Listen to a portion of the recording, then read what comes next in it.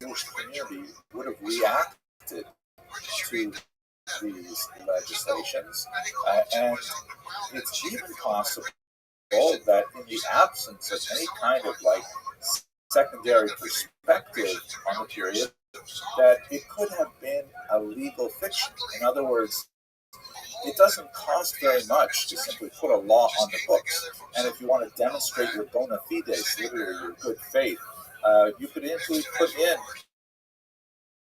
an anti-Jewish piece of legislation that doesn't have any correspondence to reality, because there may not be any Jews. These laws were completely fictional, but on the other hand, it's also difficult to imagine that all of them were actually imposed, and in some cases, the imposition was a logical impossibility. That is, for example, once you have forcibly baptized all the Jews, how do you go and forcibly baptize the Jews again 20 years later? Which is the kind of thing that we see in this period. Either you have to redefine, either you have a new influx of Jews into the region, kind of possible, or you have open Judaizing with Jews abandoning the forcible conversion, also not impossible, or you have a new definition of what a baptized individual is. It's also not impossible. Let's go through some of those scenarios. But first, I think it's important that we actually look at the kind of persecutory legislation that was imposed in this Visigothic period. So you recall, once again, that the period we're talking about is basically from 587, when we have this conversion to Catholicism on the part of Visigothic kings, until 711 with the Muslim invasion. Here's a remarkable image that captures, I think, very brilliantly the sort of atmosphere that I get in my mind when I think of these Visigothic kings. This is Alonso Cano's 17th century Kings of the Visigoths. I wonder if there's a certain bit of art history here that I don't know much about. I'd like to do a little more research on it, because they don't look like 6th, 7th, 8th century kings to me. They look a little bit too modern. Maybe Renaissance era, maybe even later, maybe the fashion and things like that, I'm not sure. But the expressions are perfect. Like the impression I get of these Visigothic kings from Alonso Cano's work is spot on.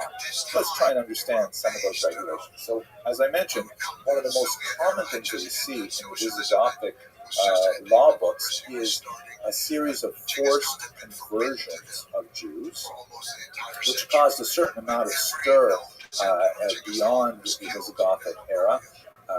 The church, the higher church, never openly approved of forcibly converting Jews, and depending on the era in which we are studying, there is more, disclaimers or more discouragement of local kings to do this. But on the other hand, the church really had difficulty dealing with the ex post facto situation. What do you do with Jews who are forcibly converted and in so doing partook of the sacraments, including, for example, baptism? Can you simply ignore that and say, no, they're actually Jews, it doesn't count, do over? Or do you have to say, well, you know what, it shouldn't have happened, but now they're, in fact, Christians. So we have this situation where in the Visigothic period, and again, think of the echoes to the Inquisition that we'll discuss later on in this course, the Jews are forcibly converted, and then they're charged with Judaizing, meaning of going back to their Jewish ideas and especially practices. This occurs several times over the course of the next century.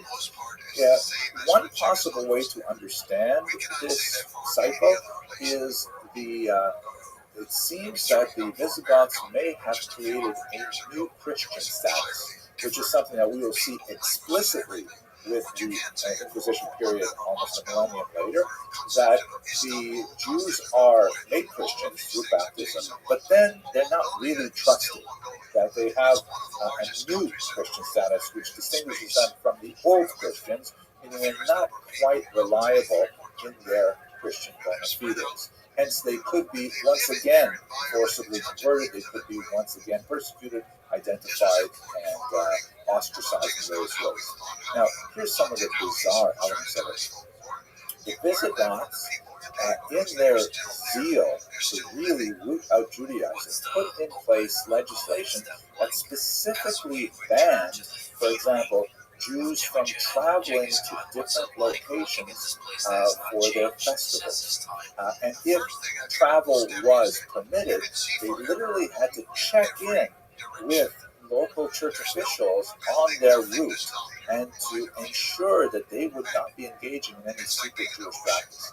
This is a level of reach and interference into daily life that is wholly modern in concept. Like the idea of actually tracking people's movements with kind of like a 7th, 8th century GPS, it's so bizarre. But nevertheless, that's the kind of thing that they were demanding, that Jews had to like regularly check in with Christian officials to make sure that these Jews who now are Christians are not actually going back to Jewish practice. And it really seems like way out of context for much of the anti-Jewish legislation that we won't see for a long time. And the punishments were, oh my gosh, way over the top in comparison to the kinds of things we see elsewhere. One punishment, which was apparently meted out even to children, was something called dekalvatio, which is, it could mean one of two things. It could either mean an embarrassing kind of very short haircut. I don't know what that's like, especially for teenagers, right?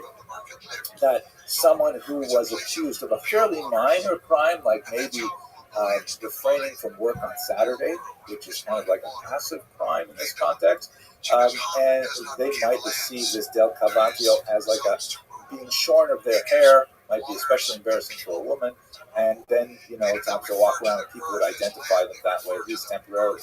But it could also mean scalping. I mean, literally carving the top layer of skin off a person's head, like in the American Wild West. And that would be a devastating kind of punishment, especially for children, if you can imagine it. It's possible to imagine that is in fact what they meant by dekalvatio, especially when you look at some of the other punishments. So one of the more serious charges was a marital relationship between a Jew and a non-Jew. Once again, remember that term Jew might actually refer to a new Christian, perhaps, in which case the male partner would have his sexual organ amputated. Wow. And the female partner would have her nose amputated. Horrific kind of punishments.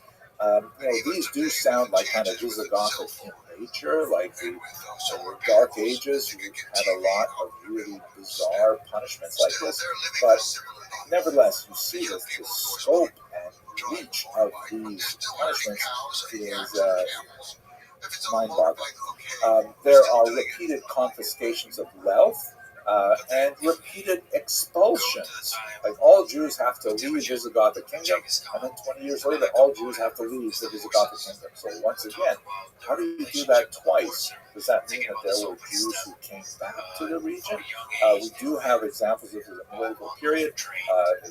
France, for example, expels its Jews 3 times in the 14th century, the 13th century. And then they're re-invited again. Yeah, it would be the 14th century. They're re-invited back in. So did that happen and we just don't have a record of them being invited in?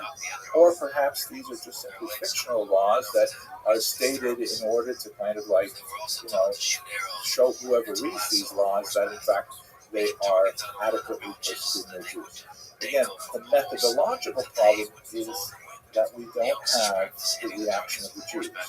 If we had some documentation from the Jewish community suggesting that they were protesting, or that they were hiding, or they were dissimulating, then that would validate the laws as being something that was actually practiced.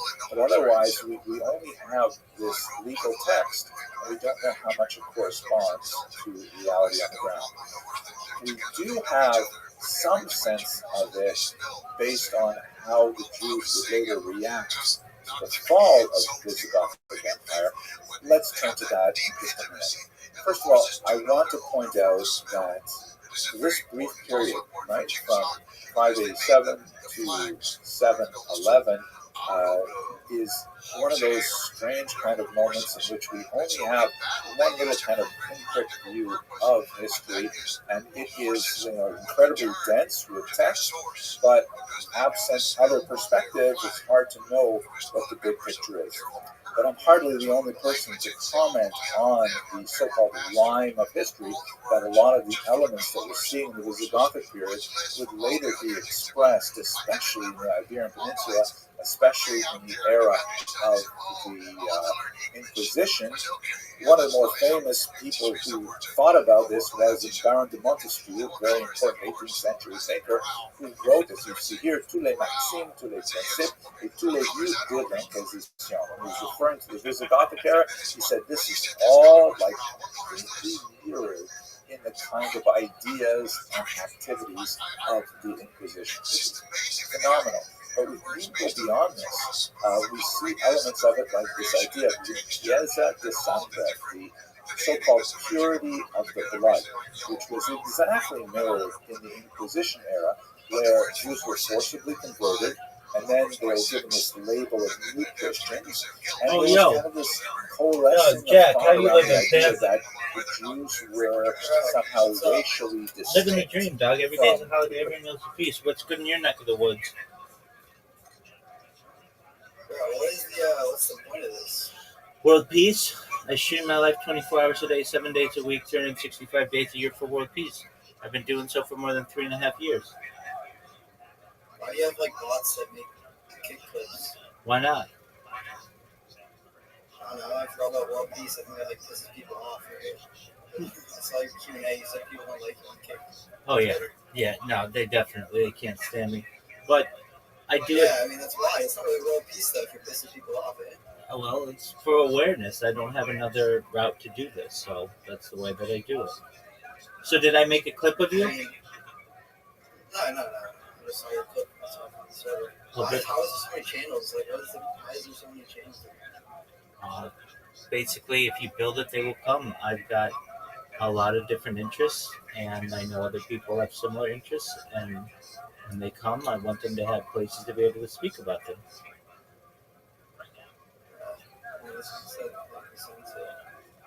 Do you mind if I tell you about myself? No, you can tell me about yourself here. Excellent. I'm Rabbi ROTHSCHILD. I stream my life 24 hours a day, 7 days a week, 365 days a year for world peace. I've been doing so for more than 3.5 years. I have more data than any person in global history. Welcome. I have been doing so since the pandemic. We've seen the death of a queen, the birth of AI, the coronation of a king, and everything in between. I feel that it's important to document history like a time capsule or a timeline. Have you ever seen the movie The Truman Show or the television show Big Brother? Yeah, I've seen that show. Okay, well, that's essentially what I do. The Economist magazine stated in 2018 that data was Earth's number one resource, more valuable than food, water, gold, air, everything. And I have more data archived on the internet than any person, which may make me an influential person someday. And if that happens, I want to make your friends, your family, independently wealthy if you're not already. I want you to be able to create generational wealth, and I want you to be able to start charities and philanthropic organizations of your own. How does that sound? Sounds pretty interesting. Excellent. I talk about other things to help the world, like ending world hunger through the use of technology, such as agricultural drones, floating greenhouses, saltwater greenhouses, things like hydroponics, vertical farming, cloud seeding. I want to help end world thirst. I'm sponsored by a cryptocurrency. It's known as Harry Potter Balmasonic Teninu, and it's worth about $100 million. And one of the things that we do is we build wells in developing nations like Nigeria to be able to help the less fortunate. I'm going to continue projects like that. I'm a major advocate for the LifeStar program, and most importantly, desalination technology, where we pump Earth's seawater onto land and make it drinkable. I talk about other things that aren't normally discussed in society, like anti-gravity, antimatter, faster than light travel, faster than light communication, things like nuclear energy, geothermal energy, things like artificial general intelligence, artificial superintelligence. I talk about things like quantum computing. I de-extinction. People don't know this, but the first successful de-extinction took place in the year 2003 with the Pyrenean ibex, which was a goat located in northern Spain, southern France. Fast forward to the year 2021, a company out of Dallas, Texas, is founded known as Colossal Scientific. They've made it their goal within the next 3 years to reintroduce the woolly mammoth into the Arctic Circle, utilizing Asian elephant surrogates, which I just think is a mind-blowing task. Following the reintroduction of the woolly mammoth, they want to reintroduce the Tasmanian tiger, followed by the dodo bird, which I just think would be really exciting to be able to witness. They recently made headlines with their direwolf project. Joe Rogan has met the direwolves. I do things because I want to help not just you, your friends, and your family with your consent, but I want you to be able to live longer. When you were born, Jack, the average life expectancy for someone like you is probably about age 80 years old. I want to increase that to age 100, 120 through the use of technology such as peptides, human growth hormones, stem cells, cryonics, cryogenics, nootropics, things like cold shock therapy, ambrosia therapy. But you may eventually may get to be 120 years old. You may say, Rabbi, everything that you said came true. It was really great. I don't want life to end. What's the next plan? Now, again, this is with your consent. If you want to die at a normal age, you can. But you may be able to utilize a type of technology known as mind-uploading technology, where we scan your brain into a computer like a CAT scan or an MRI, knowing where every atom is in your central nervous system and your peripheral nervous system, to later download as an android, an avatar, a cyborg, a cybernetic being, a clone of yourself, a robot, an ethereal being, whatever you want to be, Jack. But what I'm essentially saying to you is that you may be able to experience a digital immortality. What are your thoughts? That sounds pretty cool, but I have a question. You said you have like, because where is this all archived? You said you have like the biggest archive. Well, yeah, it's stored on servers, so um, generally it's on Alphabet servers, it's on Meta servers, it's on Amazon servers, and then I have a personal archive of many terabytes that have archived a lot of this. You have like, how much more? Like, this probably took so much work. Oh to yeah, set up. Like, you saw how many like YouTube accounts, not like we say, like a ton of Instagram accounts. Like, it's like such like a rabbit hole. 100%. Yeah, it's basically a treasure trove, and when I go viral, people are gonna have like years of work to put into all of the accounts that I have. I have over 100 YouTube accounts. I have over 200 Instagram accounts. I have over 500 Twitch accounts. I have over 1,000 TikTok accounts. I have over 2,000 Twitter accounts. I have over 5,000 Blue Sky accounts, and I have over 10,000 Kick accounts. I have more social media than any person ever. And really, people are gonna basically go through it like an archaeological expedition, except instead of it being in the soil in the ground, it'll be on the internet in cyberspace. Yeah, that's interesting. Um, what do you do as like? What do you do for work? Like, how can you afford to do this? Sure, I'm a certified project management professional, so I've launched apps on the App Store and Google Play. Additionally, I have had very large contracts with Fortune 100 companies that have allowed me to have the financial independence that I need to do this. It's it's crazy. And then like, how long have you been doing this for? 3.5 years since the pandemic, 24 hours a day. I'm live on more than 20 different YouTube streams simultaneously right now. Dude, that is insane. That like, and like no one knows about this. Like, you just there's like so much like, there's like yeah, like you're saying, there's like 10,000 accounts like on the internet that are like made by you, and it's just like Zero crazy views. how many Ex- views. Exactly. You're 100% right. So you can understand why I do what I can to be able to promote myself, and I have to do it through a guerrilla tactics such as creating clips of people on Kick and perhaps spamming people and perhaps following people. I do it not to hurt them. It doesn't necessarily hurt them at all. I do it for love of the world. I want the world to be a better place. And I want people to find out that we're not all that different, no matter where you are. If you're in Africa, if you're in Asia, if you're in Europe, if you're in Oceania, if you're in North America, South America, wherever you are, people can watch my stream and recognize that we're all not that different, that we all sleep, that we all eat, that we all laugh, that we all cry, that we all bathe, that we all dream, all of the things that a human does. And I'm essentially an example for society. Well, I'm gonna go now, but good luck. Excellent, Jack. Thank you so much, and thank you for just being kind. But more than anything, I just want you to know that I'm here for you if you ever need anything to be a positive person in your life. I'm here to have an optimistic view on the world, just to give people hope. So if there's anything that you ever need, I'm here for you, okay? Alright, so yeah. Peace, man. Shout out to Jack for being nice.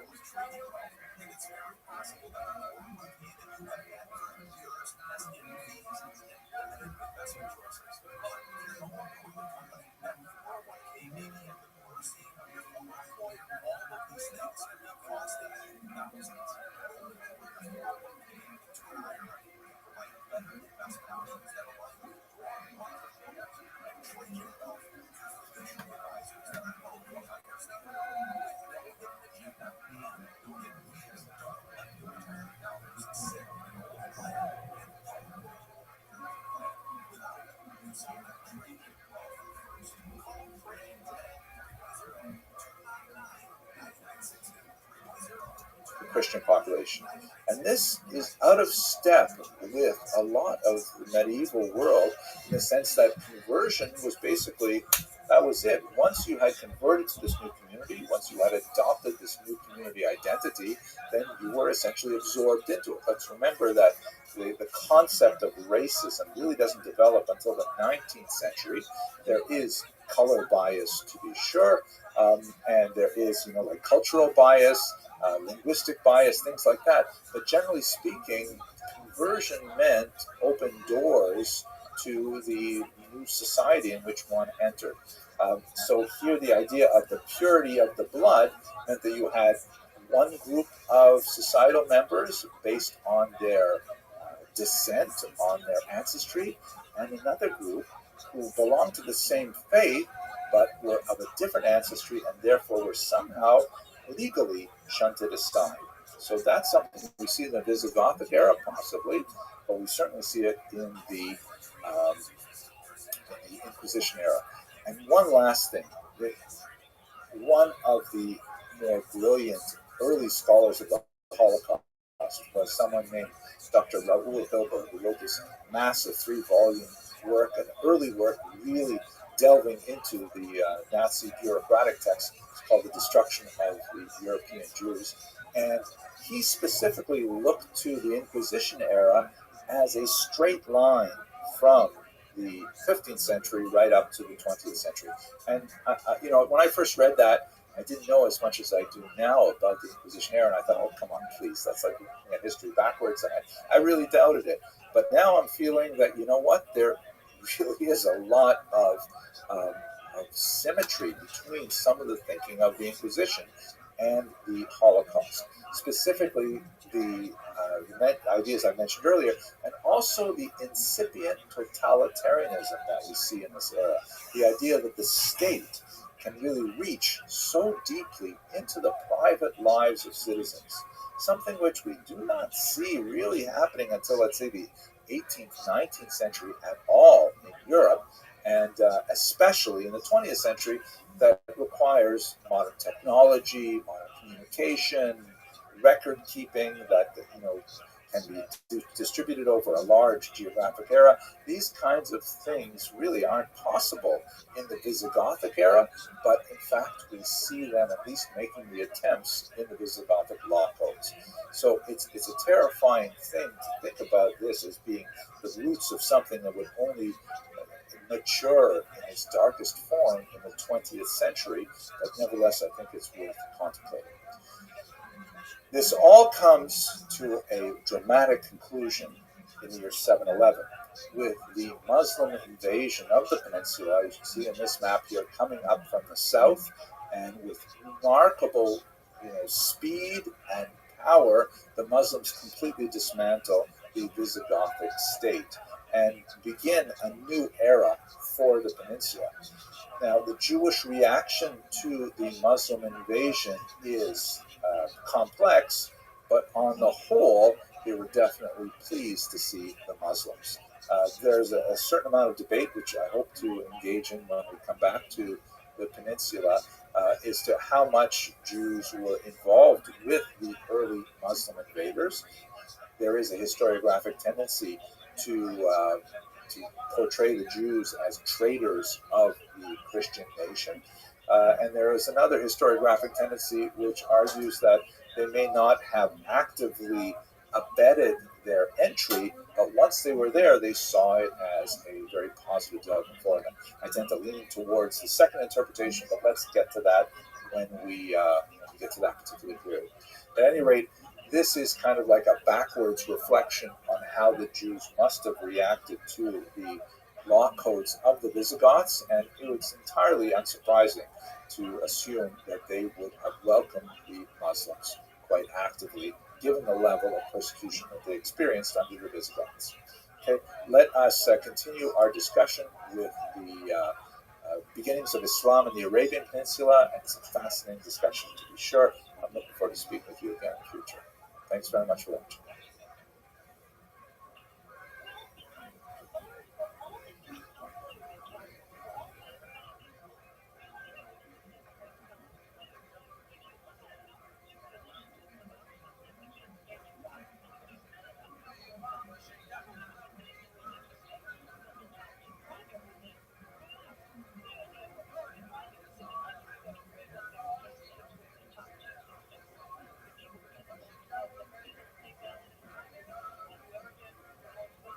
Let us now turn to the Arabian Peninsula. Peninsula to understand some extremely consequential events in Jewish history as we look at the birth of Islam and the beginning of a major civilization within which much of Jewish history would unfold.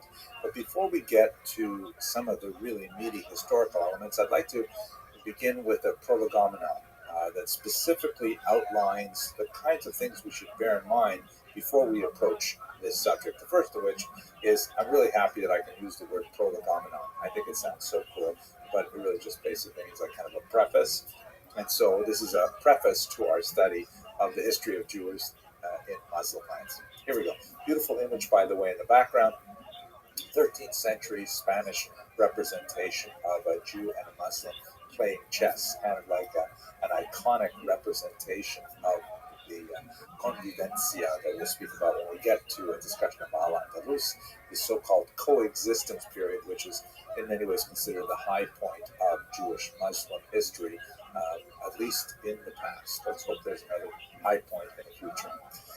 To really understand the 7th century context of the birth of Islam and the relationship of early Muslims to Jews, we should really look at it from the perspective of the 19th century, and in particular, a struggle for Jewish emancipation that occurred in central Germany at that time. One of the most important early scholars of the relationship of Jews to Muslims is Abraham Geiger, shown here, who is perhaps more well known as the intellectual founder of the reform movement called Liberal in Germany. But what is perhaps less well known is the fact that he was quite a talented historian. And he came out with this book, Was hat Mohammed aus dem Judentum aufgenommen? What did Mohammed take from Judaism? What did he derive from Judaism? It's a very important, influential text which sort of reoriented a lot of Jewish scholars to the close relationship between Muslims and Jews and Islam and Judaism that had pertained for much of the medieval period. And he really required historians to look at this period in a very different light. Now, this was one of those rare historical books that sort of seeps out past the narrow attention of historians to the broader Jewish world as a whole. And for much of the 19th century, there was kind of this unusual love affair with Islam, in particular that Spanish Golden Age that I briefly mentioned earlier, that you see in all kinds of areas of Jewish activity, such as, for example, in architecture. There's this pronounced interest in producing these kind of neoclassical synagogues that have a distinctly Moorish or Islamic feel to them, such as this remarkable Dohani synagogue in Budapest, which has these kind of Islamic-looking dual minarets that have a bit of a Slavic onion bulb look to them as well, but nevertheless very distinct. And we see this kind of architecture in America as well. Even in Yeshiva University has the same kind of feeling to it. It's all alluding to this kind of influence of Islam, or this kind of codependent influence of Judaism and Islam that was celebrated in the 19th century. By the way, since we're looking at this amazing synagogue, here's a picture of the interior with my colleague David Krauss of Prague. It's absolutely gorgeous, fantastic synagogue of the status quo movement, and I'm really looking forward to hopefully getting back there. As long as the pandemic subsides, then I'll be there, God willing, with an amazing institution called the Ashkenazium, which my colleague Dr. Michael Kegel is bringing together some amazing faculty from all around the world, including myself here in this cool picture, to talk about Jewish history and thought in Eastern Europe. It's going to be, God willing, my part will be, God willing, in October, so if you're in Budapest, please check it out. At any rate, why was this so significant for 19th century Germans in particular? Perhaps the best way to understand this is in the context of something which was called at the time the historian struggle. And the two main figures involved were Heinrich Goetz, the great encyclopedic historian of the Jews, who wrote this multi-volume history of the Jews that we spoke about in these classes, and this German historian, Heinrich von Treitschke, who essentially argued that the picture that Goetz was portraying of Jewish history, and especially the contrast of the experience of Jews in Islamic lands to the experience of Jews in Christian lands was completely unfounded and unfair and must be denounced. What exactly was he arguing? So Gretz, among the kind of like many thinkers of the era, the zeitgeist of the era was to look back and say, wow, look at what happened to Jews under Islamic rule, especially in Spain during those few centuries when they had tremendous freedom. Look how much they produced. Look at the poetry. Look at the philosophy. Look at the unusual, additions that they provided, how they enriched Spanish culture. Wow, it's so much worse in Christian lands, isn't it? This is essentially the argument. And it was used at the time to try and lever additional concessions from German society and government to formally emancipate the Jews. We will return to the topic of Jewish emancipation, God willing, in about a year when we get to the modern period.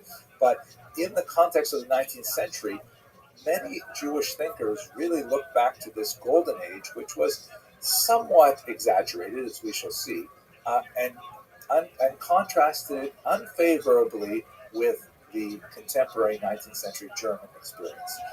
The great thinkers of the Spanish Golden Age were praised for their ability to be Renaissance men, so to speak, absorbing the influences of Islam and of Judaism and of philosophy and of mysticism and creating these wonderful literary works. And the implication was, Germany, you should be allowing the Jews to do this as well. Now, Heinrich von Treitschke said totally unfair. He said that the Jews have only brought negative things to Germany. He coined the notorious slur against Jews, which would later be used by Adolf Hitler, Die Juden sind unser Unglück. The Jews are our misfortune. So it is in this context that we have to look backwards at the Muslim period. The idea of looking at the Muslim period as an ideal one is something that was heavily leaned upon in the 19th century, but it went through a reversal when we get to the late 19th and especially early 20th century. This idea of a coexistence between Muslim and Jews, which definitely has its basis in reality, however exaggerated in 19th century thought, was questioned by Jewish historians, particularly when we get to the 20th century. And here we see, the influence of contemporary politics often distorts the historical record, or the way we approach the historical record.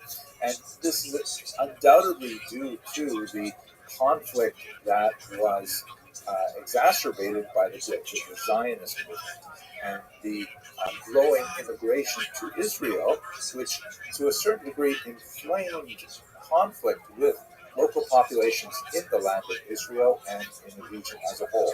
Many of these Muslim populations were just beginning to go through their national reawakening, something that had occurred in Eastern Europe 100, 200 years earlier and was now catching up to the Middle East. And they began to see these Jewish immigrants as somehow interlopers and as somehow upsetting the status quo in a very negative way. And of course, we will explore this when we get to the modern period, but there was significant conflict between the indigenous population, Arab immigrants to the region because of increased economic activity, and the flow of Jewish immigration to the land of Israel. And so many Jewish historians began to question that 19th century model, saying, was it really so wonderful in the ancient world? Did Jews really do so better under Islam?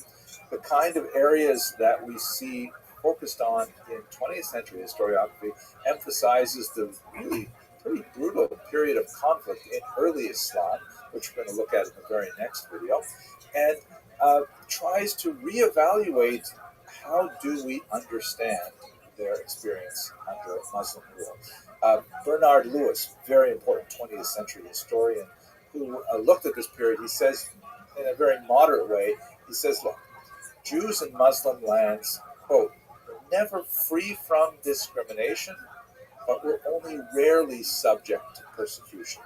This is, I think, a fairly temperate way to characterize several centuries of Jewish experience in Muslim lands. And when you compare it, pound for pound, incident for incident, there's no question that the moments of violence that punctuated Jewish-Muslim relationships was nothing compared to the same thing we would find in Christian Europe, as we shall explore over the course of this semester. He also said, and this is also a helpful kind of way of thinking about the period, it was never as bad in Muslim lands as it was in Christendom when Christendom was at its worst, nor, on the other hand, was it ever as good for Jews in Muslim lands as it was in Christendom when it was at its best.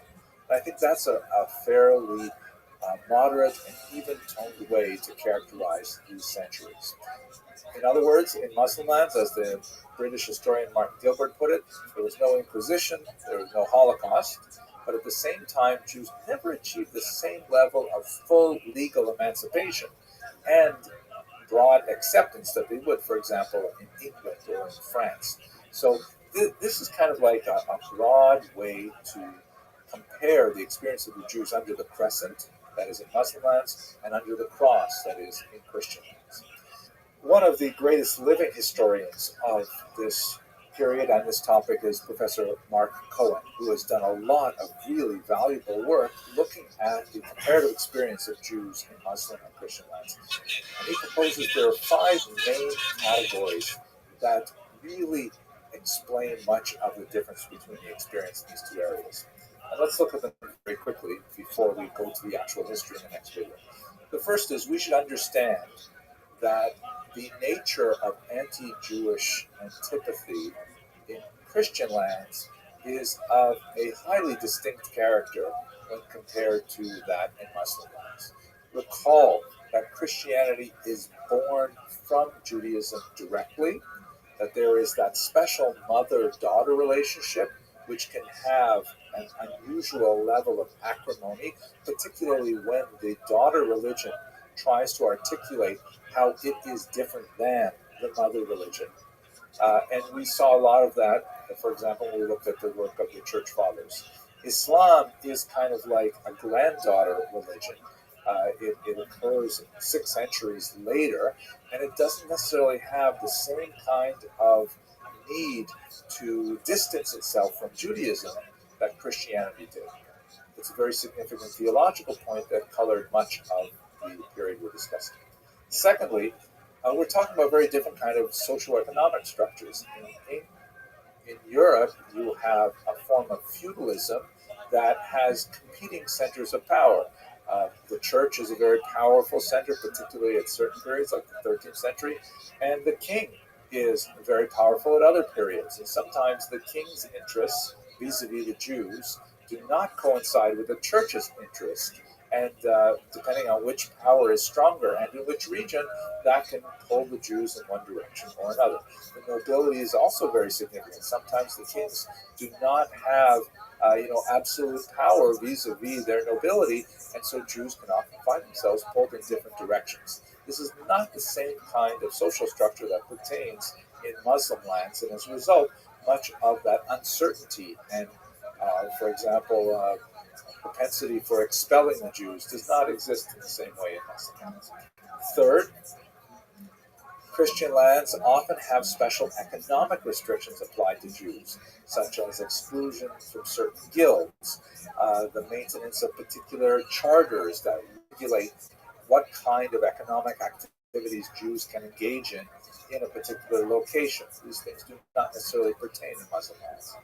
Fourth, there is a much higher level of social exclusion in Christian lands. Again, we're speaking in generalities here, but the barrier between Jews and Christians in the social realm seems to be much higher and more durable in Christian lands than it is in Muslim lands. And finally, in Europe, you begin to see the gradual expansion of what I'd like to call an ethnic proto-nationalism.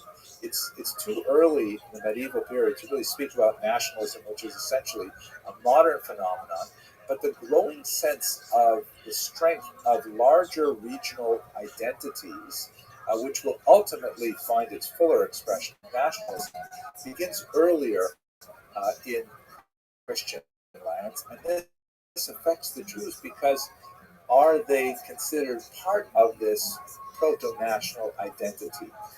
In Muslim lands, you don't necessarily have the same growth of that specific regional identity. You have much more of a pan-Islamic, sometimes pan-Arabic identity, and Jews are much more included within that model than they would be in the European model. So these are 5 factors that serve to distinguish the experience of Jews in Muslim lands from the experience of Jews in Christian lands. And as we go through the next few lectures, hopefully this will become much more apparent. The golden age in Spain really was a golden age. There were phenomenal things to see in that period, and I'm looking forward to speaking with you about it shortly. But nevertheless, placed within the larger context, hopefully these ideas will give us a better sense of how to fairly characterize the relative experience in these 2 realms of Jewish history. Wow, so much talking. Okay, thank you very much for listening. Let's go now to look at the experience of Jews in the Arabian Peninsula at the time of the birth of Islam. Thank you for watching.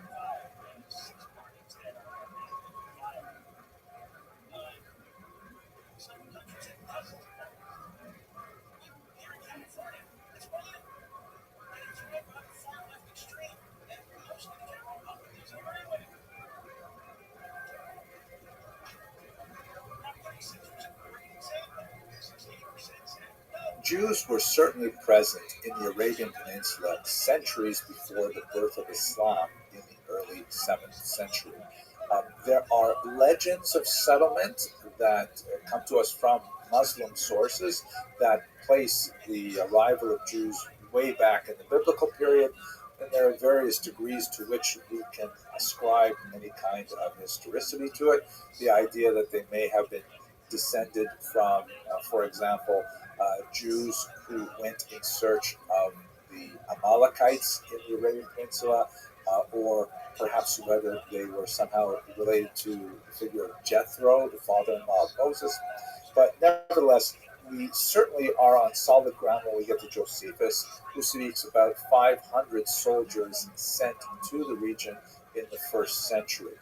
This is entirely plausible because when you look at the physical proximity of the land of Israel to the Arabian Peninsula, there's no question that there would be permeable travel between those regions. We also, as we discussed in the previous lecture, noted that there was actually a Jewish kingdom in the southern part of the peninsula, in the region of what we would call today Yemen, the kingdom of Himyar, which is fascinating footnote to history in this sense. But to be sure, by the 6th century, when Islam was born, Muhammad himself was born in the year 570, we have a strong presence of Jews in a region called the Hejaz, which is, as you can look at and see on this map here, it's the basically the coastal region of the Red Sea, a region that is known for its agricultural output, and there are numerous noted Jewish communities that are shown here in this map with the solid dots. We should point out in particular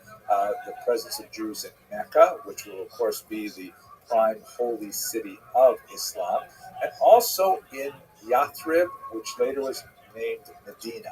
Note even the Hebrew sounding term Medina, which in Hebrew basically means city or province, depending on the context. Also note here the location of Khaybar, which will be especially important in understanding the conflict between Jews and Muslims in this early period. So we've got this environment where Jews are well populated in a very important region of the Arabian Peninsula.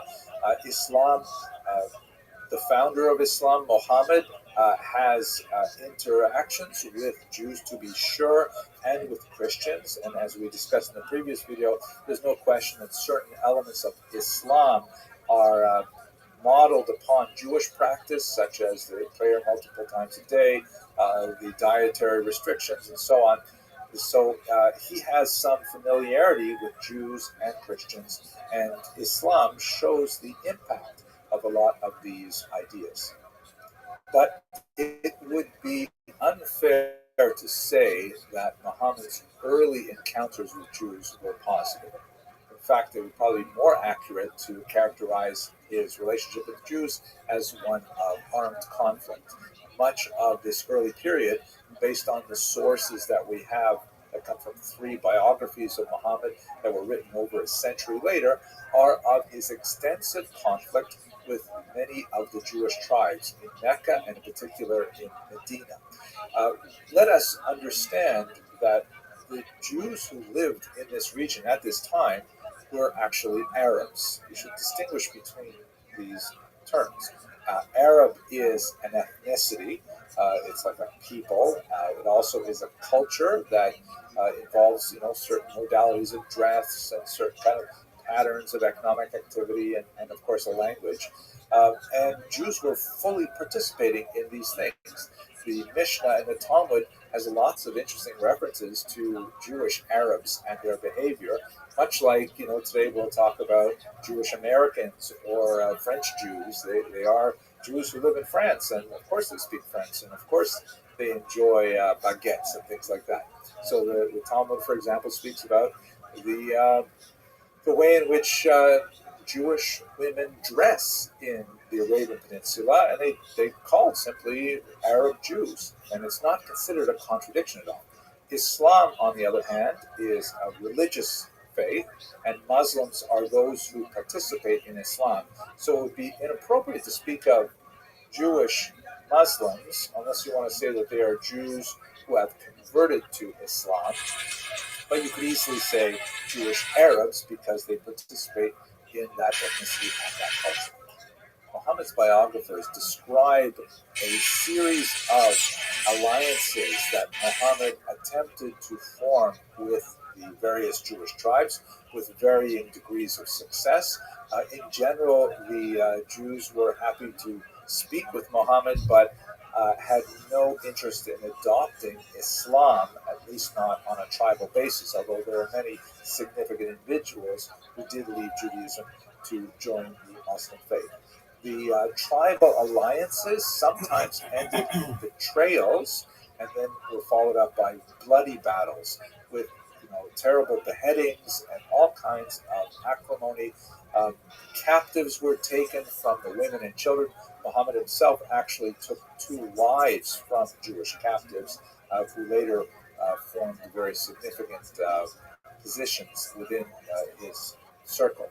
One of the most notorious of the incidents of violence which followed an alliance which was betrayed was at the location of Khaybar. And in fact, ironically, for Muslims, Khaybar actually occupies a very large place in their kind of map of historical geography. Martin Gilbert, in his introduction to his work on the history of Jews in Muslim lands, specifically notes that one of the terrorists who engineered the bombing at Bali, he shouted out at his trial, "Jews remember Khaybar." It's actually very large in their thinking with regards to the understanding of their relationship to the modern world. But I think what's perhaps the most important takeaway of this entire period, which I have only sketched in the very broadest of terms, if you look at some of the sources that are in the notes, you can get into greater detail about what happened to whom and what precipitated certain violent episodes. I think the most important takeaway is that much of this is kind of like normal conflict between tribes that we would see in this kind of society in this time and place. In other words, contrasting Muhammad's conflict with the Jewish tribes with, let's say, the anti-Jewish attitudes of the church fathers, you see that it's really, a typical power struggle, an argument over territory, influence, and social position that translates to many societies and many times. It's certainly not pleasant. It's certainly not peaceful, but it is definitely something which we could say is unfortunately normal in terms of the history of human conflict. The Jews were tribes in the region, just like Muslims occupied tribal identities in the region, and they came to conflict in the period of Muhammad. Now, what I think is more significant for our purposes is to understand how these conflicts were resolved analytically and historically.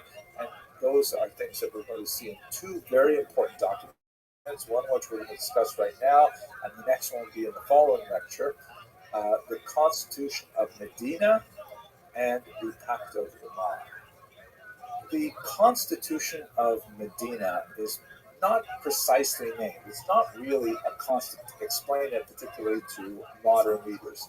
But what it does refer to is the establishment of a formal relationship between Jews and Muslims in the era of Muhammad.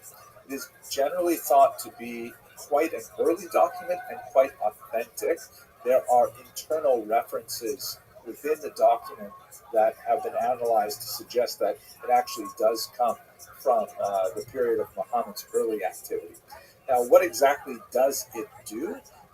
According to Dr. Moshe Gil, who is one of the well-known historians of this period, it basically demotes the Jews to a relationship of subservience to the Muslims as a people, specifically with the goal of removing their ability to negotiate independent alliances with other tribes. In other words, just like Muhammad had to go through a period of conflict with the Jewish tribes in Medina, the Constitution of Medina basically says, okay, after all this is done, Jews, you will have a level of protection, you will have a fixed place within society that you can rely upon. We'll discuss in the next video why that is so important. But you will not be equal to the Muslim tribes, and you will not be able to side with one tribe against another and things like that. This is extremely important because they were a significant, powerful entity in Medina in particular, and by removing their ability to negotiate their own political future, it meant that they would have to remain docile, but at the same time, the Constitution also extends to them the protection of the Muslim people as a whole.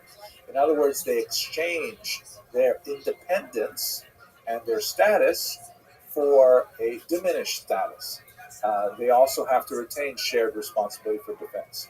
And what's significant about all of this is that the Jews may not have a high place in society, an equal place in society, but they do have a reliable place in Muslim society, and that will be exceptionally important for their future historical development. Okay, let's come back to this idea in the next video as we talk about the Pact of Umar and what it means for Jewish history moving forward. Thank you very much for watching.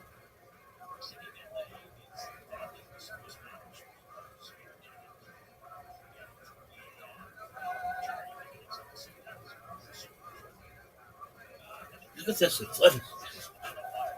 Sure that I'm pressing. Coffee time.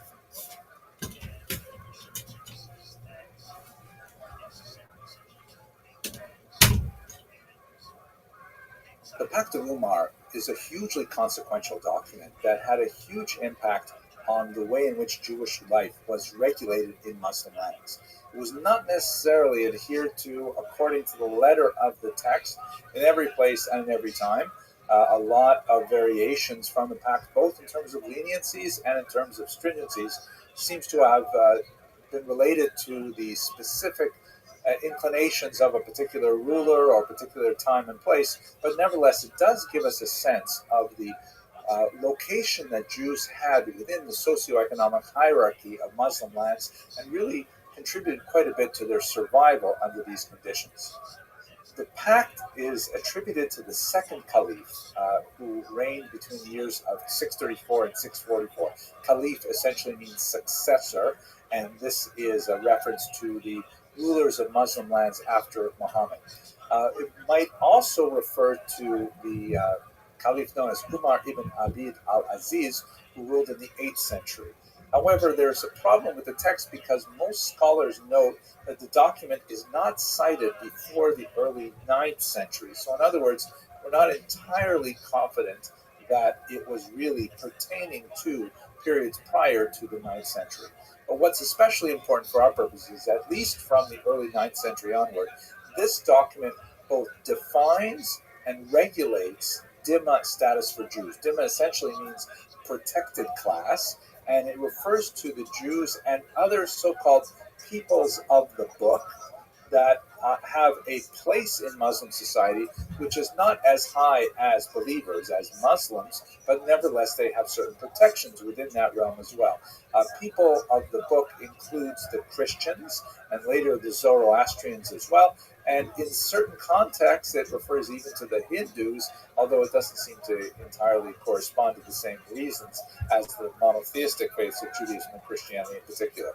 The idea is that their earlier interaction with the divine is recognized by the Pact of Umar, and as a result, the people who pertain to that faith are therefore guaranteed certain privileges and certain rights, as well as being burdened by some responsibilities.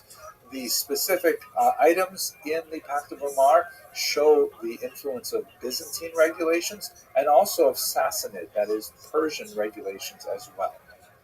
What's exactly in the pact? So there are three basic areas that are described in this pact that define what Jews and Christians and Zoroastrians and so on are allowed to do and not allowed to do in Muslim society. And let's look at those three areas. The first is basically they are restricted from engaging in public religious activity, especially activities that might lead to proselytism or disturb the public sensibility that this particular land is Muslim in nature. So examples of this are synagogues and churches could not be built anew. They could only be repaired. Now, of course, as I mentioned earlier, quite often this was observed in the breach, and Jews did frequently engage in building new synagogues in Muslim lands, often for an exchange of funds, but nevertheless, the idea was that Judaism was to be maintained in its status quo and not expand. Very important, I should mention that the protections that were granted to Jews were offset by a special tax called the jizya, which was frequently quite onerous, but not universally so in Muslim lands. But to continue, Jews and Christians could not engage in loud public displays of their religious activities, like outdoor parades, or the pact also refers to using noisemakers like clappers during services and so on. This was perhaps more relevant to Christian activity than Jewish activity, but the holiday of Purim, of course, does involve the use of noisemakers. These kinds of things were prohibited by the Pact of Umar, obviously for the purpose of not attracting Muslims to features of the non-Muslim faith. So in other words, Jews could preserve and observe their own religious activity, which is of huge value to the Jews, but they have to kind of like constrain it to make sure that it doesn't impinge on the religious sensibilities of the dominant population. Jews were particularly happy about that and very pleased to accept it in the sense that, Jewish practice was protected.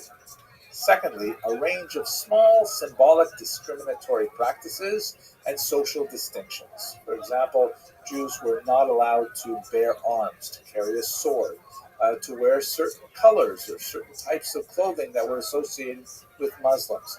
In fact, they had to wear distinctive clothes that set them apart from Muslims. Again, quite often these practices were simply ignored or bribed out of existence. Jews could not ride with saddles, they had to use bareback. And whether or not these rules were enforced really depended a lot on local conditions. So the idea, though, however, is that while Jews were a protected class, the Dhimma, nevertheless they were a subjugated class at the same time. But overall, fairly limited restrictions on things like economic activity, so on the whole positive. And third, certain preferential support for Muslims, both in terms of financial support, for example, in the jizya, but also in maintaining Muslim travelers. Jews were required, for example, to extend a certain amount of hospitality to Muslim travelers. They were prohibited from engaging in certain economic activities like the sale of alcohol, which of course is prohibited in Islam. And then there were, things like they could not build their houses taller than Muslim houses. The same would apply to their religious structures as well. So it's kind of like put in place another reminder that Muslims were the dominant population and had superior rights, and Jews and Christians and so on were a subordinate population. Again, protected. This is something that Jews really appreciated. It allowed for Islamic lands to achieve the status of being a ROTHSCHILD, a society governed by law, because the Pact of Umar at least defined areas where Jewish activity was protected. The implications are huge because this meant that Jews could rely on certain structures being in place for their maintained activity. It's true that there were at least symbolic placements that kept them in a second-class status and theoretically prohibited them from expanding in size, building new synagogues, things like that. But by and large, these things were not especially strong prohibitions to their advancement. What I think is especially interesting is to contrast the Pact of Umar with the doctrine of witness that we discussed when we looked at the Church Fathers, because this provides us with a kind of counterpoint that illustrates the difference of Jews in Muslim lands as opposed to Jews in Christian lands. Jews in Muslim lands had to recognize their subordinate status, but nevertheless had a tremendous amount of freedom within those boundaries. In Christian lands, Jews were to be preserved in order to later provide testimony for the truth of Christianity, a theological purpose which posited their future existence, but at the same time kept them in that subordinate status in Christian lands as well. So ironically, the Pact of Umar is kind of like the Muslim version of the doctrine of witness, and very similar socio and economic implications.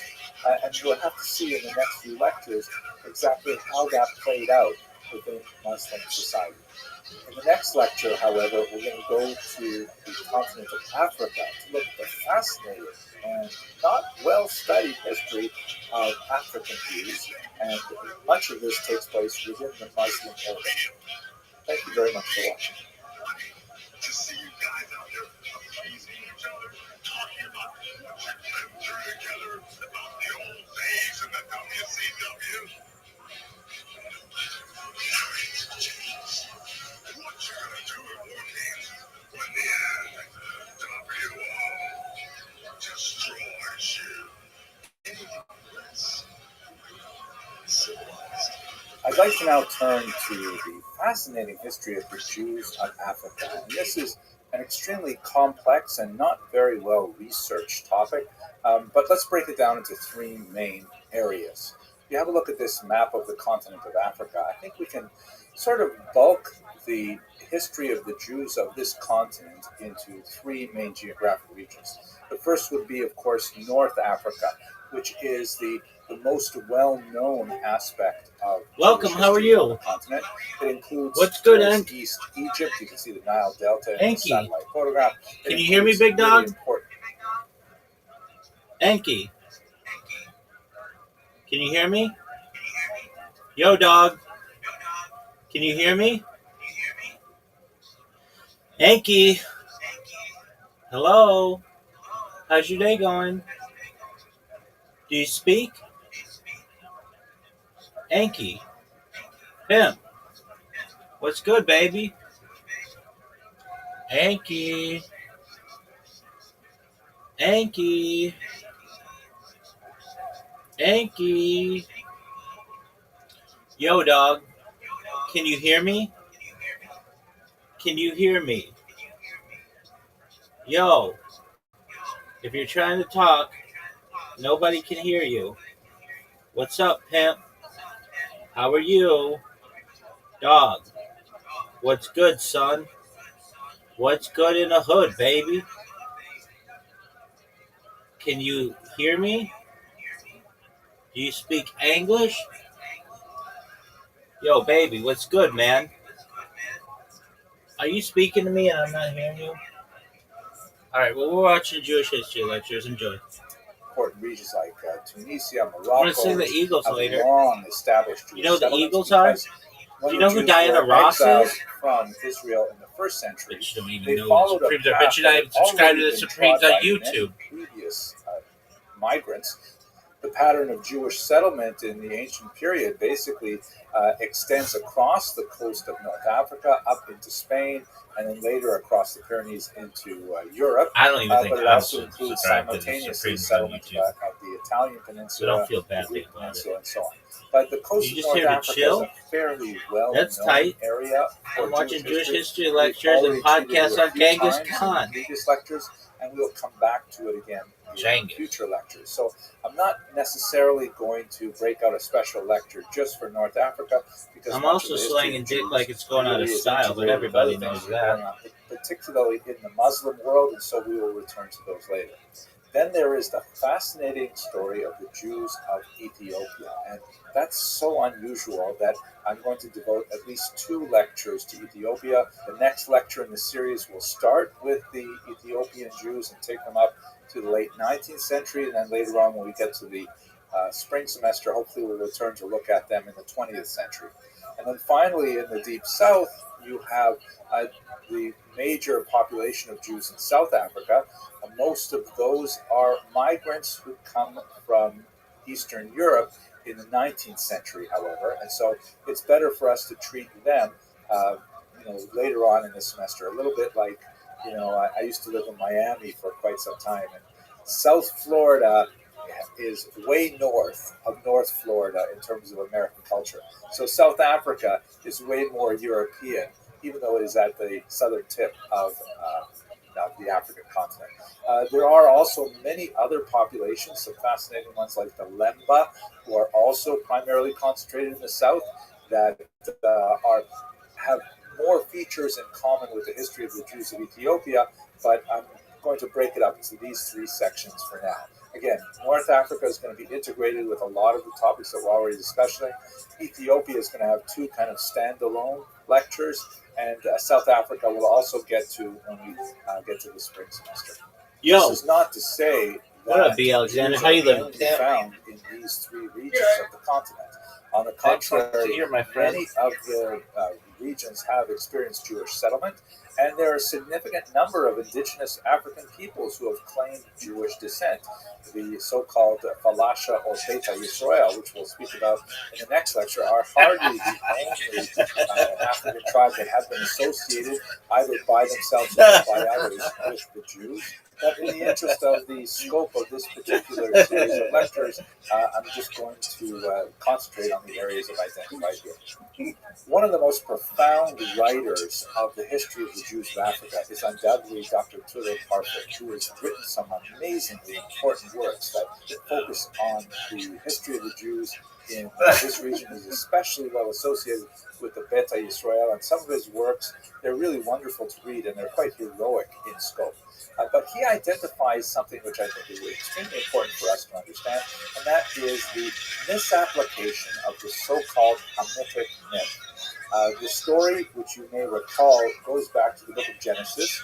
Here it is represented in the 15th century Nuremberg Chronicle, where Noah, after successfully, braving the waters of the flood, he lands his boat and he immediately plants a vineyard. Once he discovers the intoxicating qualities of the fruit of the vine, he falls asleep in his drunkenness and naked.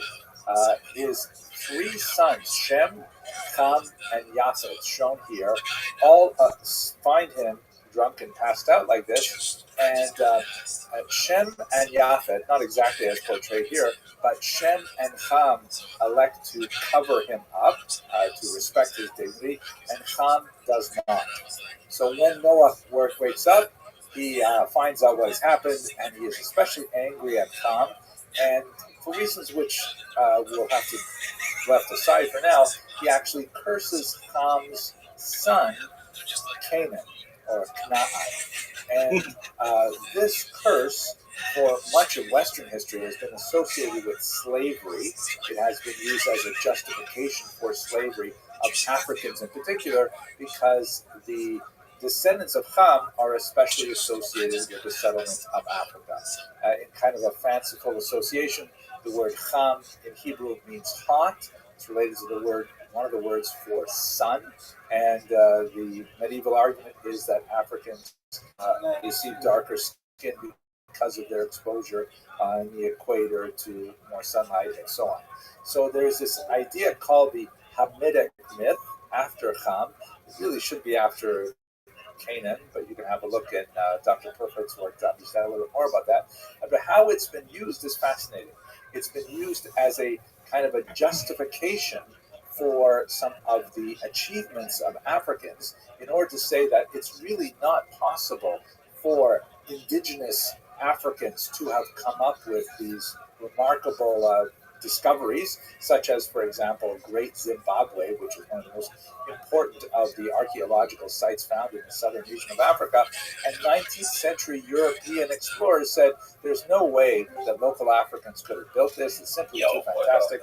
It must be that there were Semites somehow involved, because the local population are descended from Canaan, from Ham, and have to be held at a lower cultural level. Even though later researchers have pretty conclusively identified that this was an indigenous African culture. But from this Hamitic myth, you have a long series of attempts throughout African culture to make distinctions between the so-called pure descendants of Ham and the intermixture of Semites who may have, come into the continent at one point or another, intermarried with local populations, and so on. This sort of intellectual exercise is engaged in not only by the European powers in Africa, who wish to make distinctions between many, many different peoples of Africa, and they use this Hamitic myth to elevate one at the expense of others. It's also sometimes used by Africans themselves, who choose to identify with an earlier Israelite origin. Perhaps the most famous of which is Olaudah Equiana of the Igbo tribe, and there have been some interesting associations. He, of course, went on to write a remarkable book about his experience as a slave, which had a tremendous impact on the abolitionist movement. But he wrote about childhood memories of associations with Jewish practices because of his presumed tribal affiliation with an original Israelite origin. The accuracy of these claims to Semitic or Israelite origins, of course, is really all over the board. Some are quite significant. The Lemba tribe has, for example, demonstrated through DNA studies that there is definitely a linkage with Semitic people living in the Middle East. But in other cases, it's purely fanciful and was served primarily to bolster claims of superiority of one people over another for whatever reason we might have at the time. Now, one last comment before we look at the Jews of Ethiopia, which will give us our first look at real Jewish history in Africa. We should understand that there are many different populations that use the words black or Hebrew or Israelite or Jew or African in many different contexts. So let me just clarify that in this particular series of lectures, right now I'm really focusing on the distant historical experience of Jews in Africa, and specifically we're going to look at the Jews of Ethiopia in the next lecture. But I am not speaking about many other peoples who claim similar origins, especially when they're living here in the United States of America. That's an entirely different phenomenon that is definitely deserving of study, but not necessarily historically linked to the populations that I'm going to discuss here. There are movements in America that call themselves Black Hebrews or Black Israelites because they identify with the ancient Hebrews or Israelites, sometimes with a bit of animus to people who identify as Jews who do not necessarily have African origins. There seems to be a certain amount of hostility to Caucasian Jews, for example, with the claim that somehow Caucasian Jews have supplanted the true identity or true racial features of Jews by portraying themselves as Jews, whereas the real Jews would have been of a darker skin hue. I am not going to evaluate those claims in this particular lecture. We may come back to it in the future later, but right now we're just going to focus on the Jews of Africa. It's also important to note that there are many Jews who are of African origin uh, for whatever reasons, including conversion. There are some tremendous individuals who have converted to Judaism because it is effectively colorblind. The state of one's skin color does not have a reflection or bearing on their candidacy for conversion to Judaism, although it is less common. But they and their children remain Jewish, and we have significant populations of Jews of color throughout the world. Okay, enough background information. Let's have a closer look at the Jews of Ethiopia, which I find absolutely fascinating, in the next video. Thank you for watching this brief introduction.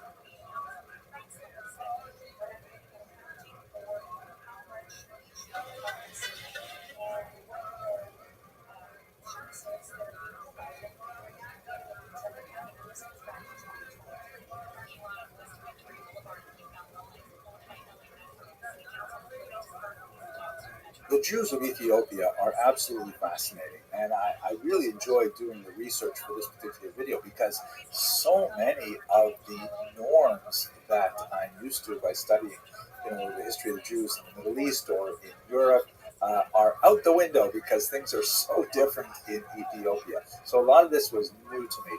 I was also surprised by how much of it was actually very similar. I said, well, of course this is Jewish history, even though it's happening in a very different cultural environment. A lot of the parameters and constraints put on the Jews of Ethiopia were identical, or at least commensurate with those that Jews in Sephardic and Ashkenazic lands experienced.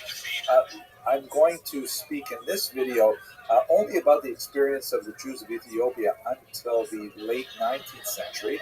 There's quite a bit of material here, certainly enough for this lecture, but I have to set aside the remarkable events of the 20th century for a much later lecture when we look at the experience of the Jews of Ethiopia as they finally returned to the land of Israel. It's really an amazing story, but I'm going to have to leave that chapter of it until quite a bit later.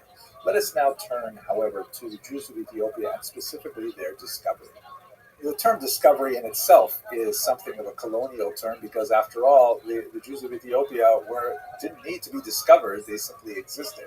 But they were discovered by the Europeans. So the most important figure in bringing the attention of a Jewish population in Ethiopia to the minds of Europeans, Jews and non-Jews, was James Bruce, this 18th century explorer who wrote this remarkable book, Travels to Discover the Source of the Nile.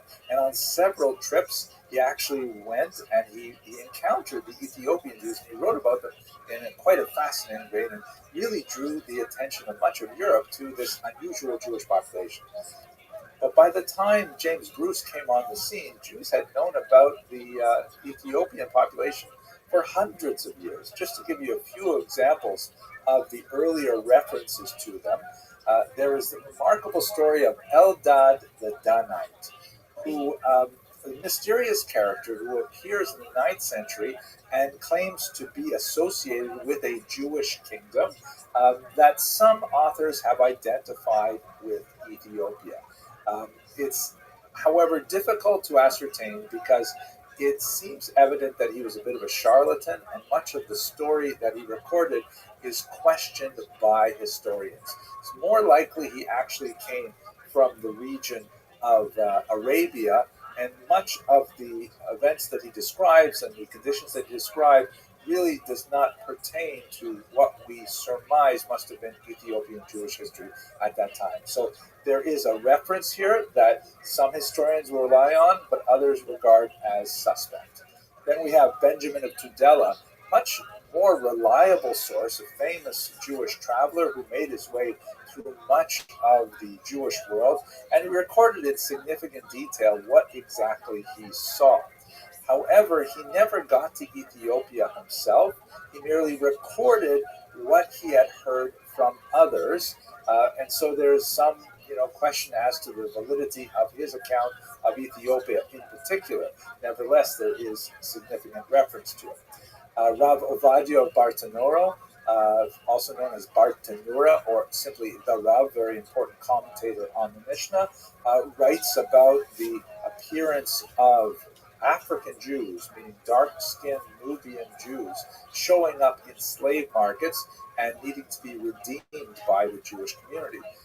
Much more interesting kind of reliable source, which is certainly confirmed by the extensive writings of Rabbi David ben Abi Zimra, known as the Radbaz, an abbreviation of his name, in the 16th century. He was the preeminent rabbi of North Africa. He was very active in Cairo in particular, and he dealt with specific cases regarding these people from Ethiopia, and he absolutely confirmed that they were Jews from the tribe of Dan. In particular, he dealt with the question of whether a slave woman coming from this region and claiming to be Jewish could be redeemed and then married, meaning could they buy her out of slavery, and then was it possible for a Jew to marry her? And in fact, he ruled in the positive and was very supportive of the Jewish identity story of the Ethiopian Jews. Fascinating. And so Jews have known about the Ethiopian population for hundreds of years, long before James Bruce, but we don't have really extensive historical data that describe the interaction of this population with other Jewish communities. Here's a map that shows you precisely where the majority of the Jews of Ethiopia were located, around Lake Tana. And as you can see, the proximity to Saudi Arabia and Yemen is very significant. They're about 4,000 miles south of Israel, however. And I think we should turn now to the discussion of where did they come from? How do you get Jews in Ethiopia? They don't seem to be fitting into any other patterns of migration that we know of Jews from Israel. According to the Kebra Nagast, which is a medieval account of the history of Ethiopia, the entire Ethiopian royalty comes from Israel. Echoing the account in the Hebrew scriptures, the Queen of Sheba, which is located just to the east of Ethiopia across the Red Sea, traveled to Israel and met King Solomon. Then she returned, and this time to Ethiopia, and she was expecting a son by King Solomon, who was named Menelik, and he formed the beginning of the Ethiopian royalty. So, ironically, Ethiopians regard themselves as Israelites, particularly because of this particular royal connection. In the oral traditions of Ethiopian Jewry, this is one of the several stories that may account for their existence there. There is, however, no other data to support this other than the oral tradition. There are similar oral traditions that suggest that perhaps the Ethiopian Jews were a break-off from those Jews who left Egypt in the period of the Exodus, or perhaps the tribe of Dan from northern Israel, who successfully evaded the Assyrian invasion in the 8th century before the Common Era and made their way to Ethiopia. And all of these are kind of like legends that are lost in time and have no real way of validating them. Other theories, which may have a little bit more validity, or at least maybe a little bit more credibility, is the influence of Jews through Chinyar. You'll recall we spoke about them a few weeks ago. This is the kingdom in South Arabia that converted to Judaism sometime around the 4th, 5th century, and they had significant conflict with the kingdom of Aksum, which was based in what would be today called Ethiopia. So it's possible that maybe Judaism arrived in Ethiopia through the influence of the Chinyar. But what is without doubt is there is a certain population of people in Ethiopia who identify as Jews. We'll see there's a little bit of a caveat on what that word actually means, living within or alongside the Christian kingdom of Ethiopia. Here's a representation of the Christian king speaking to Muslims. The historical data on the experience of these Jews is not fully fleshed out until much later, but it appears that they had some degree of self-rule. It's debatable whether they had a full kingdom of their own, but they definitely had a certain amount of territory and authority that was often in conflict with the Christian rulers of Ethiopia. There is a famous Queen Yodit, who is sometimes identified as a Jewish queen, and historians have identified the high point of their self-rule in the 16th century, followed by a marked decline, as they slowly begin to lose much of their landed status. Their occupational profile changes from farming and going into crafts, pottery, and other types of semi-urban types of professions. Still very strongly represented in the martial arts, but gradually losing their connection to ancestral land, which would have very negative consequences when we get to the 18th and 19th century. Now, let us speak a little bit about what do we call these people. I've kind of danced around it, and the term Ethiopian Jewry is sort of vague. It is important to note that they would call themselves the Beta Israel, the House of Israel. And this was designed to contrast them from the Christians who were called the House of Christianity. They would not call themselves, ironically, Jews. The term for Jew is Ayhud. Uh, Pardon my Amharic pronunciation, which is really rusty. But apparently, the term Ayhud was used by all people at the time to indicate people who were rebels, people who were, opponents, people who were, against the status quo. And so the Beta Israel, calling themselves Israelites, were recognizing their Israelite origin, but knowing that the Ethiopian Christians also claimed an Israelite origin, they used this more specific term, Beta Israel, or Beta Israel, which designated that they were not following the same faith as the Christians. They were following the Jewish faith, although they wouldn't call it that either. Now, the term falasha, which came into wide use through the 19th and 20th century, that's actually a derogatory term. It means roughly outcast or landless person, wanderer, and this was used to describe the Beta Israel during the period of their lowest ebb in terms of their economic and political power. They were gradually, over the course of the 17th and 18th and 19th century, pushed out of ancestral land holding, as I mentioned earlier, and so the negative term thrown at them was falasha, meaning they were landless, they were wanderers, and so on. The term of respect would be Beta Israel. Now, let us look specifically at the content of their faith, which is called the Haimanot, which means literally faith. It would have been used to describe different types of faiths in Ethiopia, but in Israel it's used specifically to refer to classical Ethiopian Judaism. Perhaps we can, by looking at their Judaism, understand a little bit more about their origins. Here's a picture of a typical Ethiopian synagogue. It doesn't look so much like the synagogues that I pray in, but nevertheless, it'll work. When we look at the practices of the Ethiopian Jews, we see that they are entirely biblical.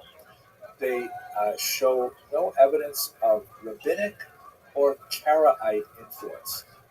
Rabbinic, of course, means the whole tradition that we've described in great detail in the past with the Midrash, the Mishnah, and of course the Talmud. They do not have the Talmud, and they don't have any of the Talmudic teachings. Karaism, which we're going to, God willing, discuss a little bit in a couple of weeks, is essentially a sort of a break off from the rabbinic movement that tries to rely entirely on the biblical text without the Talmud, but nevertheless, it's impossible to do so without specific interpretations anyways, and so we don't see them as Karaites either. Nevertheless, the Ethiopian Jews, on pain of martyrdom, hold to their beliefs with tremendous tenacity. But what does it look like, their faith? Well, fascinatingly, they retain a priestly sacrifice. The role of the Kohen is extremely important in their daily life. They're extremely punctilious about Sabbath observance, although, again, they're not observing it with the rabbinic overlays, just their understanding of what Sabbath observance requires. They also have strict dietary laws. They practice a form of menstrual separation, which is similar to the laws of Buddha. Interestingly, their calendar preserves the fast of Esther, which would have been associated with events that are situated in the 6th century before the Common Era. But they don't have Hanukkah, which is something that, of course, began in the 2nd century before the Common Era, which might be a nice placement for perhaps the ancient origins of the Ethiopian people, but it's also possible that they may have absorbed this either through the influence of Chimyarim or others, and they absorbed the calendar imperfectly. So it's not an absolute certainty. But there are several things in the Ethiopian Jewish faith which are definitely not common to other Jews. They have, for example, monasticism, a very strong emphasis on the leadership of monks. And they have incredibly heavy reliance on the texts created within Ethiopian Christianity. Here's a look, for example, at the text they call the Orit, which is related to the word perhaps Oraita, meaning Torah, the Aramaic word Oraita.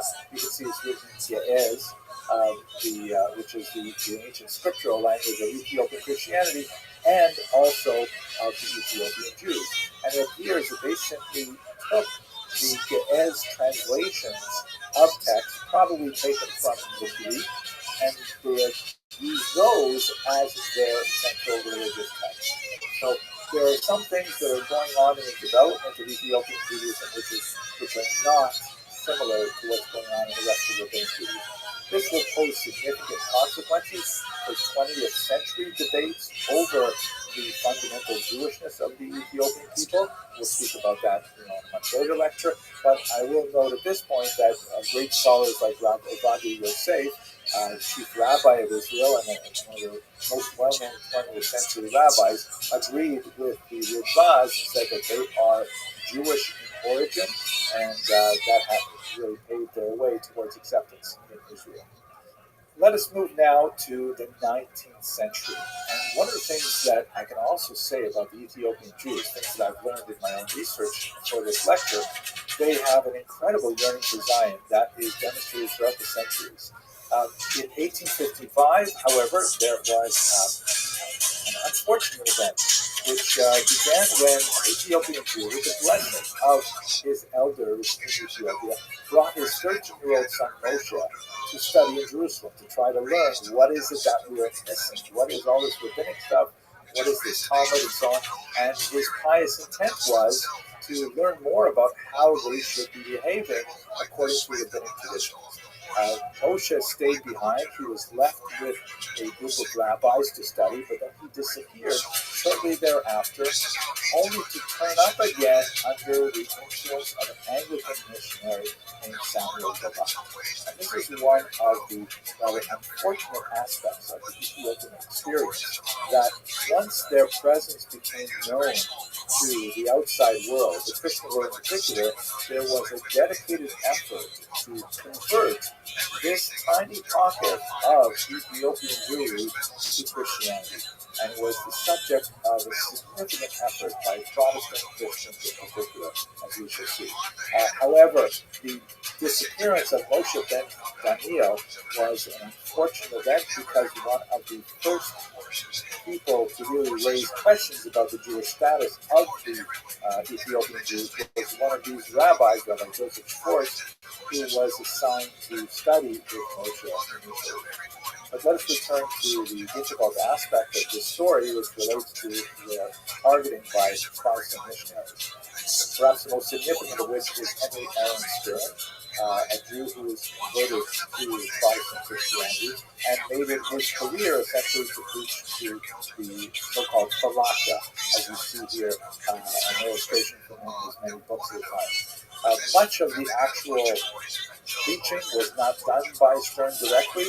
He actually spent remarkably little time in Ethiopia, and the time he spent there was not well served because at one point he was arrested by the emperor. But many of his acolytes were the ones, local Ethiopians, who adopted Christianity, who went on to proselytize on his behalf.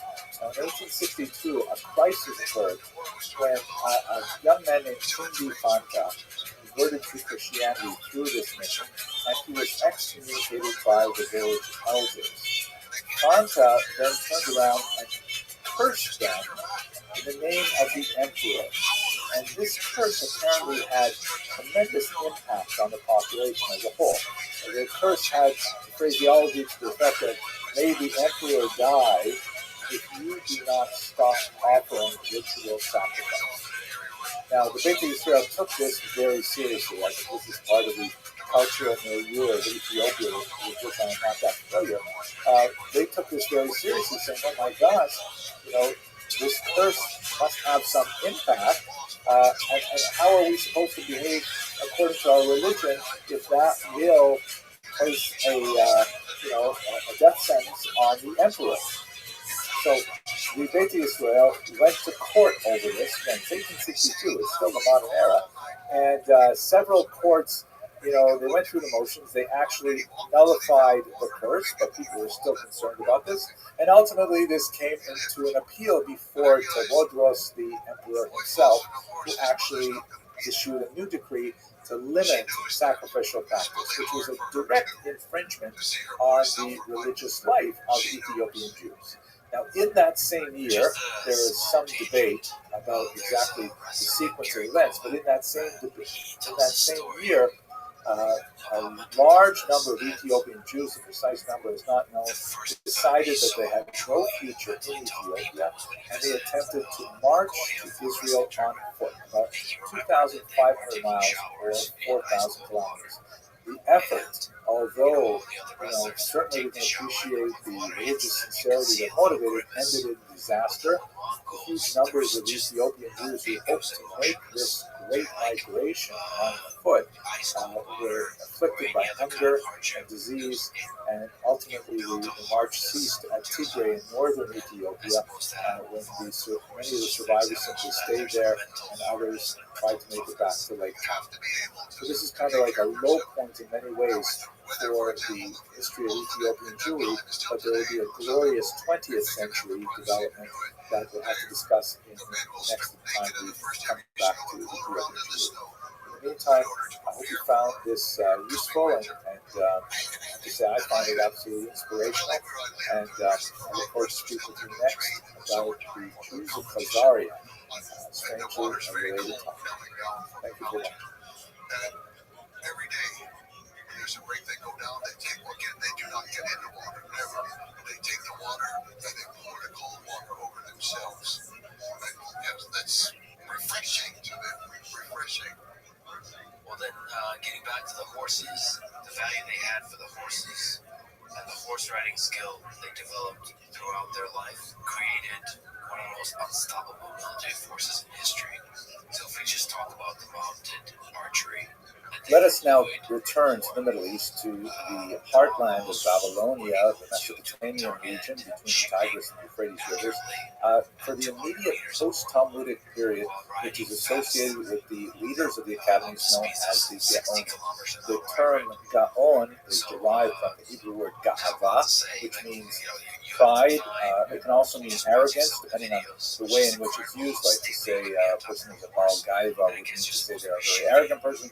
But in this context, it means like the pride and joy of the community. Here's a great map from the Barnabi Atlas that shows the influence of the Gaonim of Baghdad. You can see on the right there's a kind of blue circle which has Baghdad right at the center.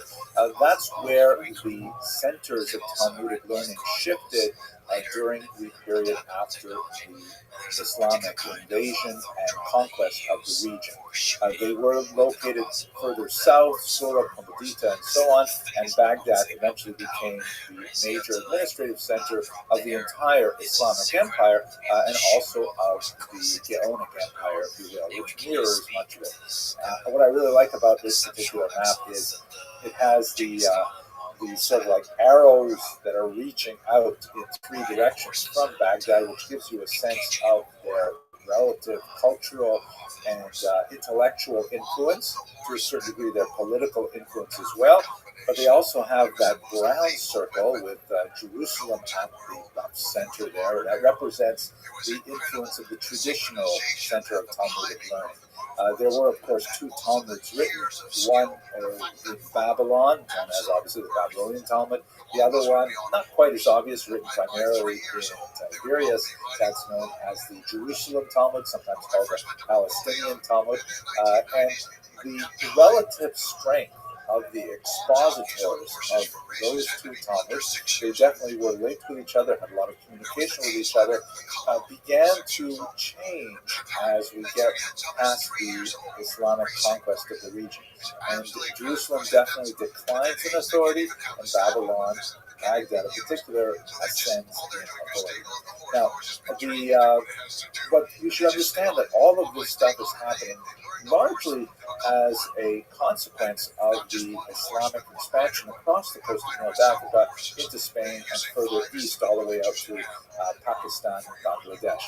There are a lot of political and economic reasons why the Geonim had such an assist in reaching these far from Jewish diasporas. First of all, we should understand that with the Muslim conquest, the Jews of Babylonia were no longer separated from the various diaspora communities by a political boundary. So they were really within one cultural orbit, one linguistic orbit, one economic orbit, and it was much more convenient and safe for them to travel back and forth. You no longer had the geopolitical conflict between, let's say, the Roman or the Byzantine Empire and the Persian Empire. Putting it all under the Muslims really had a tremendous impact on the ability of Jews to communicate with each other, to engage in interregional trade and things like that. Another very important thing that happens is that there is a symbiosis that develops between these communities in the diaspora, as far away as Spain, let's say, and the center in Baghdad. On the one hand, these much smaller communities outside of the traditional center are able to send requests for information, for clarification of Jewish law. These requests are called in Hebrew she'elot, and the Geonim, the leaders of the academies in Baghdad, are able to send back responses, which are called in Hebrew teshuvot. So in fact, there's a whole major genre of rabbinic literature called She'elot u'teshuvot, questions and answers, or questions and responses, and sometimes in English this is known as the responsa literature, singular would be responsa. And so there's a symbiosis in the sense of these small communities are able to ask Baghdad for questions, clarifications, and with their requests they send funds to support the Academy's activity.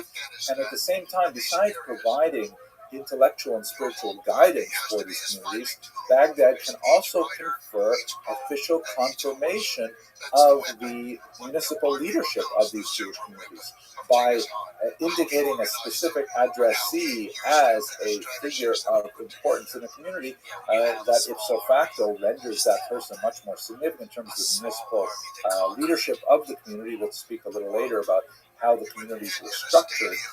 But so there was this symbiosis between the diaspora and Baghdad, the periphery and the center, that only began to really fray as Spain in particular got much more significant towards the end of the period we're discussing. Also note, of course, that there is a rivalry between the Jerusalem center and the Baghdad center. Ultimately, Baghdad would eclipse Jerusalem. Let's also think for a second, too, about the impact of language, because by incorporating this entire territory under Islamic rule, Arabic as a language really begins to act as a much more effective lingua franca for the entire region. And this has significant impact not only for the political and economic reasons that I described earlier, but also in terms of the way Jews thought about their own language. The Arabs regarded Arabic as a holy language, as a language that had phenomenal aesthetic appeal, both in terms of its structure, its grammar, its vocabulary, and its calligraphy. And Jews had a similar kind of cognate feeling about Hebrew. And so this idea of, and of course Hebrew and Arabic are very closely related languages, so there was a lot of cultural give and take there in terms of the absorption of Arabic as an important language. Jews began, of course, writing in Arabic with Hebrew letters at this time. This was called Judeo-Arabic, and it was a very widely used language among Jews. Another important element that's going on at this time is the very significant shift towards urbanization. Up until this point, Jews have largely been, like most peoples of the Middle East, an agrarian people. The majority of their economy was associated with agriculture, and although there were always elites who were active in culture and in commerce and so on in the small cities of the time, it was during the period of the Islamic invasion and conquest that Jews really began to shift towards a more urban posture. The shift towards trades, crafts, skills, things like that was very prominent from the 7th to the 10th centuries in particular. One of the reasons for this is the way in which Muslims taxed the Jewish population in particular, and there's a general tax. Jews were, of course, required to pay a poll tax that was on the individual, the head tax, called jizya. We spoke about that a few lectures ago. And by the way, another aspect of the consolidation of the entire region was that if you had your receipts that indicated that you had paid your poll tax, you had much more freedom of movement across the region. You could go to someplace where people didn't know you, and you could produce your receipt if necessary. You would have less difficulty with the local authorities.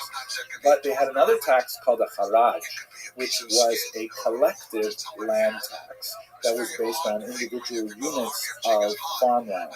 And the challenge of the haraj was that it was applied based on territory rather than population. So if you had 100 people living in a particular area and farming a particular section of real estate, and let's say 20 people left that area, that meant that 80 people had to carry the burden that was once carried by 100 people. And if another 20 people left, then 60 people had to manage that same tax burden. So it was kind of like an acceleration effect where the villages began emptying of populations, especially for Jews, who saw the cities as a much more amenable form of earning their living and a lighter tax burden. It also has lots of other benefits for Jews. You know, Jews have to be very gregarious people. They need to walk to synagogue. They need to walk in different, have a ritual bath, an Asian restaurant, all kinds of things like this. So it kind of fit with their cultural evolution. This is Professor Marina Rustow, very important scholar of the Guinness, which we'll speak about in another lecture or so.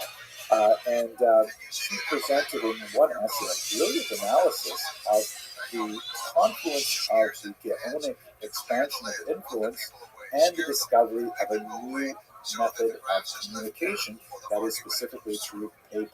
Now, historically, when new technologies have been developed, Jews tend to be early adopters, especially when it's associated with information technology. You know, the Arabs call the Jews the al-Kitab, the people of the book, but really we are the people of information. And so any way that we can communicate more effectively is something that appeals to us. Let's have a very quick look at the history of information technology up to this point, and it'll be clearer what actually happened and made a huge difference. So here's perhaps the oldest form of recorded information technology we have. It's a cuneiform tablet. It is basically a clay tablet that has these little wedge-shaped marks embedded into it and then baked. Great for durability. I mean, this is a piece of clay. It lasts a long, long time. It's really hard actually to destroy it. You can break it and you can kind of piece it together.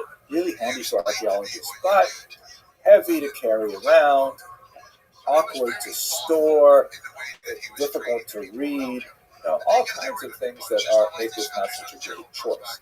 The next evolution in information technology at this time was parchment, which of course is very widely adopted by Jews. Torah scrolls are written on parchment, and this is essentially treated animal skins. much more convenient to record and store and carry than cuneiform. And parchment has another kind of interesting feature that we don't recall that often with our contemporary methods of communication. It can be reused in a kind of a blunt way. Specifically, once you write on parchment, then if you want to use that text again, you can take some kind of like flat, hard object, like let's say a type of ruler, a stick, and you can rub it really hard, and that doesn't erase the letters, but it sort of fades them significantly. It breaks down the ink that's held by the animal skin such that it becomes less prominent. And then you can just go and write on top of it. This is called a palimpsest, and you can see here in this fragment from the Geniza, there is in the back, the original text is a Greek text, and then written on top of it is a Hebrew text. Now, it's not very beautiful by contemporary standards, but it is rather useful that way. If you're familiar with the classic Mishnah in Pirkei Avot, where Elisha ben Abuya says, someone who learns in old age or learns as an adult, to what may this be compared? To writing on rubbed parchment, meaning if you learn as an adult, like in your 40s or 50s or something like that, then you have to like erase by rubbing all that stuff you learned as a child. But it never really goes away. What you learn as a child, as an adolescent, it's stuck in your brain in a very systemic manner. And you have to write on top of it, which is not ideal, but nevertheless you can do it. On the other hand, Elisha ben Abuya says, now if you learn things when you're a child, then that is much better. It's like writing on fresh parchment, nice and fresh and high contrast and so on. Anyways, this is parchment. Jews adopted parchment in a big way. The other big development, again, in the ancient world was papyrus, which is a plant product, and the most famous place for producing papyrus is in Egypt, where they use lots of reeds along the Nile River. And as you can see from this Egyptian document, holds color well, it can be very beautiful, and in fact it can be made into a book form, unlike parchment, which works really well with scrolls. The papyrus can be cut up into like square slices and then bound on one side into what's called a codex, or a book. This was actually very much used by writers in the first century, and so it was adopted by the burgeoning Christian movement as a major form of information technology. Note, of course, the early Christian movement is, of course, also Jewish, and so Jews adopted this technology. However, when the split between Christians and Jews grew wider in the 2nd and 3rd century and onward, many rabbinic Jews eschewed the use of the papyrus codex because it was so heavily associated with the Christian movement. It also has some technological weaknesses. Papyri tend to fray at the edges because it is a fibrous product, and so it tends to be a little bit more fragile in terms of codex. The next big invention, which is where we are in our Babylonian period, is of course paper. Paper had been around for several hundred years. The Chinese had developed it significantly, but it was only in the period of the Islamic conquest in the Middle East when the Babylonians began to see the great value of paper and to use it extensively. Paper is cheaper than papyrus. It can be locally produced. It's much more durable than papyrus, and of course paper lasted for an extremely long time. And so in the period of the Gaonim, the rapid expansion of the use of paper as a mode of communication among Jews across the entire diaspora in the Islamic world represented an opportunity for the Gaonim to really accelerate their influence. A lot more correspondence was happening back and forth, both religious and spiritual, and also, of course, economic and personal. A lot more writings are being produced and are being copied out. Because, think about it. In order to produce a reasonable sized book, that might take 300 animals to create enough parchment. But with paper, it's way cheaper to produce these things and much more efficient to ship them off to various places. So this is a period of a great expansion and consolidation of a more unified viewpoint about how to interpret the Torah that the Geonim really are able to capitalize on with the communication methods made possible by paper. At this moment, if you don't mind, I'm just going to take a personal meditation and think about how this affected my life, not as a historian, but as a regular person. I have to say that when I was preparing this lecture, I had one of those flashes of momentary inspiration where I sensed in my own biography the great arc of history. I felt like I was riding a big wave of a historical moment. Let me share this with you. So have a look at this picture here. This is actually a photograph I took a few years ago of one of my sons sitting on a rock outcropping just outside my hometown in northern Canada. And this is a place where I, as a child, used to hike out to and sit and think about life, the universe, and everything. And as you can see, I've labeled a couple of places. On the left, on the Abitibi River, is the paper mill that sustained this town. It was established at the beginning of the 20th century, and there was no one here at this point. This is actually quite a remote part of northern Canada, but they took advantage of the old growth forest and the river network to create a paper mill that would serve the burgeoning interest of newsprint readers. A town gathered around this paper mill, which included my grandfather, Oliver Shalom, named Alex Abramson, who had immigrated from Lithuania to avoid fighting the Japanese in the 1905 Russo-Japanese War, and thought he would make a living as a farmer. Unfortunately, the frozen permafrost of the area made this an unusually bad choice for farming. And so after a few years of trying that, he said, well, that's it. I'm going to become in Yiddish a shmata dealer, which means a clothing store owner. And he established, you can see on the right, Alex Abramson and Son. It's not the big roof building, it's a smaller one right in the back there, which was the ancestral home of him and his children, and my father, who is the son of the Alex Abramson.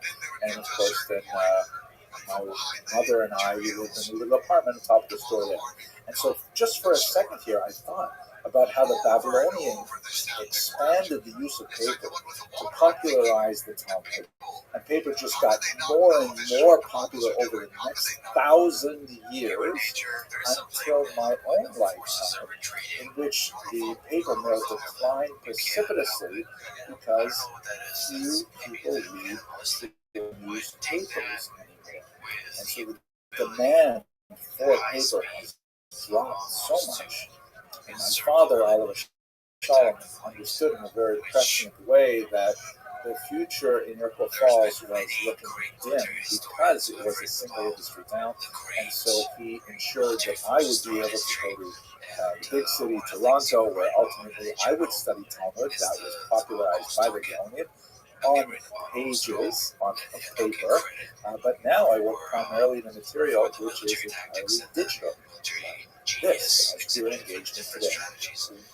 What we're doing in studying history right now is very, very far from paper. There's no way to actually capture this on paper.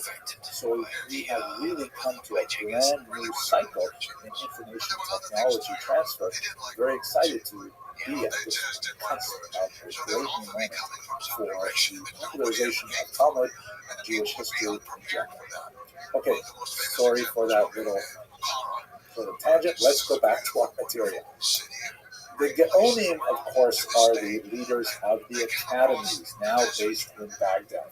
And we actually know a fair bit about them because of a really interesting letter that was written by the heads of one of these academies, Harav Sharira Gaon. Gaon is not a surname, it's a title. And he is asked by a community in North Africa, hey, can you explain to us, of course, in much more formal language, how exactly did the Talmud come to be? And, what we make of these kinds of conflicts and how are we supposed to use it and so on.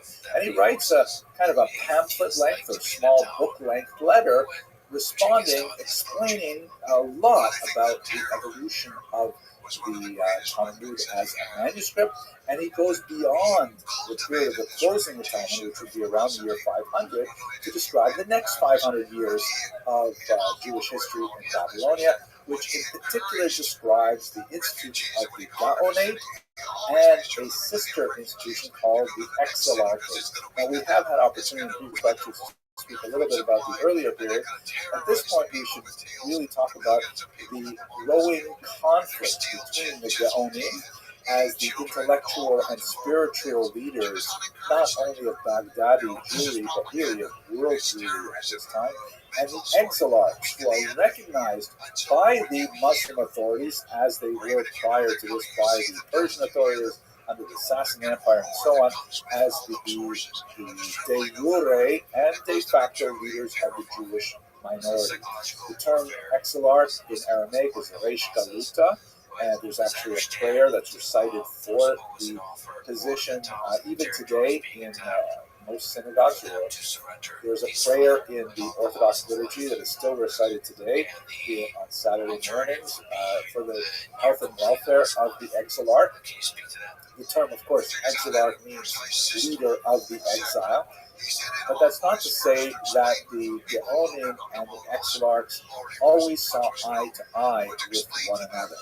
The Gaonim, of course, the person who would reach the height of being the leader of the academy had to be very proficient in Jewish law and had to be, a superior administrator and so on, whereas the exilarch was a descendant of the house of David. That was a very important thing. And there was a lot of politics involved in maintaining that particular position. So what you see frequently in the Talmud is kind of like the occasional moments of friction. There were exilarchs who were much more pious and much more learned, but it seems that they were the exception to the rule. And perhaps one of the clearest examples of this and the awkwardness that this created was regarding an exilarch named Bustanai. He was alive at the time of the Muslim conquest, and when the Persian king was defeated, the Muslim conqueror took some of his daughters, that is the Persian king's daughters, the princesses. He took one of them for himself as a bride, and he gave the other one to the Jewish exilarch Bustanai. Now, Bustanai married her, and he had a number of sons with her, who later went on to become exilarchs as well. And this created kind of an awkward moment because it doesn't sound like such an kosher type of wedding. I mean, first of all, she's not Jewish. Second of all, she's taken captive in war. Thirdly, it looks a little bit like a kind of shotgun marriage where the new Muslim ruler says, here, this is your wife. And so the rabbis and the Gaonim had difficulty dealing with this particular situation. Ultimately, they found sort of like a halachic way to accept it. Specifically, argued that although we don't know the details, but it's hard to believe that someone as important as the exilarch would not actually have his wife converted, and so she must have converted to Judaism, and so that kind of like assuaged concerns, but there was always kind of like a lingering doubt. Rav Shri Gaon, for example, is very careful to point out that he says that even though I am also descended from exilarchs, I'm not from the Bustanai exilarch part of the family. Like it's kind of like an arm's length relationship to it. And so you frequently see conflict between the Gaonim and the exilarchs over a whole host of activities.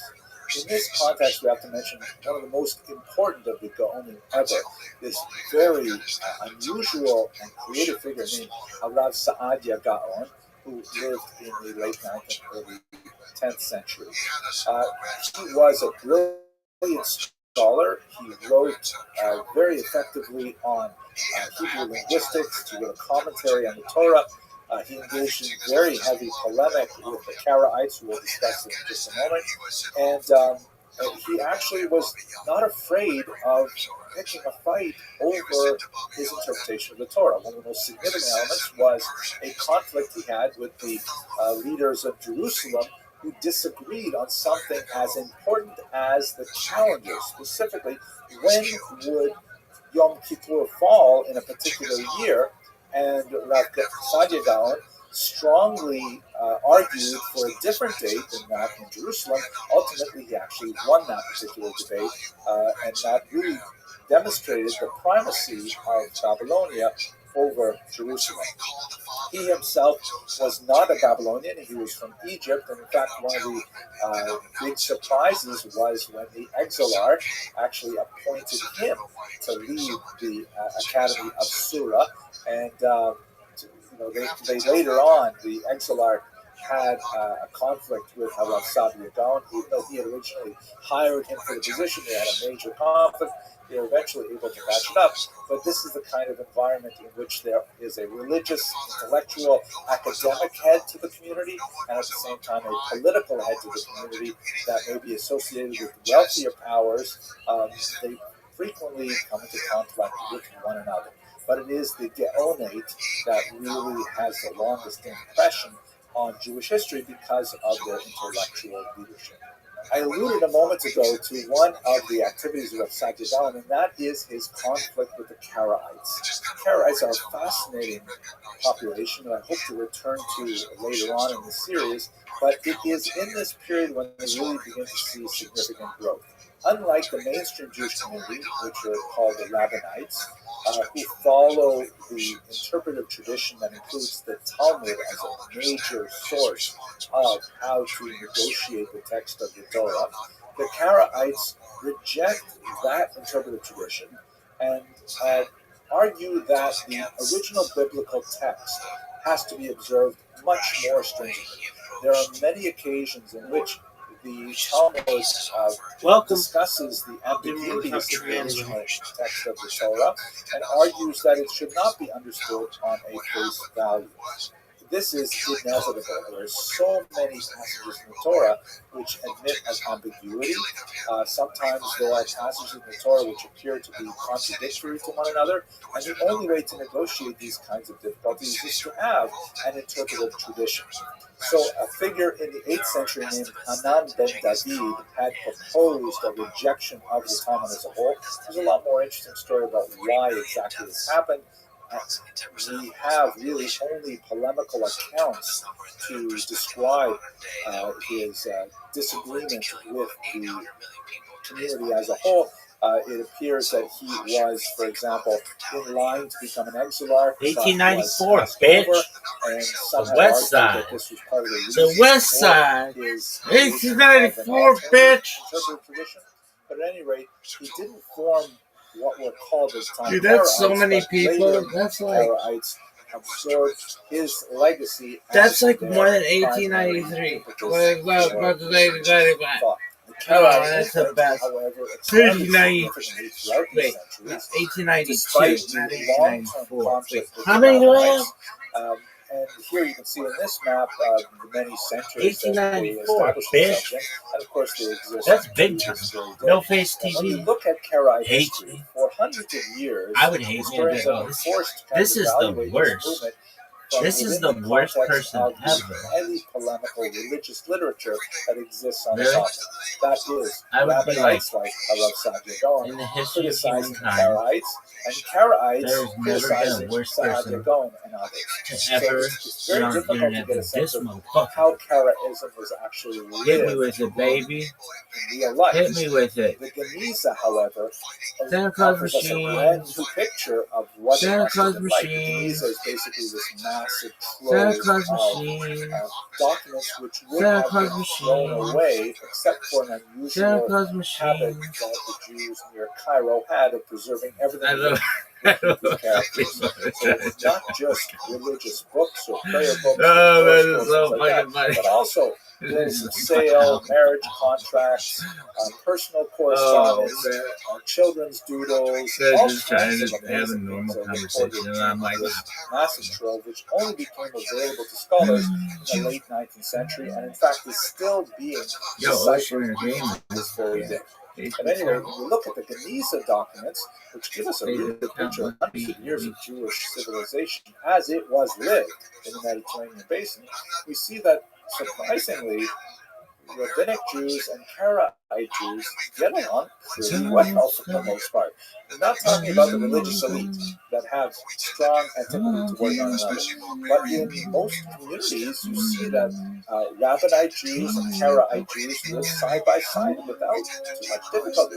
You have the examples of Jews who belong to both communities, Jews who marry between the communities, certainly affect contracts with one another, do business with one another, celebrate their celebrations with another, and by and large, the Geniza portrait of Jewish communities indicates that Rabbinite and Karaite Jews got along a lot better than we would think they would if we were only looking at the polemical literature that the religious heads have left for us. So we'll probably have to come back to this again as we go a little further in this history. But for the time being, I hope you enjoyed this very quick overview of some of the religious, social, economic, How you doing, Omni Doc? technological aspects of the 7th through 11th century. Excellent. I hope you had a great day. Very much so. Me too. Thanks, baby. Thanks, baby. But I try to be a realist that all nations kill. It happens everywhere. So can we universally also then, the way you're passionately criticizing wars of the 20th century, can we also criticize Genghis Khan and Alexander the Great and the wars fought by Caesar and others in the Roman Empire? That they're essentially wars of conquest, and in some human way were not necessary or were not defensive. So we just finished talking about the Gaonic period, and one of the communities that was most heavily influenced by the Gaonim of Baghdad were the Jews of North Africa. Let's take a few moments to look at the origins of that community and understand how they were shaped by the Muslim conquest, and we'll conclude this lecture with one of the high points of the history of the scholarship that emanated from North Africa. So when we speak about North Africa, there's actually a term that's used in scholarly literature, the Maghreb, which is the Hebrew word Ma'arav, that encompasses these countries here in modern-day times. Basically Libya, Algeria, Morocco in particular are the most significant for Jewish purposes. And as you can see, the population density is highest on the coast itself.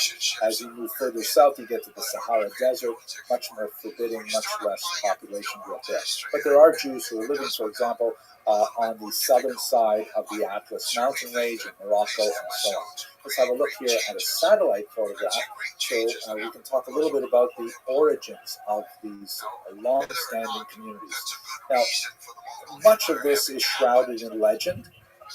There is definitely, however, a significant Semitic influence in North Africa from the first millennium before the Common Era, like let's say 900 BCE. But it's not necessarily Jewish, it is Phoenician. Thus, Phoenicians are a maritime civilization that, of course, were involved in Israel as well, and they have settled many places along the coast. Their language is closely related to Hebrew, and so that was kind of like a cultural and linguistic entree to North Africa that was especially significant as we have more migration there. Now, one of the most famous cities is Carthage, which would be in Tunisia today. The legends of the earliest Semitic settlements suggest that some of the earliest populations to settle there after the Phoenicians were some of the early Canaanite people. Josephus suggests that some of Abraham's children, who did not form, let's say, the Mosaic Israelite Jewish branch, that is Abraham's children by Keturah, his second wife. The Torah describes his children by Keturah as having been sent east with gifts. Obviously, they returned, bringing with them Asian food.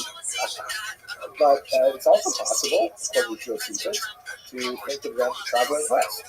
So they would have been descendants of Abraham. Augustine, in the 4th century, we spoke about him as one of the church fathers a while ago, he refers to the local term that people use for themselves in his region of Canaani, saying that this actually comes from Kanaani, which means Canaanite. That some of the earliest peoples were those that may have been expelled in the conquest under Joshua. There was a legendary thought that the peoples of North Africa may have descended from the Girgashi people that I mentioned in the Torah as one of the 7 Canaanite nations that are expelled in the context of the Jewish context of the land of Israel. In terms of Jewish settlement per se, Joshua himself, his tomb is apparently venerated in Clemson, which is in Algeria. Unlikely that Joshua actually moved to the west, but nevertheless, this is kind of like part of the lore of the region. But the fact that there were Hebrew speakers in the region, not Aramaic speakers, suggests that it is not at all impossible to imagine migration there from the 6th century BCE onward.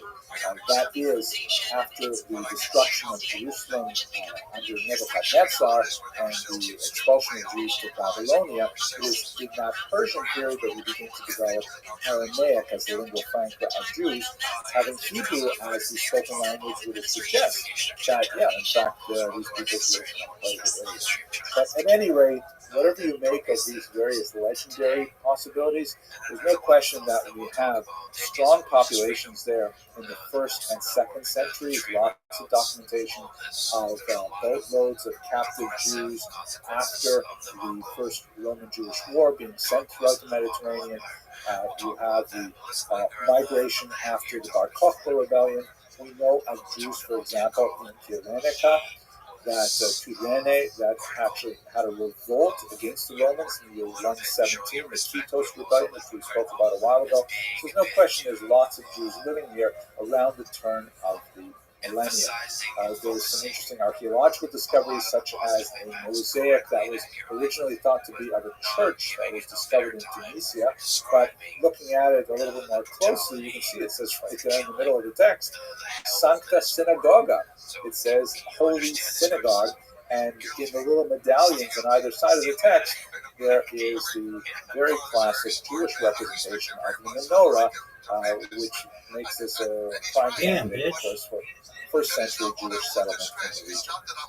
The Muslim conquest in the 7th century is especially interesting because there's a lot more historical treatment of the discovery of Jewish tribes living in North Africa. A Muslim historian, Ibn Khaldun, says they came across these Berber tribes. Now, the term Berber is acceptable in English, although it is originally a derogatory term that was applied by the Greeks to the indigenous peoples of North Africa. Lacking, respect for their local terminology, they referred to their language as being kind of like a gibberish. They would say bar, bar, bar, and hence we get the term in English barbarian. But ultimately the term was transvalued and it was used to refer to these peoples without necessarily having a negative connotation. Now, among these multiple tribes, several of them were actually practicing Judaism, and the Muslims were surprised to see, significant Jewish populations among these peoples.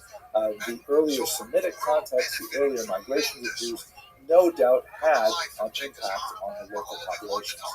The conversion to Judaism was especially pronounced among the nomadic forms of the Berber civilization, the so-called Boter branch, that were less sedentary, and actually quite warlike, which is fascinating to see. Particularly, you see there's a lot of legends regarding Queen Kathina of a tribe called Jirawa that is associated with Judaism. In fact, the term Jirawa may be related to the Hebrew term ger.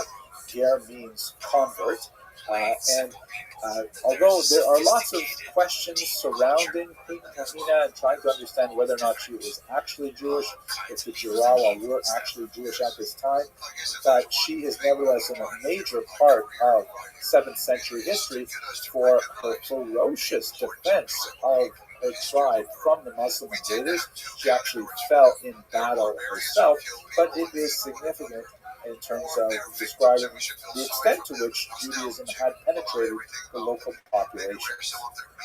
Now, just thinking about North Africa in terms of these kind of exotic warrior clans is a bit of a distortion of what else is going on in North Africa as well.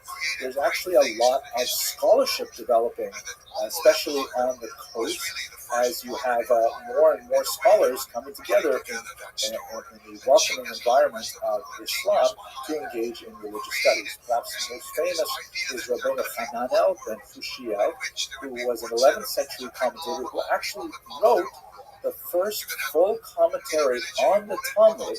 If you study Talmud today in the traditional printing, you will see Rabbeinu Hananel right on the side, the outside margin of every page of Talmud, which is prime real estate for commentaries. He actually wrote his commentary before Rashi, which gives you an indication of the antiquity of his work.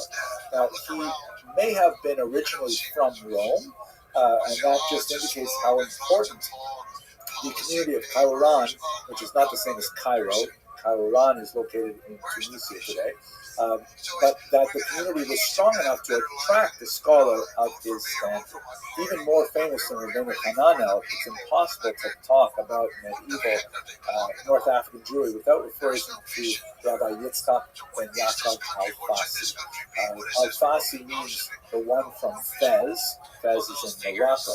And he wrote a brilliant and very widely used Talmudic commentary that is still incredibly essential to studying the Talmud.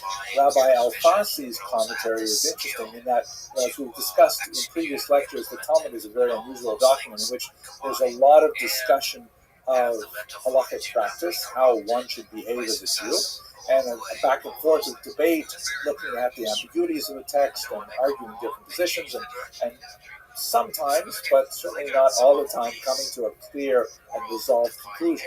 But the Talmud also includes a tremendous amount of material which seems really quite tangential in nature, that goes off and talks about metaphysics, or biographies, or recipes, or observations from the natural universe. All kinds of things which are kind of a miscellany that are attached with very, very thin connections to the previous material.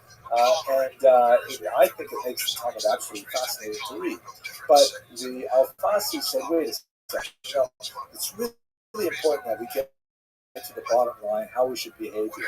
So he went through the entire Talmud, and he removed all of that other stuff called Agadata, which I personally, I find that not much more than appealing in many ways, but that's just me. He removed all that stuff, and he recorded the debate in the Talmud back and forth, inserting his commentary as necessary in the narrative, sometimes with clearer conclusions, and he made a much more strapped down, pragmatic. This is how the Talmud derives the final legislation that eventually became a major building block in the entire firmament of Jewish law. Hugely influential text that is usually printed at the back of every Talmudic tractate in traditional printings today. I should mention, before we leave this, that another author, about 500 years later, Ibn Habib, said, you know what? All that other stuff is so good. But, so whereas the Al-Fassi removed all of the Agadata and kept only the Halakha, Ibn Habib said, I'm going to do the opposite. I'm going to keep all of the Agadata in a separate book, which is published under the title Ein Yaakov. He and later his son completed the work. And that was a widely studied text for many hundreds of years. It is somewhat faded in recent centuries, but hopefully it will get some renewed attention because it is an absolute fascinating. Okay, so that's a very quick look at the Jews of North Africa. I hope you enjoyed this brief video. Religion. They fight over religion. And so he made the law. This was very interesting. Talk about religious freedom. Religious freedom comes in many forms. One form is to allow institutions to do what they want. So we're going to allow the Mormons and the Catholics and the Jews and the Muslims each to do what they want in the organized churches that they have. One of the most fascinating periods, I think, in Jewish history is a brief period of about 2 centuries that existed in medieval Spain. It's sometimes called the Golden Age because of the phenomenal personalities that animated the cultural, especially the literary, poetic life of the Iberian Peninsula between about the 10th and the 12th century. There's a lot of question, however, as to exactly how golden this era was. A series of books over the last decade or so have gone back and forth on this. And so I thought I'd just very quickly give you a sense of when was this golden era? Why do people call it a golden era? And what are some of the criticisms to say it was not so golden after all? Okay, I happen to have given quite a few lectures on this topic and people in this topic. In the following lecture, I'd like to just take a very brief moment to speak about 3 of my favorites, actually 3.5 of my favorites. But I'll put in the links below some directions to longer videos in which I explore the lives of these people in a fuller length. But anyway, let's talk a little bit about the golden age of Spanish Jews. When we last discussed the Iberian Peninsula, it was under the control of the Visigoths, who, when they converted to Catholicism in the year 589, initiated a bizarre reign that was characterized by a tremendous amount of anti-Semitic legislation.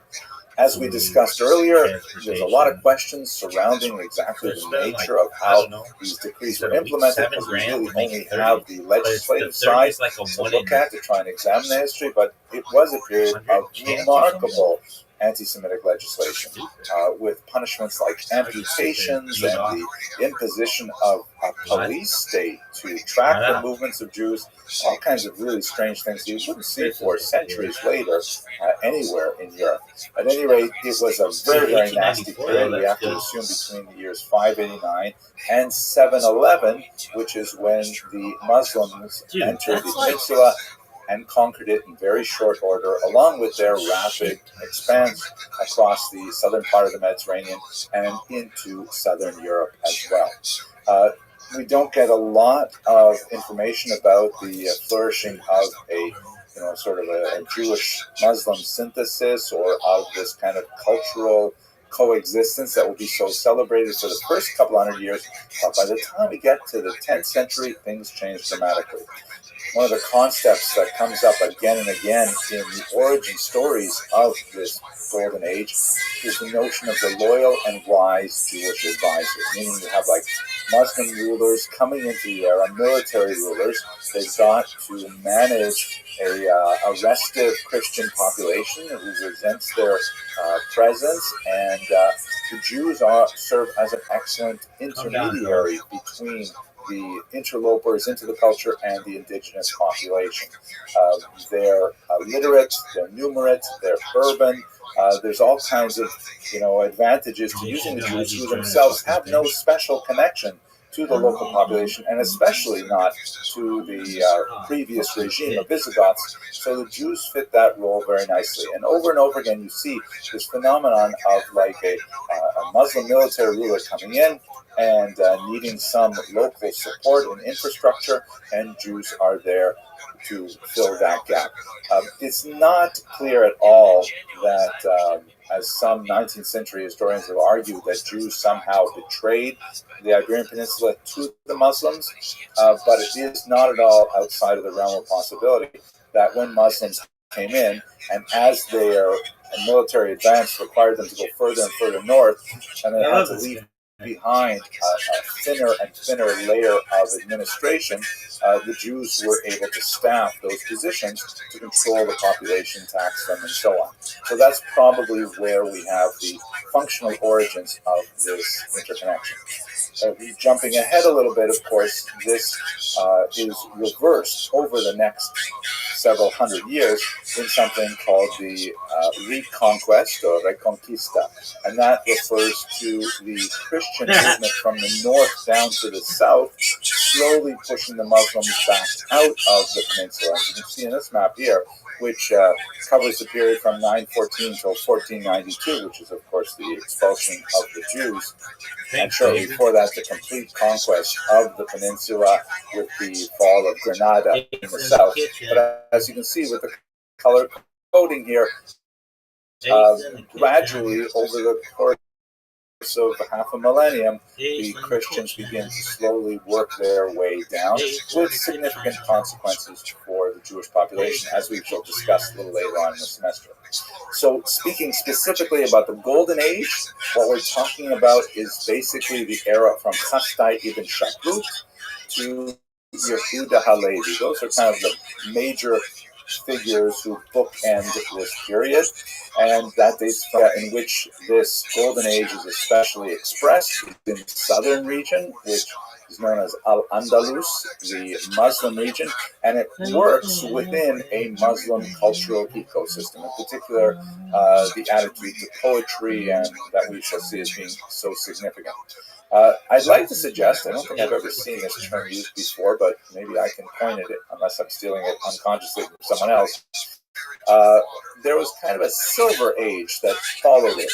Not nearly as amazing as the Golden Age, but there were a few really important figures like Nachmanides or the Rashba, some phenomenal figures who were in Spain shortly after the Golden Age was coming to a close, and they existed within the Christian cultural ecosystem, with quite a different experience in many ways, as God willing we shall discuss as we go further along in the semester. So basically, that's what we're talking about. These 200 years between the conquest of the peninsula in 711, it really comes to its golden period in the 10th century, up until the 12th century, when the Reconquista begins to slowly make its impact on this brief and fascinating period. Okay. Now, what makes it so golden, perhaps one of the most significant things, is something that is known in the scholarly research as la convivencia, or as I think the Spaniards would say, la convivencia, which always makes me laugh, but it means literally the living togetherness, right? The coexistence, which is a little bit stronger, I think, in Spanish. The idea that these are, very diametrically opposed cultures in so many ways. I mean, Christians and Muslims and Jews, they have a lot to argue about, and they did argue in many ways, and there was a lot of violence involved in the history between those three parties. But for some reason, during those 200 years, there was a tremendous amount of a living togetherness, where they appreciated each other's cultures in ways that we don't see for much of the period. There's certainly several key examples of this convivencia, which is not, a perfectly round convivencia with, Jews and Christians and Muslims all sharing equally. It tends to be lopsided towards the Muslims in terms of political authority, for example, towards the Jews in terms of fiscal activity, let's say. But, and I would say the Christians are probably at the bottom end of this triangle or this circle. But nevertheless, it does represent a step forward. Now, there are a lot of questions about it, though. Was it really as great as we will describe in the next video in particular? First of all, we should understand that one of the reasons why this happened at all is because Spain is so far away from the center of Muslim culture, which was in Baghdad. Right? In fact, in many ways, the Spanish Caliphate, the leaders of the Muslim society in Al-Andalus, declared themselves a separate and independent caliphate from the caliphate that was based in Baghdad. They were so far away. I mean, we're talking about distances that took, days, weeks to travel. And so it was kind of like being in Vegas, and what happens in Vegas stays in Vegas. There was a lot more flexibility because they were so far from central authorities, and they could act independently in many ways. That's why you see in many times a kind of relaxation of Muslim orthodoxies, such as, for example, the consumption of alcohol, which was a very big part of the kind of evening salons that would be held, where Muslims and Jews and Christians would get together and declaim poetry and drink a lot of wine. This was something that you wouldn't see happening in Baghdad. There would be some elements of this in the Ottoman Empire, but centuries and centuries later. So the supervisory control of Orthodox Islam did not have the same kind of impact on Spain as you would have in the center. There would be ups and downs to this. There would be invasions from North Africa, from much more doctrinaire Muslims who would insist on a return to some of those values. But for the golden era that we're talking about, there's a lot of center versus periphery issues which are very significant. And by the way, the same thing holds true for the Jews, because their center of gravity intellectually was still in Mesopotamia, with the great academies of Sura and Pumbedita themselves moving to Baghdad. The Geonim were based there as well, and so they're very far away from the center of authorities too. Let us not forget as well that although we speak about this convivencia, it wasn't completely equal. It wasn't like mi casa, su casa. It was a situation where the Jews were definitely limited in their authority.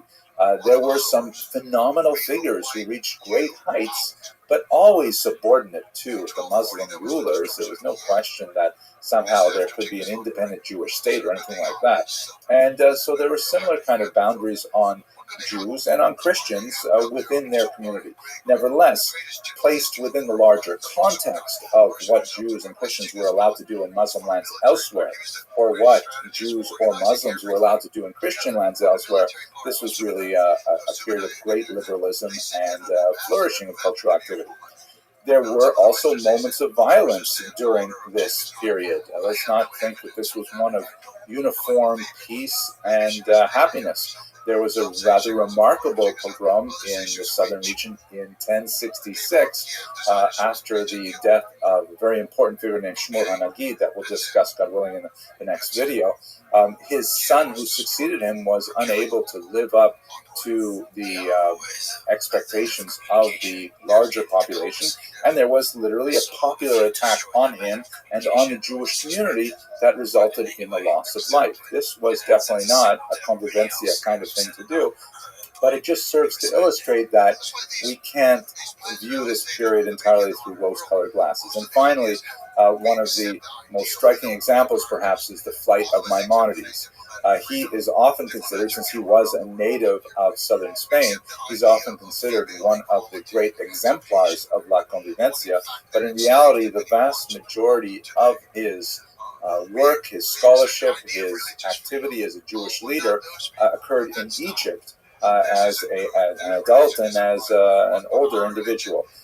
His period in Spain was fairly brief. His family fled when he was still a young man, primarily because of Muslim persecution from those North African invasions that occurred at the time. So this is just kind of like caveats to the overall idea of convivencia. In the next video, we're going to look at several figures who embody the ideas of convivencia. Finally, I'd like to give you just a little bit of a historiographic perspective on the reason why we get to this whole concept of the Golden Age in the first place. A lot of it has to do not so much with the 10th through the 12th centuries, but with the 19th century, specifically Germany in the middle to late 19th century.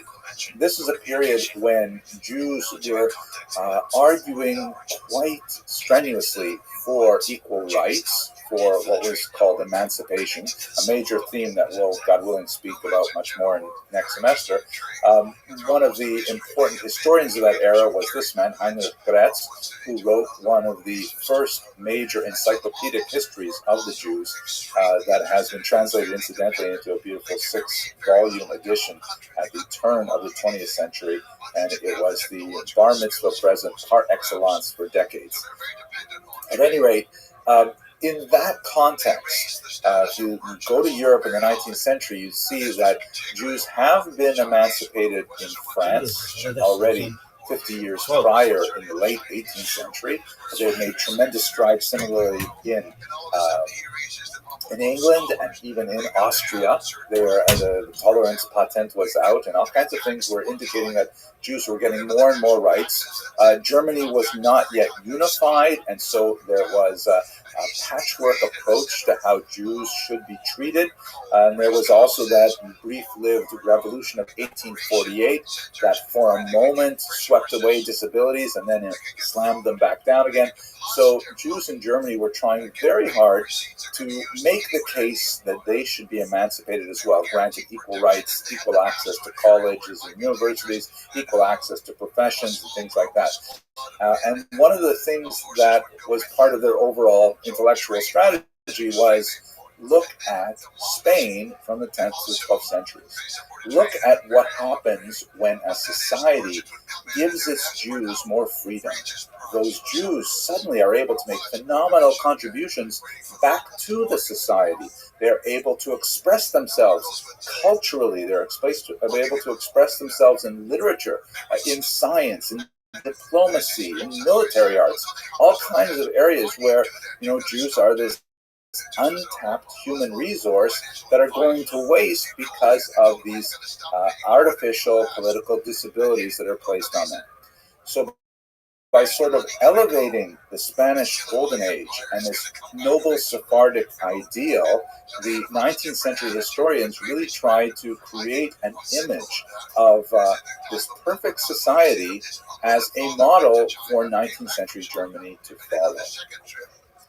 The historical reality has a lot to say in support of that model, but as I've tried to outline here, there are some major caveats that take away from it. But at any rate, now that we have a sense of why it was considered such a golden age, in the next video, let's look at 3 figures, 3.5 really, that exemplify the ideals of the period, and maybe you'll see why it really was so fantastic. Thank you very much for watching. Without contact between these two ways. It was permanent. Once he created it, it was permanent. I don't think it's possible to measure the positive impact of that, because it wasn't just trade of goods, it was also exchange, explicit or implicit along the way, exchange of ideas, whether that's exchange of technologies, exchange of philosophical ideas, scientific ideas, technical mathematical ideas, all of this spread throughout. In the previous video, we talked a little bit about the structural features that made the Golden Age so golden, and we talked about some of the questions about exactly how golden was it. In this video, let's look at 3, actually 3.5, or if you want 4 figures who exemplify the Golden Age and give us some sense of really what was so fantastic about it. Let's start first with Chasdai ibn Shaprut, whose years are approximately 910 to 970. He was really an example of the wise and loyal servant that we saw a little bit in the previous video. There's a fascinating story that actually you see in a couple of these figures where he is drawn to political authority because of his literary ability. He was, like many other Jewish figures of this period, a doctor. There is, of course, a long historical association of Jews with medicine. A lot of reasons for that. It is a field that demands literacy. It's a field that is it's a portable profession. You can be a doctor anywhere. It's not tied to land, which sometimes has the disadvantages of restrictions on land ownership in some places, and then the fear of expulsions that would lead to losing all this land, things like that. So Jews have been associated with medicine for many, many centuries, and the multilingual qualities of Jews in the Middle Ages, being conversant with Hebrew, frequently with Arabic, and with Latin, several other languages, means that they're able to access many different texts. And so being a doctor was something we see among many prominent Jews at this time. although that's not where he was especially famous, it was one of the areas in which he excelled. He was even invited to treat the prince of a neighboring Christian country for weight loss. He apparently was quite overweight, and Chasai ibn Shaprut was one of the earliest diet doctors who was able to shrink his waistline significantly, and that led to his increased fame. He was also known for having discovered the secret ingredient in a long-lost medical potion, a panacea really, that would cure all ills, called teriyaka. And although it's been lost since then as well, there was this idea that if you could just make this one perfect medicine, it would cure everything, kind of like aspirin for everything. I always think it's kind of interesting that the term teriyaka sounds a lot like teriyaki, and that connects us to Asian food, which, as you know, is something that I think a lot about. At any rate, he's drawn to political centers primarily because of his literary qualities. The story goes, and again, there are a few different versions of this, and it applies to several figures, but a servant girl from a local government authority, of course, is illiterate. She goes to Chastai ibn Shaprut, who's running kind of an apothecary shop, and she asks him to write letters for her. She dictates to him the kind of ideas that she wants these letters to say, and he writes them in beautiful, poetic Arabic for her. Later, her boss finds out about these letters and says, wow, these are beautiful letters, such turn of phrase and such beautiful calligraphy. I want to meet this person. So he's brought in, and then he's promoted and promoted. And the end, what happens is he is essentially made the Minister of Trade, which makes him essentially the foreign minister of a southern chunk of the peninsula. And he ends up, for the purposes of international trade, communicating with kings far and wide. His multiple languages help him.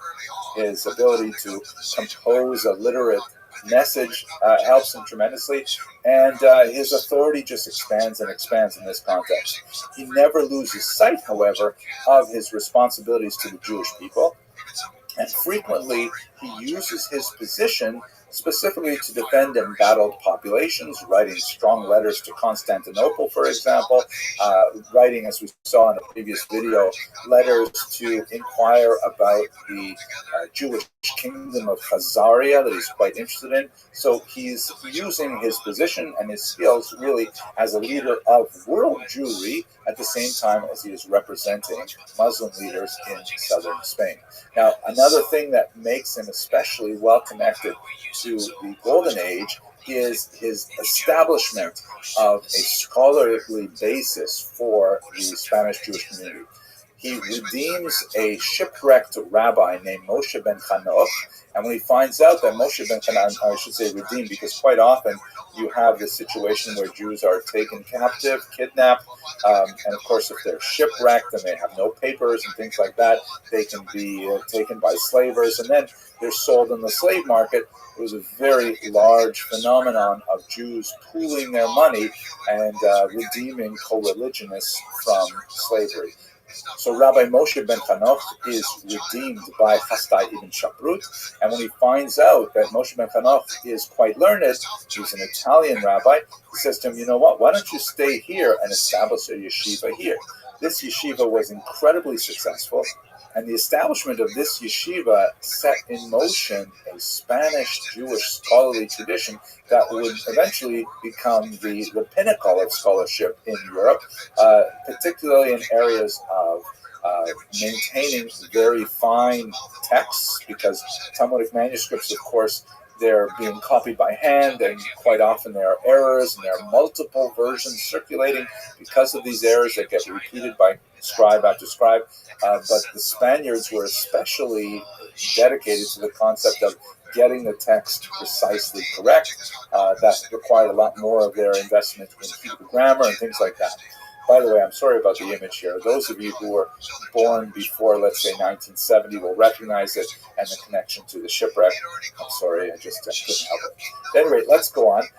Another example of the activity of the Spanish Golden Age that I find especially perfect in the lifetime of Chassidut and Shavrut is the massive poetry battle that erupted between the traditionalist Menachem ben Saruk and the interloper Dunash ibn Labrat.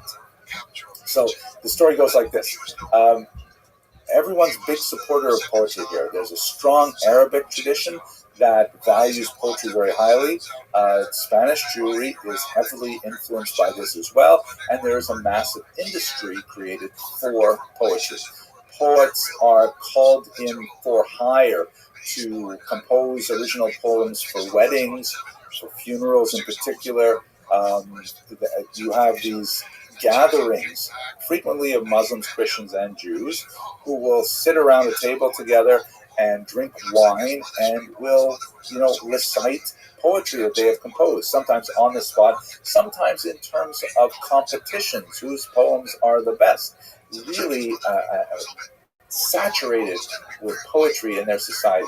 So Menachem ben Saruk would compose poetry in Hebrew based on biblical norms. And very beautiful, powerful Hebrew. We know from one of his letters to Chassidut and Shavrut that he was engaged in this kind of poetry for hire for his entire life. However, this newcomer arrives, having been influenced in Baghdad by some of this newfangled Arabic poetry, and he says, you know what? If we just recalculate the metric value of Hebrew vowels, and this is a huge discussion about what's going on here on a grammatical level, but basically Hebrew is written without vowels traditionally. The vowels are added later, and in fact it's typically printed without any vowels whatsoever. You have to literally memorize which vowels go with each word. That's just to make Hebrew easier to learn. But there are certain vowels, like the shva, for example, that can be pronounced two different ways, and that alters the way in which a line of poetry could be read. So Dunash ibn Labrat said, you know what, if we just apply some of the Arabic rules of grammar to Hebrew vowels, we can make the Hebrew language much more melodic and fit with poetry much better. So there was a huge uproar that literally led to riots in the streets of Granada. I mean, literally Jews fighting each other physically, fistfights, over whether we should stick with the classical poetry of Menachem ben Saruk, or whether we should go with this rock and roll version that this newcomer, this Elvis Presley type, has brought to our society by, contaminating Hebrew poetry with Arabic meter. In the end, of course, Dunash ibn Labrat wins, hands down. He colors the next 1,000 years of Hebrew poetry.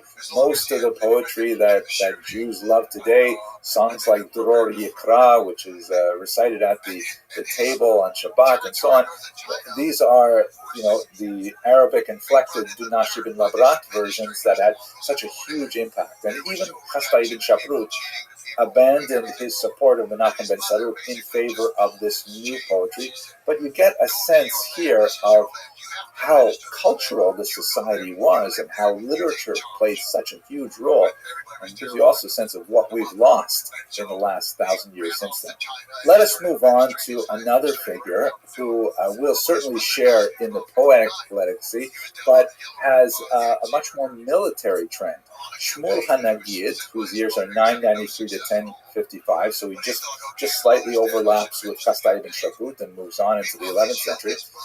His claim to fame is that he was a military genius, and get this is phenomenal, he served as a Jewish general leading a Muslim army for 16 years.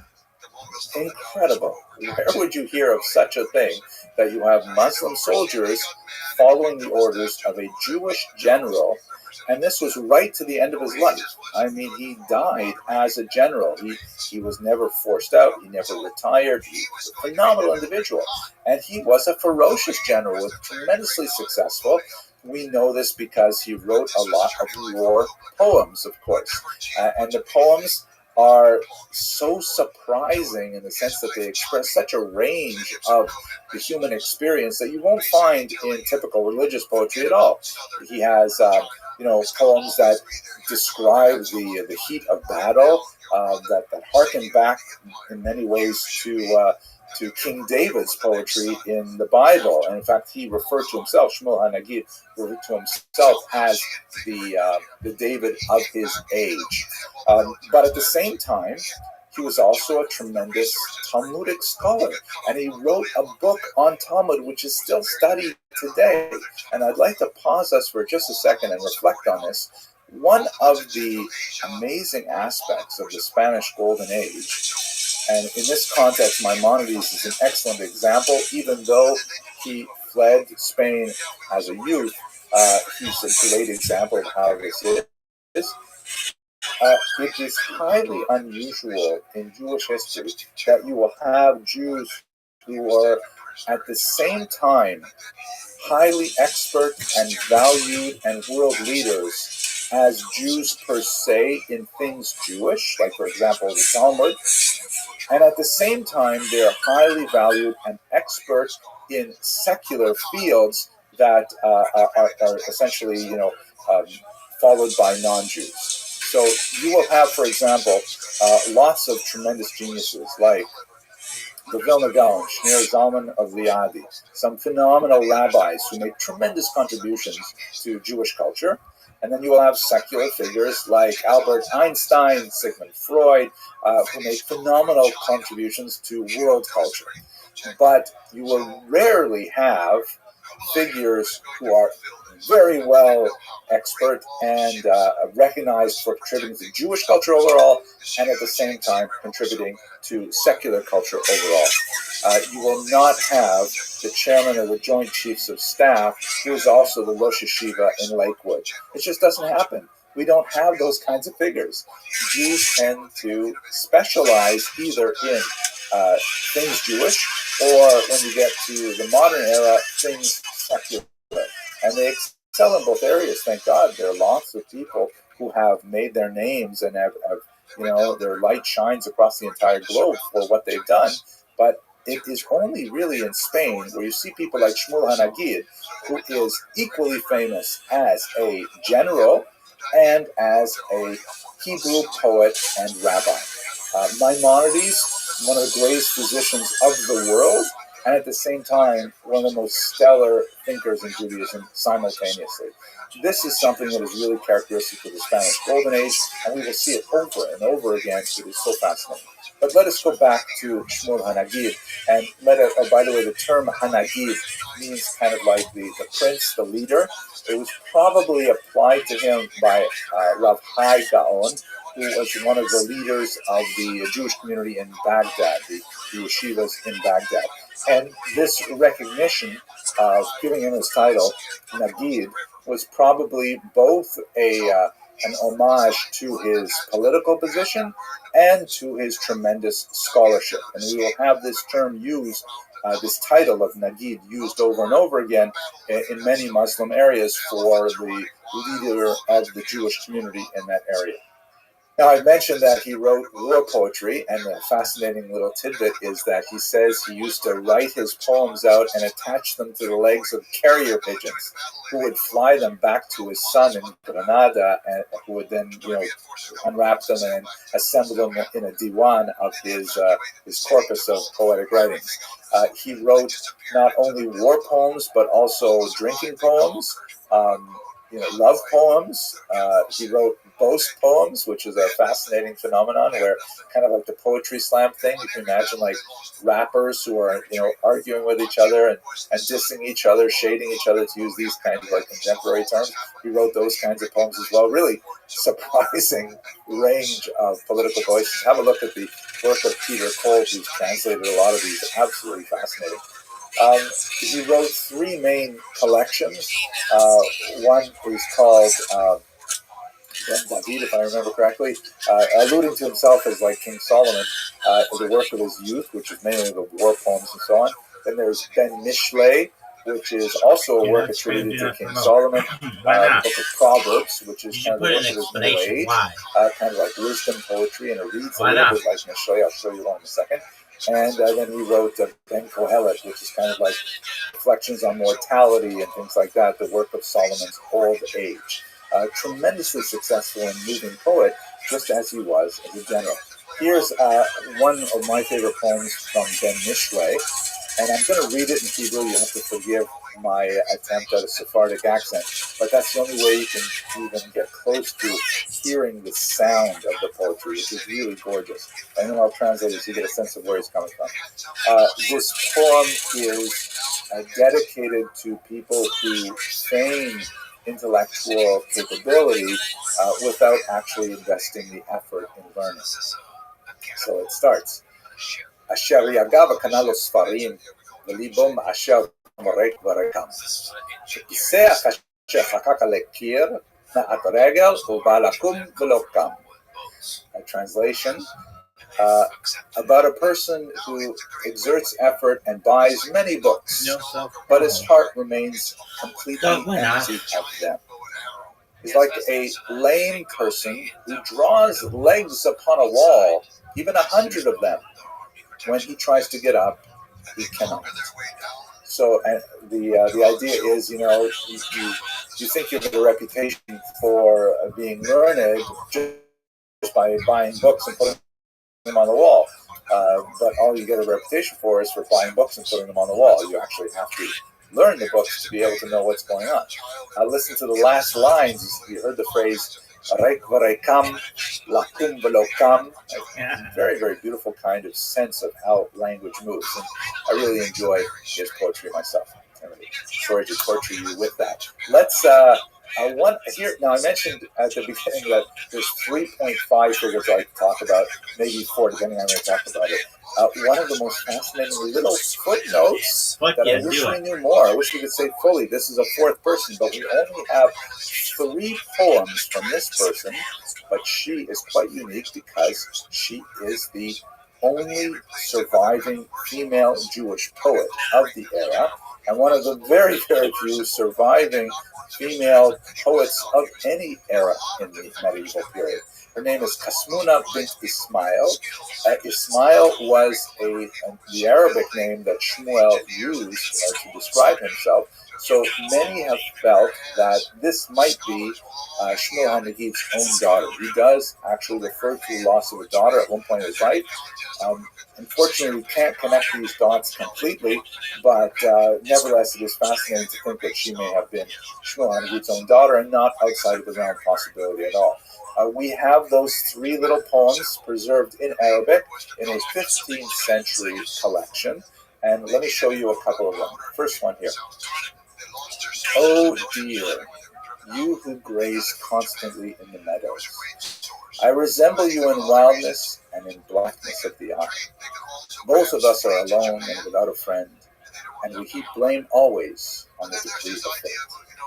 Now, the powerful metaphor here of blackness of the eye is apparently a very common one you find in Arabic poetry, and it is a sign of beauty, meaning that she, like the deer, has dark, dark eyes, and this is considered a very attractive thing, but she is nevertheless, with a certain amount of tristesse, expressing her disappointment at the hand of fate that has left her alone.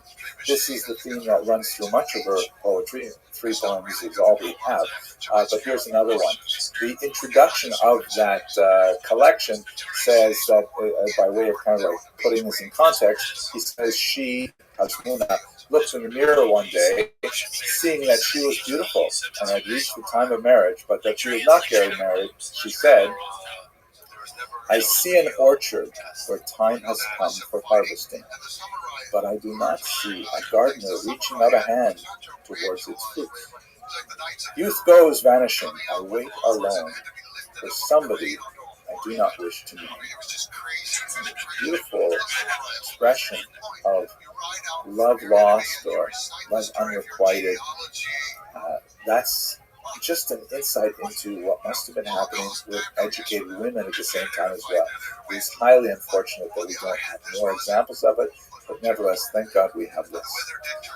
So Hasdai ibn Shaprut, tremendous builder, active as a diplomat, as a foreign minister, and of course as a doctor. Shmuel Hanagid, this amazing general warrior poet, and his daughter possibly, Hasmuna. Last figure I'd like to speak about is Yehuda Halevi, who is, we've discussed before when we looked at the Khazarian Empire. He is, of course, famous for his really bold work, the Kuzari, which frames the three great monotheistic religions that are competing to some degree in the Iberian Peninsula as a three-way debate. This is something you could not imagine being written in Christian Europe. It would have just been completely, beyond the realm of tolerance. Whereas in Muslim lands, in Spain in particular, as a result of La Convivencia, perhaps that's why he could get away with writing it. So anyway, he wrote it late in his life, and to be fair, he did leave Spain to make Aliyah to Israel. But at any rate, he did write this phenomenal work, which is indicative of the freedoms that Jews had at the time. Like Hasdai ibn Shaprut, he was also a medical doctor. It was something that he didn't really intend to do, but you know what? He was not able to pull together a living as a poet for hire, and so probably at the insistence of his mother, he became a doctor, and he earned his living primarily through that. And he had many tragedies in his personal life that, if you're curious, please have a look at the links in the information box to see a longer video on his life and works. But I'd like to also close by just giving you a look at some of his amazing poetry as well. This is a eulogy that was likely recited at the grave of a young girl. We know that he lost a daughter, just like Shmuel Hanagid did, and it's written with such power that it's not hard to imagine that he wrote this for his own daughter. Unfortunately, the sources don't claim one way or the other, but let's have a look at the first stanza. The translation is from Hillel Halkin's remarkable work, phenomenal biography of Yehuda Halevi. Actually, this comes from an online version of just of some of his poems. Have a look on the web and you'll find these. These are great. So just the first stanza, listen to the sound, please. Hach biti, hashachat mishkanech, ki lishol nasu nosei aronech, ve'en chalki mimech rak zichronech, ve'achonenes atrot zionech, et asur lishol shlomech ve'enech, ki amavet yachriv ve'enei hidonech. Let's read the English. My child, had you forgotten the way to your own home, that your pallbearers strayed to the underworld's gloom, leaving me with, since you are not here to ask how you are, a grave's clods to kiss, and your memory.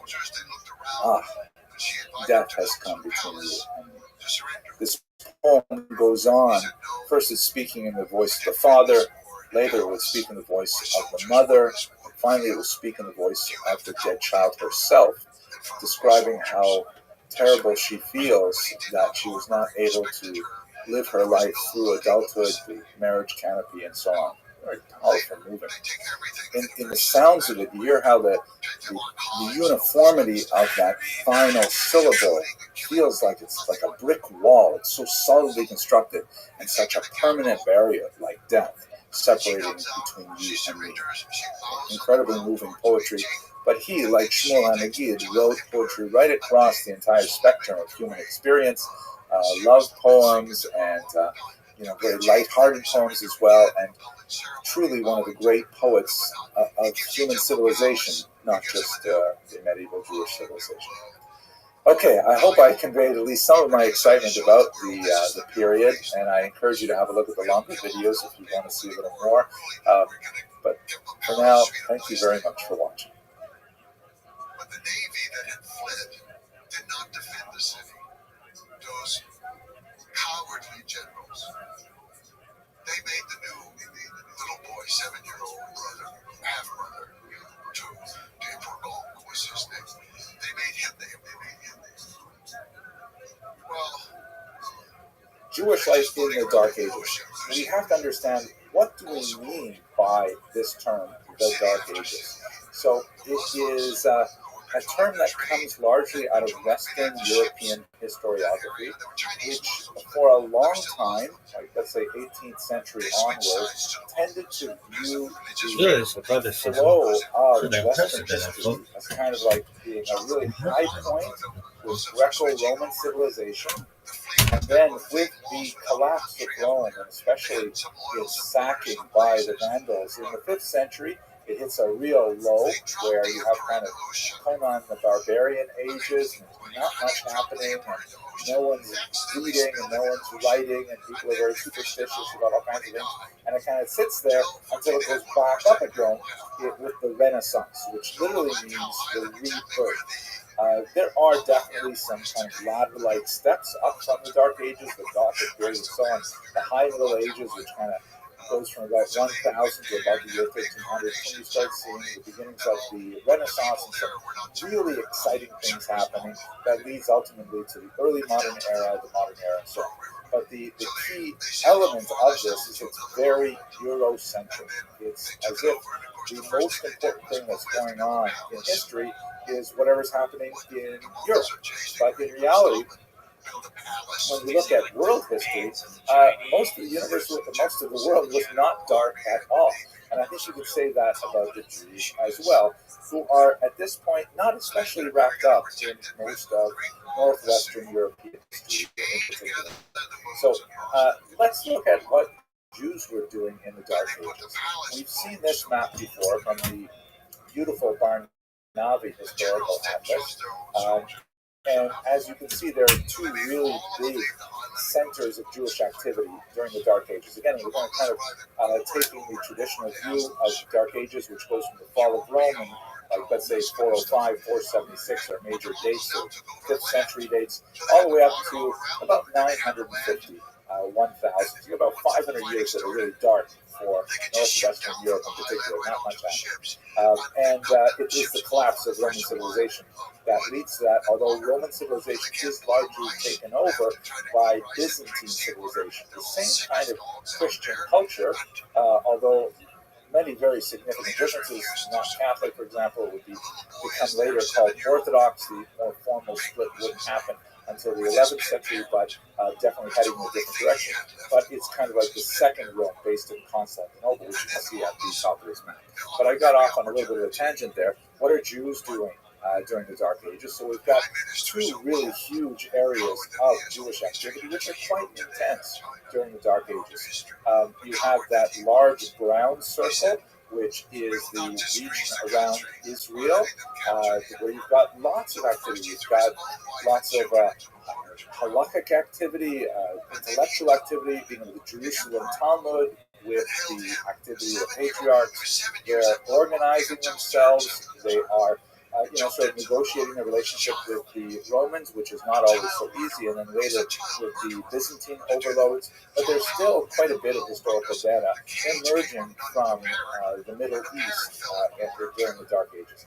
And then perhaps more significantly, I wish the actual circle was bigger because it would give more of an impact. But Baghdad, oh my gosh, there's so much going on there with the transplanted yeshivot of Kumbedita and Sura, with the great intellectual centers of the Talmud that are just pumping away all kinds of stuff during this period, right up until the 7th century when you get the Muslim advance. And when the Muslims take it over, then they have an even greater explosion under the Gaonim, which we spoke about a few lectures ago. In fact, that's where we used this map. And the Baghdadi culture, the Mesopotamian culture, kind of like radiates all the way out through the Mediterranean basin and has its impact felt all the way out to Cordoba in Spain, where you see there's major Jewish communities. And it was during this period that, it's true we have a lot of the Visigoths and so on, but we also get into the beginnings of the Spanish Golden Age. They have their roots during the period known as the Dark Ages. So these two areas represent the light that was coming out of the Jewish community in particular, and really has a very different kind of picture than what you think of with Northern Europe in the same period of time. But neither of these areas, of course, the Middle East and the Mesopotamian region are in Europe. So what is happening in Europe in particular? So the most important areas, to be sure, are in Italy. There are just not that many Jews living in the rest of Europe. We have tiny little settlements in the Rhone River, for example, infinitesimally small ones in the Rhine River region, and like just little outposts, as it were. But in Rome in particular, and in the south, in Bari and Oria, you have some phenomenal centers of Jewish population where they are deeply involved in all kinds of Talmudic work and all kinds of historical work, poetic work.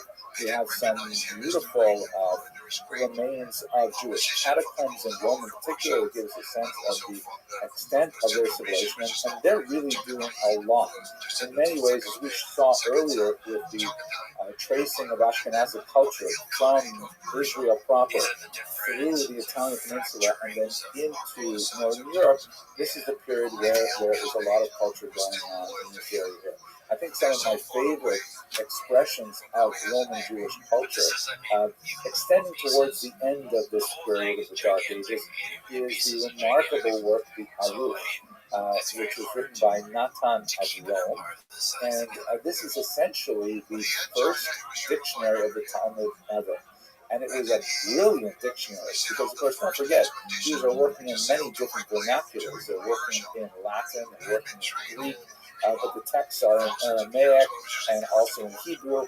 And, you need secondary materials to be able to negotiate these texts. So, Natan of Rome, who had a family name Anas, meaning the humble ones, he composed this first dictionary of the Talmud, and it's beautiful, it's brilliant, not only because it's not simply a word-for-word translation of the words that occur in the Talmud. It provides examples of how those words are used in the Talmud, and ends up becoming an incredibly important finding aid, such that, for a millennium since it was written, towards the end of the first millennium, many Talmudic scholars use the dictionary not so much to understand the translation of a given Aramaic word, but to know where it's used elsewhere in the Talmud, because it is essentially kind of like a concordance as well as a Talmud. Great, really amazing work. So there's lots of scholars who are here in Rome and in southern Italy.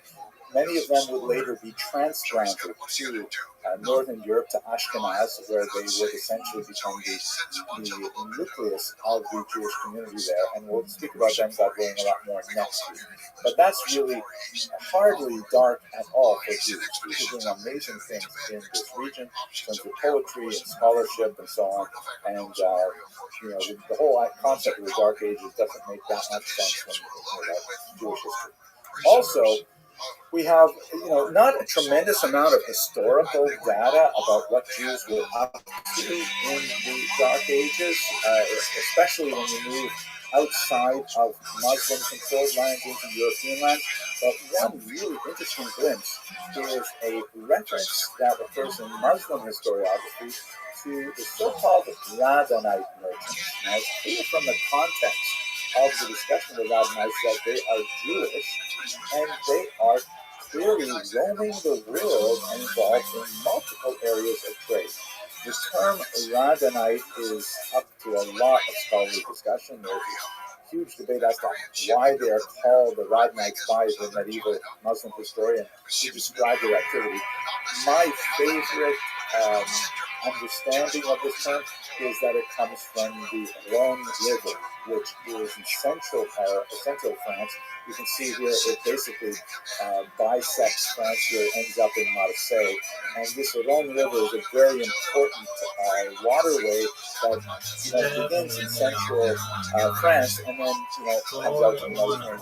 As you can see from this map here, the dark line indicates the specificity that the Muslim historiography describes as part of the destinations of these Radhanite travelers.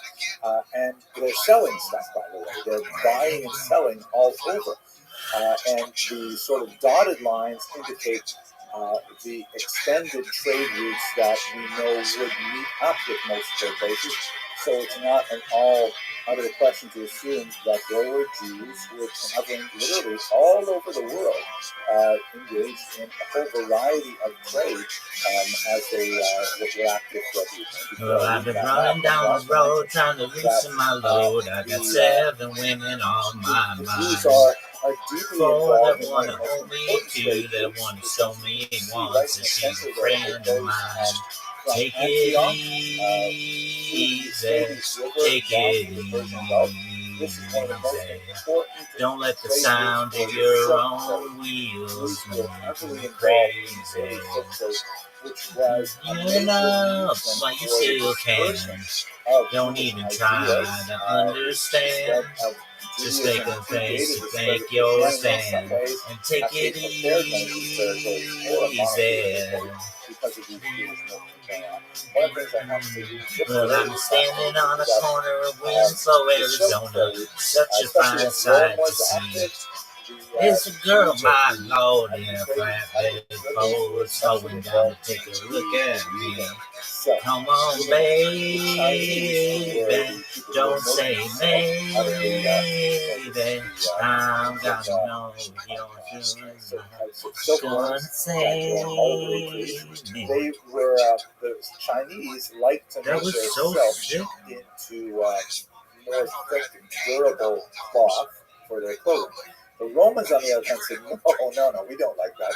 We want it sheer and filmy and something that you drape over yourself and something quite a bit more racy. And so the Jews were actually involved in reweaving. That they often took the silk cloth from China and then they reweaved it. They actually pulled out the thread and then remade it into much more diaphanous cloth that would be sold at a much higher price in Rome. Funny little detail there. Okay, anyway, so the Jews are definitely heavily involved in this international travel. Now, why the Jews? Well, it's kind of a self-fulfilling prophecy or a self-affirming cycle because the Jews do have a common language, Hebrew. They have a common legal system such that they're all bound by the rulings of the Talmud, and they can rely on a neutral, body of judges who will not judge them by the capricious laws of a specific reason. I'm going to get more into that in just a second. They also have a strong co-religionist bond, such that it is not at all uncommon. And in fact, it was widely common right up until the 20th century in Eastern Europe, where a stranger could show up in a synagogue on Friday night and say simply, hey, I need a place to stay for Shabbat, and they'd be taken in for meals and have a place to sleep. And then once the Shabbat was over, then he would say, okay, here I am, I'm selling wine or silk or whatever it is. Have you got anyone who wants to trade with me? And of course, the business was self-affirming. So the diaspora of the Jews was actually the foundation of the international commerce that they would be engaged in right up until contemporary times. There is a long historical tradition for this. We will explore the economic aspects of this by doing a lecture later this summer or later this spring, I guess. So hang on, but let's go to the use of Ashkenaz. So I referred to the restless beauty on a planet. Consider the kind of situation that was going on in real dark ages Northern Europe. See how high she flies. So we're talking a really weird, backwards, pre-Christian kind of environment where they adjudicate trials, for example, by ordeals. Like this is a drawing of the so-called ordeal by water, in which you had a person suspected of some kind of criminal activity. And so the best way to see how well they did is if you tie them up and throw them in the lake. And if they don't drown, they're innocent. Because the gods or evil, as the story in Christianity, God protects us. So that's definitely not kosher by Talmudic standards. Another version of the ordeal was, two people are in a legal fight, and one of them claims he's totally innocent, so the judge can say, all right, we're going to boil up this vat of oil, and we're going to drop an iron ring in it, and you reach into that boiling vat of oil. If you can take the ring out without being harmed, that will mean that you are obviously innocent. And if you are not willing to do it, it must mean that you are guilty. Like, yikes! I would not want to be anywhere near this kind of legal system. Give me the Talmud any day, rules of evidence and testimony and things like that, please. So, and one last thing, of course, which I'm not sure how Jews felt about this, but there was the trial by conduct, or ordeal by conduct, where you could defend your innocence by simply going hand to hand with your litigant, and this is probably not historically accurate, but I'm talking about, but I kind of like it. And this is also something that has no basis in jurisprudence. So luckily, Jews were largely exempt in Ashkenaz from any of these trial by ordeal. And they were able, even in these barbarian kind of environments, able to have their affairs beautifully according to Talmudic law. This was an arrangement that benefited the Jews and also benefited the region because they were the traders. They were people with good sense. Of course, they're in a tiny minority traveling up and down these riverways. Society cannot support people engaging. And I know you won't let me down. So there is an injunction in giving a Jew that level of legal autonomy. And we see in the Dark Ages that Jews are granted this. The number of communities that we see them appearing in Northern Europe. It's quite fascinating. At this point, we begin to see a long time ago. After discussing much greater detail later, what a woman that do this is the formation your of soul. this is formal, She can self-government take you that anyway. develops very strongly They don't in know Northern really Europe, know although it how definitely to go. has similarities to what was And going I on in got a Western peaceful, Jews easy essentially formed for themselves a small feeling. state within a state, at least at the And I municipal know you level. won't Later on, when let we get me to the 16th century, we see that it down. expands really 'Cause to I'm massive already level in Poland and Lithuania, where standing municipalities are individually connected with one another. But essentially, the Jews in these tiny little struggling communities, we're talking about less than 1,000 people in any of them, are granted the right to govern themselves. They're granted certain protections and ordered to largely benefit the trade, and later, as we shall see, benefit the tax structure and the tax revenue of the crown. Again, I'm sorry to be talking about this now because we're going to spend at least one of these videos talking about Jews and the medieval economy, and this is crucial. But what it gives us for now is the possibility of Jewish social independence. That they are, through the Kehillah structure and through their legal autonomy, able to run their own affairs and create their own social safety net with education, with support for the elderly, support for orphans and widows, support for poor brides, all kinds of things to ensure that the Jews are self-sufficient as a community and contribute to their ongoing survival, despite the relative barbarity of the Dark Ages in Europe. So that's just by way of introduction. I want to give you that kind of background coloring as we go on to speak now about the Rishonim. And I think the contrast is going to be absolutely politics, reading a few books, but like the way you understood and felt the Mongolian steppe, like understand the Chinese people in that way, because it does feel like from that understanding. Yeah, I totally know. My work self-classified as Chinese history, which I think is ironic, because for me it's always a Mongolian history. But for the last book I wrote, in order to start talking about the Rishonim, we should talk about what that term really means. So Rishonim literally means the first ones. Rishonim are the first ones. So you have to go backwards a little bit and learn a little bit of Jewish theology. There is this concept in Jewish theology that actually is quite important for understanding how Talmudic jurisprudence in general works, and it's called in Hebrew Yehudah HaDorot, or the decline of the generation. This concept essentially argues that earlier generations, from starting with Moses' generation, shown here, portrayed brilliantly by Charles Heston, the generation called the Dor Dea, the generation of knowledge, that actually heard the first two of the commandments spoken by God.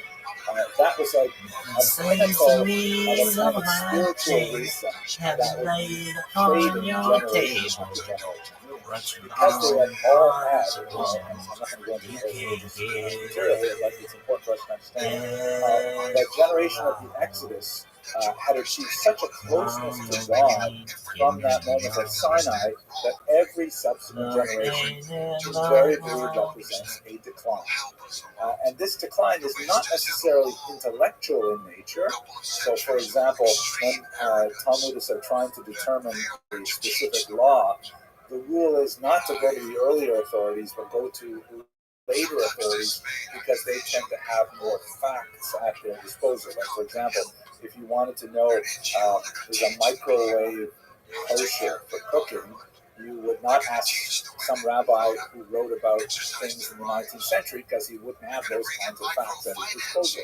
You would ask someone writing in the late 20th century to be able to discuss it. And there's a lot more reasons for this, but essentially the intellectual capability of later generations is not questioned. It is the spiritual capability, the sensitivity, the ability to penetrate to the core of an issue that is considered to decline from the moment of Sinai downward, through the prophets and through the sages and so on. So the major people or major groups that we're speaking about in the medieval period, beginning with the Tanaim, and these are literally the teachers. They are associated with the Mishnah, and their activity is more or less from the year 200 before the Common Era to 200 of the Common Era. The following generation are called the Amoraim. Amora means literally the sayer.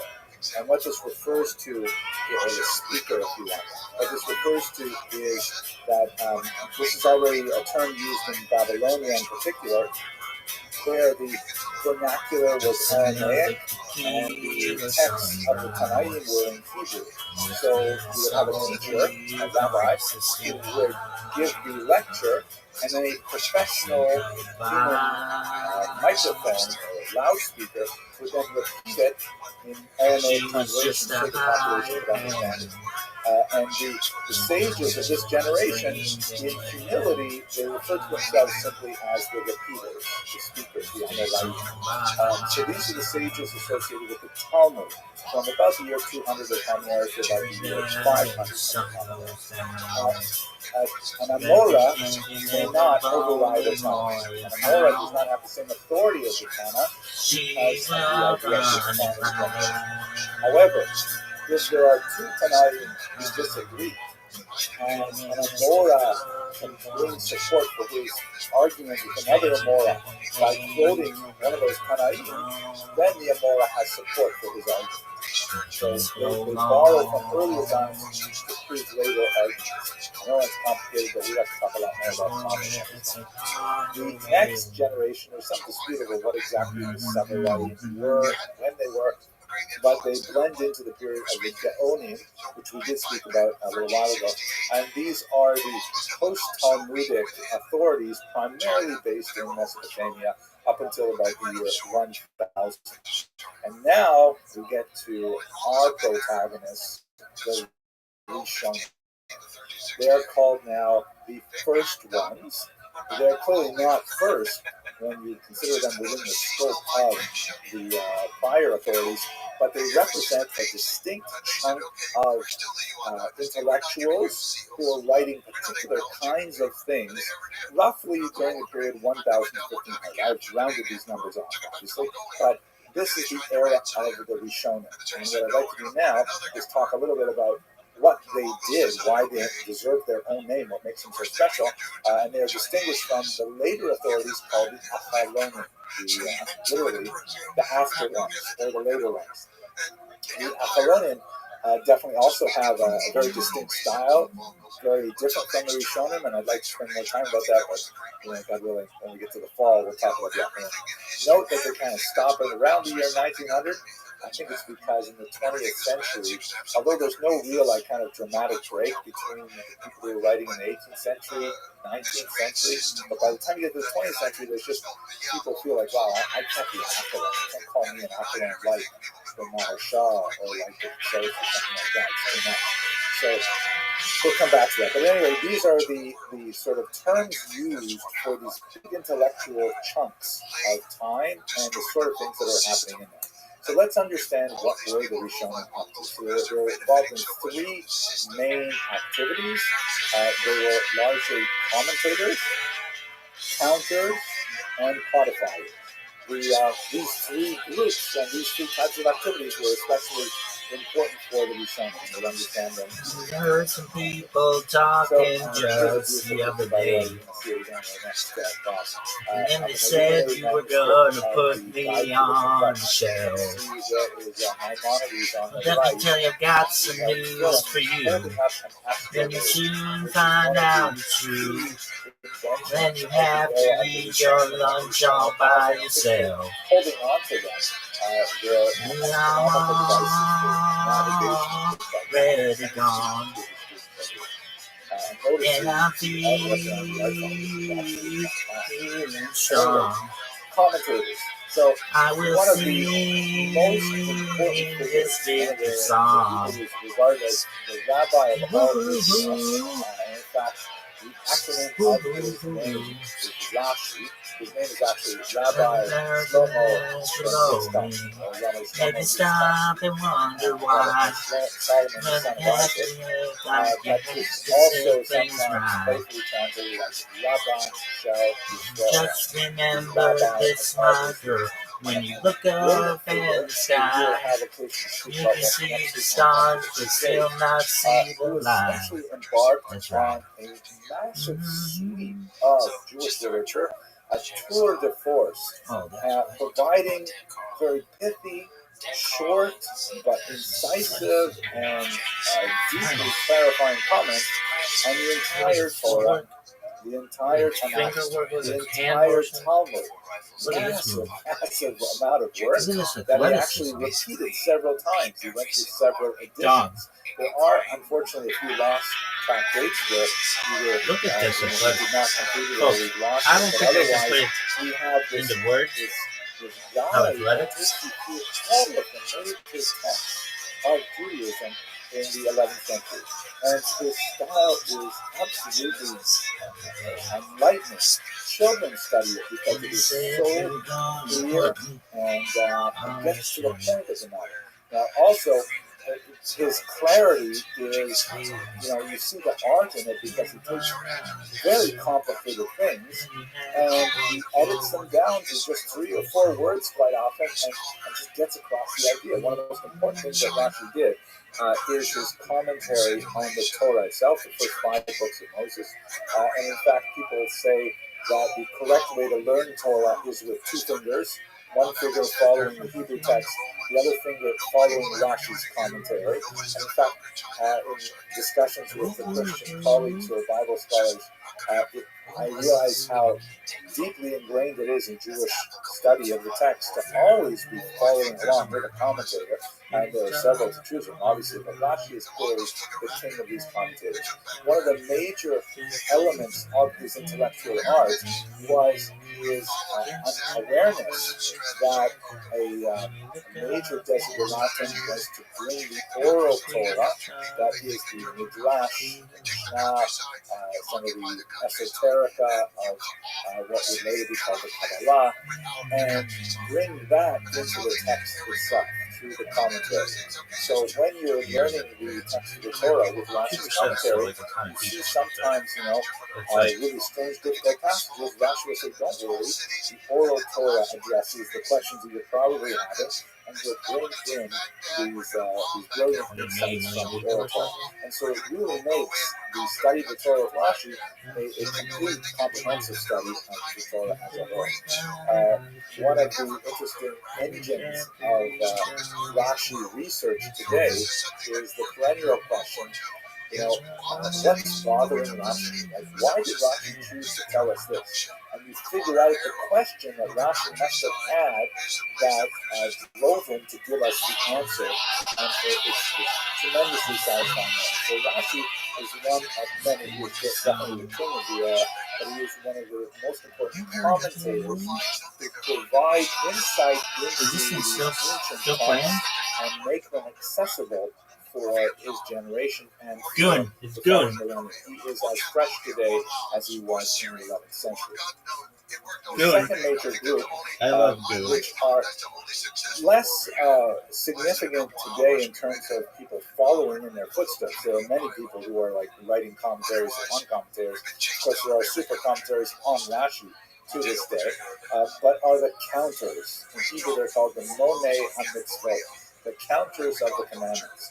So based on a passage in the Talmud, a very well-known passage in which there's a description of 613 commandments in the Torah, the Rishonim began to say, okay, well, let's make a list.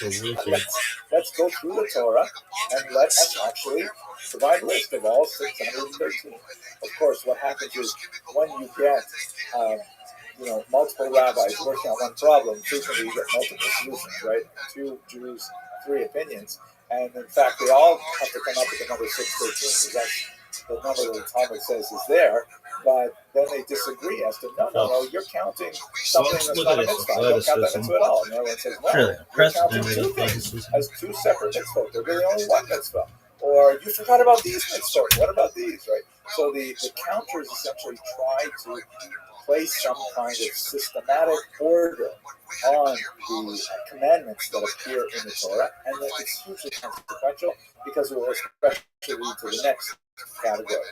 But just to give you an example of one of the Rishonim that is my favorite counter for sure, this is an anonymous counter, often identified with one Aharon of Barcelona, Spain. Quite possible, although there's significant questions that perhaps it was something else altogether. So it's an anonymous book called the Book of Chinuch, or the Book of Education. And it is the greatest bar mitzvah present ever, where this particular rabbi wants to give a bar mitzvah present to his son. So he essentially says, here, I'm going to list out all 613 commandments. I'm going to list them in the sequence in which they appear in the Torah. So when you go to synagogue every week and hear the Torah read, you'll be able to review all of the mitzvot that occur in that week's parsha. And that's brilliant. That's great. Really helpful just in itself, isn't it? But what he does after that is so much more amazing. First of all, This motherfucker might be one of the most effective motherfuckers I've ever seen. The English translation is wisely today is a 3-volume set. And then he tells you a little bit about how the mitzvah is performed. And then he tells you a little bit about, this is amazing and not so common as you would think, he tells us why we have this mitzvah, this commandment. And that's like so valuable, because many of the other authorities from the Talmud on really don't think about that. Or if they do think about it, they don't write a lot about it. There's this sort of religious approach to the text saying, here is the commandment, and it is incumbent upon us to observe it. Kasher tzivanu Hashem Elokai, as the Lord our God commanded us, right? He didn't tell us to think about it. He told us to do it. I'm generalizing. There are a lot of people who say, no, you have an obligation to think about it too. At any rate, the Chinuch provides the why to a lot of these commandments, to all of them actually. We don't necessarily, not all of the Rishonim agree with his response. You think you get to 1900 by as I said, the world's best bar mitzvah present ever. We know that it was a bar mitzvah present, and we know a little bit about him and his son because he speaks to his son directly in the text. It's really very sweet and engaging. We know, for example, that they were Levites, because he says, my son, pay attention to this mitzvah because you're a Levi and you're going to have to keep this particular mitzvah. Good and highly enjoyable. And then finally, most significantly, because it flows directly from the counters, are the codifiers. And this is hugely important because essentially these are the people. One of the most important on the list here is Rabbi Yaakov ben Asher, known as the Rosh, or the head, who go through these commandments and they say, okay, thank you, for example, anonymous author of the Chinuch, for laying them out how they appear in the text. But if we're actually going to work with these in a functional way and organize a society around them, we've got to have them organized by topics. We've got to have all the laws of keeping kosher in one place, all the laws of keeping Shabbat in the other place, all the laws of civil, criminal law have to be in one place and things like that. So the codifiers begin to say, all right, organize this here, this is the mitzvah here, this is the mitzvah here.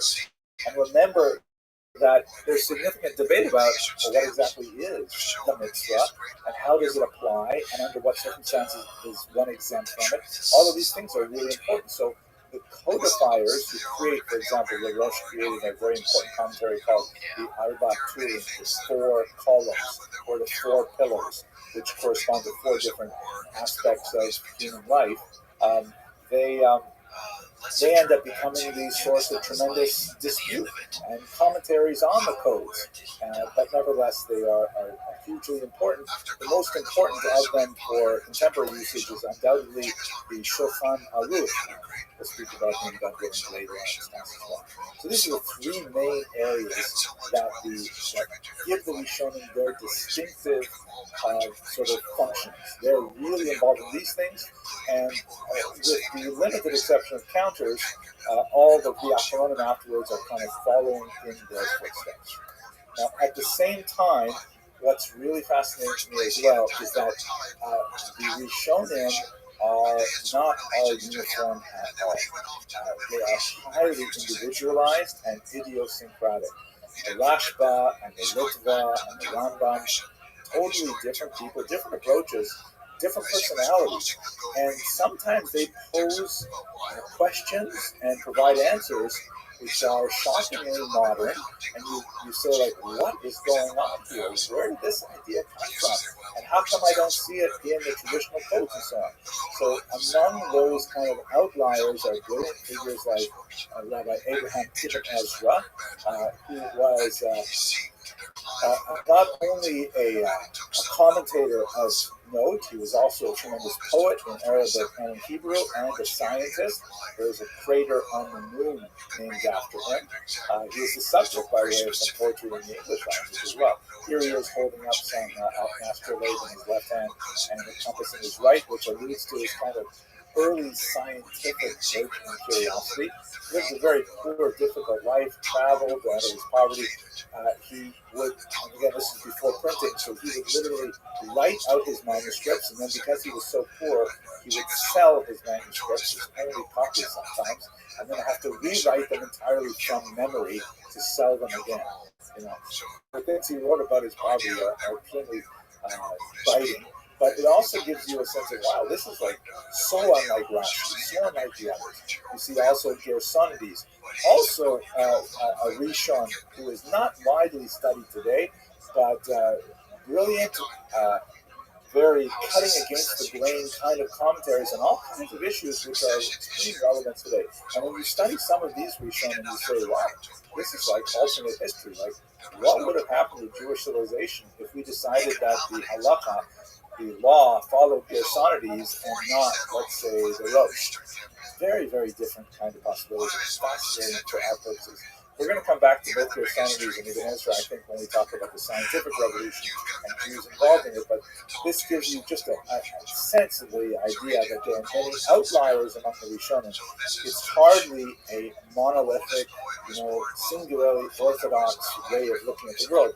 The Rishonim had a tremendous scope and spectrum of activity and interest. So, Okay, I see that I got a little bit too excited there and I spoke too long about some of these things. So let's look at Maimonides specifically. And he is really special because, among other things, he is the greatest of the outliers. I mean, he is so amazing unto himself as a scholar, as someone who is active in all of these areas and many more, but at the same time, he was the most vilified during his lifetime, and especially shortly after his lifetime, so much so that Jews actually were responsible for burning Maimonides' books, if you can believe that. Get to that story. He's in the kitchen. Was a heavy drinker. Tabati was very rigid about the law of the Mongols, but he thought using the favors to just a more reasonable, good warrior, a reasonable person. They called him Jutsu, my son speak. Takate, the second one, I believe the Mongol was supposed to be. Maxwell He Jr. jumped up and he said, this is when he accused his Here's a sort of a modernized, detailed version of the iconic image of Maimonides that we have today. We have no idea if he looked anything like this, but it's sort of like when you see that picture and say, oh, Maimonides. That is his signature up on top, though, which was taken from the Guinness archives. His dates are 1138 to 1204. He was born in Cordoba, Spain. We spoke about it a little bit in the beginning of the Golden Age. But he had to flee Spain as a youth because of the persecution of the North African Muslim tribes that came into the Iberian Peninsula and started demanding a much greater adherence to Muslim orthodoxy, and wanted to put a stop to the excessive fraternization that they felt was going on between Jews and Muslims and Christians. So his family, which had been in Spain for generations, in his biography, he lists, I think, 10 generations of Dayanim, of judges, of rabbis that preceded him, a very illustrious family. The family had to flee Spain, and over the course of his teenage years, they made their way across the coast of North Africa from one place to another. Along the way from Spain to Egypt, where he ultimately settled, he received a significant secular education. He was especially trained in Tunis, where he learned to be a doctor. We mentioned before, this is kind of like the go-to profession of a Jewish intellectual of the medieval period. It's a portable trade, it's a respectable trade. It's a well-remunerated trade, so therefore, Jews often chose this as their profession. Although he dedicated himself during these years of his youth exclusively to study. The mainstay of their family economically was his brother David, his older brother David, who was a merchant. Unfortunately, when he died in a shipwreck and lost all of their wealth as well, Maimonides had to go to work, and so he turned to trade as a physician, and he had to abandon his full-time study of Torah in order to do so to support the rest of his family. He is, in many ways, paradigmatic and at the same time exceptional. Paradigmatic in the sense that, as we discussed in the Golden Age of Spain, he is one of these really unusual people who is world famous for his secular activities, specifically as a medical doctor, and at the same time, he exerts an phenomenal light on all of Jewish intellectual history for the next 1,000 years. He is so incredibly powerful in both areas simultaneously. That's what makes him sort of like the ideal of the Spanish Golden Age. And that's why I think so many schools are named after him, because you want to tell your parent body that if you send your kid to our school, he's going to be like Maimonides, a great scholar of Torah and a great breadwinner in the secular field and so on. I think that's what kind of the image that they're trying to get across with that. But at the same time, he was exceptional because, as I mentioned, we talked about the Rishonim, his opinion in halakha is frequently ignored by later commentators. I should say ignored. I should say it was overruled. You all say, okay, Maimonides thinks this, but two other major figures, the Rif and the Rosh, they disagree with Maimonides, so we're going to go with majority rule, and Maimonides will lose out. He does things that he approves of things that the rabbis later would disagree with. And so, although he has a phenomenal impact on Jewish history and Jewish thought, many of his ideas were outright rejected. Just to give you one interesting example, he felt very strongly, based on his long-standing experience in his family, that a person should not receive a check for serving as a rabbi. I know I'm going to get in trouble after saying this. Rabbis, if you're watching this, Sephardic congregations sometimes continue this practice. It's much more exceptional in the Ashkenazic way. And there are lots of ways to justify it. Like, for example, if a rabbi does not receive a paycheck, or also teachers, who may teach Torah, you should not get paid to teach Torah. Wow, that would essentially sink the business model of so many Jews. That would be terrible. But there are lots of halakhic exceptions. The most important one being that if a rabbi does not have another source of wealth or income, then he would have to leave off being a rabbi in order to be, a plumber or an accountant or something like that. So there's kind of permission given to pay your rabbis and your teachers so that they are able to rabbi and to teach. But that's kind of an unpopular opinion that Maimonides pulls out of the Talmud and really emphasizes. By the way, I should mention that he is known popularly among Jews as Rambam, or the Rambam, which is an acronym of his name, Rabbi Moses ben Maimon. The Greek term Maimonides means son of Maimon, that would be his father. Okay, so he's paradigmatic for being kind of that Spanish Golden Age ideal, even though the bulk of his career was not in and he's exceptional because he's frequently disagreed with, and as we shall see, very heavily criticized in his own lifetime and beyond. So he's very unusual in that regard. Now, what did he write in Iverson?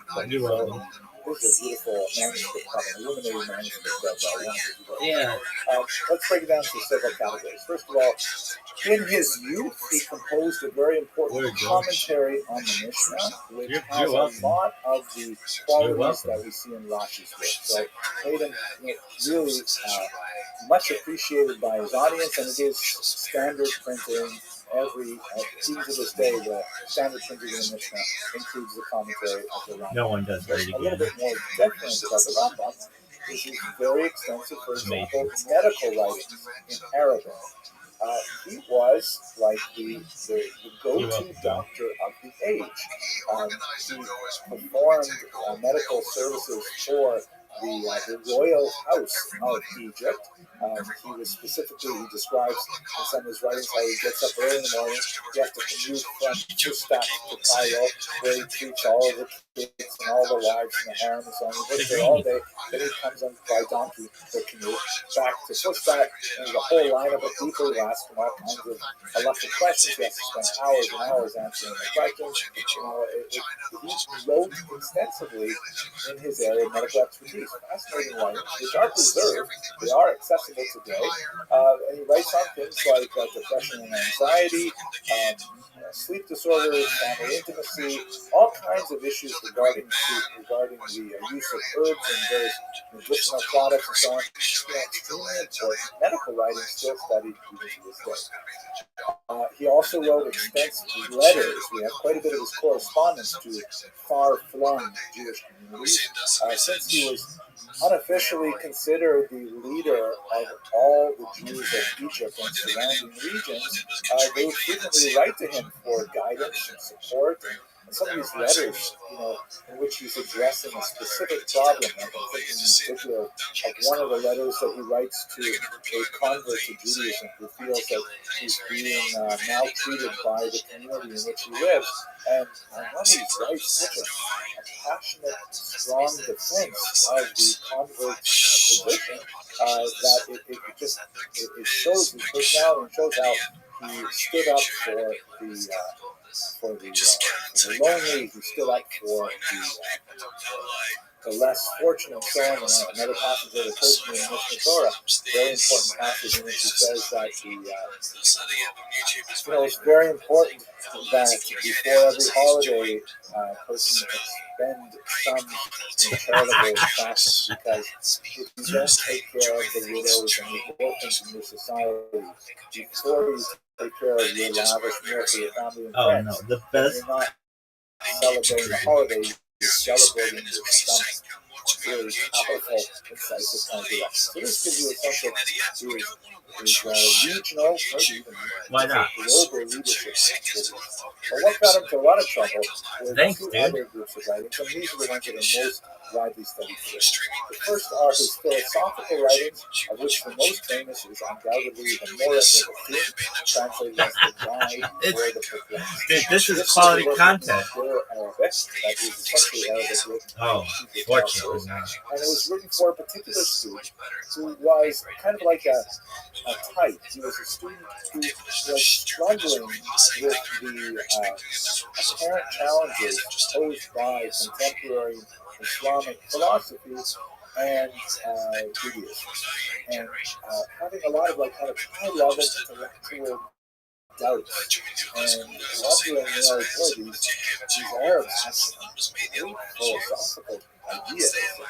These are essentially the great Arabic tradition that flows from Aristotle, the Greeks, and he's wondering, they systematize so many things, and they seem so logical, and Judaism doesn't make that much sense. So the Guide for the Perplexed, it addresses this student's concerns, and essentially within the context of Arabic philosophy, and in this regard, it's a fascinating and brilliant work that essentially defends Judaism from the intellectual challenges of this faith. But that was a book written primarily for the elite, for people who were well-learned, people who had a broad intellectual capacity. We're not generally working for a living, but we're, Well, thanks for all the information, dog. I'm glad that it did something. Psych, bitch. And the Mishnah Torah is this massive work. I'm going to show you a picture of the kind of standard critical edition used today. This is the edition I have in my own library, the Franco edition. This is a phenomenal restatement of essentially all Judaism in about 20-odd volumes. And what he does is he says, listen, Judaism is complicated, right? You've got the Torah, you've got the Talmud, you've got the Mishnah, you've got all these commentators and stuff like that, and you want to know how to be a Jew? So I'm going to help you out here. I am going to write out the entire Torah in a code-like format. So this is a code. It's a guide to living. And you'll be able to follow every single line of it. It's written in really basic Hebrew, like middle school Hebrew. A talented 14-year-old can easily make his way through the Mishnah Torah. The vocabulary is not complex, and it's written in a very straightforward, easy, accessible fashion. Which betrays, again, its sophistication, because when you really get into the weeds of why do we say it this way and not that way, when the Talmud clearly says it this way, why do we change the order of things, you see really what's going on in my mother's mind, much like we saw in Rashi. But this is an unusual code that goes way beyond the much more modest codes that will eventually eclipse it. For example, Maimonides' code, the Mishnah Torah, deals with all times. Most of the later codes, like the Shulchan Aruch, they said, okay, there are a lot of laws in the Torah about how to offer sacrifices. When they do the official one, the temple today, so that's when it gets banned. So okay, skip that whole part.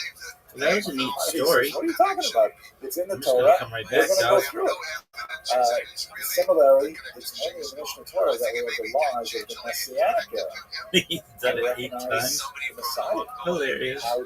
What will it be like in the Messianic era? How are we supposed to conduct ourselves? Guess what, baby? In the Messianic era, right? Can't stop, won't stop, Rockefeller. Hey, I think we'll figure that out when we get there, but my mom just said, no, it's in the Torah. I'm going to explain everything. He also explains some amazing things that others might think really is not legislatable, like how to have an opinion. What kind of opinions should I you wish have? these motherfuckers would understand can't stop, won't stop, Rockefeller. One of my favorite areas that I'm very attached to is that he wrote Can't on stop, how to repent. won't stop, It's sort of a book plug, Rockefeller. but I guess I can't do that. Why? I have a Why personal not? project where Oh, I you don't study do anything. his laws on Don't you know how sexual much fucking work this shit is? every year. Look at this move, And, dog. starting in 2012, Look at this move. I wrote up a little translation. Look at this move. And I put it on the internet. And people You don't liked do it, anything. so Fuck you, man. I make it rain ketchup, cunt. Ketchup and pussy juice. And now we are in. Why? I missed some years. Why not? Now we're in the 8th edition is out. I'm waiting. I'm hoping to work on the 9th edition, and I always release it on the anniversary of my father's passing. But he writes. I wonder if they know who I am. How do I take charge of your own behavior? How to change your behavior. These are amazing books, but he got into tremendous trouble. For example, and there are several waves of controversy surrounding his work. Some that occurred in his lifetime, died in 1204, and several that went on for another couple hundred years. These conflicts especially erupted. That could be a name of an album. Hard and Hot. Translators Why? produced a Hebrew Why not, translation baby? of his Judeo-Arabic Guide for the Perplexed, and it circulated in Northern Europe, where the Jews there had no access to the Arabic text. What in color? This caused a huge hue and cry against Maimonides. What were the charges? One of the charges was he was overly reliant on Greek wisdom. Why not? He has a huge respect for Aristotle, and his Nicomachean ethics had a massive impact on certain sections of Maimonides' thought, especially the laws of opinions I mentioned earlier. He disagrees with Aristotle in some key areas, but otherwise he openly calls him a philosophe, their philosopher. And his synthesis of Greek thought and Jewish thought is brilliant. But a lot of the Northern European rabbis said, this is great, this is not kosher. You can't build a Jewish philosophy with such heavily reliance on non-Jews like Aristotle. Another major charge was that the Mishnah Torah doesn't have any footnotes. So what is going on here? You're looking at the text, and here we see how Maimonides tells us to behave. But the way that we've always been studying the law is you look at this opinion, you look at that opinion, you argue about them, you figure it out, you come to a conclusion. And here Maimonides just told us the conclusion without offering us the background debate. And so, it's dangerous. We don't know how he arrived at his decision. Secondly, related to a lot of people accused him of arrogance, because as he says in the introduction to the 600 years or less. essentially, Just look at the child of a. you have this big book Look that at I the just child wrote. of Israel. It looks like that motherfucker. Everything you need. Spammed everybody on Obviously, kick. studying Torah, but the truth is, if you want to know how to be a Jew, the whole thing is laid out right here. And many authors felt, many rabbis felt, this is a type of arrogance. I've spoken in other lectures a little bit running out of time, but there's also economic factors involved here, because he essentially challenges the business model of rabbinic expertise in a very serious way. It turns out to not be that way, because an even greater industry was created, a commentary on Maimonides. But sadly, Jews denounced the works of Maimonides to the Dominican friars, who gladly seized these books, which were charged with heresy, and burned them in Paris in 1242. So it was a huge tragedy that the Jews were, that some Jews in Northern Europe were so incensed with Maimonides that they preferred to see his books consigned to the flames than to have them studied. 10 years later, there would be another repetition of this, and the Talmud itself would be in exactly the same spot. There are other ramifications. For example, the Spanish rabbis continued discussing this for quite some time, and the only way they sort of compromised about Maimonides was they agreed to a Europe-wide ban on the study of philosophy for anyone younger than 25 years of age.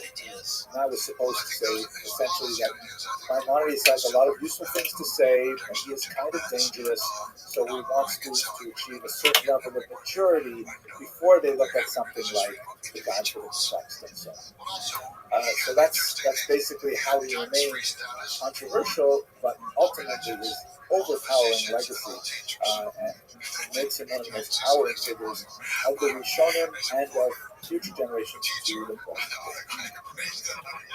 Out of pure greed and self-interest. But it's not to me the idea of saving money. It's the idea of focusing on that as something important for the society. He didn't say tax-free for any other category of people, that's what I call just for those. And he's highlighting the health of the people, the education of the people, and the spirit of the people, the spiritual. That's very important. That's a profound approach to life. And so these are policies. Before we discuss the experience of Jews in Ashkenaz, I'd like to take a little bit of a broader approach for a moment to speak about the structure of the Jewish community.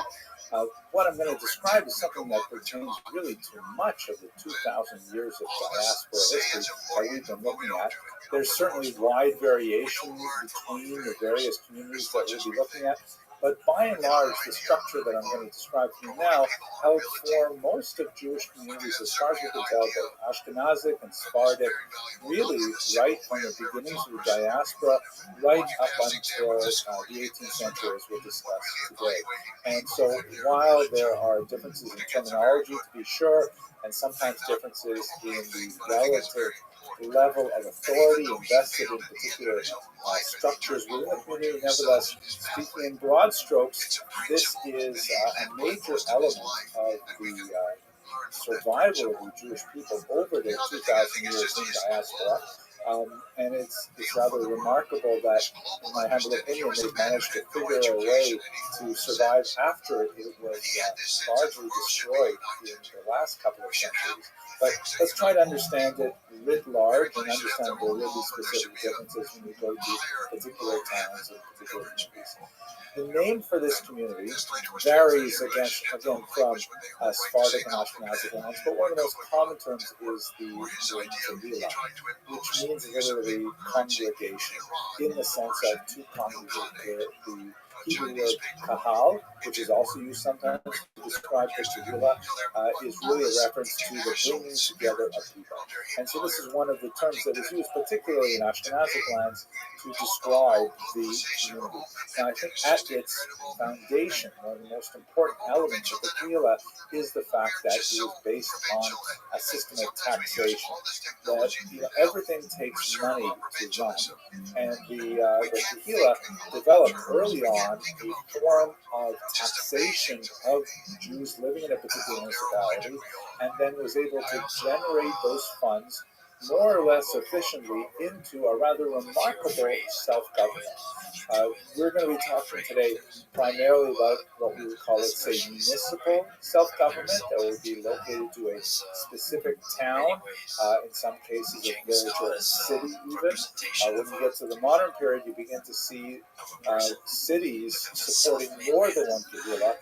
The idea of separating a single Tehillah associated with a city into several Tehillah was something that was fraught with controversy, and we'll speak about that when we get to the 19th century in particular. But right now, we're really speaking about how the Jews would organize themselves within a fairly small geographic area associated with one particular town. Okay, let's look at the org chart of the village. We should begin with the institution known as the Tuvei Hadiyot, which literally means the good people of the city.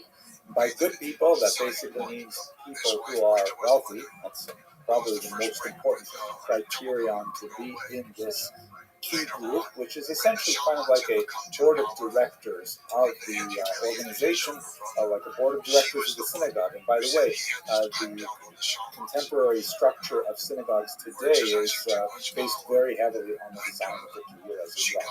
So the Tuvei would typically wealthy people, almost always they're universally male.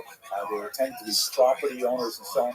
Occasionally there would be like a nomination of someone who was a well-known scholar, but that was clearly the exceptions to the rule. The Tuvei had this unusual kind of responsibility of On the one hand, they received the honor of being in this august group and recognition for their leadership efforts and so on, but at the same time, they are also responsible for coming up with shortfalls if the taxation system did not generate enough funds from the impoverished people of the city. So it was a responsibility of leadership that good people took on in order to support the community, and the honor that was bestowed on them was really a recognition of the time and energy and finances that they would also devote to the upkeep of the city.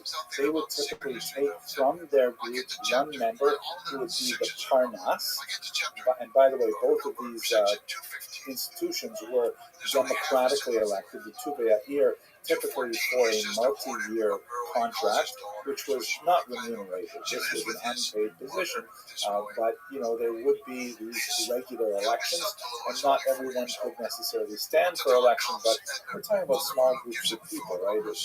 When you get to the later period, when you might have several thousand people in a community, it's a little bit more complicated. But in small kehilos, which were the bulk of the medieval period, we're talking about 500,000, 2,000 people at most, so it's not a huge organization.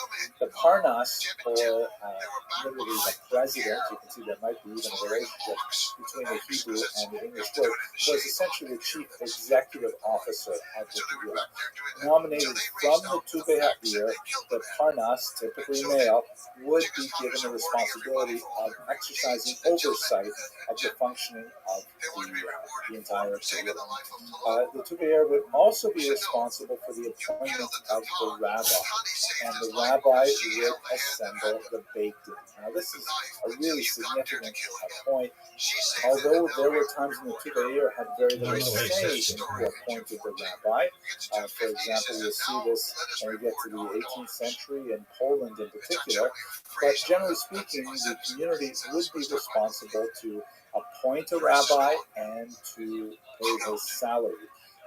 This meant that there was kind of an unusual relationship where the rabbi was technically the leader of the community on at least a theological level, because the rabbi, who was always a he, of course, had a sense of the nature of Jewish law and how the community should be directed according to it.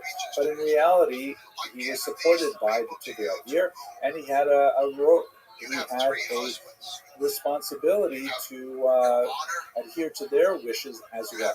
There were times when the Tuve'ir or the Parnas came into conflict with the rabbi, and this is like in contemporary synagogues when the president of the synagogue wants one thing and the rabbi wants another thing. It can be a real showdown, but nevertheless, the rabbi had tremendous symbolic and often real authority based in the dictates of the Talmud. The rabbi would, of course, be responsible for adjudicating disputes, which would involve the assembling of a Beit Din, a court, of typically 3 rabbis who would be involved in the discussion. We should realize that the title rabbi does not necessarily mean that person has control of the entire community.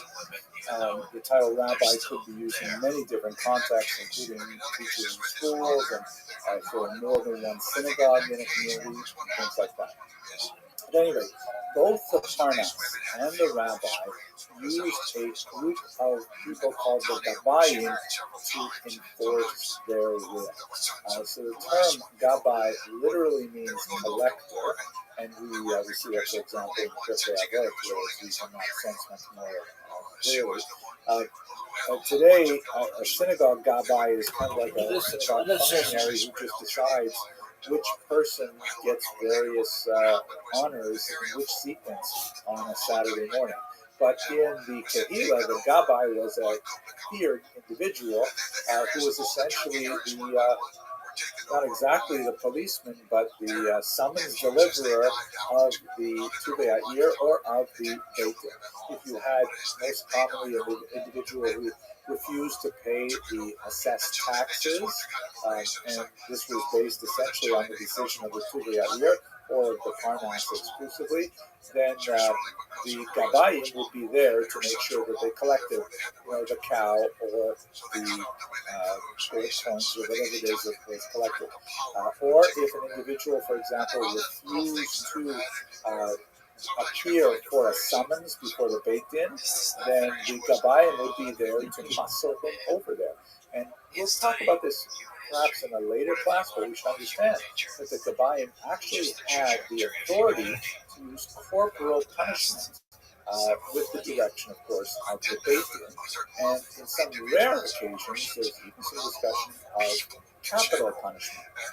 Too much for our discussion right now, but we should understand that the Gabbayim are truly significant fixtures in the operation of the Kehillah. Now, in terms of the day-to-day experience of the Kehillah, most of the people involved in the Kehillah, Jewish members of the Kehillah, would experience this solely through the yearly taxation that would be assessed by the Tuvei year, and they would have to pay what they could for it. There's typically a lot of impoverishment in the Kehillah, and those taxes are not used for self-aggrandizement, for the unpaid Tuvei year and so on. The money then flows into the actual services provided by the Kehillah.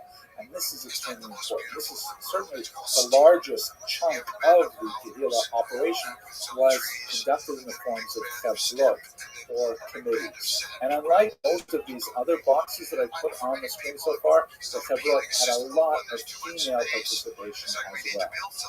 The chevlot essentially provided the services that are remarkable by comparison to later times and to other aspects of a given location, where the Jews, a very small population, nevertheless organize themselves very effectively to take care of all of the needs that they can identify in the community.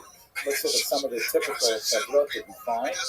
There is, of course, the king of the chevlot is the Chevra Kadisha, or the holy chevra. By the way, I would translate chevra here as, let's say, committee, but it really means colleagues, friends, which is chaver in modern Hebrew. So the Chevra Kadisha was the holy association, the holy group of friends. There would be one group for men and one group for women, who dealt with the very important issue of how to provide for a proper burial.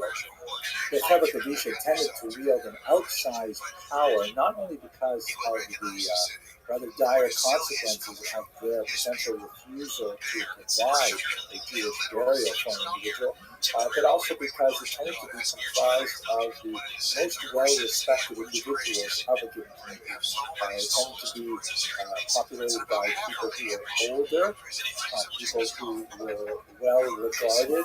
We should understand that according to Jewish thought, the traditional Jewish thought, the person who is passed on and deceased is aware of the things happening around him or her during the process of preparation for burial, and therefore, if there are people who are like ne'er-do-wells or who are disrespectful of the course, this is considered a grave affront to the deceased, and therefore they tended to choose people who would approach the difficult task with the appropriate solemnity and respect for the dead.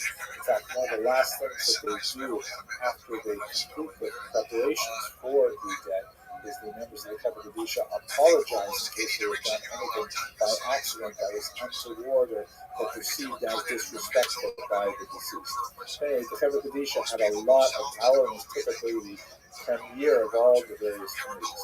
But there are chevras that are associated with education. Very important. The Chevra Shas, which typically was dealing with adult education, was one thing, but they would often organize themselves for children's education, which was typically paid for by tuition on a familiar basis, but there was a tremendous emphasis on trying to give a much higher level of literacy to both boys and girls, at least at their very primary ages. I'll speak about this in more specific detail a little bit later on. Also, Bikkur Cholim, which means literally visiting or examining those who are ill, and this was associated with providing for health care. Tomchei Shabbos was a committee, I should say is. These are committees which are still functioning in many Jewish communities today, of course. Essentially a food bank to make sure that people had wherewithal to celebrate Shabbat with the appropriate amount of food. You have Ozo Dalim, which was those who aid the poor, more associated with housing for the indigent and feeding them and so on. Knesset, very important committee that was tasked with providing for young families who do not have necessarily the wherewithal to start their life as a married couple. Linat Tzedek for travelers, which is essentially hospitality. Chevra Tehillim, which was one of the most well-known chevras that would deal with the various pious needs of the community, where Chevra Tehillim would typically bring people together to recite psalms on behalf of those who are ill and so on. I mean, we could literally, go on and on all day talking about the different committees that were set up ad hoc in individual communities. But this is just a sampling of some of the many associations that would be set up by men and especially by women in order to meet the needs of the community in their regular functions.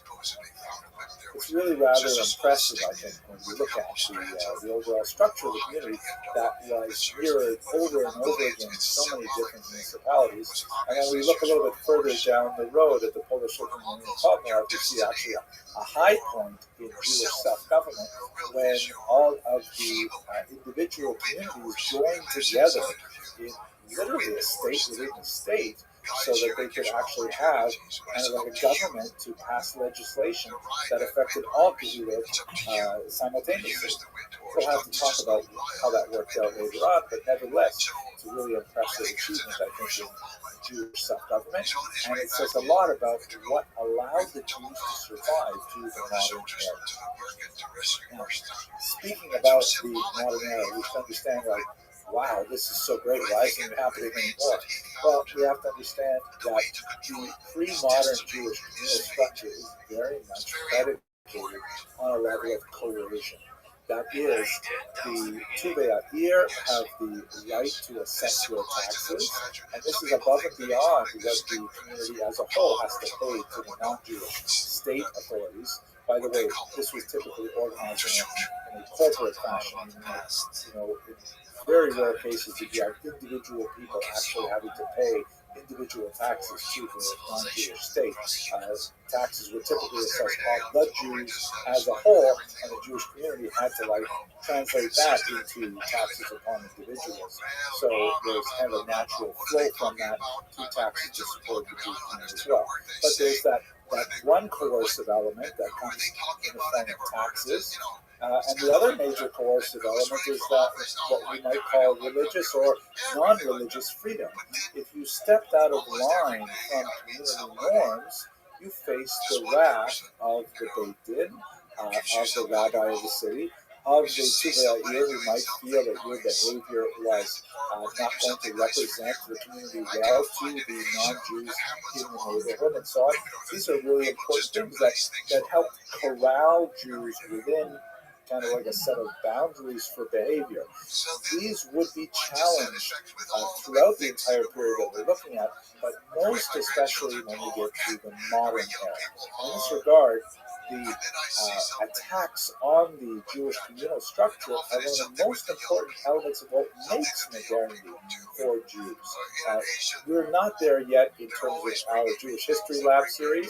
It's going to be a few months till we really talk about it, but just to glance ahead to understand where we are now, by contrast, this all fell apart in the 18th century, partially because of Jewish erosion of the system, that you can see the roots of it, especially from the 15th and 16th century onward, but it really collapses in the wake of the French Revolution, in which French authorities said, wait a second, we can't tolerate a dual system of government within our new republic.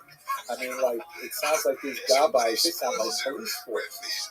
How do you have a French police force and then a separate Jewish French police force? And what are you doing, collecting money from people, even against their will? That sounds a lot like what the state should be doing, not individual organizations. You want to have voluntary contributions, that's fine, but you want to actually assess taxes? No way. So the French Revolution essentially gave everything to Jews, gave rights to Jews as individuals, but nothing to Jews as communities. And that meant that the Kira structure, which had the benefit of really keeping Jews from assimilating outright for much of the medieval period, this came crashing to a halt. Now, Napoleon restored some elements of that. Here you see a rather remarkable image of Napoleon from 1806, restoring the dignity of the fallen Jewish woman, holding on to the Ten Commandments there. In Napoleon's right hand, he's holding up the law, right? You can see kind of like the messianic overtones of his self-image with Judea in the background, and the menorah, the temple ground, things like that. So there's this idea of somehow restoring Jewish dignity despite modernity. There's another amazing image. This is something which Jews who were in favor of emancipation Napoleon gave to him. On the left, of course, is Napoleon, emperor and king, it says, and on the right, celebrating the reestablishment of the Sanhedrin, the Jewish court, which is not at all like the Sanhedrin of ancient years, when we'll talk about this in a few months. But here is Napoleon on the left, who is literally handing the Ten Commandments to a obsequious and defeated Moses. He's got his left hand kind of like over his heart, saying, "Oh, thank you, great emperor," and reaching out with great deference to Napoleon. I mean, wow, it's like even hard to look at this thing. But nevertheless, that's the conception of for some of what happened with emancipation. That Napoleon actually allowed the Jews to celebrate their religion. And in reality, getting rid of the Kehillah structure meant that you removed the coercive elements of the Kehillah, which also meant that there was going to be a huge lack of authority of the rabbis, of the Jewish elders, and so on. So much more to say about this, but it's really moderate. And we're focused on pre-moderate in the next few weeks at least. Now, let us not think that this was, set in stone, inviolable, and that no Jews had anything to say about it. Complaining about the Kehillah was a very common thing we see in all kinds of archival sources. And there were avenues of appeal. I mean, if you didn't like what the Tulei taxed you, you could go to the Beit Din and lodge a protest, and there would be some adjudication of it. Yes, it's true that the rabbi is essentially paid by those taxes that you are now protesting, but on the other hand, the rabbi has the great authority of the Torah behind him, and so those values of money versus Torah have to somehow sort themselves out. And there were also ways in which even people who did not have the wherewithal to easily initiate these kinds of legal challenges could nevertheless make their voices heard, especially women. There were various disruptive behaviors that people could engage in, women in particular. One of my favorites is disrupting the Sabbath services, where if a woman felt that she was maltreated by the system, she could, it was definitely highly discouraged, but she could simply walk into the men's section on a Saturday morning and stand right there in front of the Aron, in front of the Holy Ark, and refuse to allow the Torah to be read until her case was heard, or until at least a promise was made that her case would be heard. This was like, not unheard of, but definitely a very radical way to challenge the system. The voices of women could be heard, albeit in extremis, but nevertheless we do have examples of this disruptive behavior that allow the voices of less powerful people to be heard, even despite the very strong authority of the Tuveir and the Beit Din.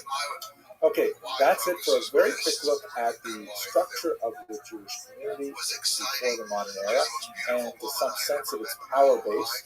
Let's go on now to talk about the First Crusade and its impact on Jewish communities in the world. Thank you very much for watching. My wife, she's the one who gave me a life. The truth is very odd. People don't believe sometimes. I failed English in college. I barely got in college. Nobody in my family, growing up with my grandparents was the countryside, they had third grade education. My father had seventh grade. What were the Crusades? We have to understand the idea of the Crusade, which is, of course, in today's parlance, we use the word crusade like some kind of grand venture to prove something. Like you can have a crusade for the environment, or you can have a crusade for I don't know, literacy or something like that. The term, of course, comes from the word cross, it's related to the word crux, and because the crusaders themselves were traveling under the sign of the cross on their way to Jerusalem. The history is basically like this. In the year 1095, Israel was under the control of the Muslims, and there was a significant conflict between the Muslim Empire and the Byzantine Empire in Constantinople. And the Byzantine Empire, of course, was Christian. And although there was a significant split between the Western Christians, who became Roman Catholics, and the Byzantine Christians, the leader of the Byzantine Christians in Constantinople, now called Istanbul, reached out to the Pope in Rome, shown here Urban II, and said, "Can you help us out? We are finding that we cannot make our way to the holy sites in Jerusalem on our pilgrimages." And so Urban II, when he was in France, he called together a council, and in 1095 he proclaimed a grand Europe-wide crusade, a gathering of military forces to march all the way to Jerusalem and to take it from the infidel, the non-believer, meaning the Muslim in this case. It was an audacious goal. We're talking about highly fractionated communities, Christians who were already arguing with each other. There was a grand ecumenical motive behind it, because here were the Orthodox Christians calling out to the Catholic Christians. They were going to cooperate in this grand adventure.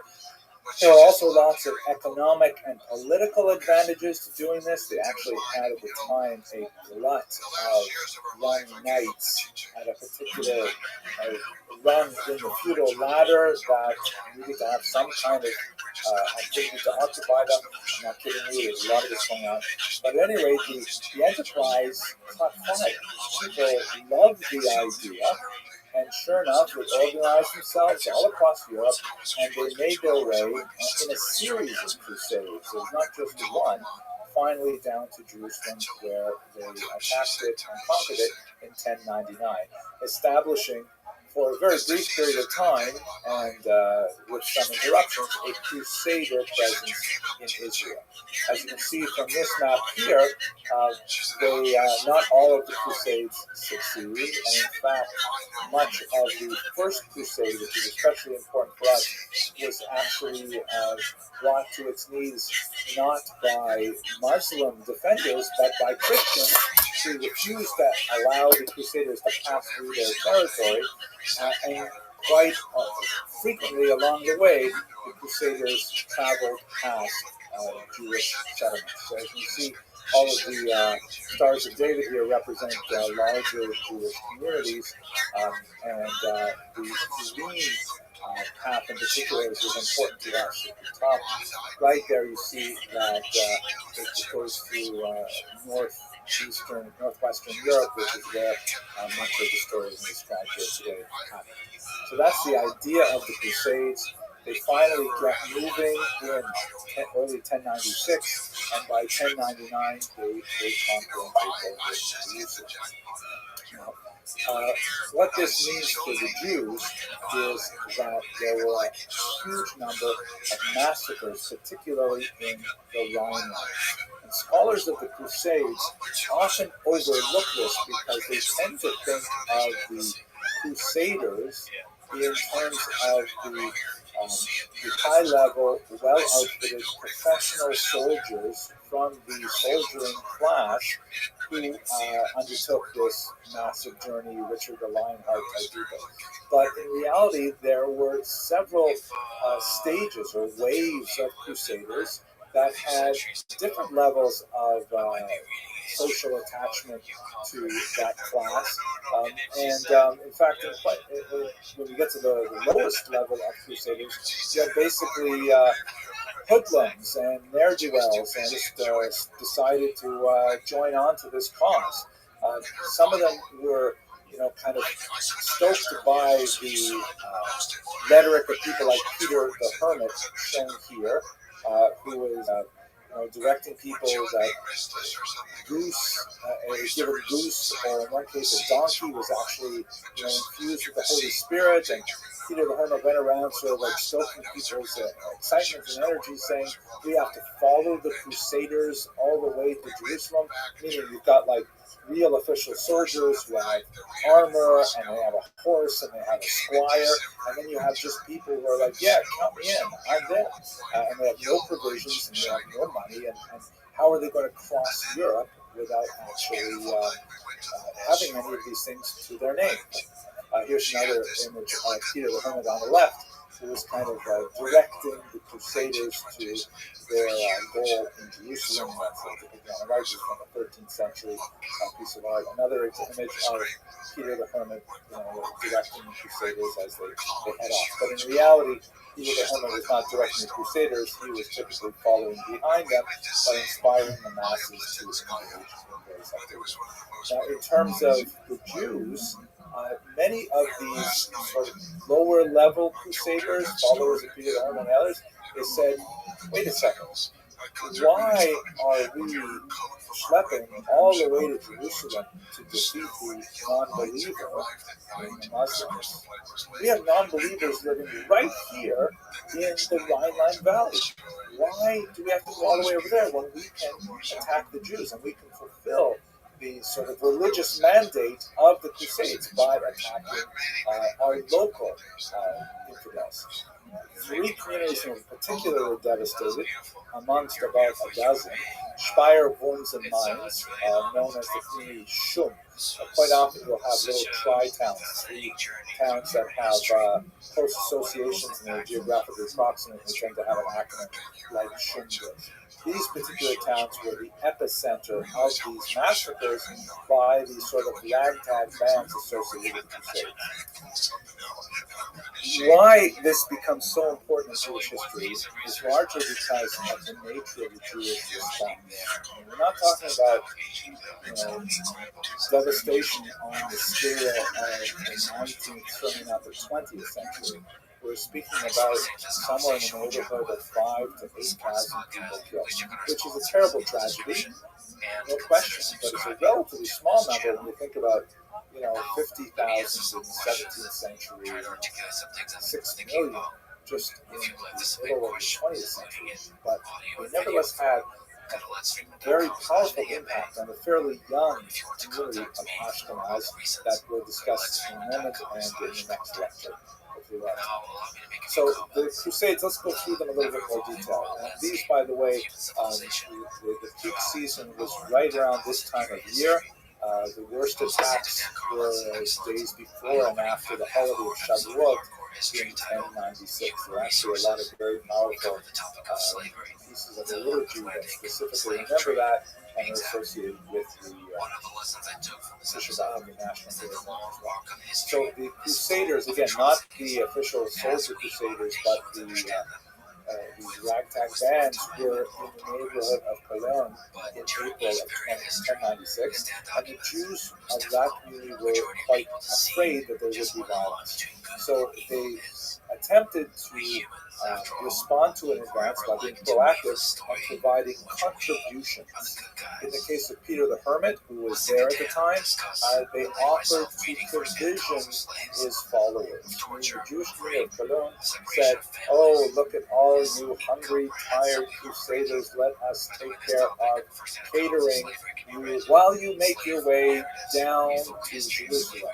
And Peter the Hermit accepted on their behalf. Another one of the more official crusaders, Geoffrey de Bouillon, he accepted a contribution of 500 gold pieces to maintain his troops as well. So contributions, quote unquote, as a kind of a bribe to hopefully avert disaster. It was actually temporarily successful, also because the Jewish community of Cologne also appealed to the emperor, who clearly gave instructions to local officials that there was to be no violence directed against the Jews in that time. As we shall see, the emperor, who was positively disposed towards the Jewish community, was not able to control the violence, gives you a sense of the nature of medieval society as a whole. So that's what happened essentially in Corinth. But neighboring Jewish communities were worried because these crusaders are making their way along to their communities. And they're worried about the little, isolated acts of violence that they associate with this mob. In the next town, in Speyer, the Jews were much more worried because by the time the Crusaders got there, they were more, and by the way, let me reiterate that official historians of the Crusades tend not to regard the followers of the also crusaded mobs as crusaders themselves, and indeed they're quite distinct. This is like mob violence that's following the larger zeitgeist and the larger movement in society. But in Speyer, the Jews attempted to barricade themselves in the synagogue, hoping that they could, just simply ride out the violence. The mob actually went into Speyer, and they found 11 Jews who were not able to make it in the synagogue, and they were killed. And it was at this point that we have something that is especially unique about the Crusades that has, I think, profound impact for the rest of Ashkenazi history. The Crusaders, even this mob, had kind of like a filmy covering of religious justification for their behavior, saying that the Jews were liable to be attacked because they were fundamentally unbelievers. If, however, they were to convert and accept baptism, that would make them believers, and then they would save themselves. And so the Crusaders frequently offered the Jews the choice of baptism or death. We talked a little bit about the difficulty in Christian theology, especially medieval Catholic theology, about forced baptism. In general, the church frowned on forced baptism because, after all, it's supposed to be something that is done with intent. And if you're fearful for your life, it's hard to say that you have correct intent. But once baptism was performed, the church was also loath to declare it null and void. We also spoke a few weeks ago about the horrible Edda case, where even as late as 1858, we still have this kind of horrible situation. At any rate, in Speyer, you have the first example, and by the way, we have a number of very solid first-hand accounts that survive the Crusades. There's about half a dozen significant narratives from both the Jewish and the non-Jewish perspective on how these events unfolded. So we actually have a lot of good material to base this history on. I will refer you to the works of Robert, who's written extensively on the Crusades. It was inspired the first known case of a woman given the choice of baptism or death, decided to choose death, martyrdom, or as it's called in Hebrew, Kiddush Hashem, the sanctification of the name. And this is a phenomenon that would be associated indelibly with the Crusades and much larger. When they got to Worms, which was again one of those trial towns, the Jews sought refuge with the bishop.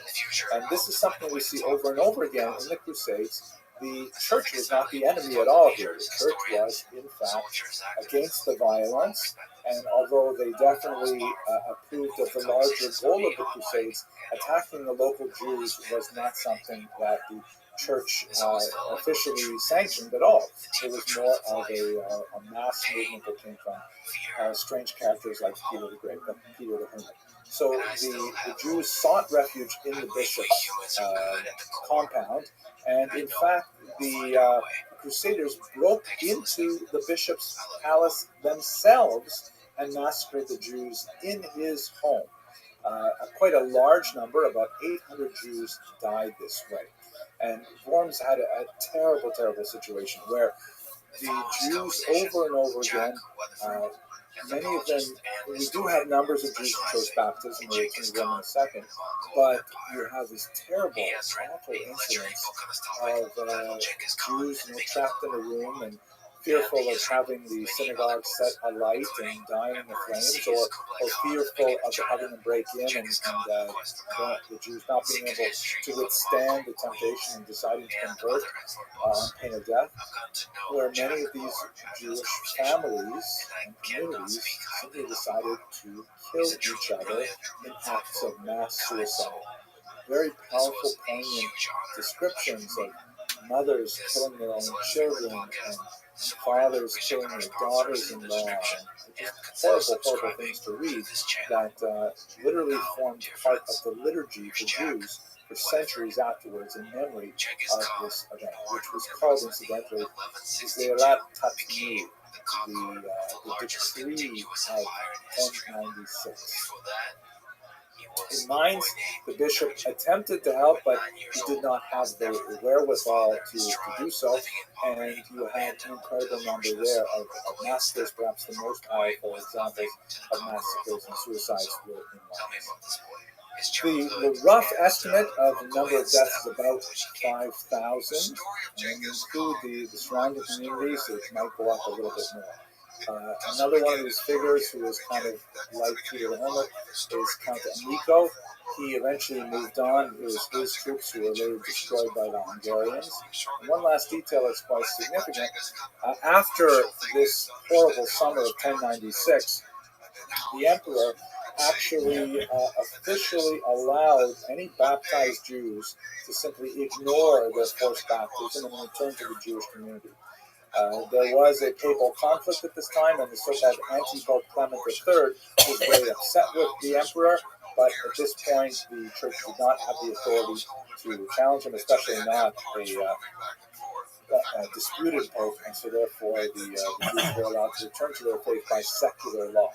Also interesting to note is that the Jewish community had to deal with this question of, are these baptized Jews allowed to come back to Jerusalem?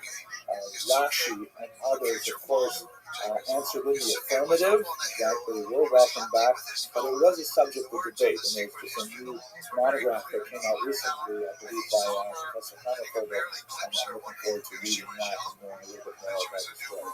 But at any rate, it was like this massive wave of violence that swept over the Rhineland in association with the Crusades, and it had a very distinct impact on the Jews.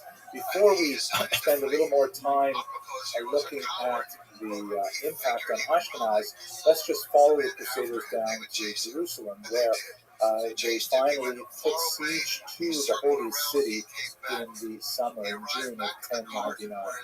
The Jewish community actually defended Jerusalem side by side with the dominant Muslim population, but after a brutal siege, the walls were breached, and the Jews in Jerusalem were massacred. Many were actually sold into slavery and only redeemed when the slave ships brought them off of Italy, and the Jewish community there was able to take them out of slavery. Absolutely horrific massacre. Now, obviously, there's huge geopolitical implications to the Crusades, because this was a major point in the cleaving of Europe between the Christian North and the Muslim South. The separation politically and culturally and intellectually of Christians and Muslims continues right up until the present day. In fact, I'm told, one of the slang derogatory terms for Americans in Iraq is crusader. That the Muslims definitely have the Crusades as a very important part of their historical memory, and it's not a complimentary one to the West. You will never see this man again. He was right. That was the moment when Genghis Khan's mother and father met. That's the beginning of his story in this kidnapping. And it's going to reverberate every detail of it story of the life of Genghis Khan. It's going to continue on with the feuds and the issues caused by it. Okay, so what happened in Ashkenaz after this brief but powerful punctuation of violence that erupted in 1096? There are a couple of really important cultural, socioeconomic, and religious responses that you see over the next century or so.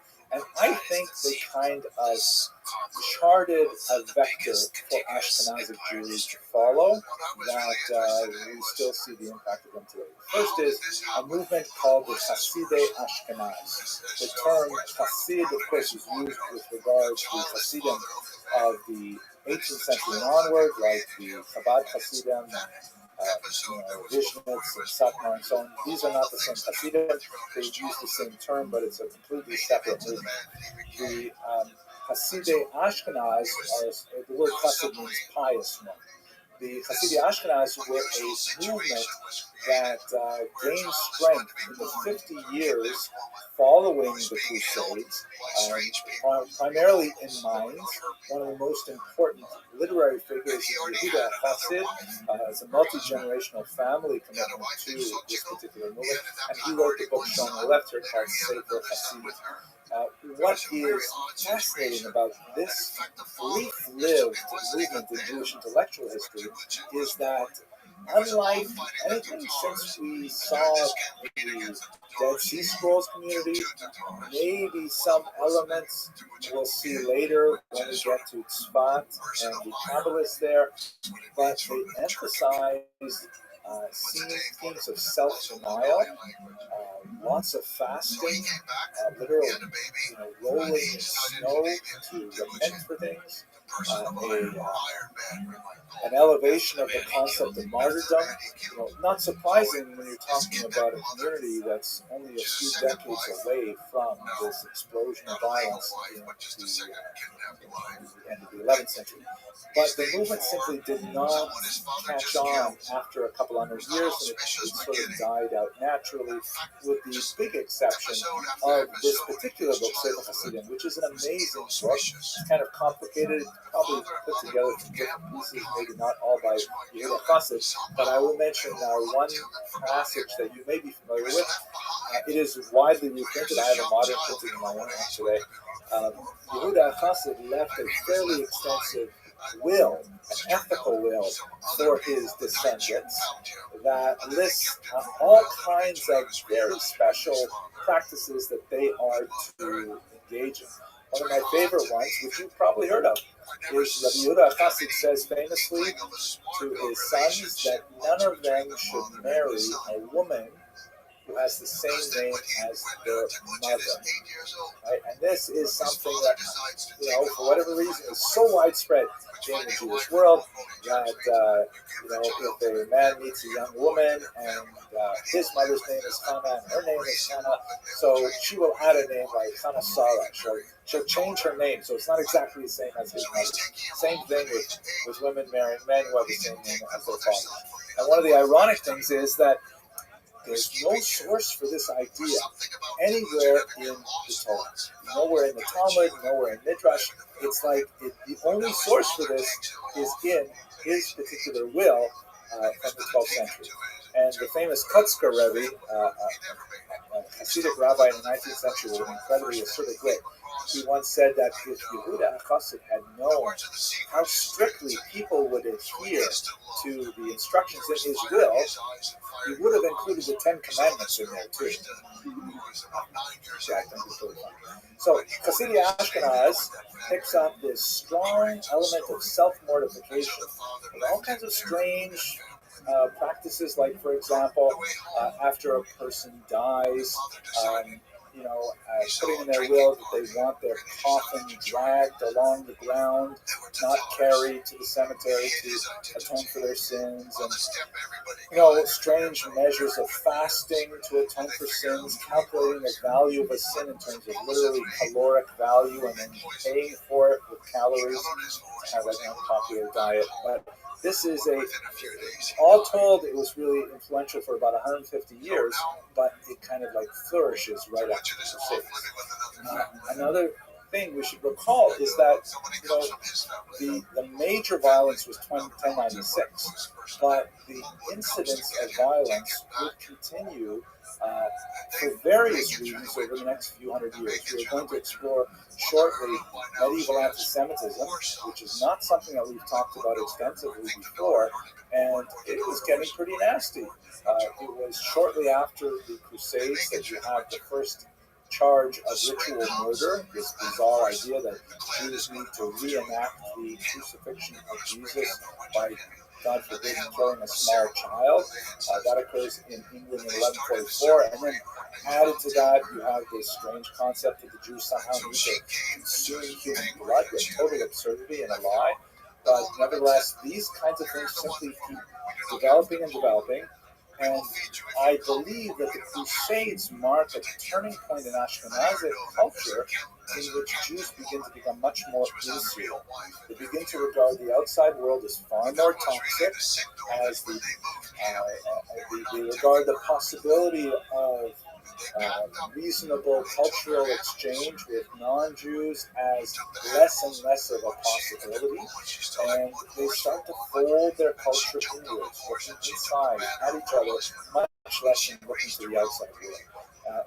Hopefully over the next 2 weeks we'll have the opportunity to explore this thesis and see if it makes sense, especially when contrast with the Sephardic experience, in which they did not have this same kind of like sharp break until you get to the expulsion of 1492, half a millennium later. I think one of the ways in which we see this, and you'll forgive me because this is kind of a new idea for me and I have not fleshed it out totally, but you see it somewhat in the generational shift between the era of Rashi. Rashi was a very old man when the Crusades occurred, during near the end of his life, and his grandchildren and the larger school that developed around him known as Tosafot. Rashi is typically printed on the inside binding of every Talmudic page, and his grandchildren and their school's commentary on the outside of the Talmudic page. And one of the big differences is that Rashi, as a stylist, tends to be much more straightforward, holding your hand, explaining things one word at a time, one concept at a time, and he seems to be much more open to the simple translation of the text. Tosfot, on the other hand, you see there is a much more inward-looking perspective, as the entire world of reality revolves around the text in various places in the Talmud. Whereas Rashi says, what does it say on this page? I'm going to explain to you. Here this means this, here this means this, and so on. Toso says, hey, how can what it says here be true when 500 pages later in the Talmud we see something that implies the opposite?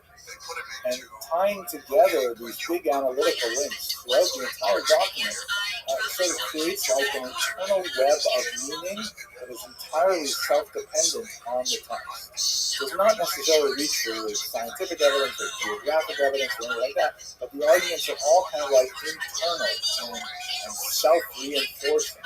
And I would like to argue that the European Tosafot represent a literary example, an intellectual example of that turn inwards that we see in Ashkenazi culture, that would ultimately have kind of like an explosion when they finally do release themselves to the outside world in the 18th and 19th century. But that brings me to the end of my presentation. I want to thank you very much for your attention. And for those of you who need to leave, of course, Zoom class dismissed. And for those of you who want to hang around for questions, I'm really happy to talk a little further. He's still got a kangaroo. He's still trapped under there. The people are looking for him. They come out up and down the river, and he's hiding underneath the water. Yo, how are you, Jack? But it's dark and just protects him a little bit. What's up, pimp? Oh, you're not Jack. We're going to start with a discussion of Jews in the medieval Hank, how you doing, It's going to be a little bit more broadly focused than some of the other talks, especially the more biographic I like your guy with the hat. that we've done before. And then we're going to really Tell focus him I in said on hello. a couple of aspects of Peace. the Jews in the medieval economy, What's up, dog? specifically commerce Don't and you then talk? finance. So these three short Dog. talks will give you a sense, however, about the nature of the Jewish economy in the medieval period, particularly around the High Middle Ages Dog. in particular. So let's start by If you talking weren't a little aware, bit about agriculture, which is I'm about to take a not one of the mean ass areas in nap. which Jews were especially active during the medieval period. I mean, Historically speaking, a nap Jews for have, gener- of course, for been the- farmers, for generations. not only in Look the at this biblical move. period when this was the And look at this main, athleticism. Did you see that? economic mainstay see it of again? the Jewish people, as we Look at discussed this move. way Look back at this in the athleticism. Jewish History Lab series. Look at this But move. also in the modern period when you come to Did you modern see that? Israel. And Look at this move. as a matter Look at of this pride, athleticism. the Jews specifically moving Look to at Israel this move. attempted to return to the land. Look at that. I bet you didn't even know that was This was possible. motivated, of course, by the I like to call it the inside out, bitch. agriculture, with this increasing population in the Middle East, but also Can you because read it me a was reaction story? to kind of 19th century ideas. Read me a Much story. of the, Yo, thought dog, talk there to me about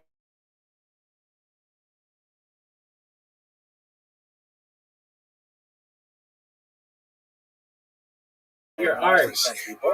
Both I want to hear about your. developing, kind of like look down on. Look at this athletic. For example, if you look towards socialism, the economic profit from the fecundity of the land was somehow healthier And the ability to have your than commerce, because commerce, after all, deals diplomats with travel buying things freely, cheaply and and you shouldn't then kidnap initially women. selling them for a higher price. Whoa. That's how commerce works. And for much of the And he medieval killed period 10% as of the well, world's there's been population. this kind of disdain for commerce. It was always considered some kind of sharp behavior or shrewd behavior. And Jews and Christians, and to my mind, I believe Muslims, all had a certain amount of hesitancy over the nature of commercial profit and sought to regulate it. There's the idea, for example, of the so-called just price. Do you see how athletic I am? Amount that an object may be inflated in value in order to cover the costs of the seller. Yo, pimp. Finally, you talk. What's up, son? Of this in the Talmud as well. By the way, it's something like a 35% margin. What's good? More or less normal, but there are so many reasons to avoid. How's your day going? That, so. At any rate, so on the left you have this idea that Jews being Kicking ass, taking names. How'd you find out about me? for much of the diaspora history was somehow, like economically unhealthy or even immoral. Where? And on the right wing of the spectrum, then you have the development of this idea. Oh, tight. Of folk. Okay, very cool. We're watching Jewish history lectures and listening to Genghis Khan podcasts. Feel free to enjoy. The character of a people was formed by their connection with the land. That somehow by digging their fingers into the soil of their native land for generation upon generation, somehow this created a unique character. The Italians with their things, and the Northern European Aryans with their things, and that was 3.5 years, dog. What it meant to be a person was you developed a culture that you. Yeah, I'm basically the sexiest person on earth. Having generations of genetic attachment to the land. Do you like Diana Ross?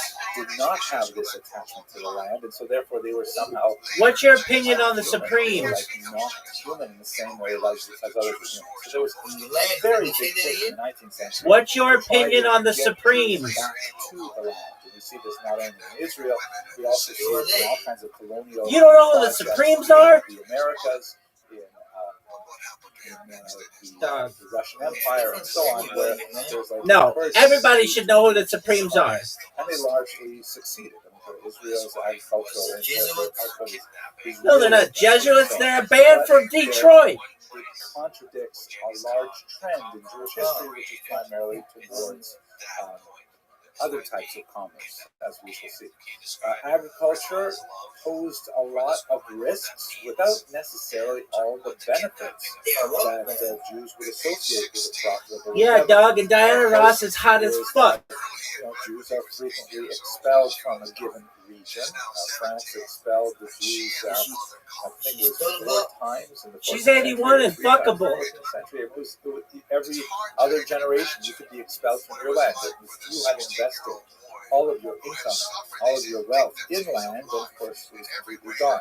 It was hard to run with 40 acres on your land. What's your favorite Supreme song? Where Jews were forbidden to own land, but those were actually more of the exception than the rule. It was simply not a Well, very Doug, wide they have a investment. CD. It's called Not only agriculture, Supreme's but Number intellectual Ones. properties. Listen to it, To say that you and be then able tell to me what your back favorite Supreme song is. political environment changes, and your The correct answer is all of them. furthermore, it's a really hard job. You know, I once spent a summer weeding, What do they sing and about? it was Love. horrible. You know, your bed's over in the sun, and Tenement thirsty, slums. and they're picking carrots apart from each other, so they all grow with the best grades. Love. I mean, Stopping. They talk about stopping a lot. Doing that by hand, really hard work. Basically, like, it love. so bad, forget about it. So lots of reasons why Jews. Yeah, I know who Randall Carson is. He wasn't in the Supremes. And a lot of reasons why other forms of popular worship. Now, the last, perhaps the most important thing. Do you like him? Started with this idea really is the fact that the Jews were not, especially in medieval Europe, slotted in the right spot in the corporate. Do you like Randall Carlson? I'm going to explain what that basically means, but essentially Jews were not expected to be. Do you like crinkle cut French fries? Do you like crinkle cut French fries? With their role in society. And when I say role, I can do so for the medieval period because the way much. Yeah, I like curly fries more, but I can't get them in 5-pound increments. People occupied roles in society, not so much by their individual identities, as we would, let's say, for example, in Western Europe or America. I do. But by their class, and in the case of Jews, by their religion. They occupied a different box. I'm telling you, I'm the tippy top of the pyramid. Not really as extreme, but in that same family, where they weren't supposed to be doing any farming. That wasn't. No, I'm Rabbi Rothschild, baby. About what this corporate structure of medieval society was, and then it'll be much easier to understand the Jews' role in that economy. Okay, so here's a basic schematic of Meyer Amschel Rothschild. I mean, she was attributed to it. Okay, he's the chief officer of the country. And But you have below him the nobility that are but they had with, running even we had sections of the country geographically, and then his below father, this map is not to scale. Moshe Common Bauer. Amount of peasants. And so there's 3 basic corporations in medieval society. There are more individual basic ones. And the idea is I mean, we were building pyramids way back in the day. Protection to peasants, right? This is kind of one of the working theories as to how feudalism developed. It's very old theory, but the idea is Benny Carson? Is he related to Johnny Carson? Did you know I used to be Johnny Carson's bartender's accountant? Sort of rose to the top, and they took on the responsibility of providing protection. Who's Benny? for those Oh, classes. you don't know who Johnny Carson is? And in return for that, because after all, they could not be farming. And Have you ever heard of the Tonight Show? So the peasants, and to a certain degree the nobles, Dog. provided Have you ever heard of the Tonight Show? The money flows upward and the protection flows downward. So it sounds a little bit like a protection. Yeah, because it sucks now. But with Johnny Carson, it was the biggest fucking thing in late night. Nevertheless, that's the sort of working idea of how feudalism is supposed to work. No, when Johnny Carson was on, it was the best. Classes, not precisely the right word, but close, owed fealty to higher classes would return had to protect them. That was kind of like the compact that held it all together. This was Who's parallel Benny to a Carson? certain degree in the church. You had the Pope, and we're specifically now thinking. No one knows who Benny Carson is. Everybody knows who Johnny Carson is. Broadly, generally true for the Eastern world as well. Do you slang dick like it's going out of style? Fuck yeah, I know what adrenochrome is. I got it pumping through me right now. Priesthood, but you also have monks and nuns and so on, and they also they occupy slightly different roles. And below them, the big I mean, if I ever like am flossing really hard or get a cut or my lips are chapped, I guess. The Pope and the clergy provide those essential religious services. Fuck yeah. It's essentially the adrenaline in your blood, also known as epinephrine, that is signaled by your fight or flight mechanism. Provide tithes, provide a type of taxation that keeps the entire system working. Now, you might ask, when you look at these two structures, you might ask, who is ultimately and what? What do you want? That's something they worried about as well, because in some periods, it's clear that the king was in charge of a given region. Oh, it can, but the best kind comes generally out of prepubescent Eastern European boys with brown hair.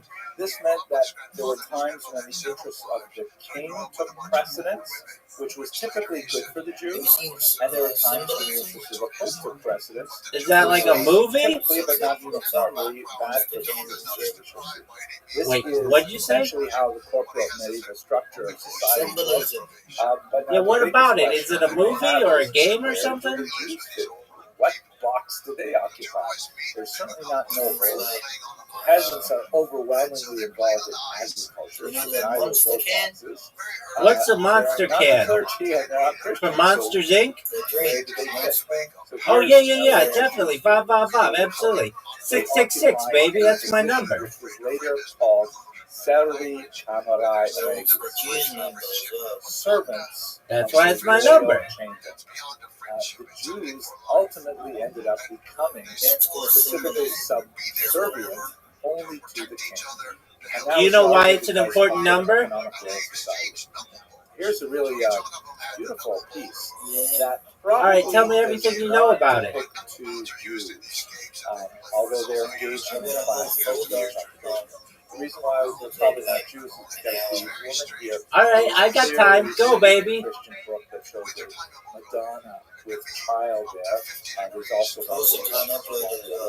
interesting sort of piece in the mirror of the artist probably recognized. No, I get it.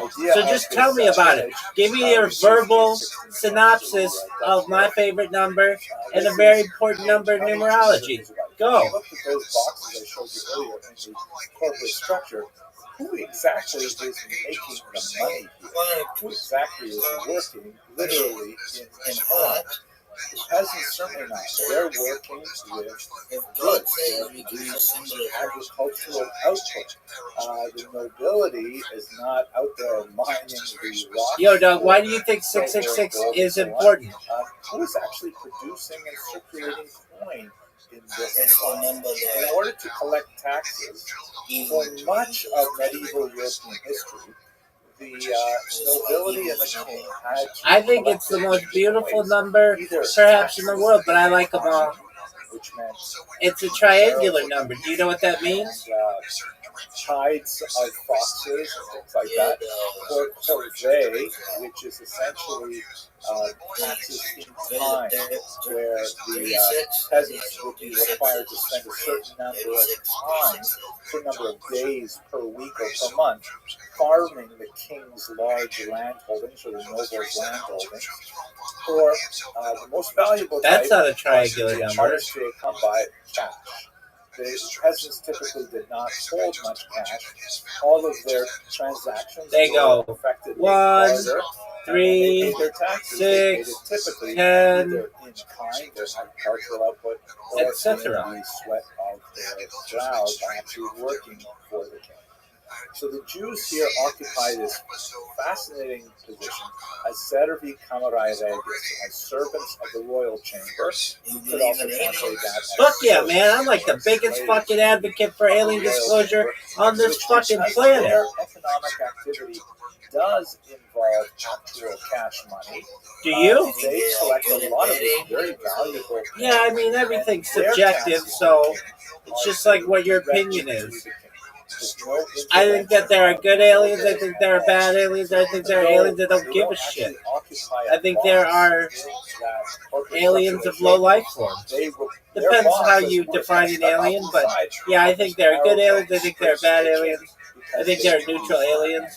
I should also point out, as I think I did earlier, but let's emphasize it once again. Just like we saw when we talked about Jewish communal I think there are some hot aliens. The king didn't deal with Jews as individuals at all, nor did he deal with Christians as individuals. He dealt with them as an entire. Enlighten me, baby. If you were a Jew that lived in, let's say, Regensburg, you were part of the collective that was required to pay a certain amount of money to taxes to the king every year.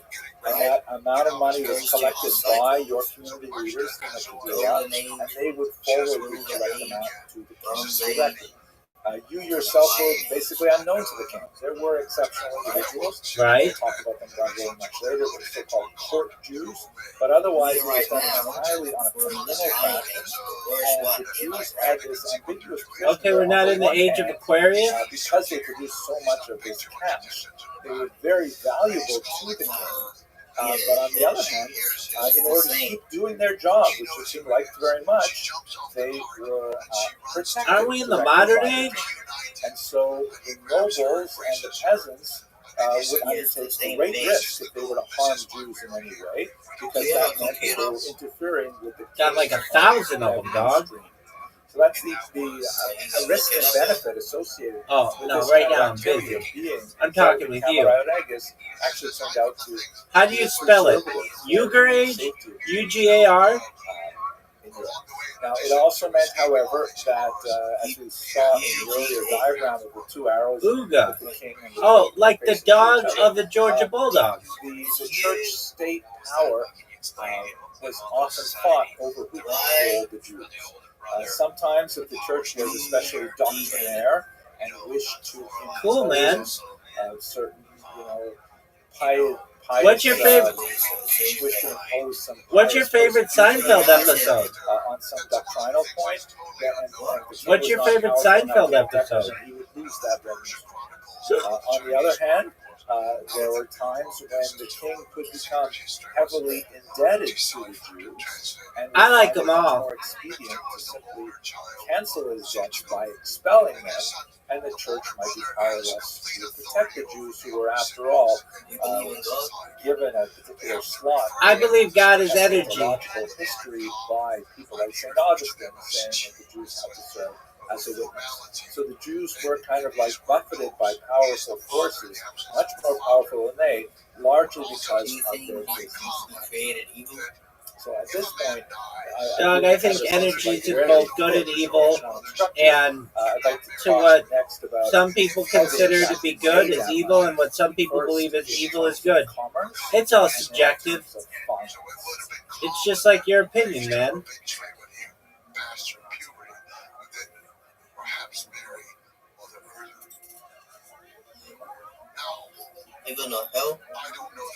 I personally do not.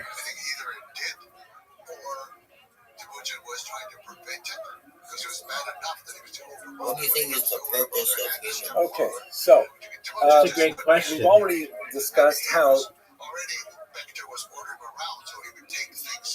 the Jews are not especially so attracted to farming. Perhaps to Not procreate. such a great profession for Jews. But one of the areas where Jews chose to excel and have a very, very long history is in commerce. We've also looked in previous. We'll have more children. You're talking about an individual. I would probably say is to gain knowledge of the good. And international commercial agents of the 9th century, it's described by Muslim historiography. This particular Meaning to be a philosopher king and slang dick like it's going out of style. but it errs a little bit on the side of expansion. But the blue leaves are the ones that are associated yeah, I with the do. radonites, and the pink ones are the ones that connect to it. But it gives you a sense of how the Fuck yeah, I do. radonites was probably based in southern France on the Rhone River, nevertheless had an amazing trade How network. it calcifies. All of the New World at that time. The risks and What benefits is? of commerce. Well, the risks are pretty obvious, right? You're traveling, you're going to dangerous places. Cool, dog. People don't necessarily know you there. You've got to get your goods over land or over sea. All kinds of things can go Loud and wrong. clear. But the benefits are huge. The profit margin can be massive, especially if you pick up some lightweight goods like silks or spices, very popular in the West, and you bring them over. Did you ever see that So the markup Seinfeld can be where massive, and you can really Jerry's make like, of cash. no matter So what it happens is to me, everything kind of evens out in the end? For a relatively Kinda like that. smaller amount of effort. Some risk, as we saw earlier, for example, the Maimonides family was impoverished when the elder brother of Moses Maimonides was at sea with his worldly goods, and the ship sank, causing Maimonides to have to take up a position as a physician, which Oh, he turned out tight. to do very well at, and also as a rabbi. But these commercial sellers had a tremendous amount Where did he of go? responsibility for profit if they did it well. And also, it's a collective effort where, it's not so much that you personally have to slip across the Mediterranean to get the goods and bring them back. Oh, You okay. just have to So know then the when we right killed people him, who make like, much or had smaller the than Romans yeah, kill him, especially and he was just like chilling for 3 days, where did he go then? The dangers of travel and transport are huge, but as the economy begins to develop, and these trade networks, we can actually see how they expand over time. They're seen to be profitable by everyone involved. Allegedly. And so they are generally very protected, especially in the Islamic areas where Yeah, that's that story. everything is under Muslim rule rather than a patchwork of different rules of warring regions. And the 72, Jews have baby. a leg up in this. The Jews, of course, were not the only international travelers, and the Jews were not all the only international commercial agents. But they did have a decided Probably advantage, about how many which bitches made I them can fuck in a day without disproportionately going raw. important to international trade. This diaspora advantage includes a few things. First of all, the Jews have a common language. So when they are traveling to far-flung regions, you can have a Jew from England communicating with a Jew from Central Asia because they've got a common language in Hebrew.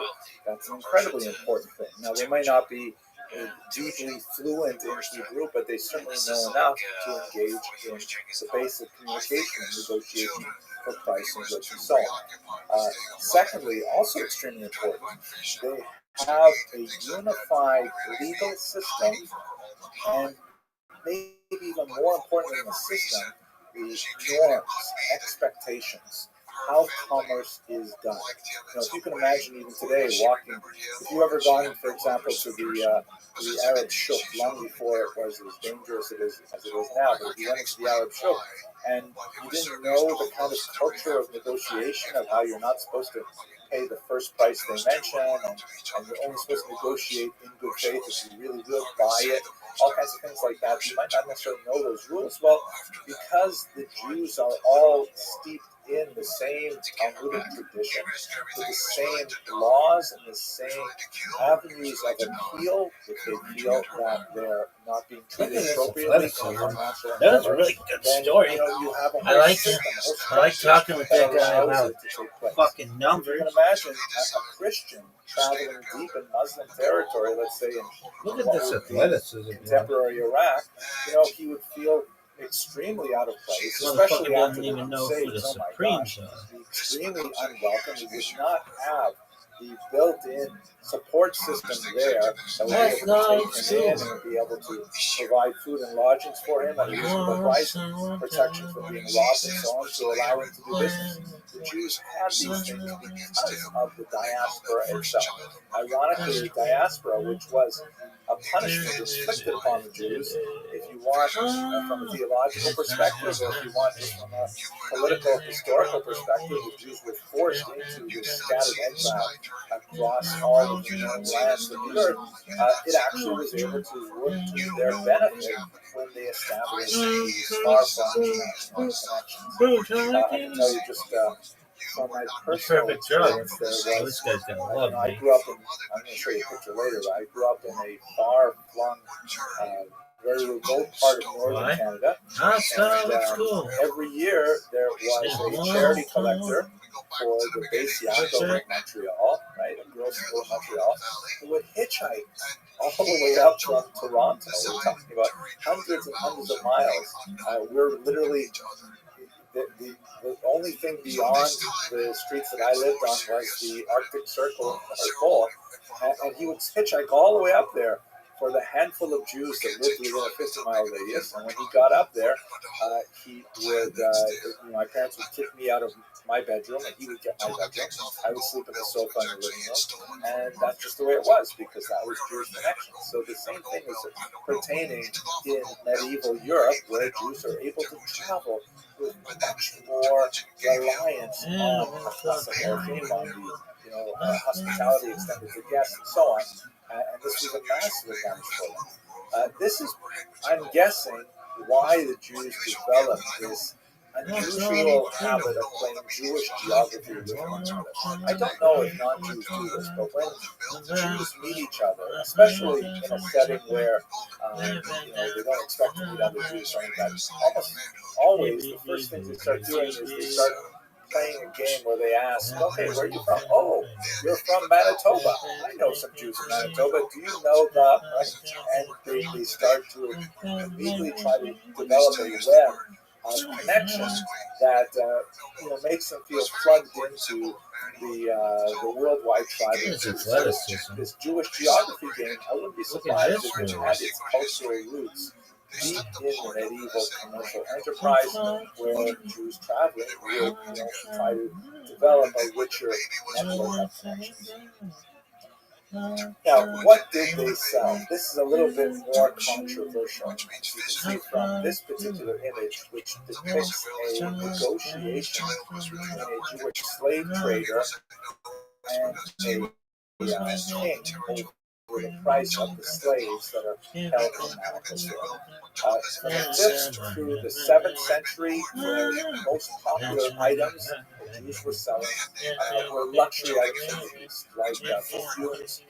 Glassware is still very expensive. Silks, the spices we already talked about, where the silk was the spiciest from the east.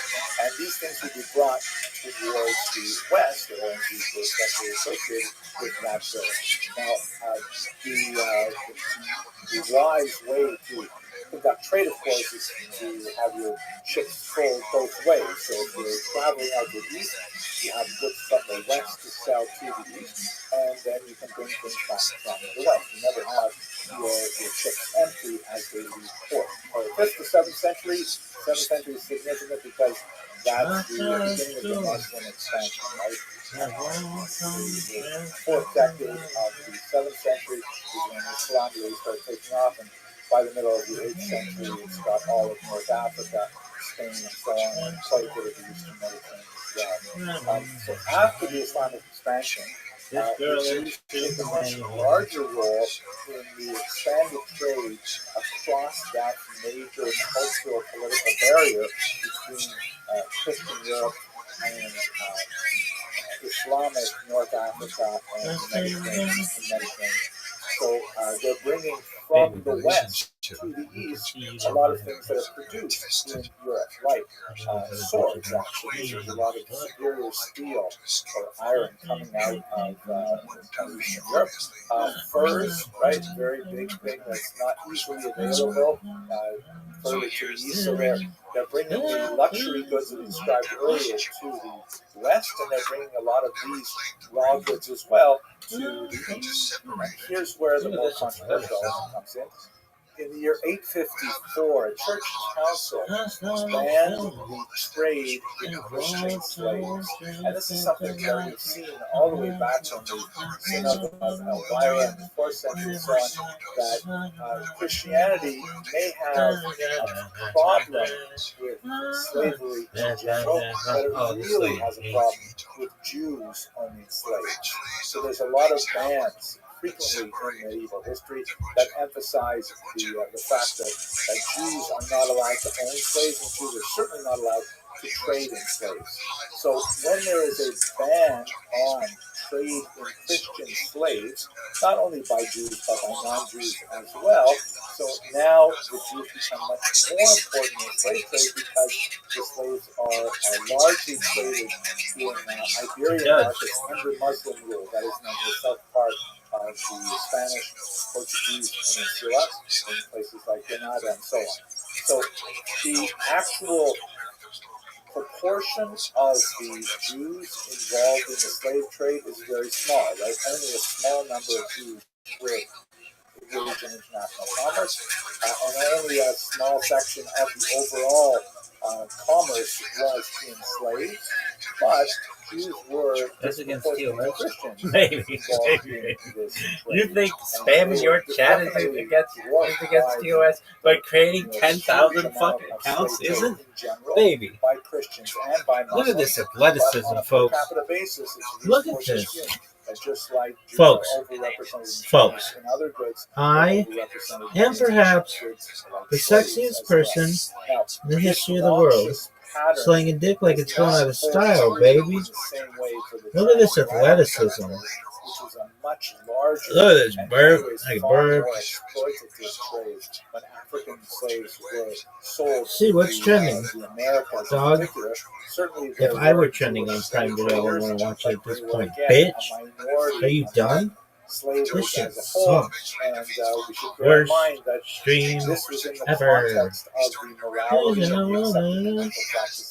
Look at this athleticism. Participants with a video look around. It was not considered especially offensive in the 9th, 10th century, with the one exception that Christians would not allow the trade of other Christians. When Eastern Europe, which was the main source of slaves at this time, in fact, there are some theoreticians that say that the word Slav is related to the word esclav, or slave. It's also possible in non-Slavic languages it refers to a very different kind of word, like glory, like you say Slava Bogu, glory due to God. But be that as it may, as Eastern Europe is increasingly Christianized towards the later part of the Middle Ages, then of course that becomes an area that is off limits to slave traders as well, and much of it will shift even further towards Africa, where there are still larger proportions of non-Christians available for Europe.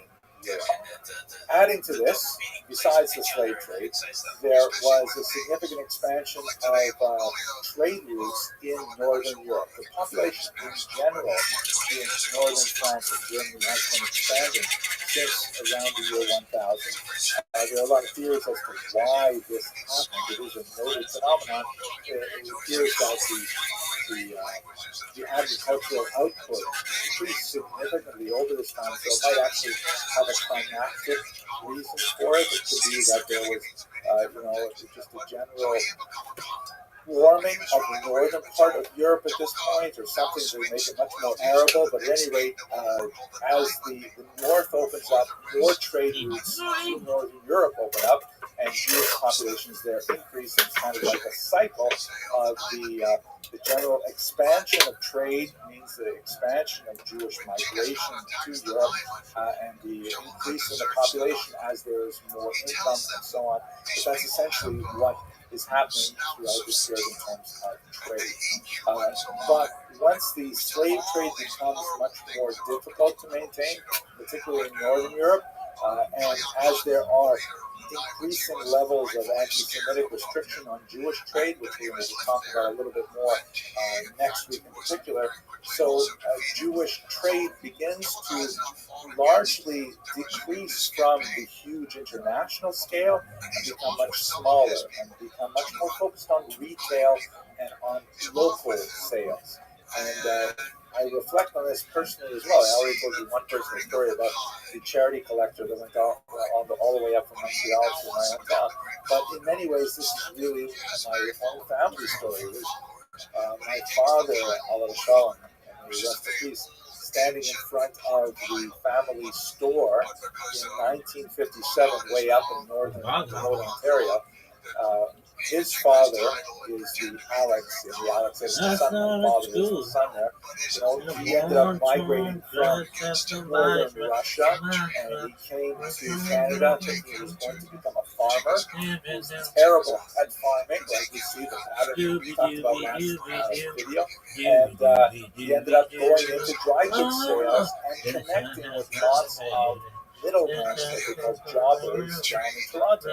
So he was able to connect with a largely Jewish environment of commerce, bringing mainly work clothes and things like that up to this dry goods store that has been an economic mainstay of the Edmonton family for almost a century.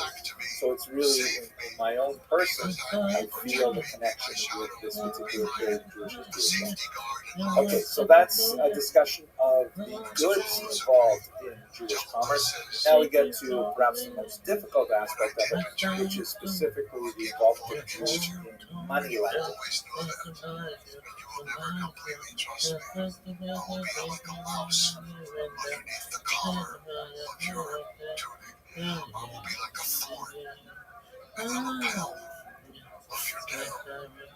He said, kill me without shedding my blood. Let me die. And if you do, Okay, let's go on to the last part, which is the most difficult part of this section, talking about money lending. Money lending and the medieval church. Shylock, of course, is the image. Shylock is the merchant of Venice, and Shakespeare's famous play here, appropriately indicated with a red hat, which was the badge that Jews were required to wear in Venice at the time of the setting of this particular play. So the idea of money lending is heavily discouraged by the church, specifically one Christian to another, and charging interest. If you look at Deuteronomy chapter 23, verses 20-21, it says very clearly, you shall not lend on interest to your brother, interest of food or money or anything on which interest can be charged. You may charge interest to a foreigner, but not to your brother. Now, there's a lot more to say about this in terms of Jewish thought, but basically, the way the rabbis understood this for centuries is that fellow Jews are brothers, and non-Jews are not brothers. They are in the category of foreigners. Again, there are some interesting exceptions where there were some Jewish thinkers who argued that that Christians were brothers as well because they believed in the same God as the Jews. Others disagreed, but for the most part, this is the way it was understood, that a Jew was allowed to charge interest to a non-Jew. Now, given that Jews basically lived in a kind of binary society where there was only Christians and Jews, there were very, very few minorities of any other religious denomination. So the only people who would be able to technically lend money on interest to Christians, if Christians aren't doing it to each other, is the Jews. So they had kind of like a monopoly on the entire possibility of money lending. The church tried to deal with this in some ways. A 4th century thinker, Ambrose, argued that it's a very beautiful thing for Christians to lend money and not charge interest to each other, kind of like a gemach, kind of free loan society. But it was hard to encourage this because, after all, there's no profit. You have to be independently wealthy and willing to risk your money to lend money without charging interest. So it just was not happening. And so money lending, especially as the economy became more and more sophisticated, it became much more necessary to have the institution of credit flowing in society. This is especially true if you have an agricultural society where you have farmers who are cash poor. They're not actually bringing in coin, but they've got to buy seed, and they have to wait a long time until they can harvest. So sometimes credit is the only way to bridge that period where they will not have anything to pay for their goods and services for. Ultimately, however, the church decreed in the 12th century the so-called Decretum Gratiani, also known as the Law of Gratian. Here's another, on the left, by the way, you see an illuminated manuscript that illustrates one of the many laws discussed in the Decretum Gratiani. Actually has to do with who may marry whom in terms of blood relations. But the law of Gratian said, full stop, Christians, you can't charge each other interest, which means, effectively, Jews are the only source of credit in medieval Europe. And so Jews started engaging in money lending. Again, when we think about all the things we talked about in the last two segments, about the risks of agriculture, the risks of commerce, money lending has a lot to speak about.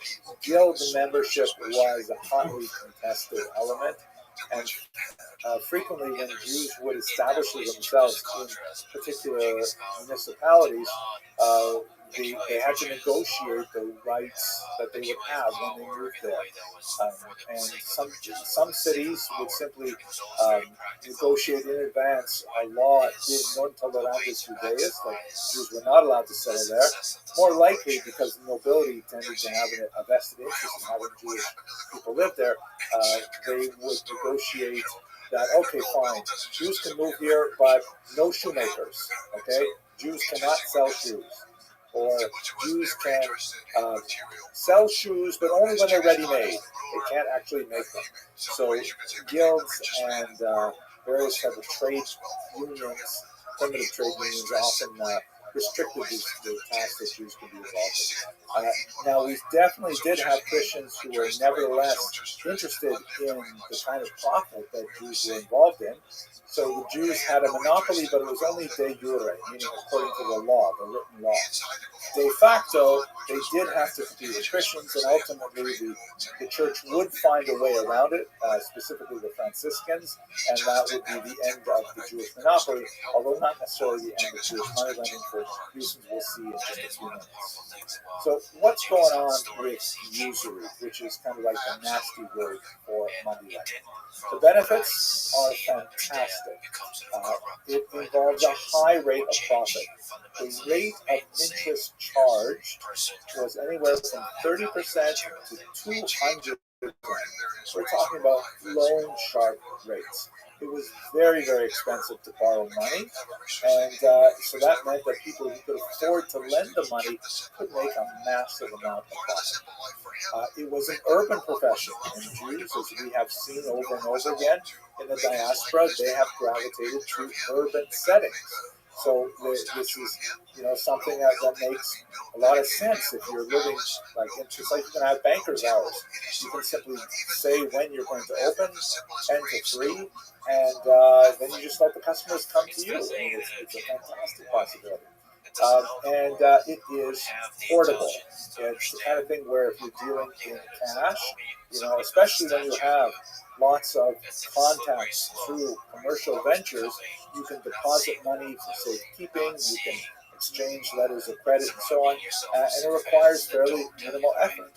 Moreover, the Jews were actually quite well prepared for this because they were literate, they were numerate, they had this great relationship with the king, right? The Serve Camerai Regis, where if they're making money through money lending, that means a really great flow of currency to the king directly. Later on, when we get to 18th century Poland, the king would realize if it's so easy for the Jews to make money, then we want a bigger part of it, and ultimately they would take apart the very structure that held it together, but that's hundreds of years later in the period of time. Now, the risks, however, are also commensurate. The biggest risk, of course, is resentment, because we all have credit cards, and nobody likes getting a credit card bill. And when you look at the statement and you see, okay, I bought this, and what? Interest charge? Wow, you feel really bad about it, especially if you can't pay off the balance down to zero every month. You see that interest charge, and every month you think, wow, I'm paying so many dollars for nothing. The stuff I bought a long time ago and already gone. So there's a great deal of resentment. This can come from the peasants when they may borrow small sums, but they carry an oppressive debt load. And when peasants get too upset, then what happens is pogroms. You have popular uprisings, often against the will of the king, who is happy to see the Jews engage in usury and then bring in more funds back to them. But if it's too much, then the king, he can't control the peasants anymore. The clergy are often resentful of this because it represents kind of like a legal fictional go-around, loophole to the law of Gratian, because the law of Gratian clearly allows Jews to charge interest, but who wants this kind of thing happening in society, even though it is economically necessary?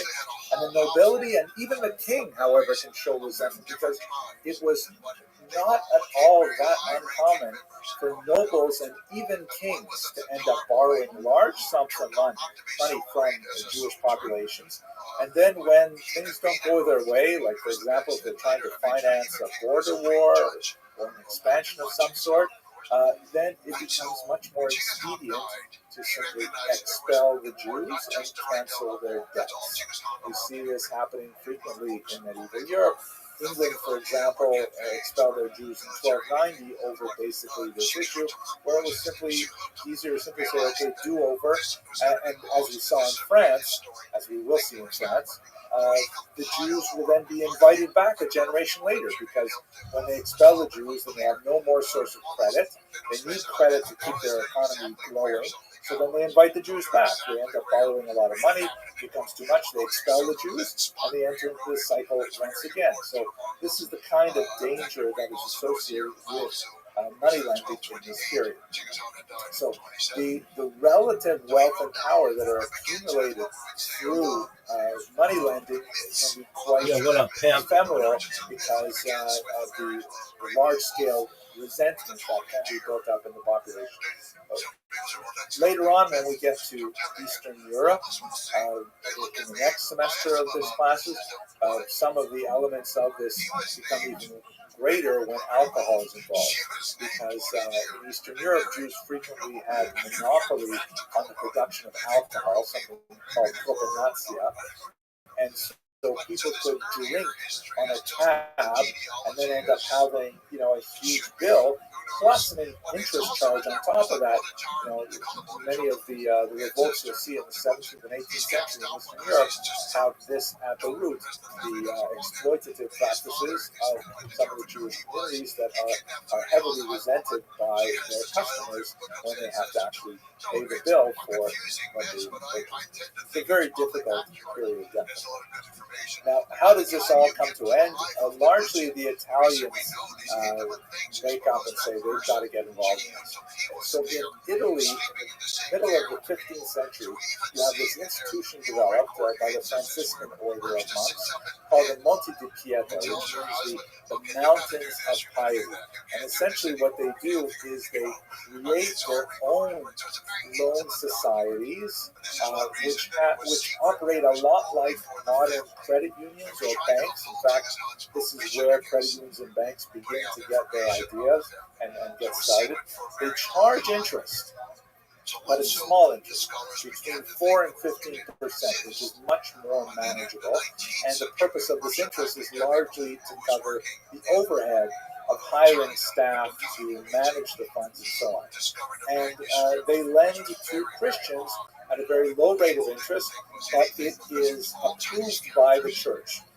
First, temporarily, and then towards the end of the 15th century, formally approved by the church, because the overhead costs are not interest for a profit-bearing idea. They're really there to just keep the system flowing. Now, the demand for credit far outstrips the supply that the Monte de Pieta are able to service, but it still means that the Jewish monopoly has been pierced. That there is no, now that the church has officially sanctioned this type of banking, there is no reason why one would still have to go to a Jew.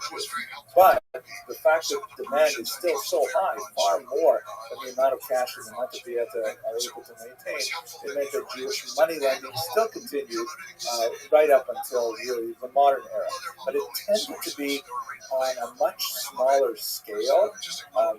Like instead of lending to nobles, Jews were more likely to lend to local peasants so they could buy, skins and things like that.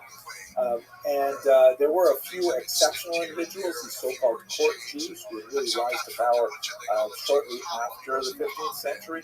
But for the most part, Jewish money lending was a much smaller affair at this point and much more local.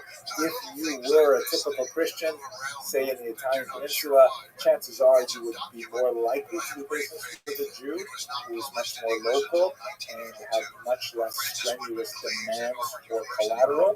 But you did have the option, especially if you were borrowing larger sums, like the Monte de Pieta, which made no sense for you. So this is essentially how the monopoly was eliminated by the Italian bank. Still, when we kind of reflect on the overall economic picture of the Jews in the medieval period, we can understand how, in particular, money lending was highly resented and would feed a growing anti-Semitic surge that is going to be the topic of next week's lecture.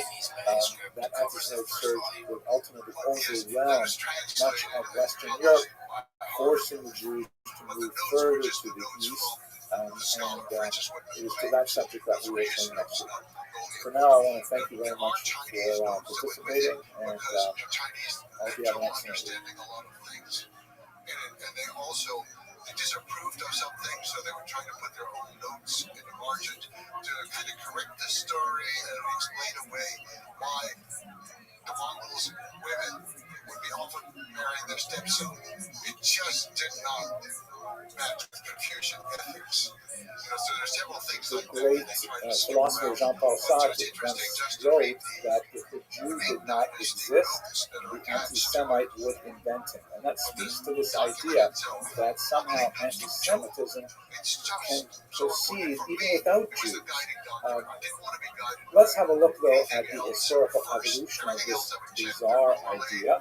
And we're going to specifically look at the medieval period, and then in the next two lectures we'll look at the two major charges that developed in the medieval period, specifically the blood libel and the desecration of the host. So, first of all, let's just take one moment to talk about terminology. I'm going to use the term anti-Semitism, and strictly speaking, that is an anachronism.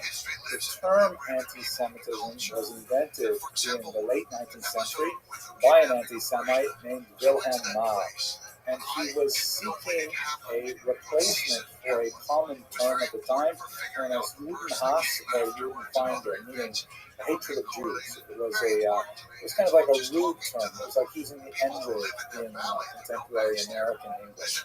And so he developed an ideology which he said that basically he's not against Jews per se, he is against something called Semitism. Semitism meaning some kind of bizarre philosophy, organization, movement of the Jews that he is anti. We'll see a little bit today, but we'll see much more when we get to the modern period what exactly that Semitism was. It was based on the development of linguistic theory that grouped the Jews Eastern languages in Hebrew into a Semitic family, but otherwise it's completely nonsensical. It used to be spelled, in English at any rate, with a hyphen, so that, and often with a capital S, meaning that there is such a thing as Semitism, that one can be anti.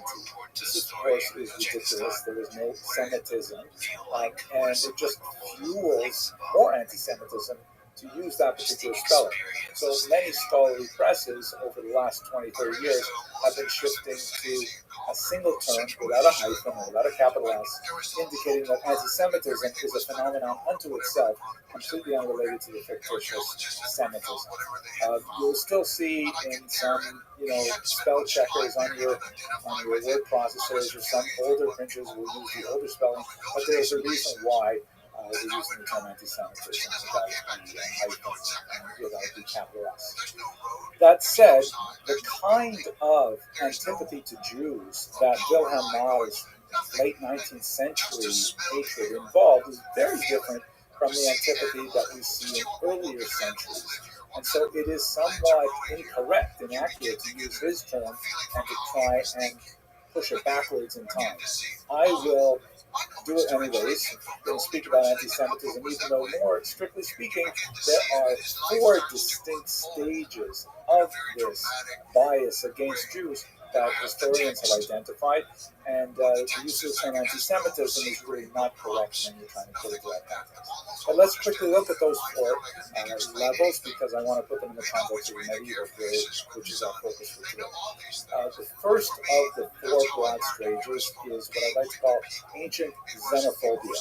Xenophobia, of course, simply means fear of the stranger, fear of that which is different. And much of the Greco-Roman period can be placed within that kind of rubric, because the Romans and the Greeks, although many of the writers had some really nasty things to say about Jews, they seem to be kind of like cultural misunderstandings or a lack of charity towards a different set of practices or beliefs and things like that. They certainly didn't acquire the kind of bizarre, manic quality that we'll be looking at in the next 2 lectures in particular. It's more like a, if you will, a normal kind of hatred, just like, the South Koreans might dislike the Chinese, or the Inuit might dislike the Apache. It's kind of the human condition that we frequently develop fear or behave differently and so on. So it's kind of like, it's not nice, but it's more normal. When you get to the early Christian period, so we're talking now about the 1st century and onward, you have a specifically theological antipathy to Jews that we discussed a little bit in the lecture on Adversus Judaeus, which arises specifically out of the relationship between the early church and the mother religion, Judaism. As the early church emerges and defines itself against the background of Judaism, there are some writers who will disparage the mother religion in order to create more distance, more contrast between Judaism and Christianity. So also not very nice, but also within the realm of understanding, because as religious movements split apart and morph into something new, they will often look back with a little bit of anger at their predecessor. Those of you who participate in synagogue forums will know that when you have a so-called breakaway minyan, right, you have a large synagogue and then a small group of people are disgruntled with the rabbi or with the Kiddush policy or whatever, they break off to form another synagogue, certainly a very normal kind of satellite thing to do. And sometimes they'll look back at the old synagogue and say, oh, that was so terrible, they wouldn't let us have Kiddush stuff, things like that. So that's a different type of antipathy to Jews that's really rooted within the theological conflict between these 2 groups. The 3rd period is what we're going to talk about today, medieval Jew hatred. And I use this term hatred on purpose because, wow, it is so awful and nasty and so totally different from what we see in the earlier 2 stages. Modern anti-Semitism, which is where we get that term today, again, I'm going to kick down the road the can of discussing anti-Semitism until we talk about the modern period, but in reality involves 2 basic ideas. The introduction of race thinking, the idea that the Jews constitute a separate race rather than a different religious group. And that's really a modern phenomenon. And secondly, the idea of the conspiracy theory, the idea that the Jewish race are somehow all involved in this diabolical plot to overturn the world. There are elements of this in the medieval period, but they are really quite minor. And note that modern anti-Semitism, unlike early Christian anti-Judaism and unlike medieval Jew hatred, does not need any religious mooring to hold it in place. It doesn't need to have any kind of belief system that is connected with Christianity or any other religion. It can be totally secular. And this is a great example of how anti-Semitism can survive massive cultural challenges, such as, for example, the decline in religion that occurs from the 18th century onward. Religion doesn't do so well, but anti-Semitism survives. So those are the four main periods, and we're going to focus on the medieval period. So what are the basic characteristics of medieval Jew hatred? So the first and most obvious element of medieval Jew hatred is demonic ascriptions of Jewish misanthropy. I mean, this phrase just popped in my head because it is so clear. Misanthropy, of course, means hatred of people, like hatred of other human beings, right? Anthropos is man, just like misogyny is hatred of women, specifically misanthropy is like hating people in general. And unlike what we saw in the period of xenophobia, and unlike what we saw in the period of early Christian anti-Judaism, there's this idea in medieval Jew hatred that Jews somehow hate other non-Jews so badly that they will do terrible things to them, like, God forbid, kidnap and kill their children and drink their blood. I mean, wow, that's like an asteroid of hate that suddenly lands in this puddle of, discomfort. It is such a huge and bizarre kind of argument. And the ritual murder, the idea that the Jews need to somehow, reenact the passion of Jesus by choosing a child in particular to suffer that, where did that come from? That's really demonic, and it's really misanthropic. It's also really connected to the devil, so the term demonic is significant here, because in the medieval period, the belief in the role of Satan in the functioning of the world becomes much more significant. Think Dante and others like that, and think this particular image which shows Jews burning in a cauldron there of hell. The idea that if the Christians are somehow God's people, then the Jews must be, to balance it out, the devil's people. They must be somehow the mirror image. And if the Christians are associated with Jesus, the Savior of the world, the Jews must be somehow associated with the Antichrist, the destroyer of the world.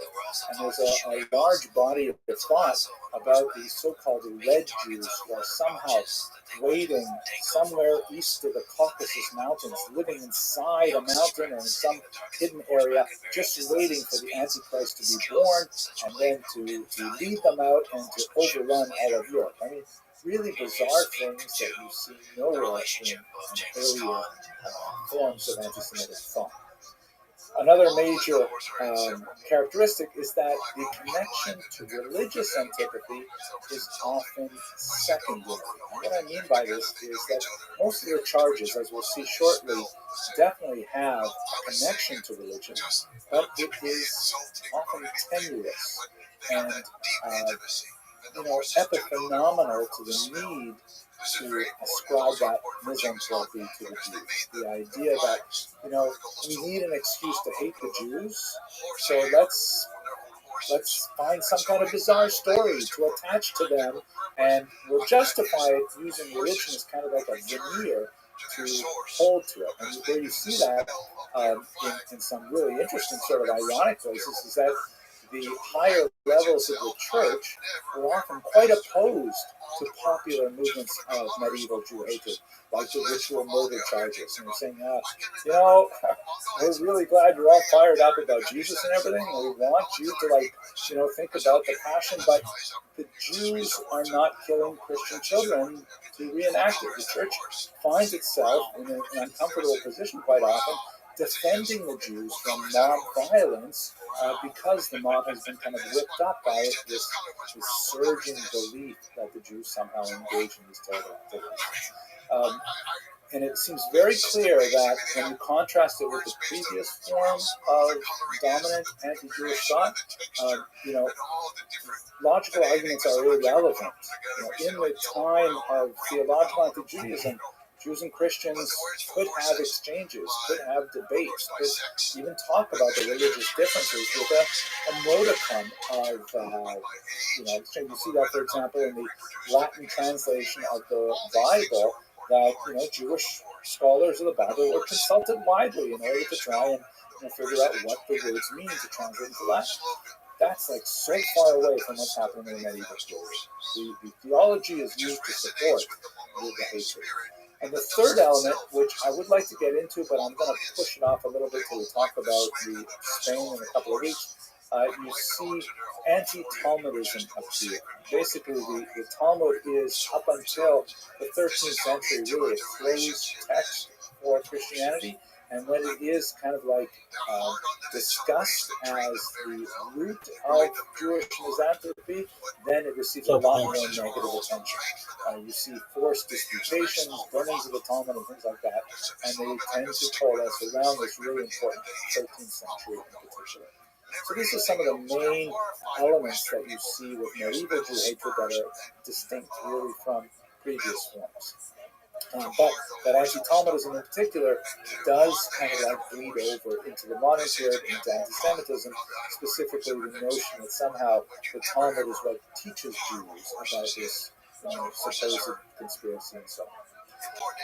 Now, there are many, many other factors that feed into the growth of these noxious ideologies. One of the elements is the change in religious sensibility that begins to be evident, especially in the 13th century. The church gains significant amount of power at this time. And you recall when we talked about the communal center, when we talked about the communal structure of the Jewish people and the medieval economy last week, the kings often protected the Jews because of their value as generators of cash income, and the church had ideological reasons to try to hold them down.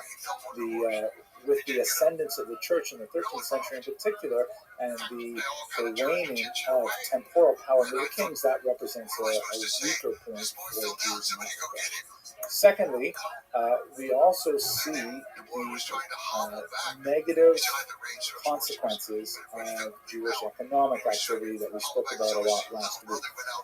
Jewish money lending, hugely important for the medieval economy, but also something that can be deeply resented, both by the small-time customers of Jews who might be borrowing money just to get through a harvest season, and also for the more powerful nobility who might be borrowing money to, wage a war or something like that.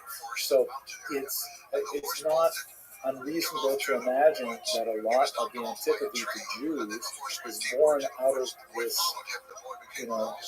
resentment over the exploitative practices of Jewish moneylenders. That's not to say in any way that, legal behavior somehow, allows for violence.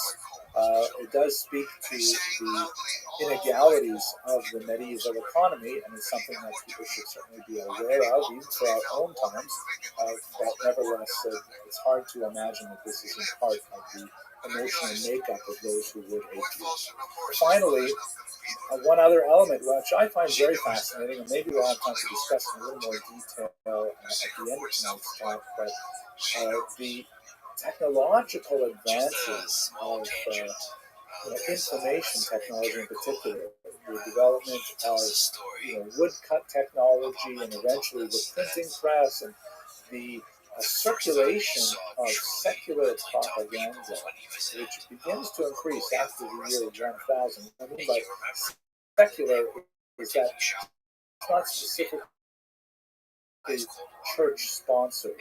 Recall that for medieval people, art was something incredibly precious. We live in an image-saturated time where we're constantly bombarded with images, and not only that, with video, but in the medieval period, people would look at something that we would consider very primitive in terms of art, and they would wonder on it. And even wealthy people who could own art would not just, on occasions, we would open it up and allow people to gaze on a little miniature piece of art. So the cheap distribution of woodcut prints really has a significant impact, I would argue, on the social media spread of these ideas. The valley where I live, a lot of wrestlers come there to train in the summertime for the competition. And the water's very cold coming down from the mountain. And every day, when there's a break, they go down, they do not get in the water, never. But they take the water and they pour the cold water over themselves. I feel constrained to say this to everybody, even though it should be absolutely obvious, the charges of ritual murder and the related blood libel are entirely false. There is no basis to the idea that the organized Jewish communities, for whatever bizarre reason, possibly kidnapped children and abused and murdered them and then consumed their blood. This is an entire fabrication of the twisted medieval mind, and sadly it has been an enduring myth that has continued up until the present day all around the world. And despite being disproved so many times, it nevertheless has that kind of staying power that gives it an unusual lease on life. It represents a dramatic escalation in the violent tenor of anti-Semitic rhetoric, and it remains so to this very day. Here's a map that shows you how the blood libel spread throughout Europe. Let me clarify for a second. The term ritual murder emerges out of the very first one of these charges, which occurred in 1144 in Norwich, England. And in that particular story, in which a young child was found murdered and the Jews were blamed for it, there was no suggestion of the consumption of blood. There was rather the idea that the reason he was murdered was because the Jews wanted to reenact the Passion of Jesus. They wanted to go through the crucifixion once again. Later, other elements were added to these stories, and most specifically and most powerfully, the idea that part of that ritual murder was that the Jews needed to drain the blood from this child, which then they would use for nefarious purposes. So they're often lumped together, ritual murder and the blood libel or the blood accusation. Here you can see in this very useful map, which comes from Encyclopedia Judaica, the number indicates the century. So Norwich there has the first in 1144. Lines underneath the digit indicate that multiple charges were laid in that century. So there were, in London there was one in the 12th and two in the 13th century. And then from England, it's exported to the continent, and in particular in Germany and North Italy, you see a lot of it happening over the 13th, 14th, 15th century.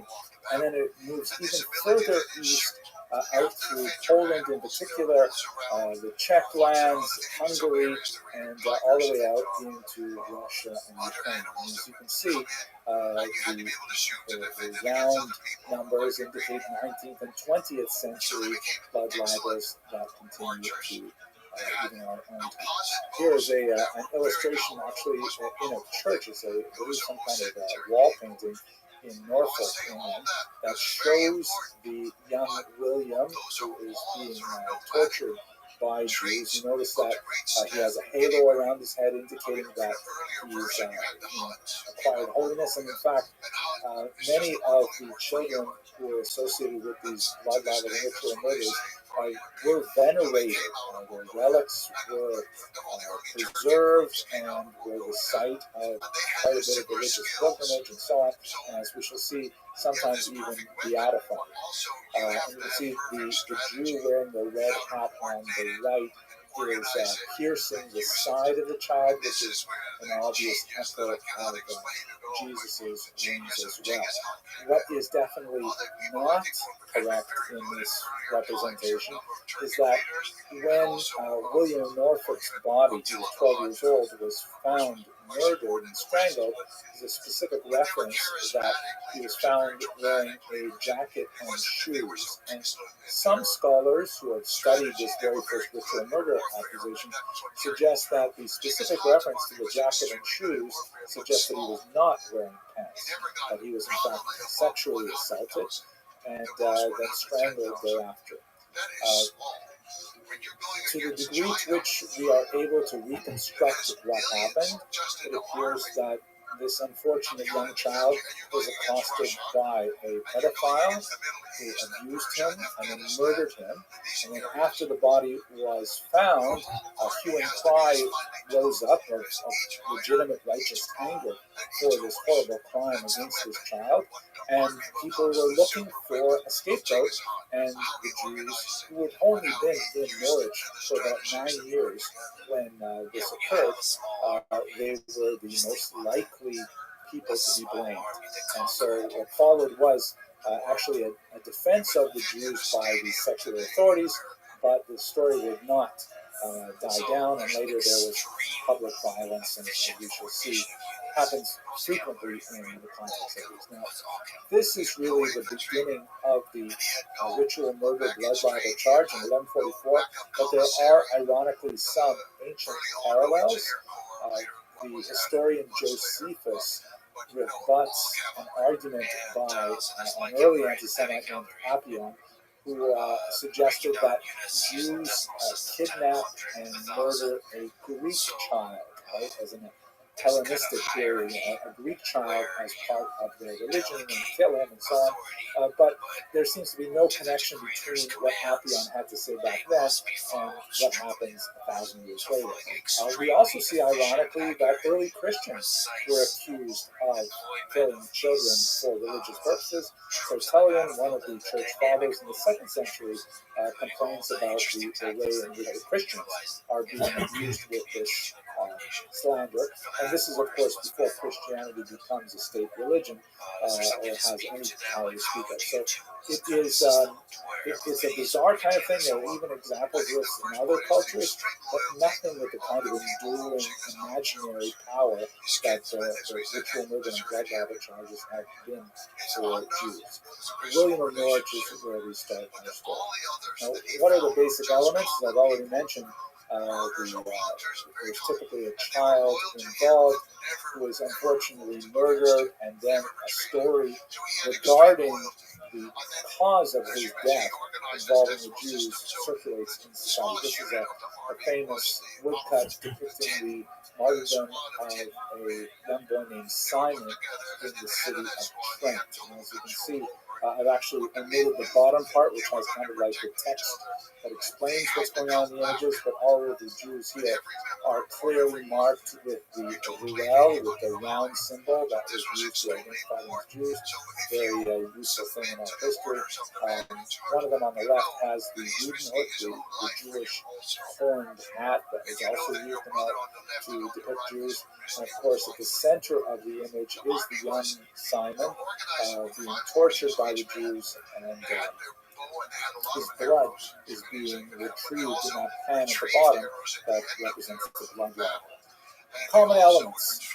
They usually happen around Easter or Passover time for several reasons. The most obvious being that Easter is, of course, the time of the Christian religious calendar. There she is. The crucifixion, death, and resurrection of Jesus. How was your day? So the idea that this is so important for Christians. Lovely, thank you. Really important for all right.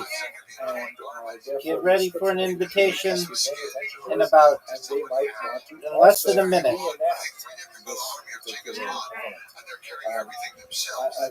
Remember also that Easter typically falls around the same time as Passover.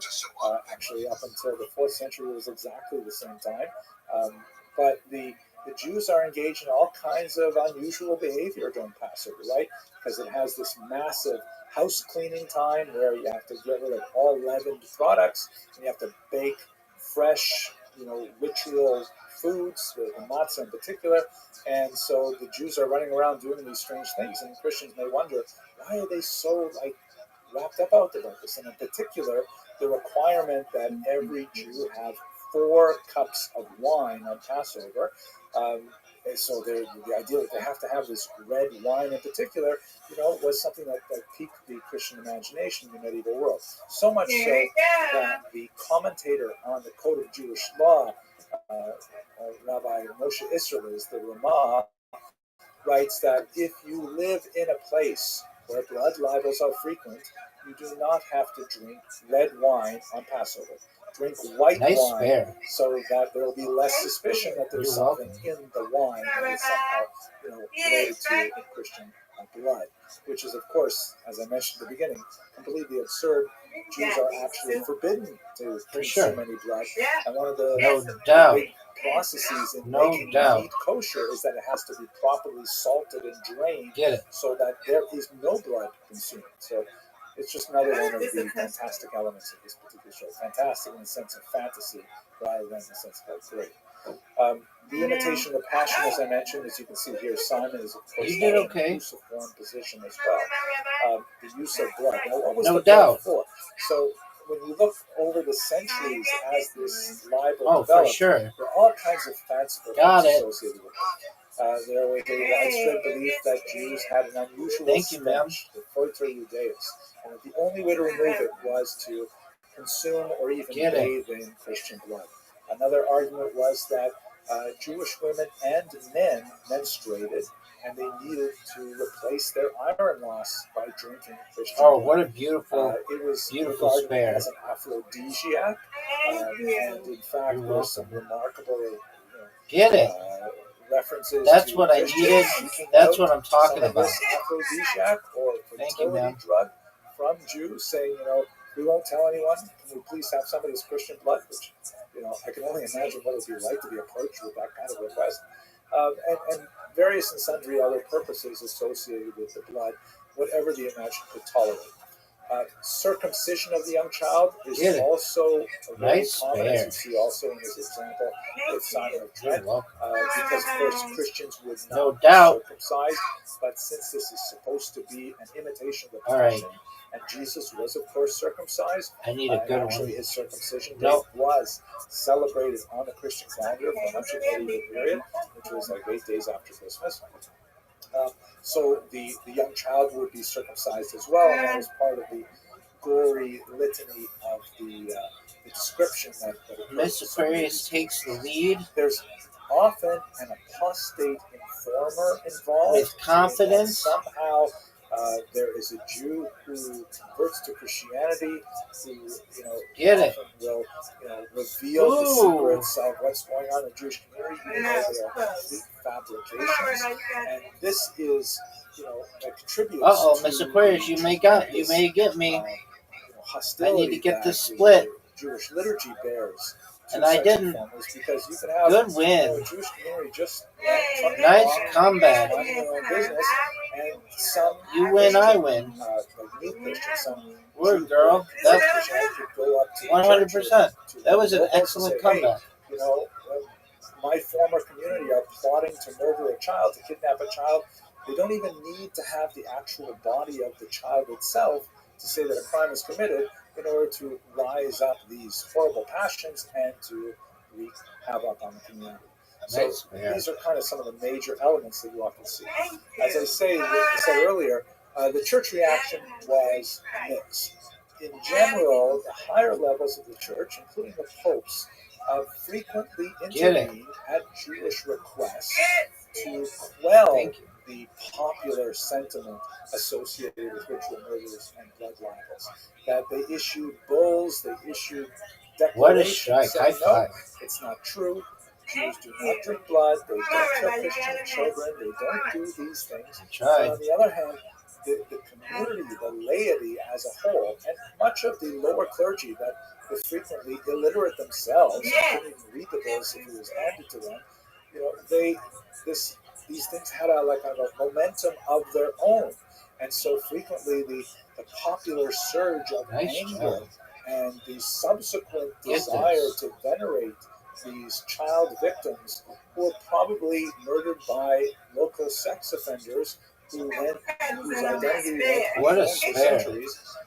The, Get it. the church has to try and placate the need of the community to mark the passing of these children Get who it. died in such horrible ways. So it's an unusual kind of moment for the church, as we shall see. In the case of Simon of Trent, this is another representation Miss of him that Aquarius. we see in this Getting the woodcut. 8. He was beatified, but not canonized, which I don't know exactly what the difference is in Catholic theology, but he reached a certain level of Christian veneration, but he did not reach the top level. He did not reach sainthood. Uh-oh. So even though there That's are not good. hundreds of Not good miracles at all. that are somehow associated with Simon of Trent Oh, after Miss Aquarius. the murder in the 15th I might century. be done. He was only removed from the official I might be martyrology done. of the Roman Catholic Church in Miss Aquarius. 1965. Big time score here. She puts up back back-to-back big scores. So it's very hard for the church to kind of Get it. massive cruise ship. It's very hard to All right. change She directions. leaves a little bit of window for me. Now, regarding Okay. the persistence of All this right. very noxious myth, we've already seen how it has spread, all across Europe and Nope. from west to east. Nice job, This Miss is Aquarius. really dramatic 20th 2 century for 2. cases, including I win, an you abortive win. You win, case I win. Here in New York Good State, job. where a child Undefeated in disappeared friendship, for about undefeated 24 in hours. bowling. She got lost in the forest, and she found her way out. But the local police in 100%. the 1920s actually went to Absolutely question not. the Great rabbi games. in Good New job. York, saying, "Did you guys kidnap this child for ritual murder purposes?" Right? I see That's that. 20th Well, it's century important. New York, Great job. United States of America. And I So it look has forward to playing with you tomorrow, God willing. staying power with the modern imagination. Fortunately, Good night. the child found her way out of the forest, and the whole thing blew over, and the rabbi registered his deep dissatisfaction with the police department that they would even think that they should go to the rabbi and say, "Where's the Yo. child you kidnapped?" At any rate, one of the more famous blood libel Audie, cases how you been, girl? in 1911, the Russian. I was just thinking about you. How are you doing? What'd you say? Okay. Do you want to play a game? All right. I'm going to send you. Yeah, you do? All right. I'll send you an invite. Russian government prosecuted one Mendel Bayless. This is a drawing from the trial for the murder of a young child. And after 2 years of an internationally watched trial, because this is the 20th century, and all other governments in the Western world had clearly distanced themselves from these medieval beliefs. They watched with incredulity that this modern Russian Empire would actually prosecute this guy for such a ridiculous charge. In the end, after 2 years of deliberation and an argument, they were not able to convince a jury of Ukrainian peasants that Bayless was guilty of the crime, and he was released. More You have an significantly, invitation. however, the Nazis, of course, No, you don't. made great use It's of Aquarius the ritual accidentally murder got it charge. because This is I their hit the wrong one. graphic You are magazine, Der Stern, Gail the, Settle. Okay. Stone Now you Tribune. have an You invitation. see big red letters here in this 1934 edition, the Jewish murder plan against non-Jews. And so on. And you can see the picture here with all these children hung upside down and these demonic-looking Jews catching the catching the blood in the pan, very much like you saw with Simon of Trent. So the Nazis definitely were very reliant on the idea of the blood libel. And finally, most disturbingly, this is a painting by a very talented Italian realist painter named Giovanni Gasparo, who literally in 2020 See, 2020, this 21st century, painted this modern impression of the murder of Simon of Trent, who we've seen a couple of times so far, with obvious anti-Semitic iconography, and this is in our very own time. Absolutely astounding that we are still here with this incredible, audacious lie, but there it is.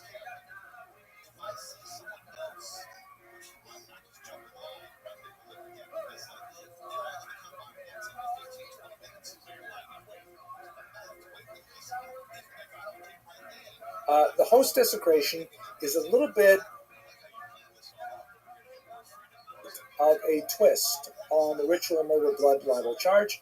It develops roughly the same period of time, but especially towards the 13th century for reasons that we will discuss right now. The false charge of host desecration, I have to say false, because I know once I put this recording on the internet, people will say, oh, there you go, it happened. It is, again, totally false.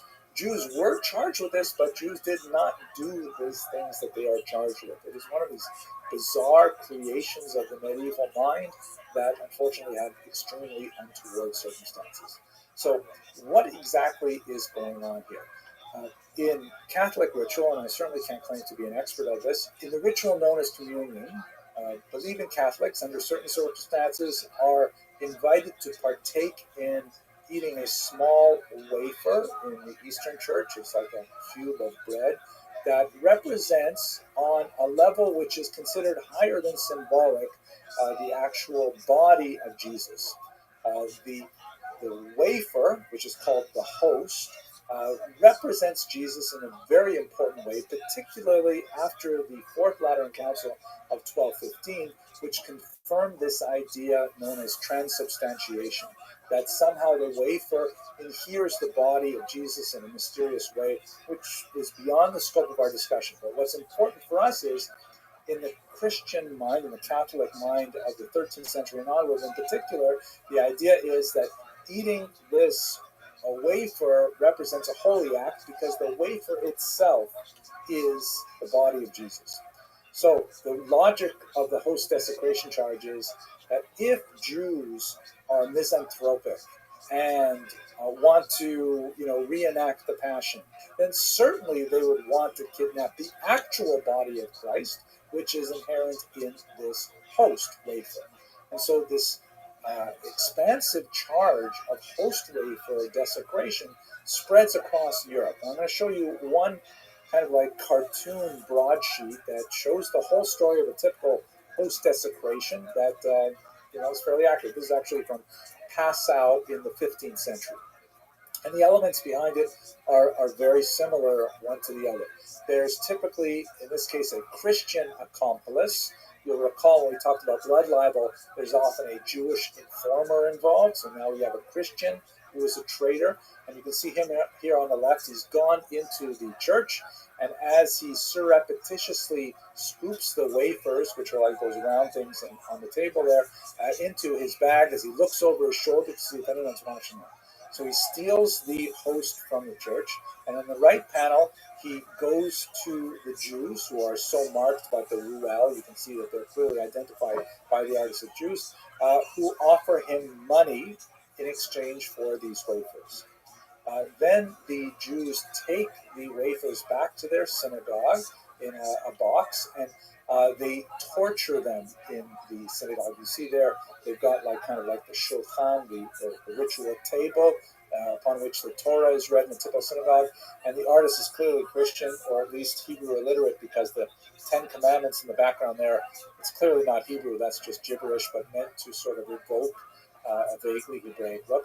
While they stab the host with knives, the host miraculously bleeds, supporting the notion that it is somehow actually the body of Jesus. Then there is a knock at the door when the authorities say, hey, what's going on in there? And so the Jews scoop up the wafers and they try to get rid of the evidence on the right panel by throwing the wafers into the furnace.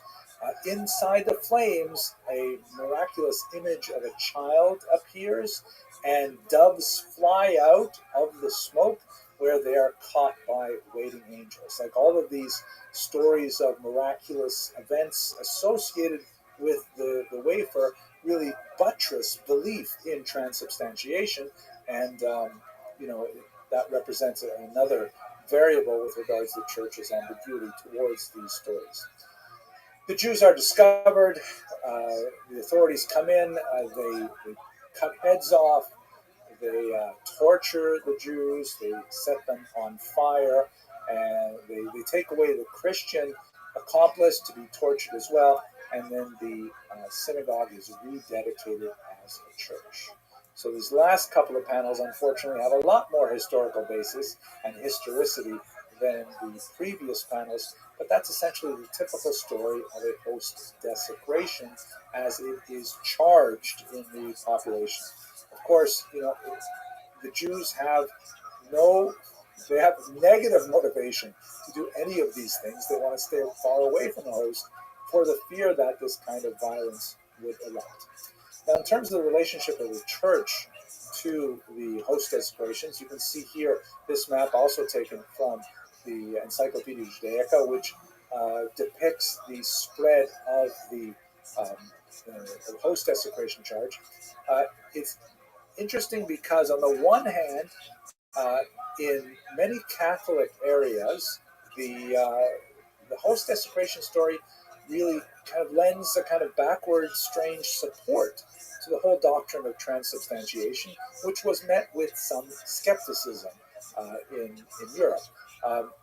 France and especially Italy, however, seem to have largely escaped post-desecration stories, and many scholars point to the specific intervention of the popes who tried to put a lid on these kind of violent eruptions that could easily spin out of control. These kind of popular upsurges of, religious fervor that turned into violence that had really no connection to Catholic doctrine. The idea of transubstantiation, yes. The idea that the Jews need to then, torture the host, definitely not. So the absence from Italy is especially notable, but as you can see, it spreads quite a bit through East Central Europe. And one of the things that might actually contribute to its spread is this noted phenomenon, which has actually been reproduced in labs today, that there's actually a kind of a mold called Micrococcus prodigiosus that can grow on the specific types of wafers that are commonly used in parts of Europe, and it looks a little bit like blood, right? Like dried blood on the wafers. And so you can imagine that, they're holding these wafers in often sealed boxes, very humid, and then this mold, if it gets in there, it makes all of the wafers develop this reddish kind of like growth on it. And then when the priest opens it up and sees that they're red like blood, then this can actually contribute to the idea that maybe they were somehow attacked by the Jews. And in some cases, these moldy wafers were actually venerated as demonstrations of the holiness of the wafers. You can see in this particular image, for example. The host desecration myth has a tremendous hold on the medieval mind, but unlike the blood libel, it does not survive into the 18th and 19th century anything like the same degree of popularity. I would argue that this probably has a lot to do with the general decline in religious fervor in general in the modern period, that it takes a lot more inner credulity to believe the whole story than to believe the ritual murder and the blood libel charge, and that could have something to do with the failure of this to continue. Nevertheless, it still has a strong impact, and in many cases, the blood libel, the host desecration charges that we see actually result in massacres of Jews and of expulsions. And what's especially fascinating is that, the ritual murder and blood libel charges were also absurd, but in those cases, there was a body, there was a child who was, God forbid, the victim of a crime. in the case of the host desecration, what crime was committed? I mean, it's entirely imaginary, and nevertheless, it still, speaks to the nature of humanity, that people will believe these most bizarre things and commit tremendous atrocities against their neighbors for the slightest of causes. Now, moving to the 20th century, I just want to give you a kind of a chilling example when the host desecration does make it to the 20th century. This is a banknote that was issued in the 1920s. I believe it was 1922 in Germany. At that time, Germany was suffering from incredible hyperinflation as a result of the crises following World War I, the economic crises. And so they issued local municipal currency, which was called at the time Notgeld, or necessity currency. And if you can imagine, let's say God forbid, the American dollar failed and lost its value, so New York City might issue its own currency so that it would, hopefully keep inflation at a reasonable level, and Los Angeles would have a different currency, and so on. So that's what Notgeld was intended for, and we actually have lots and lots of examples of this in the early 1920s. Frequently, they have anti-Semitic artwork on their currency. Can you imagine sending your child out to get a gallon of milk, and you say, "Here, kid," and there's an anti-Semitic caricature right there on the image. So this particular note, which was issued in actually a series of notes, shows a 15th century host desecration 500 years later in the 20th century. Here you see on the left, there's the Christian accomplice.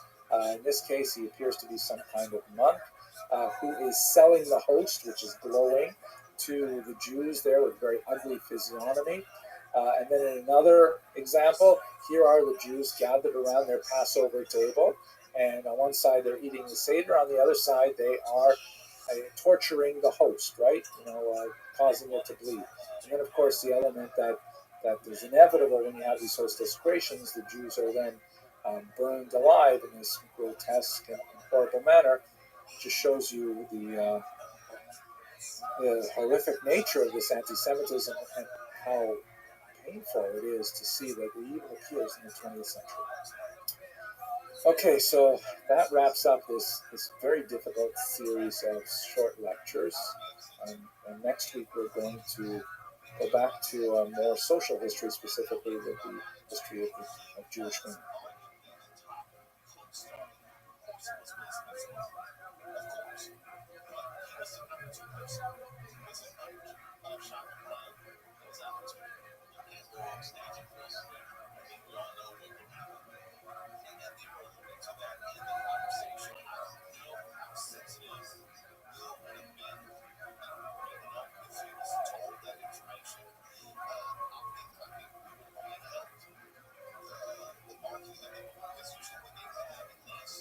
Jewish women in the medieval period. We're going to be painting in fairly broad strokes.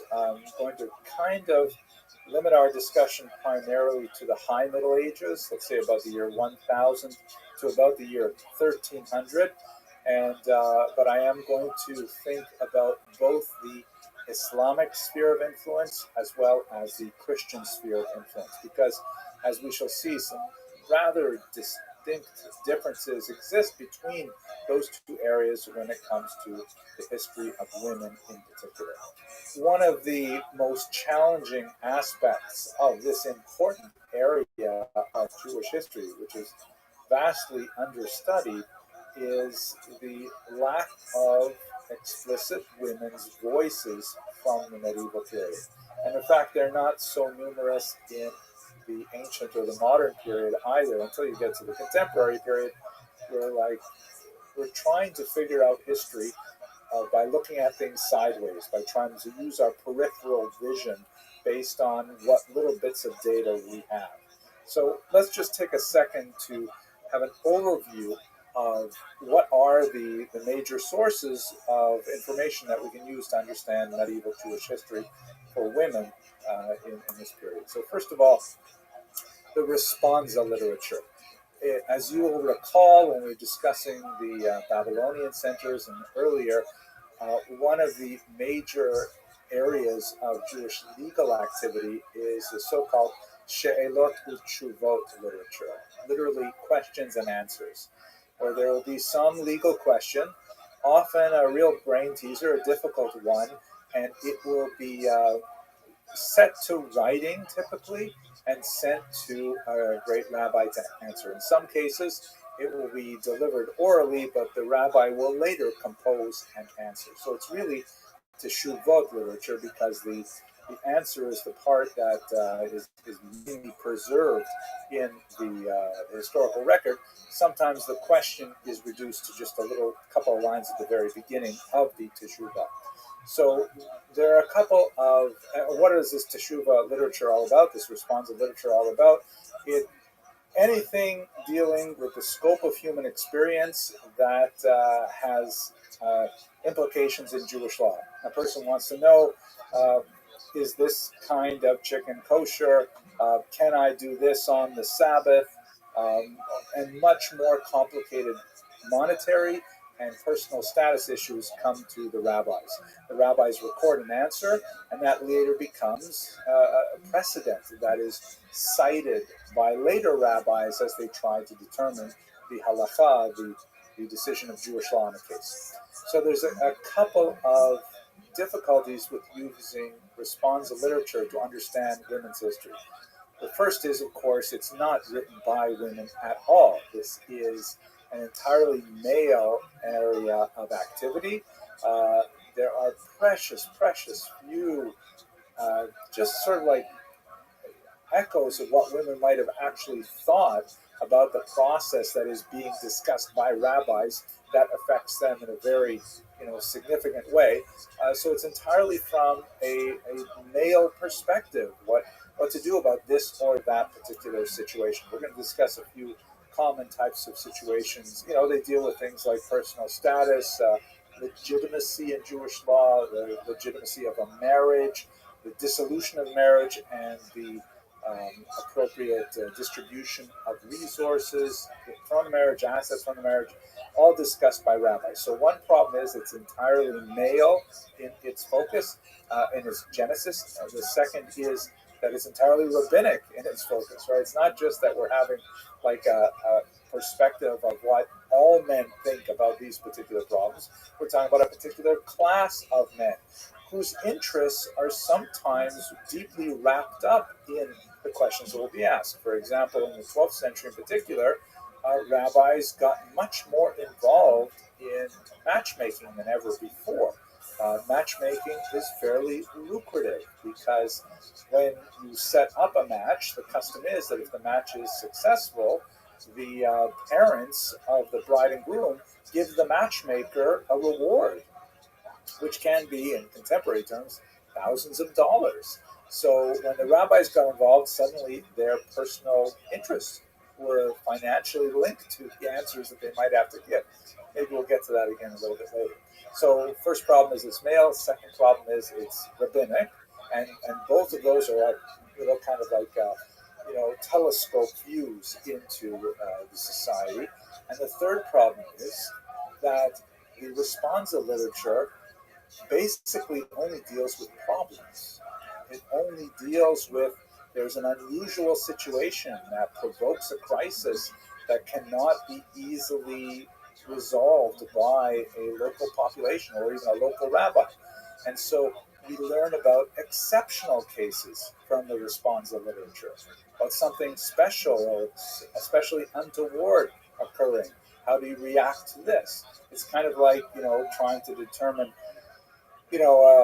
life and wellness guide by only looking at people with illnesses, right? Avoid this, avoid that, avoid that. What you do to try to promote your health, that kind of thing. So the responsive literature is intrinsically distorted for those reasons, but nevertheless, even with those limitations, we do get a sense quite often of what must have been the prevailing norm against which this particular situation took place. For example, in the case of a husband who takes a second wife without his wife's permission, you may see in the responsive literature, you may see a passage like the woman immediately wrote to the husband saying that she demands the penalty that has been customary in her land for the last 100 years. So all of a sudden we know, oh, there is some kind of customary demand that may be placed on a husband who illegally takes a second wife, this kind of thing. But that's one of the major sources for our understanding of women in the medieval period, is essentially the backdrop of the responsive ritual. We also have another major source of information, which is still overwhelmingly male in authorship. But we do hear women's voices kind of peeking through the veil more and more. And this is the massive trove of Geniza documents. You'll recall the Geniza is this huge collection of medieval scraps of paper, really, you know, uh, refuse, not just paper, also papyrus, also parchment, things like that, but things that Jews didn't want to throw away in the neighborhood of Cairo. And for some 500 years, they're piling these up in the attic of this particular synagogue. And when they were discovered in the 19th century, they suddenly gave us a massive and really rich view of how Jews live, primarily in Egypt and in the Mediterranean basin, the eastern part of the Mediterranean. It tends to be sort of lopsided towards the Islamic environment. Doesn't tell us a lot about the much smaller populations in Northern Europe, the Ashkenazim, but nevertheless, it does give us a much more rich variety of sources other than responsa literature, which is also reproduced in the Geniza documents. We have a lot of documents that may have been dictated by women to scribes. I happen to see in Judith Baskin's very important collection of essays on Jewish women historical perspective that was published I think about 20 odd years ago, a little bit later than that, a little earlier than that even, where she says, to date, no woman's voice has ever been clearly identified in any Geniza document. I'm not sure that's still true today, but nevertheless, it's certainly true that the vast majority of those documents are absolutely male in authorship. Still, the Geniza documents tell us more about failed business arrangements, tell us more about contracts that were normal and then just tossed in the Geniza when they're no longer necessary, and personal correspondence and all kinds of functional and dysfunctional family information. So that's a really important source as well. Then we have an unusual source, martyrologies. This is much more important for the Ashkenazic lands, where it became, especially after the Crusades, a kind of a literary genre for authors to commemorate the martyrs of various massacres. And quite often, the martyrologies give us information not only on specific individuals, very tragic stories of how they died, sometimes very heroically, women also playing a very large role in their refusal to give in to the will of crusaders, for example. But also sometimes you can get some demographic data, like you can make some pretty good guesses at typical family size. You can get some sense of how naming patterns and whether people name their children after Hebraic sources or after non-Jewish sources, all kinds of interesting things that you can derive from the martyrologies as well. And finally, the ethical literature, which, there's a lot of religious literature that falls into this category, but primus inter pares, one of the most important of which is clearly the very important 12th century source, which we discussed also in the context of the Crusades, the Sefer Hasidim, which is a remarkable document that includes a lot of fascinating discussion of exhortations for ethical behavior primarily, but also includes fables and stories that were circulating and things like that. And there's a lot of discussion of women in the Sefer Hasidim. Women are part and parcel of many of the commentaries in the Bible and other passages that are widely studied in this era, and seeing how they were written, or sometimes how they were not written, also give us some insight into how women were viewed and their role in society in the medieval period. We will talk a little bit later about Rashi, who is especially fascinating, not only for what he said about women, which we'll get to, God willing, but by what he did not say about women. It is fascinating to note that in his commentary on the Bible, very widely read, one of the major functions of Rashi is he connects the text of the written Torah, the actual 5 books of Moses, to the much larger oral Torah, the Midrash in particular, the Talmud, and so on. And he will frequently cite Midrashim that for the women, but he tends to not cite and not include in his commentary Midrashim that may have read as derogatory to women in any way. So his editing tells us a little bit about his personality, which is confirmed in many ways by some of the things that he actively wrote rather than his editing alone. He was, of course, famously the daughter of 3, perhaps 4 daughters who married very well. His sons-in-law were all scholars and so on. And more about that later. So we don't have like autobiographies of women from the medieval period. Until we get to the 17th century, really, with the remarkable Gukul of Ammon, we really don't have, a definitive and substantive account of a woman's life by a woman. But we have all of these other kind of ancillary peripheral things that give us some sense of how we can construct the woman's experience of the world in the medieval period.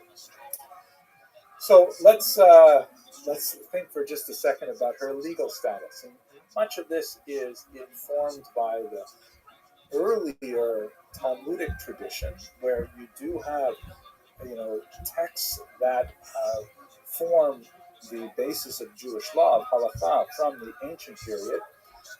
But we do see from time to time sort of like adaptations of these texts, the Mishnah and the Talmud in particular, for specific reasons or particular places and times, and those areas of tension between contemporary practice or desire and the halakha, seeing how those are resolved is often quite fascinating. I think one of the most important areas which is relevant to our study of Jewish women is the writings of Rabbi Gershom, who was a very important Ashkenazic rabbi known as Meor HaGola, the light of the exile, and his years are roughly 960 to 1040. There is quite a bit of scholarly dispute over how widely accepted his bans were, or the takanot, so to speak, decrees of Rabbeinu Gershom, and how quickly they were adopted. But that area of discussion of what was his level of authority, it becomes moot, because by the time you get to the 13th and 14th century, it's widely understood in Ashkenazic lands as being the law of the land. Everybody behaves according to the laws of Rabbeinu Gershom. Less so in Islamic culture. But what exactly did he have to say, and why was it so important for women? Among the many takanot that he enacted was a ban on polygamy. Polygamy, of course, is the very common biblical practice of men marrying more than one woman, singular. Men marrying more than one woman. You look at the patriarchs, Abraham with Sarah and Hagar, and of course Yaakov marrying 2 wives and 2 handmaidens and so on. And this was widespread practice, particularly in Muslim lands, right up until the 11th century and beyond, in fact. In Christian lands, however, there is a decided tendency to restrict Jews' behavior to monogamy. And Jews seem to have sort of self-censored their behavior in that regard as well. So one of the scholarly debates is, was Rabbeinu Gershom initiating a big change, or rather kind of confirming a change that had already taken place? One of the areas where we see this play out in real time is in Spain, in the 11th and especially the 12th century, where even the areas that are now Christian, as per the Reconquista, there are some hesitancies to accept the ban on polygamy that Rabbi Gershon and Agola had put in place.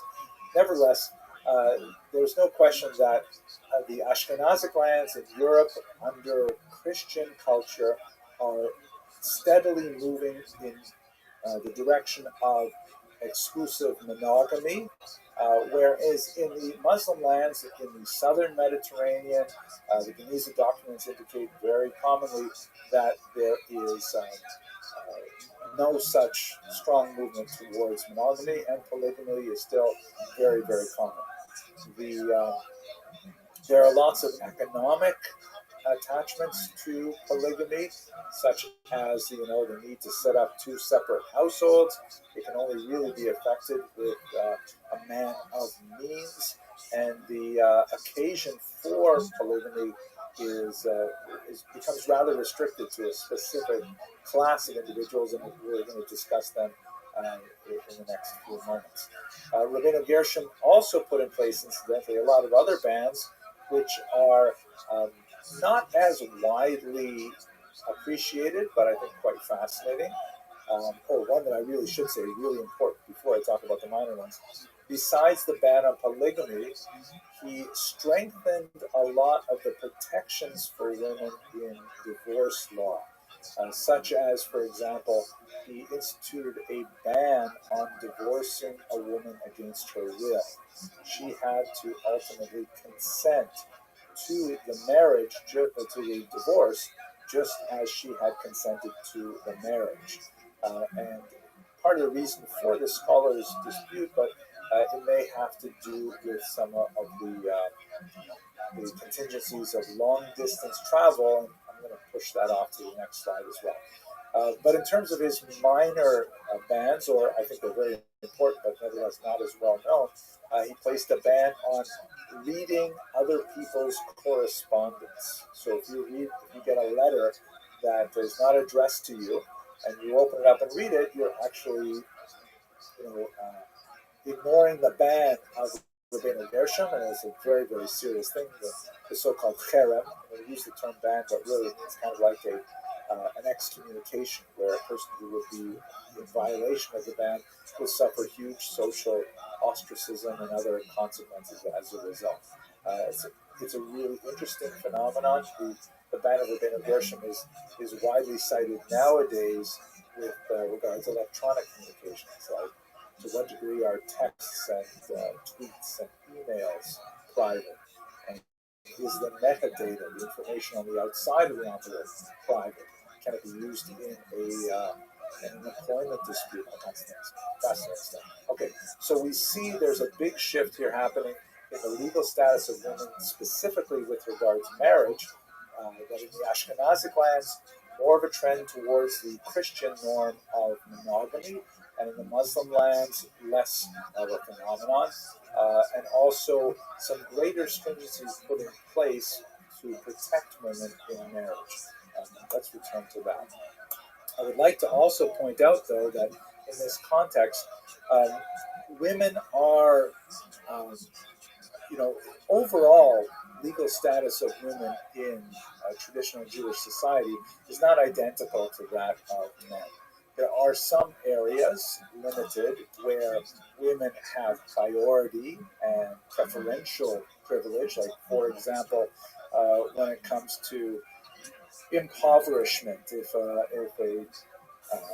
woman and her brother are both impoverished, it is incumbent upon the brother, the male, to go knocking on doors to find charity rather than his sister. This is because the Talmud recognizes the greater level of embarrassment that a woman would feel to beg than a man would. That's the traditional justification for it. But in most other areas of life, it is reasonable to say that men have a preferential advantage for a whole host of justifications. That's beyond our discussion right now. One of those areas that is related to all the others is, of course, education. It it seems it's remarkable that Jewish men in the medieval period had a very high level of literacy. Um, Men were expected to at least be able to manage basic ritual competency in synagogue, which meant they had to be able to at least sound out the letters in the prayer book, and they should have, a rudimentary understanding of what it is they are reading. The levels of literacy that we have today in the 21st century are, of course, far higher than anything imagined in the medieval period, but it's fair to say that men had pretty much universal literacy in at least one language. It may not be Hebrew, it may have been Yiddish or Judeo-Arabic, but they would be able to actually write and read in at least one language, and chances are they had at least some fluency in Hebrew. Hebrew was generally no longer used as the basic language of communication. Jews overwhelmingly use the vernacular, just like I'm speaking to you, and almost American English today, but they would have at least literacy in that language.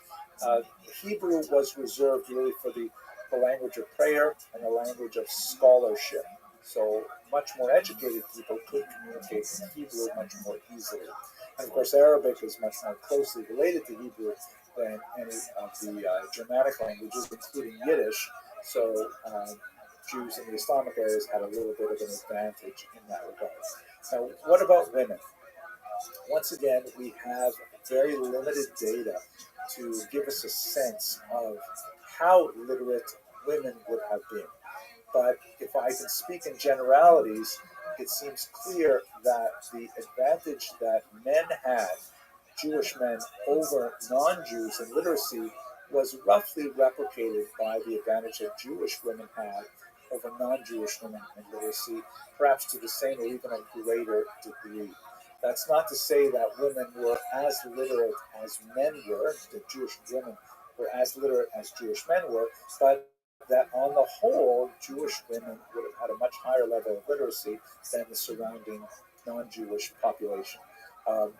Much less so in Hebrew, much more likely to have literacy in the vernacular. But let us recall that many of these vernaculars didn't even have widely known alphabets at the time. That people, Yiddish is essentially basically a German dialect with lots of borrowed terms from Hebrew and Aramaic, Slavic languages, French, and so on. But it is written in Hebrew characters because Hebrew characters are the ones that Jews know. And so even Jewish women would have had a much better speaking Arabic and writing it in Hebrew characters with lots of borrowed Hebrew terms and things like that. So women had at least a stronger literacy than their stronger surrounding population. They probably had a level of numeracy as well. Again, piecing together the little bits of data that we have and speaking in broad generalizations, it appears that women typically had a very early rudimentary level of education that was truncated even before men's was truncated, primarily because of economic pressures. That men were expected, once they reached the age at which they could do any kind of work, the vast majority of them, their formal education stopped. So that might be, they might have been 11, 12 years old, and then they're essentially doing work or apprenticing or something like that. And for women, that age might have been 9 or 8. So they have something, but not nearly as much. They're part of the reason for this, besides the sociological and anthropological differences in the experience of women's lives in general, is a Talmudic perspective, a very fascinating discussion that it seems to me is in Tractate Sota, yeah, absolutely, it's in Tractate Sota, where there is a discussion about how much education should a woman receive. And there's a dispute basically between two rabbis. The one rabbi argues, and maybe I'll take a minute just to explain this to you. It's a little bit complicated, but basically, if you're familiar with the book of Numbers, in I think it's chapter 5, there's a discussion of the punishment that befalls a woman suspected of adultery. She's brought to the temple, formally accused. Again, her adulterous past is not confirmed. She's suspected by her husband, who jealously brings her to the temple.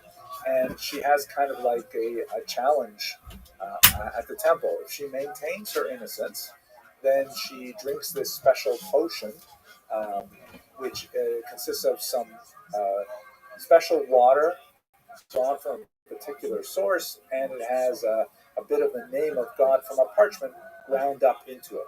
And she drinks this potion, the Mesota, and if she is innocent, then she gets all kinds of additional protections and blessings and so on, and her husband is censured for putting her through this.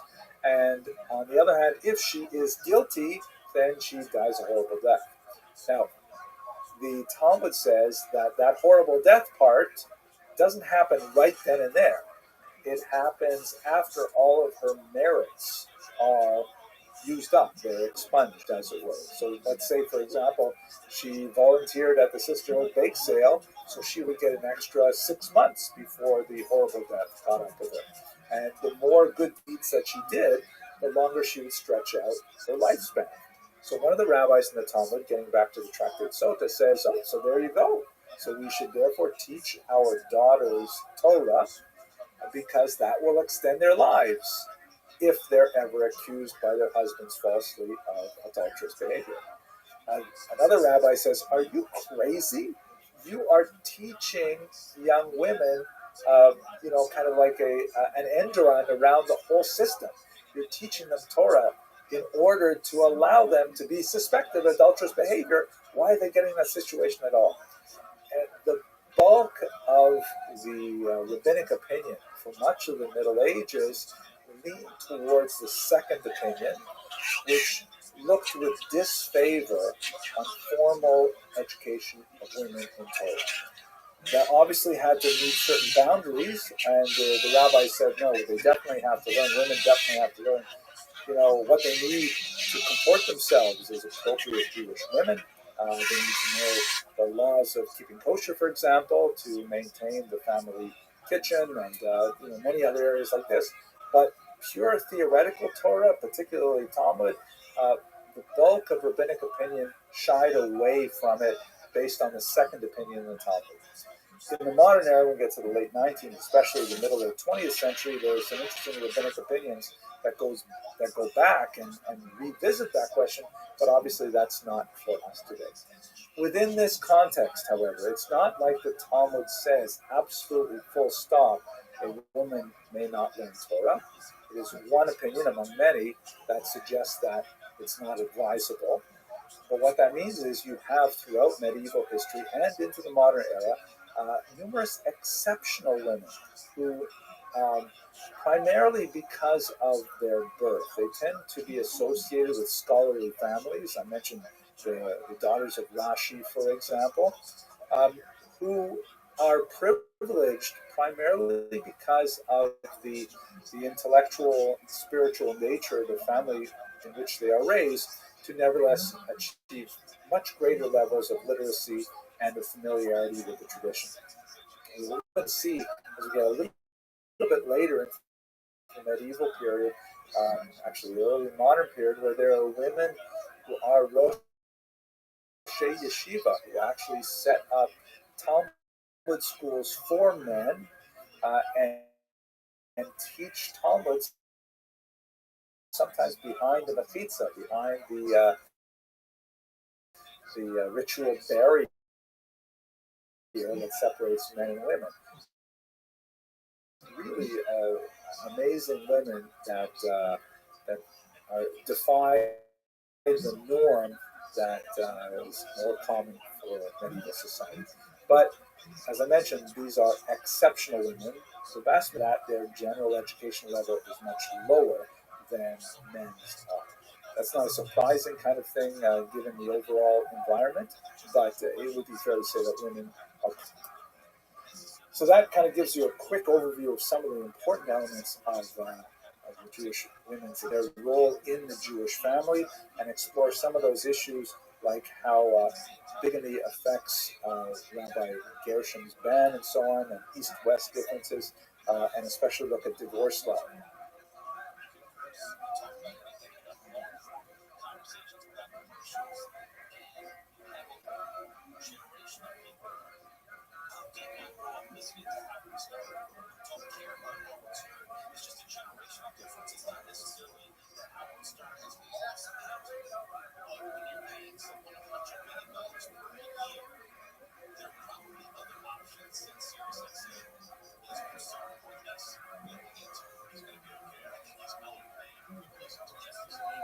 One of the most unusual aspects of the medieval Jewish experience, which in many ways was replicated right up until like the 18th century, was in Ashkenazic lands a really young age of marriage. According to the Talmud, a woman may not be married against her will, and that means she has to reach the age of majority, which is basically 12 years old.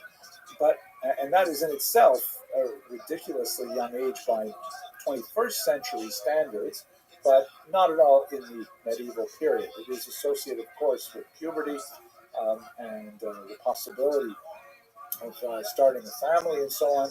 But there is a pronounced tendency that we seem to see in Ashkenazic lands in particular to marry girls off even younger than them. Sometimes married to men who are not much older than they. In Islamic lands, sometimes quite a bit older than they. There's a lot of interesting scholarship on why this may have been the case. Part of the reason seems to be competition. Let us not forget that Ashkenazic lands in the High Middle Ages still had really small populations. We're talking about communities that might have had 40 families, 50 families, sometimes even less in some of the larger communities. And so seeking an appropriate marriage partner, and by appropriate, I'm talking about class and wealth and family background in general, it can be a very challenging thing. And so the competition for spouses was so intense that the age of marriage tended to drop. And by the way, it tended to drop from the limited evidence we have, it tended to drop in the higher classes more than in the lower classes. This could be because the higher classes, were more focused on the idea of finding a match of their same social class, with a desire to try and contain resources within the family. So rather than marrying a wealthy boy to a poor girl and then essentially dissipating the family wealth, marrying a wealthy boy to a wealthy girl meant that they can consolidate their wealth, keep it within the family. Whereas less wealthy families might have actually needed the work product of the young man and the young woman a little bit longer than they could to marry them off at a younger age. It's also important to note, however, that the actual marriage ceremony in Judaism technically consists of two distinct phases. The first is what we might call betrothal or engagement, which, as the Talmud puts it, is fully binding on both parties and is completely marriage, with the exception that they do not live together. And then sometime later, you would have the actual marriage ceremony, which is celebrated under the canopy and so on. In Talmudic times, there was a gap between those two ceremonies, which was usually attributed to things like the necessity of pulling together the dowry, which is a very expensive endeavor to provide a young woman with a dowry to be able to essentially set up her home was a potentially crippling economic event for a family. On the husband's side was not at all the same thing. It was a much more moderate affair to give the so-called bride price, so it was not equivalent in terms. So the Talmud says that these two events were traditionally separated by time to allow families to accumulate the assets to be able to support the young couple. Uh, but there are other reasons as well that are adduced by historians. Fear of mortality, for example. Infant mortality is very high, child mortality is very high in the Middle Ages, and a concern that, if we don't get them married off now, who knows what's going to be later. So a desire to use the Yiddish term chaparine, to carpe diem, take advantage of the moment. But I also want to mention that ultimately, over the course of the Middle Ages and into the early modern period, the those two events, the betrothal and the actual marriage, were collapsed, and they are now customarily celebrated one immediately after the other on the same day, because given that the betrothal constitutes actual marriage itself, even though they're not able to live together, society was aware of so many tragic situations where you have these young individuals and they're separated from their intended and they meet someone else, and all kinds of things can happen that really are disastrous for the marriage. So it became much more practice to put these two acts together. The women, once they were married, and especially once they started menstruating, they would begin a very important area of Jewish law, known as the laws of family purity. This is essentially a euphemism for a ritual that follows menstruation, in which a woman would immerse in a ritual bath called a mikvah. We talked about this in the past, how this is one of the most important elements of a Jewish community, is the establishment of a formal ritual bath. It doesn't necessarily have to be like a building, but the water cannot be drawn normally from a well or something like that.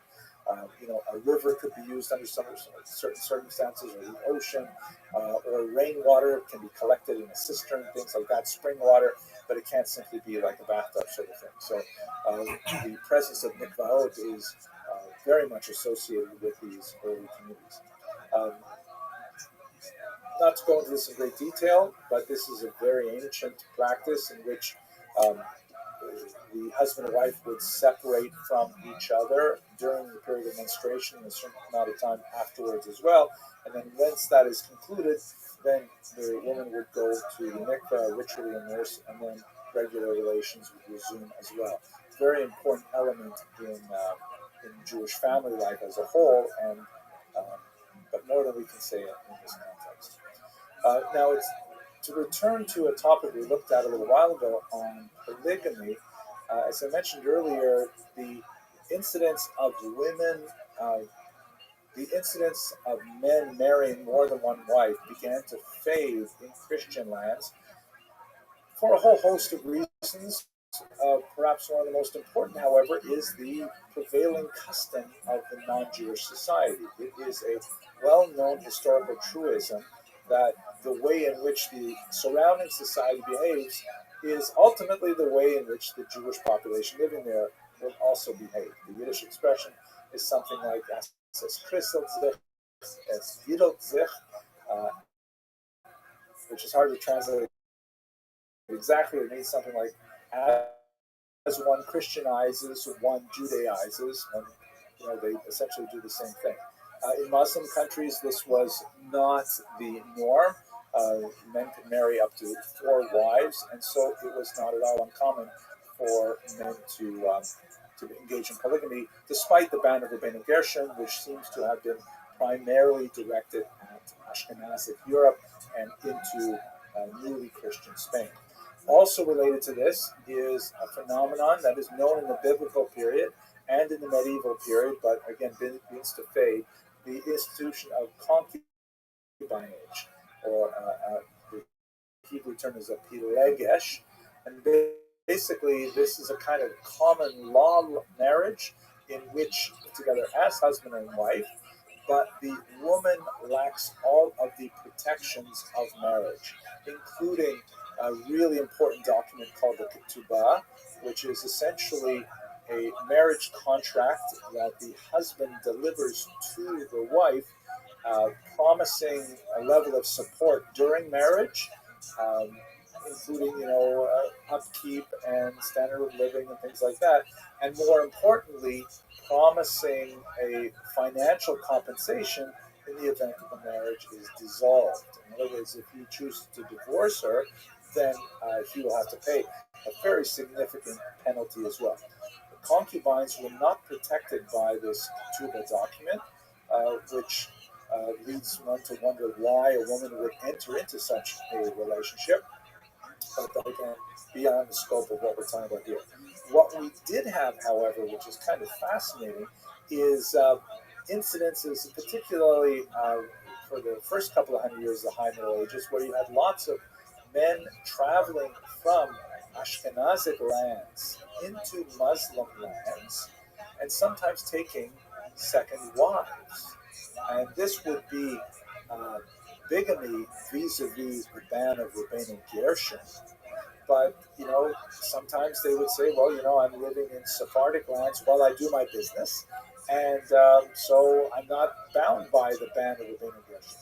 Maimonides in particular took a very dim view of this practice and indicated that, travelers who want to get married have to definitively prove that they are not already married somewhere else, to avoid anyone trying to get around this sort of loophole. And a significant amount of the responsa literature that deals with these questions gives us a sense of how men who are engaged in essentially being traveling salesmen would behave, and their wives who would take them to court saying, hey, you agreed literally in writing not to take a second wife, and here you go doing it in Tunisia or something like that, and I want my traditional compensation for your breach of contract. So that's a good example, I think, of how responsa literature will give us kind of like a sad, unfortunate incident. What we don't really get, though, is like how common was this? How typical was this? Are we only looking at a very limited amount of bad behavior, or is this just typical of a much more common type of activity?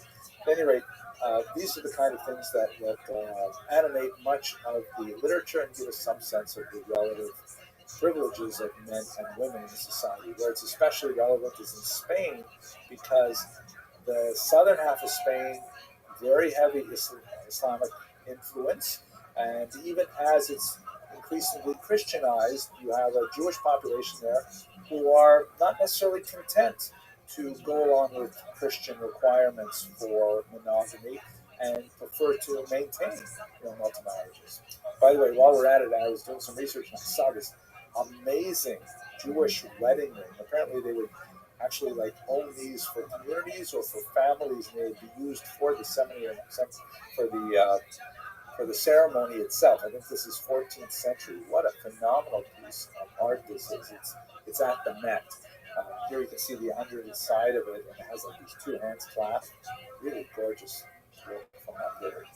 Now, connected to that, of course, after marriage is, God willing, motherhood. And I don't want to go too in depth into the history of motherhood and childhood in particular, because I don't know enough about it. It's a really fascinating area of research that I've just kind of scratched the surface of, and I don't know enough to talk about it. But perhaps we could talk for a second about the institution of second marriages, because one of the things that we see quite a bit of in the responsa literature is the disputes between half siblings over inheritance that frequently refer to this kind of bigamous second marriages that occur as a result of husbands traveling afar. We'll have to come back to that, by the way, when we talk about the divorce law.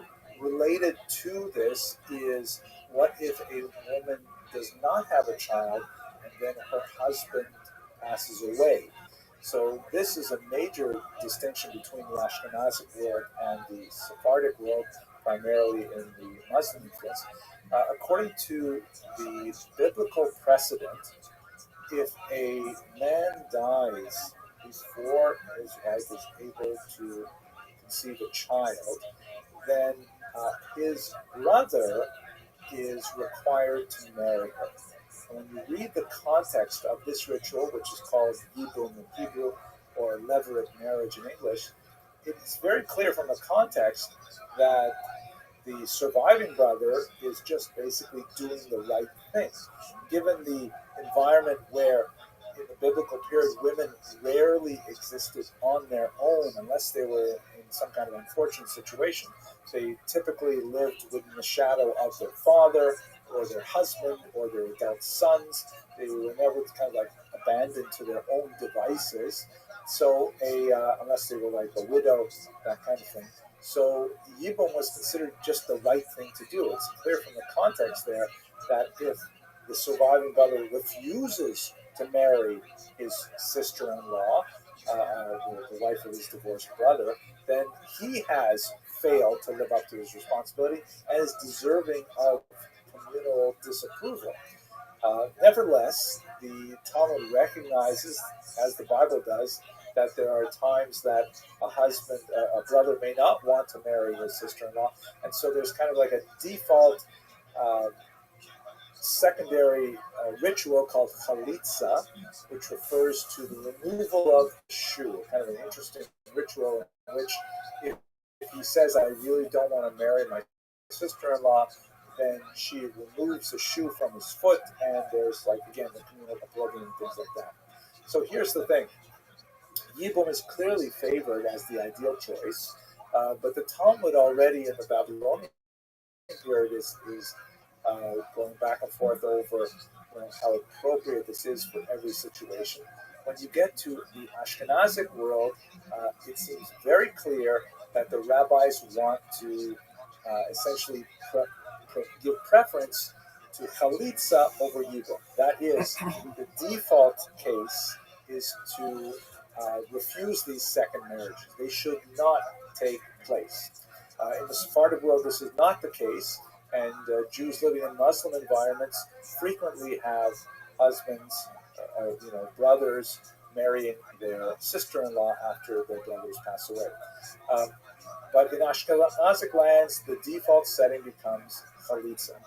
It's interesting to note that Rashi, among others, and Rashi, by the way, as we discussed recently, seems to be really pro-woman for his time. A lot of fascinating things there that indicate how he's separate from a lot of the other thinkers of his generation.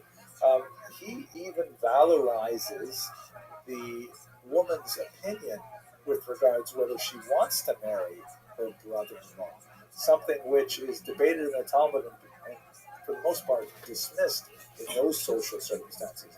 But Rashi, thinking in the heavily Christianized environment of Northern Europe, is saying, wait a second, the wife may have a lot of problem marrying her husband, and he finds Talmudic precedent to give her the privilege of refusing chalitza, or refusing yibum and demanding chalitza instead. A lot of fascinating things to say here, but I really want to save some time for perhaps the most important element of the period, which is divorce. Divorce is an issue that continues to reverberate in Jewish society today, primarily because the biblical precedent for divorce gives the husband far more power than the wife does. As I mentioned earlier, Rabbi Gershom put in place a ban on divorcing a woman against her will, which definitely improved the relative power differential of men and women, but there's still a very significant gap between their levels of authority in how to dissolve a marriage. Basically, it goes like this.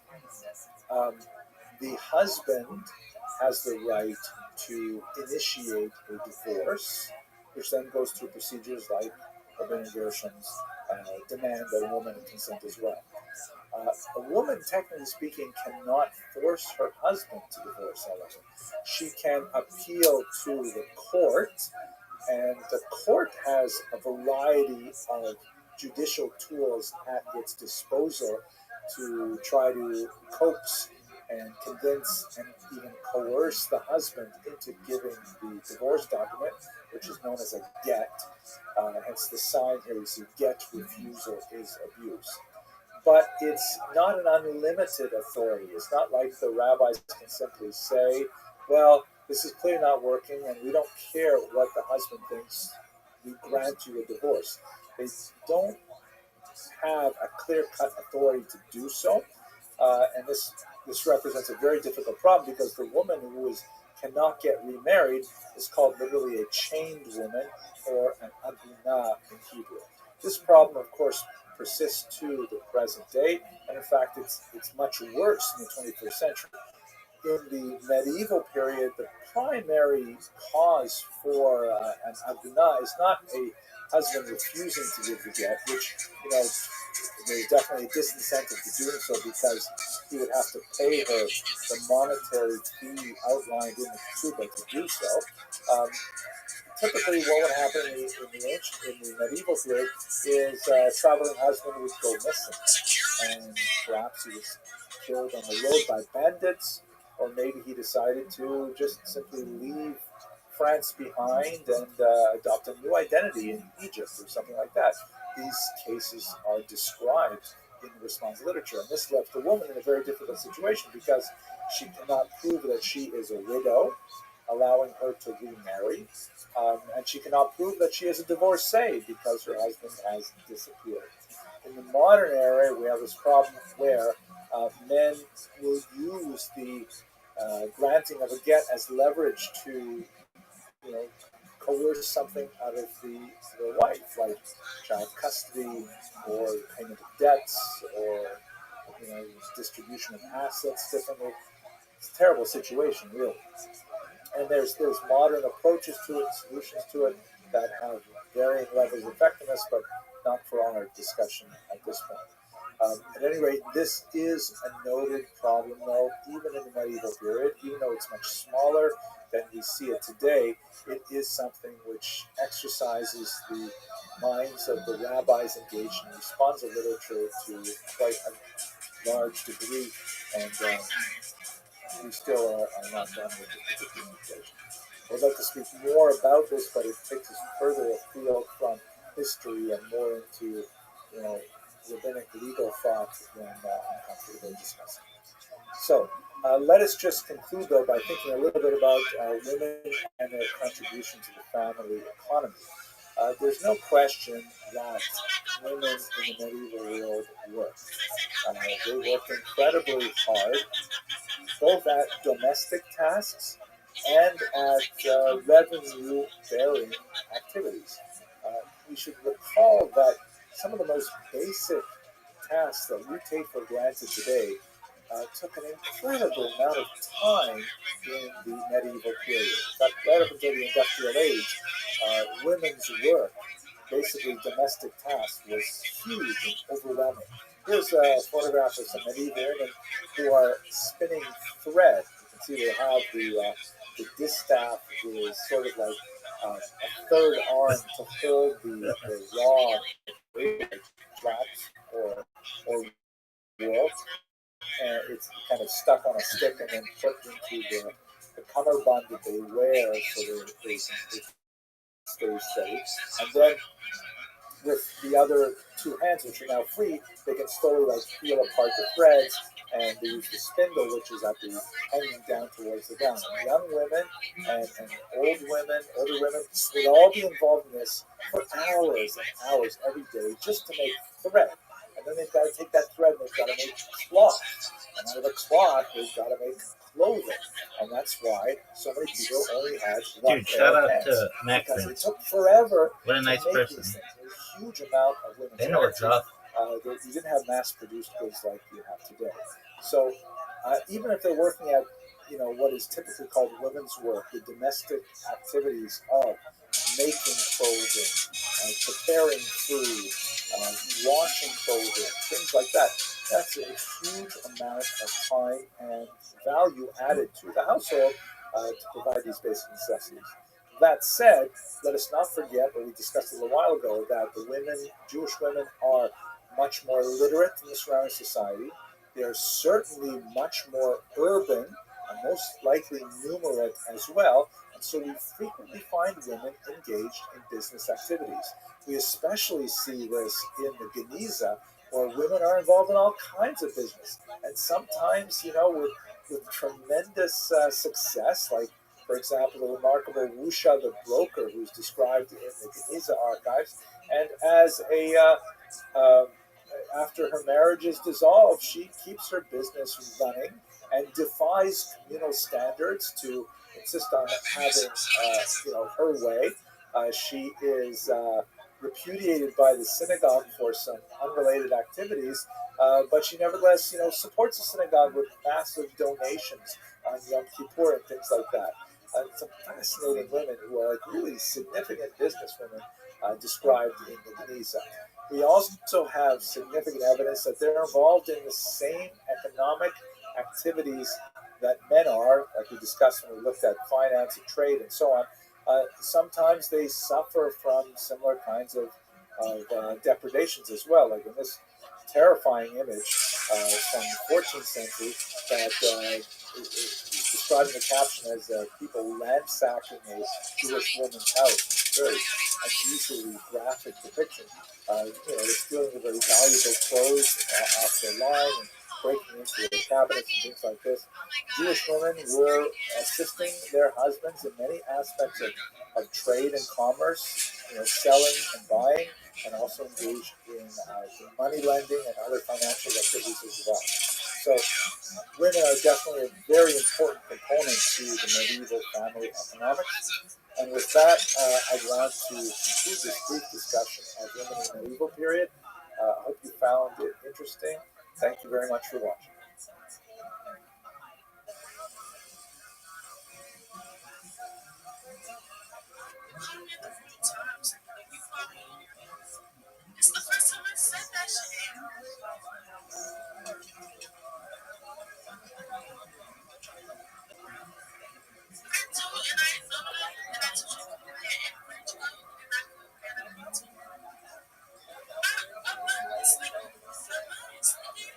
We have spent a fair amount of time in the southern half of the peninsula looking at the Arab Jewish or the Muslim Jewish period of coexistence, the famous La Convivencia, right? And now we're going to look at the northern half and at the later part of the Middle Ages, specifically the 12th to the 15th century, which will unfortunately culminate in the Inquisition and the expulsion of the Jews from Spain. This is going to be kind of like the seam of medieval Jewish history for this course. It's not an uncommon place to sort of draw a line and indicate that before this event of 1492, things were one way, and then after 1492, they were rather different. You can say the same thing in the 20th century about the Holocaust and the state of Israel. Things were certainly different before those two events, so closely related in time, and then after those two events. So that's why we're going to construct much of the next semester on the post-expulsion era. So here's a map that will give you a sense of what we're talking about. This is the Reconquista, the reconquest. You recall that the Muslims come up from North Africa and they take over the peninsula primarily in the southern region, and they make it pretty much to the very top of the peninsula. But then it doesn't take long before the northern area starts to recede back into Christian lands, and slowly the Christians are able to penetrate downward, and eventually they will ultimately expel the Jews and the Muslims from the entire peninsula. But we're going to focus on the regions of Leon, Castilla, Aragon, Navarre over the course of the next hour. Now, there's a few really interesting phenomena that are going on at this time.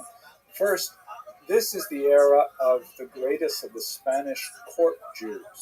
This is an institution which we'll see examples of it throughout Europe, but Spain in many ways has some of the greatest examples. Court Jews, it's hard to really translate that appropriately.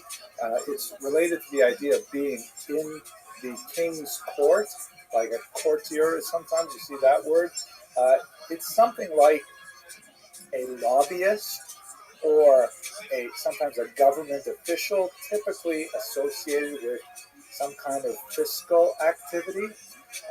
They often don't have any specific role in the court, but they're very much part of the ruling circle, advising kings, very frequently underwriting the king's activities, and exercising a tremendous amount of power. Quite often, these courtiers are also the titular heads of the Jewish community, so chosen because they are so close to the levers of power and are able to protect the community appropriately in that way.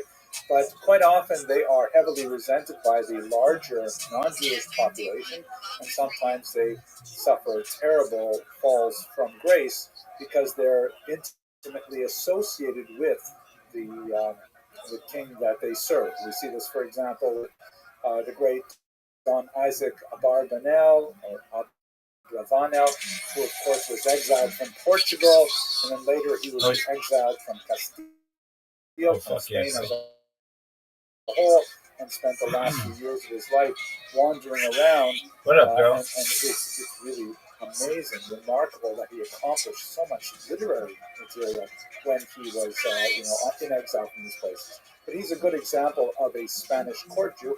Actually, northern Spain actually had phenomenal levels of authority, partially because of the tremendous strength of their courtiers. In particular, in Castile and in Aragon, the the the Jewish leadership was very much involved in an institution called tax farming, which we have discussed briefly in other classes, but let us just quickly recall what we're talking about here. Tax farming is a typical medieval institution where the king is unable to actually tax every individual landowner or certainly not peasants in his kingdom. So what he does is he deals with entire communities as a whole, typically whole classes of people in particular regions, and he hires out sort of middlemen to take care of the actual collection of taxes. These are called tax farmers because if the king assesses, for example, that from one particular region he can acquire, let's say, 100 gold coins, then he will appoint a middleman, who is typically a Jew, who will go out there and using a network of employees, typically also Jewish, they will be in charge of doing the actual collection of the taxes, the assessing of the properties, the assessing of the agricultural output, the placing of tolls on bridges and various small taxes with the authority of the king. And the tax farmer will collect maybe 1,200 gold coins. The 1,000 will be remitted to the king, and the 200 will be the profit for engaging in tax farming. So an extremely important venture that the king values very highly, and the kings, as we shall see, tended to protect the Jewish population primarily because they were very valuable kind of way to derive funds from the population.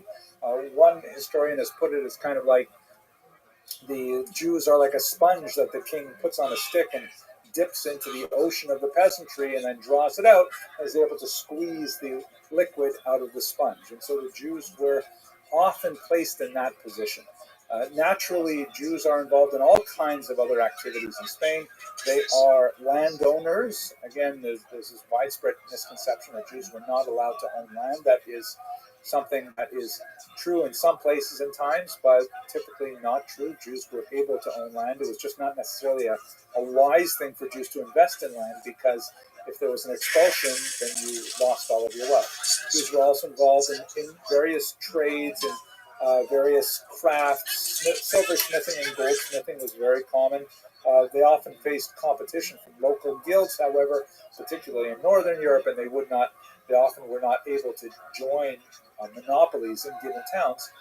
So things like tax farming and money lending tended to be the economic backbone of these Jewish communities, but not at all the exclusive sort of thing.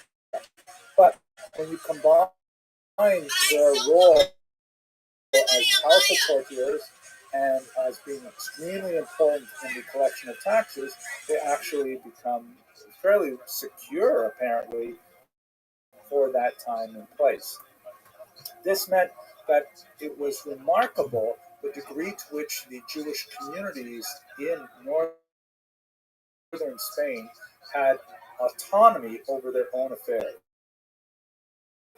This is something that we have seen when we talked about Jewish communal structure, but maybe I should emphasize it a little bit more here, that typically when Jews arrived in a particular place, they were sometimes, this is called Magdeburg Recht or Magdeburg rights after a town in Europe. But the essential idea is the king or the nobleman in some cases would grant to the Jews of a given location, all right, you're moving in here, your community has the right to do this, to do that, things like build a wall around your community, if you like, to engage in certain trades, but not necessarily in other trades. And this charter was intended as a guarantee of rights for the community, and it was basically observed until it was finally broken, typically when expulsion or revolutions or things like that. So the level of autonomy that the Jews had in northern Spain from the 1200s till the 1400s was really incredible. Jews, for example, were of course allowed to hold their own courts by Talmudic law, the Beit Din. This was not unexceptional. But in many of the Spanish communities, if there was a dispute between a Jew and a Christian, the Christian had to submit to the Jewish court, which is rather unusual. And in some exceptional cases, the king not only granted the Jews the right to administer corporal punishment, which was an effective technique of controlling populations, but also, in some rare cases, to even impose capital punishment. It's an incredible thing. The circumstances under which a community would, legally through the Beit Din impose capital punishment, very, very rare and exceptional and controversial. But nevertheless, this gives you a sense of the very high degree of autonomy that the Jews had in Catholic Spain from 1200 till about 1400. It was really it's not a golden era in the same way that the southern part of the peninsula was regarded as a golden era. You don't have quite the same kind of like cultural synthesis that you see between Arabic and Hebraic culture, but nevertheless it was a period of tremendous power for the Jewish community and general wealth. This is especially true during the reign of James I of Aragon, shown here, who was a remarkably strong protector of the Jews, even when some of the elements of their economic might began to wane. And I'm going to explain how that happened shortly.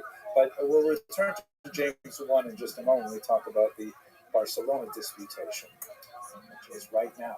So when one of the great power struggles that tends to be revealed throughout much of the Middle Ages is the power struggle between the temporal powers, meaning the king, and the religious powers, the church, and specifically the Catholic Church.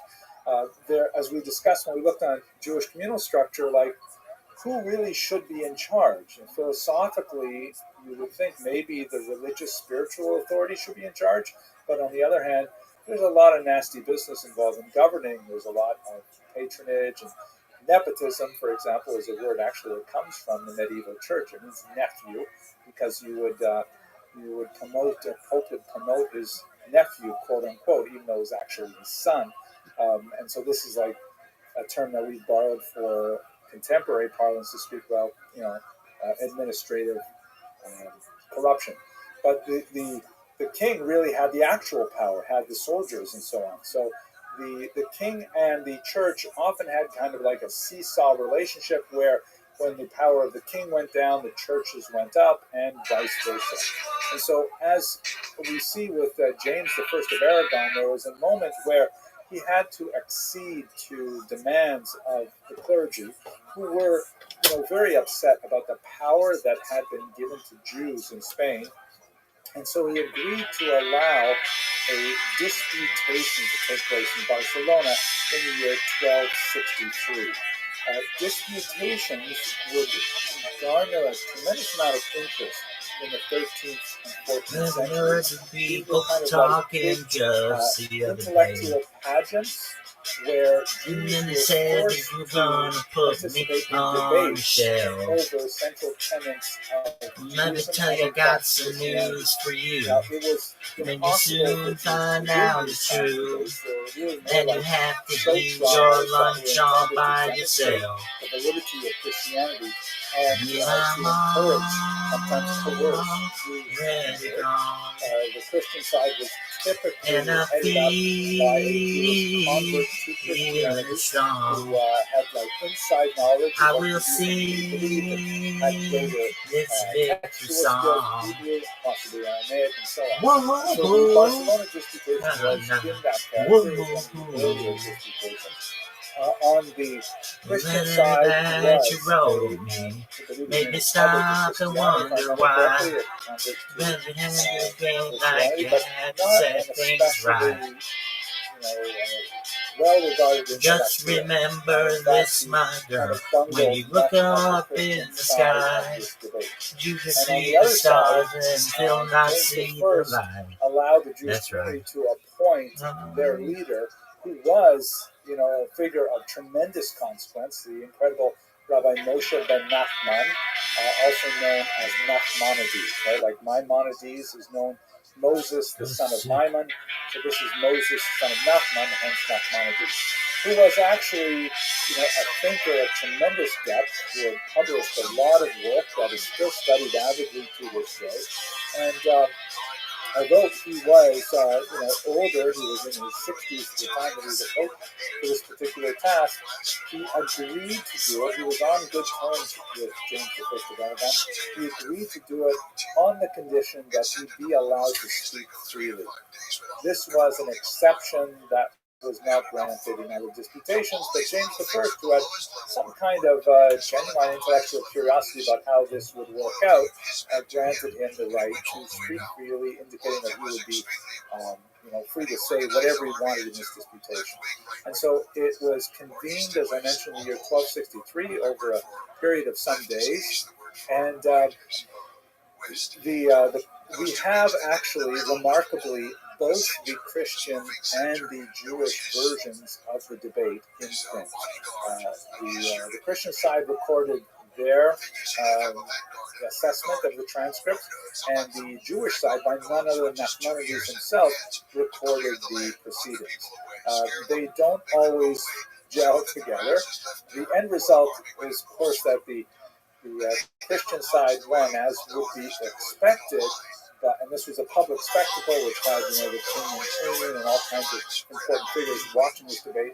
But Nachmanides really he made very light work of his opponent.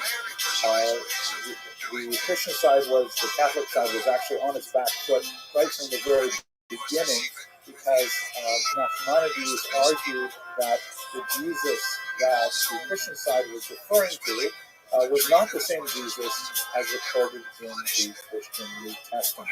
And so therefore, this defanged almost all of the most pointed arguments that the Christianity could bring in the discussion. His rather brilliant feint that made much of the rest of the argument. The things that we say There is, by the way, coming apart as we see. of this on YouTube that you can see from that was made working Talk with the it transcripts. I was over, just talking this really but the words came but out nevertheless, pure. at the end of this debate, even though Nachmanides officially lost, the church was very upset with how well he performed, and so James I of Aragon rewarded Nachmanides with 300 gold coins, and then said to him, "I believe Beautiful you faces without empty places.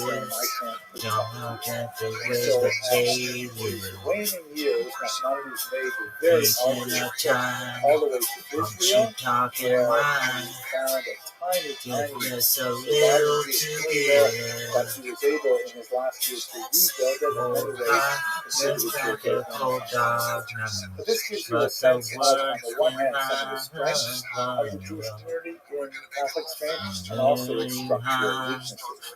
We should also mention two other things before we move on to the story of the converso, and that is the influence of sweet Spanish darling, Jews, got particularly the from a best of northern mine. region, You was got quite the profound best throughout of Europe mine. and the Mediterranean Oh, basin. Two whoa, areas in particular are especially sweet significant. darling, The you got first the is the best of widespread mine. studies You of got the the Kabbalah, best of mine. which had some incredible proponents in the Iberian Peninsula.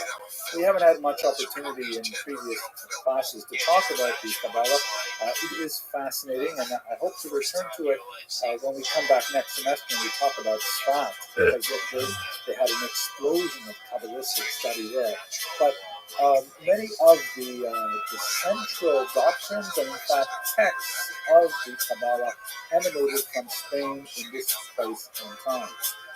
The Kabbalah itself, what exactly is it?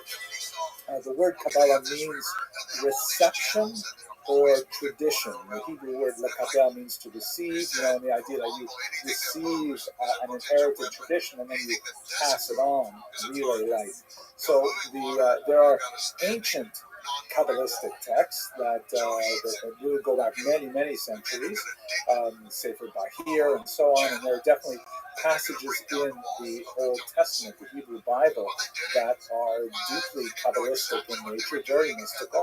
But one of the most central texts of Kabbalah is believed to have originated in Spain in the 13th century, and that is the famous Zohar, or the Book of Splendor. Zahar means like to emanate and glow kind of thing. There's a significant amount of controversy in some circles about the actual dating of the Zohar, because it is attributed to Rabbi Shimon Bar Yochai, very important Tana of the 2nd century. But most academic scholars looking at the Sefer Zohar believe that it was actually authored in the 13th century in Spain. There are a lot of internal literary clues as to that. A rich old man, and she won't have to worry. For this period by others, and the fact that its attribution to the ancient period was placed in doubt almost immediately after it began circulating. Although there are some who believe that is in fact nevertheless, regardless of where it comes from, it is a work of great genius. Phenomenal insight into the so high, and was deeply think inspirational of for his the entire own. nation. So that was one very You strong a man element of with Spanish hands as intellectual cold as ice.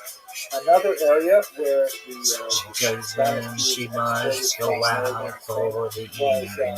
their tremendous skill at translation, And the especially eternal in the friend region of Provence, which is not too far away from Spain, just a little bit up the coast, he the south knows of where France. she's There's a very going, unusual where Jewish she's community. leaving. We've spoken about it in different lectures. She is heading And one of the most for exciting the things that's happening cheating there inside is a town. lot of You Hebrew can't classics, hide a lot of your Judeo-Arabic light, classes, like the work and your smile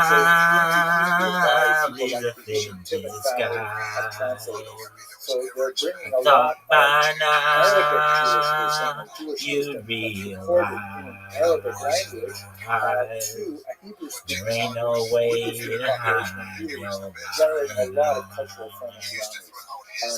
Last thing, science.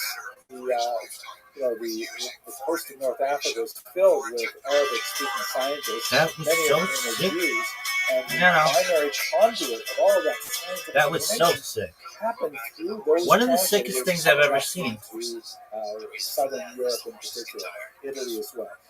Abraham ibn Ezra is perhaps one of the most famous of these people coming from Spain, who brought his astrolabe with him everywhere in order to explain these technologies of navigation by the stars that had a phenomenal impact on Europe afterwards. So these are the kind of things that are happening in northern Spain at this time. Really dramatic and exciting, but unfortunately they would have a very tragic denouement that we're going to continue with.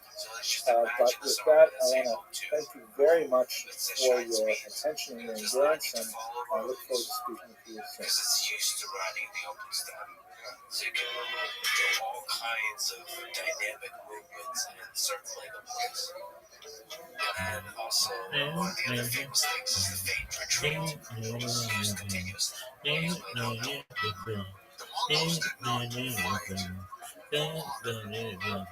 There's a couple of things that happened in the 14th century that really begin to tilt the balance negatively away from the favor of the strong communities and the tremendous power of self-government prior to the 14th century.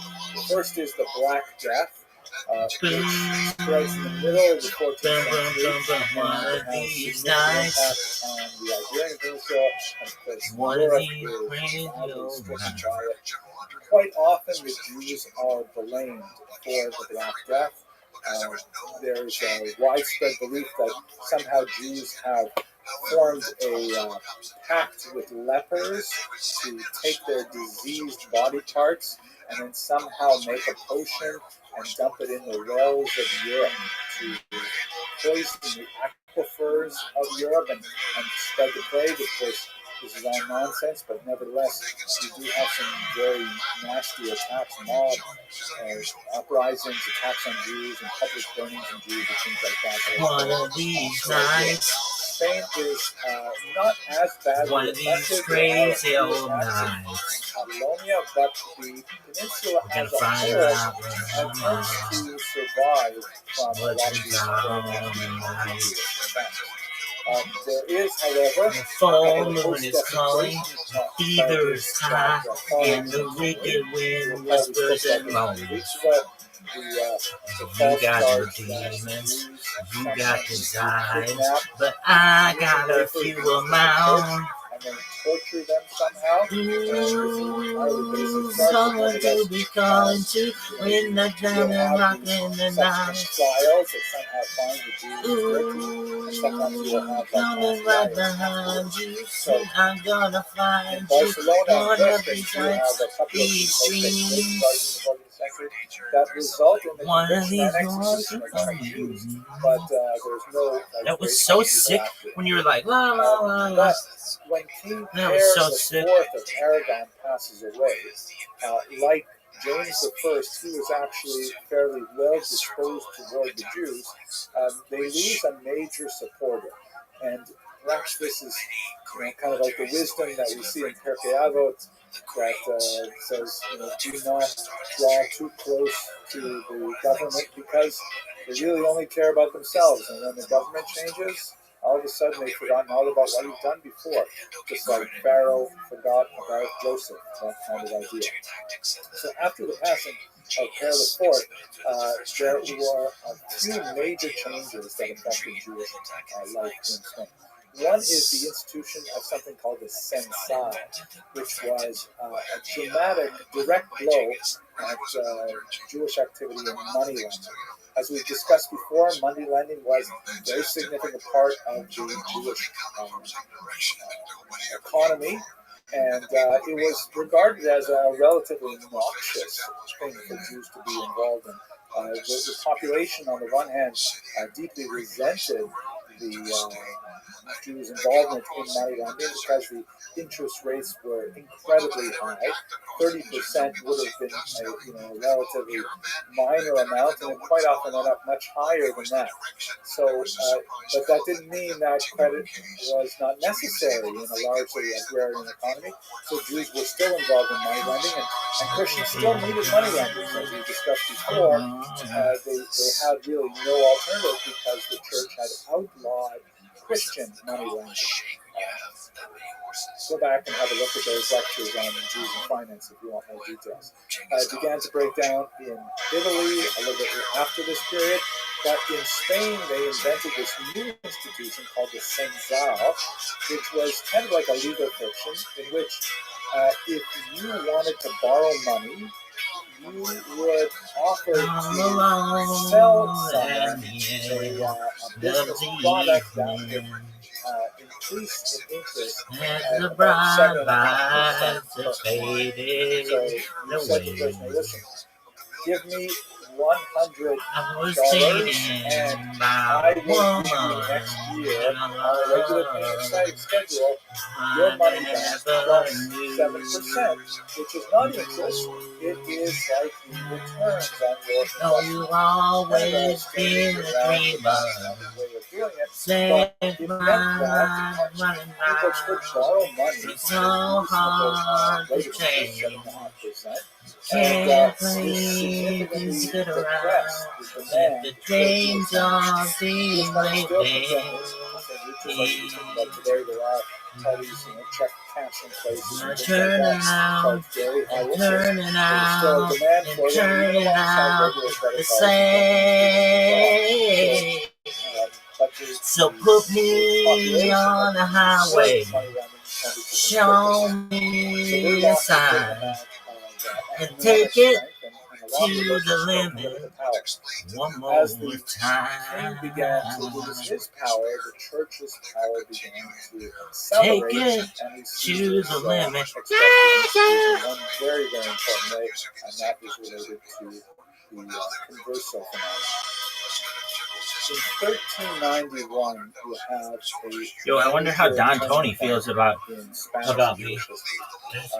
wave of riots, Hey, dog. pogroms, really, mob attacks on Jewish communities spread throughout the... Be respectful of each other, check. Have a great time, check. Don't self-promote. I don't know what that means. There's a lot of motivations behind them, communal resentment. There's the after effect of the plague, Yo, dog. of the Crusades even, the host desecration charges, but a lot of it is definitely economic in nature. But one of the aspects of this kind of violence is that it has to hide behind some kind of religious veneer in order to make it broadly acceptable. If people simply can't get up and say, why do you want me to suck your dick from the back? Want to engage our bloodlust. They have to say... I thought he was going to say, if you're a real person, come talk to me. Psych. They are the enemies of Christianity. And so this particular massive wave of pogroms is accompanied by forced baptisms, forced conversions. Here you see I got dizzy. Which is quite fascinating from 11, that shows the church on the left, and there's kind of like a symbolic representation of the church dressed in red and pointing to the baptismal font and directing various noblemen and people to partake of the waters of baptism, the sacrament. And on the right, you see a representation of the synagogue. And this is, by the way, a very common type to see church versus synagogue, but it is rare to see them as male personages. Usually they're female in form. At any rate, the rabbi who is standing on the right of the baptismal font is holding a broken staff, which indicates, a loss of power. He is blindfolded, indicating that he can no longer see the truth, meaning he doesn't see that he really should accept Christianity and so on. It appears he's dressed a little bit like Aaron the priest, right, with the breastplate and the pomegranate bells on the hem of his clothing.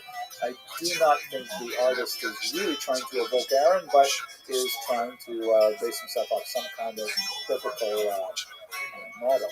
And he's holding back Jews who are in various states of relating to the attraction of the baptismal font. Some clearly want to go, like the individual in the green cloak, and he's physically holding them back. Others are tearing their clothes open. Others refuse to hear what's going on. Others are in paroxysms of fear or anger or something like that. They're all like resisting the pull of the baptismal on a dark desert highway, kind of cool wind in my hair, cannot really one smell of delitas rising up through the air. Up ahead in the distance, I saw a shimmering light. Anger heavy and my sight grew dim. I had to stop for the night. I stood in the doorway, heard the mission bell. As I mentioned in the previous class, I was thinking to myself, this must be heaven, as this could be. The church has an ambiguous attitude. Because on the one hand, it's very clear, multiple statements from many popes, Augustine of Hippo as well, that people may not be forced into baptism. It has to be something that a person willingly accepts, or else it loses its value. On the other hand, since it is a sacrament, once it has occurred, to use the Aramaic phrase "b'di'evad," it takes effect, and the person who is baptized is now in fact a Christian. This would have disastrous consequences. For example, in 1858, when young Edgardo Mortara, a young child, would be baptized by the family maid, and unbeknownst to his parents, and then years later, the Vatican police would actually seize him and never return him. That occurred in the 19th century, which is just mind-boggling. At any rate, this created an unusual situation in Spain because you had all these Jews who were now converted to Christianity, but still fully regarded themselves as Jewish. This is largely not happening in Navarre, which is a northern region bordering France. Yeah, Spain, but does come in your chair, bro. What are you going to do about it? For much of this period, Portugal was regarded as a haven for Jews. Right, because he wants world peace. He's a sexy beast. I want world peace. I'm a sexy beast.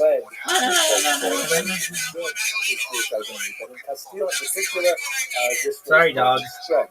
And you also have at this time, besides Jews who are forcibly converted, you have Jews who are willingly converted. Yes. Sometimes very prominent No. Jews, like the Rabbi of I wish I had one. What does that mean? Pablo de Santa Maria eventually becomes the bishop of Burgos, and he devotes his life to attempting to convert This is my life, dog. to Catholicism. So in this kind of environment, Yeah, it is. there's forced conversion, It's good stuff. and not a big follow-up of negative consequences as a result. And you have like Jewish leaders like Shlomo Halevi converting to Christianity. There is an increasing feeling of despair, of, where is our God? Where is Mashiach? Shouldn't he be here now? Shouldn't the Messiah be here now? And the conversion rate actually expands. We see what do you want me to do about it? The disputation of Tortosa. So we've already discussed the disputation at Barcelona. At Tortosa, which occurred after the rate of pogroms and conversions, you have a very long, drawn-out disputation. Then I'm just going to put Jews spaces are in between, forced to bitch. attend these disputations, by the way. They're forced to attend sermons in their synagogues delivered by Jewish converts to Catholicism, berating them for their refusal to abandon Judaism. And in this kind of environment, you have a significant number of Jews who simply say, why try anymore? Why should we maintain our Jewish identity? Let us simply convert and move on. There's so many advantages to converting, we'll discuss in a moment, that makes it much harder to remain Jewish under these circumstances. And this is actually something that is quite distinct from 1391. In 1391, you have this massive indigestible mass of Jews who are now finding themselves Christian. But after 1413 at Tortosa, you have a lot more Jews who are saying, you know what? I'm just going to go along with this because I see that there are a lot of social avenues open to me with conversion. And you know what? If God just stands by while all this is happening, maybe the Christians are right. So there is a very different kind of character of the 1391 converts and the converts after the Tortosa disputation, which lets us know that the so-called Marrano population, the term Marrano, by the way, is a derogatory term, means swine. More appropriate term is converso, meaning someone who has converted. There's a whole spectrum of beliefs. There are true believers on one end who are, completely Christian in every way and wish to totally jettison their Jewish background. And on the other hand, there are stubborn Jews who resent the false conversion that they've been forced to undergo. That shit is sick. Resume their Jewish identity as soon as possible. It's a large spectrum of belief, and it will have consequences for This could be but heaven and what this this could means be is, hell. as we shall discuss And then she momentarily, lifted up a now you candle have essentially two classes and of she people. showed me the You have way. these conversos There were and their voices down children, in and soon corridors. their grandchildren All I as well, heard them who are say, kind of like Jews welcome with to the with Hotel driver's licenses. California. They can go anywhere they want, Such a lovely place, study such a at lovely universities, place, such a they can lovely have a job they place. want, advance in all areas With of plenty culture, of room at the and they are Hotel viewed with disdain California. and hostility by so-called old Any Jews time who of say, year, hey, any wait a time second, of year, you this is can not find what we it expected, here. especially for those Jews who would Ribbon, not even ribbon, pretend to twisted. really be Christians. She They're got the still associated Mercedes with Benz. really because of food and so She on. got a lot of And so you pretty, begin to pretty have a boys. backlash growing. She called One of those friends. aspects is And we the danced in the discrimination courtyard. that is Sweet nonetheless summer racial sweat. in nature. This is a rather Some new dance to phenomenon for remember. Europe. It has Some some dance to unusual and forget. uncanny comparisons And though I even called to, up the captain, interwar Germany. please Plus, bring me first my example of wine. this is He the said, so-called we haven't had that spirit here purity since of the blood, 1969. the illegal statutes And were his passed in voices are 1449, coming from and there are many far more examples away. afterwards that Wake discriminate you up based in the on middle blood of the night on lineage. just to And hear there's a them distinction say, made between those welcome to the Catholics Hotel who have California. no Jewish background, those Catholics Anytime, Jews yeah, come from anytime, yeah. That's what I'd like to turn to next. But with that, I want to thank you very much for your questions and growth and look forward to speaking with yourselves. The stories of our habits and sometimes works, or we can destroy relationships that we're in. That was so sick, especially when you fucked up the words in the When you start middle. applying it to the world of spirit, it does become a little bit more difficult. I certainly think that these episodes after 1391, after 1414.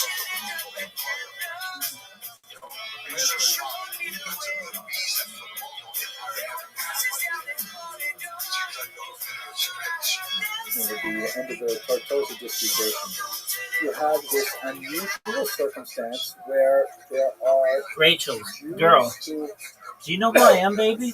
adopted Rachel, you're pretty hot. some level. I think really either most streamers an are pretty hot, external especially veneer this one. that was And entirely Rabbi. restricted, Rachel. or even being true believers and really entering the church and things like this. But suddenly they're injected into Iberian society, and they have a lot of intrinsic advantages. They Yo, have baby. a very, very high level of literacy. They are Another one. overwhelmingly urban. They have a lot of advanced corridors of power and so on. And they're educated. Another one. And all of a sudden, by becoming Christians, whether by force or by choice, they suddenly have I love how like access real to streamers stream everything that was like 4 denied people. them when That's they a real were streamer. Jews.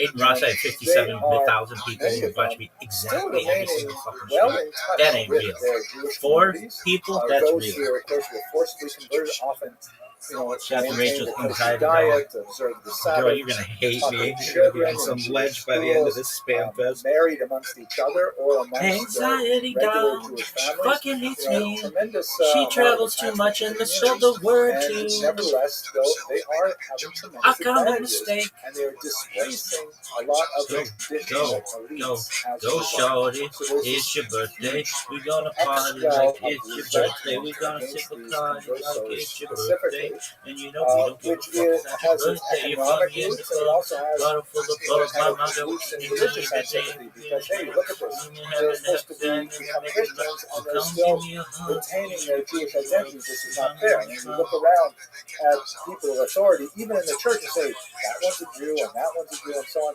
it's a very kind of disconcerting feeling.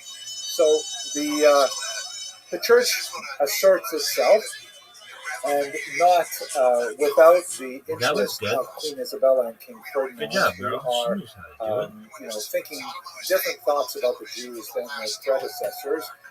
Whereas kings and queens typically protected Jews against the church quite often, as we've discussed in the past, that rule does not apply when there is a strong need for short-term gain.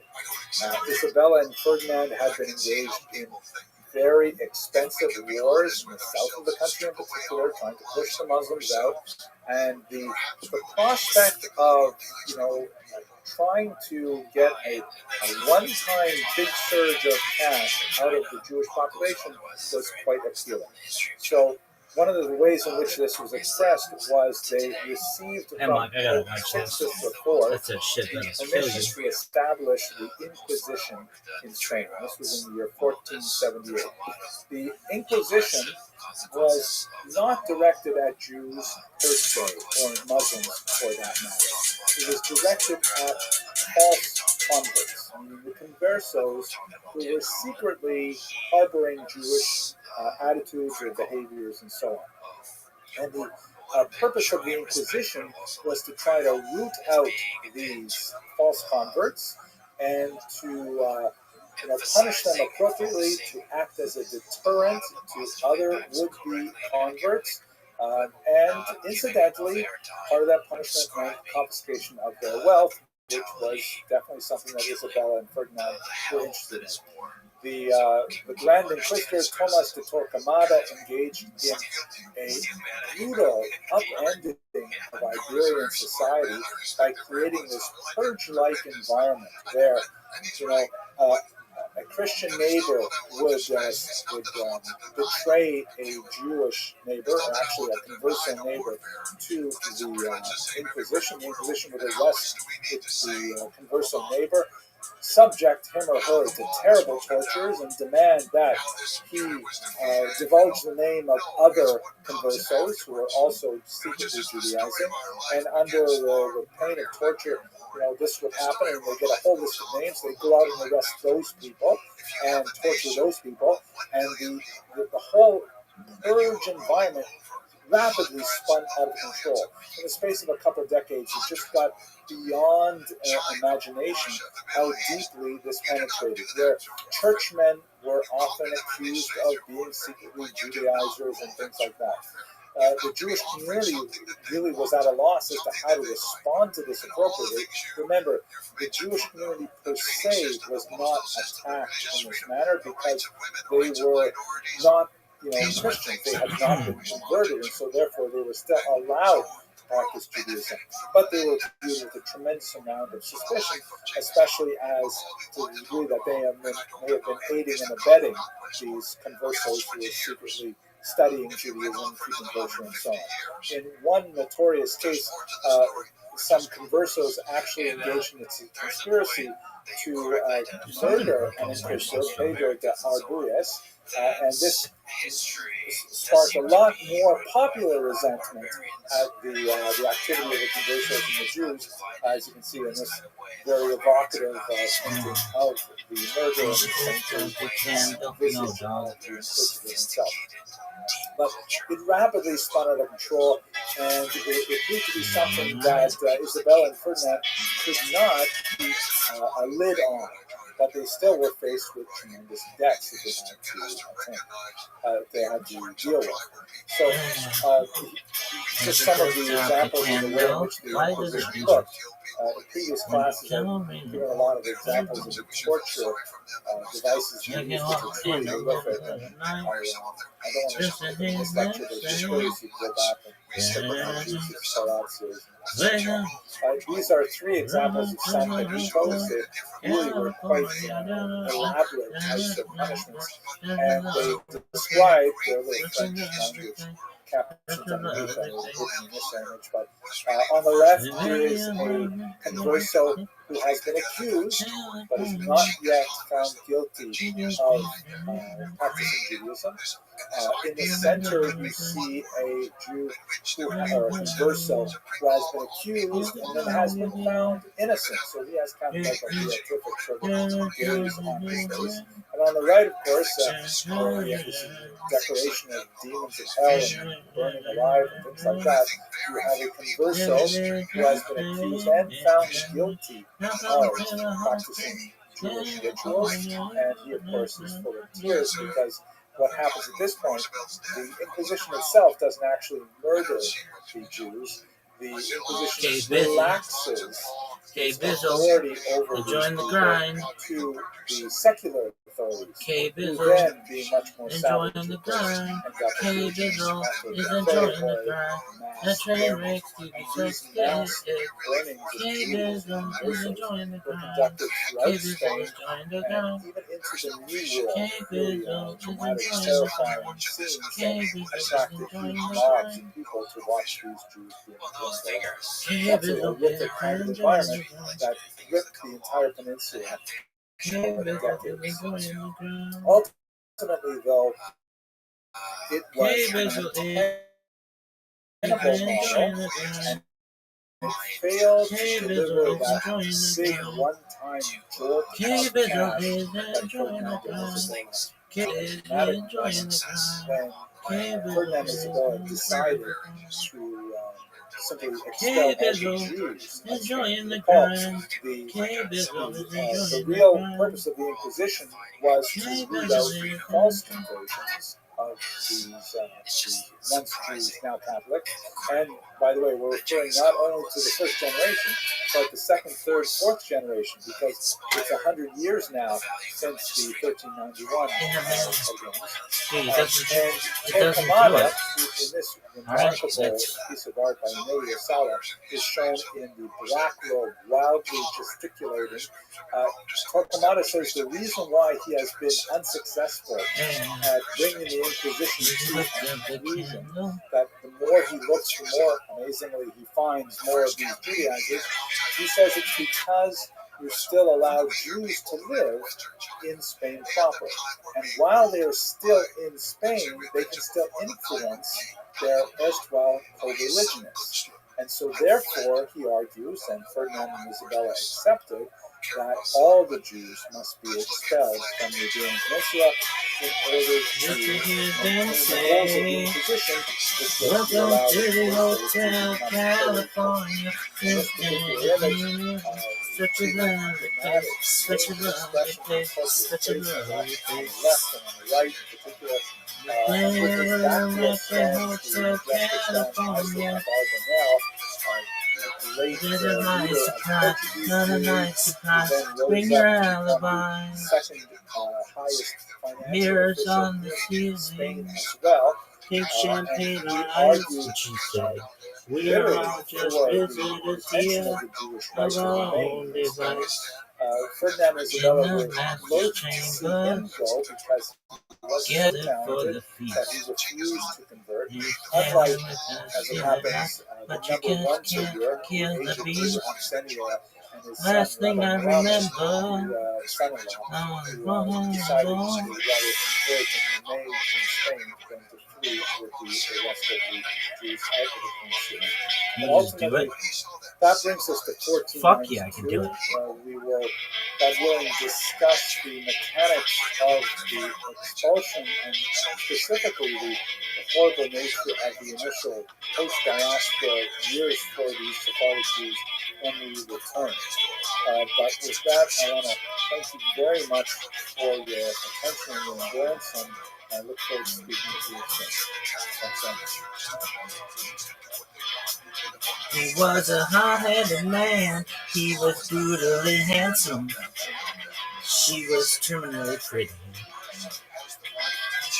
She held him up, and she held him for ransom in the car of the cold city. He had a nasty reputation as a cruel dude. And he was ruthless, said he was crude. thing in common. They were good and bad, she said. Let's That's go the back to the love, land of the Israel, lights and are although turning we do have red. a few moments where Life in the I fast discuss lane, that sure to aspect, make you it's lose especially your shows mind. significantly Life in the about fast Israel. It lane. seems to me that we should take at least a few moments to look at the perspective of Jewish history from the land of Israel itself.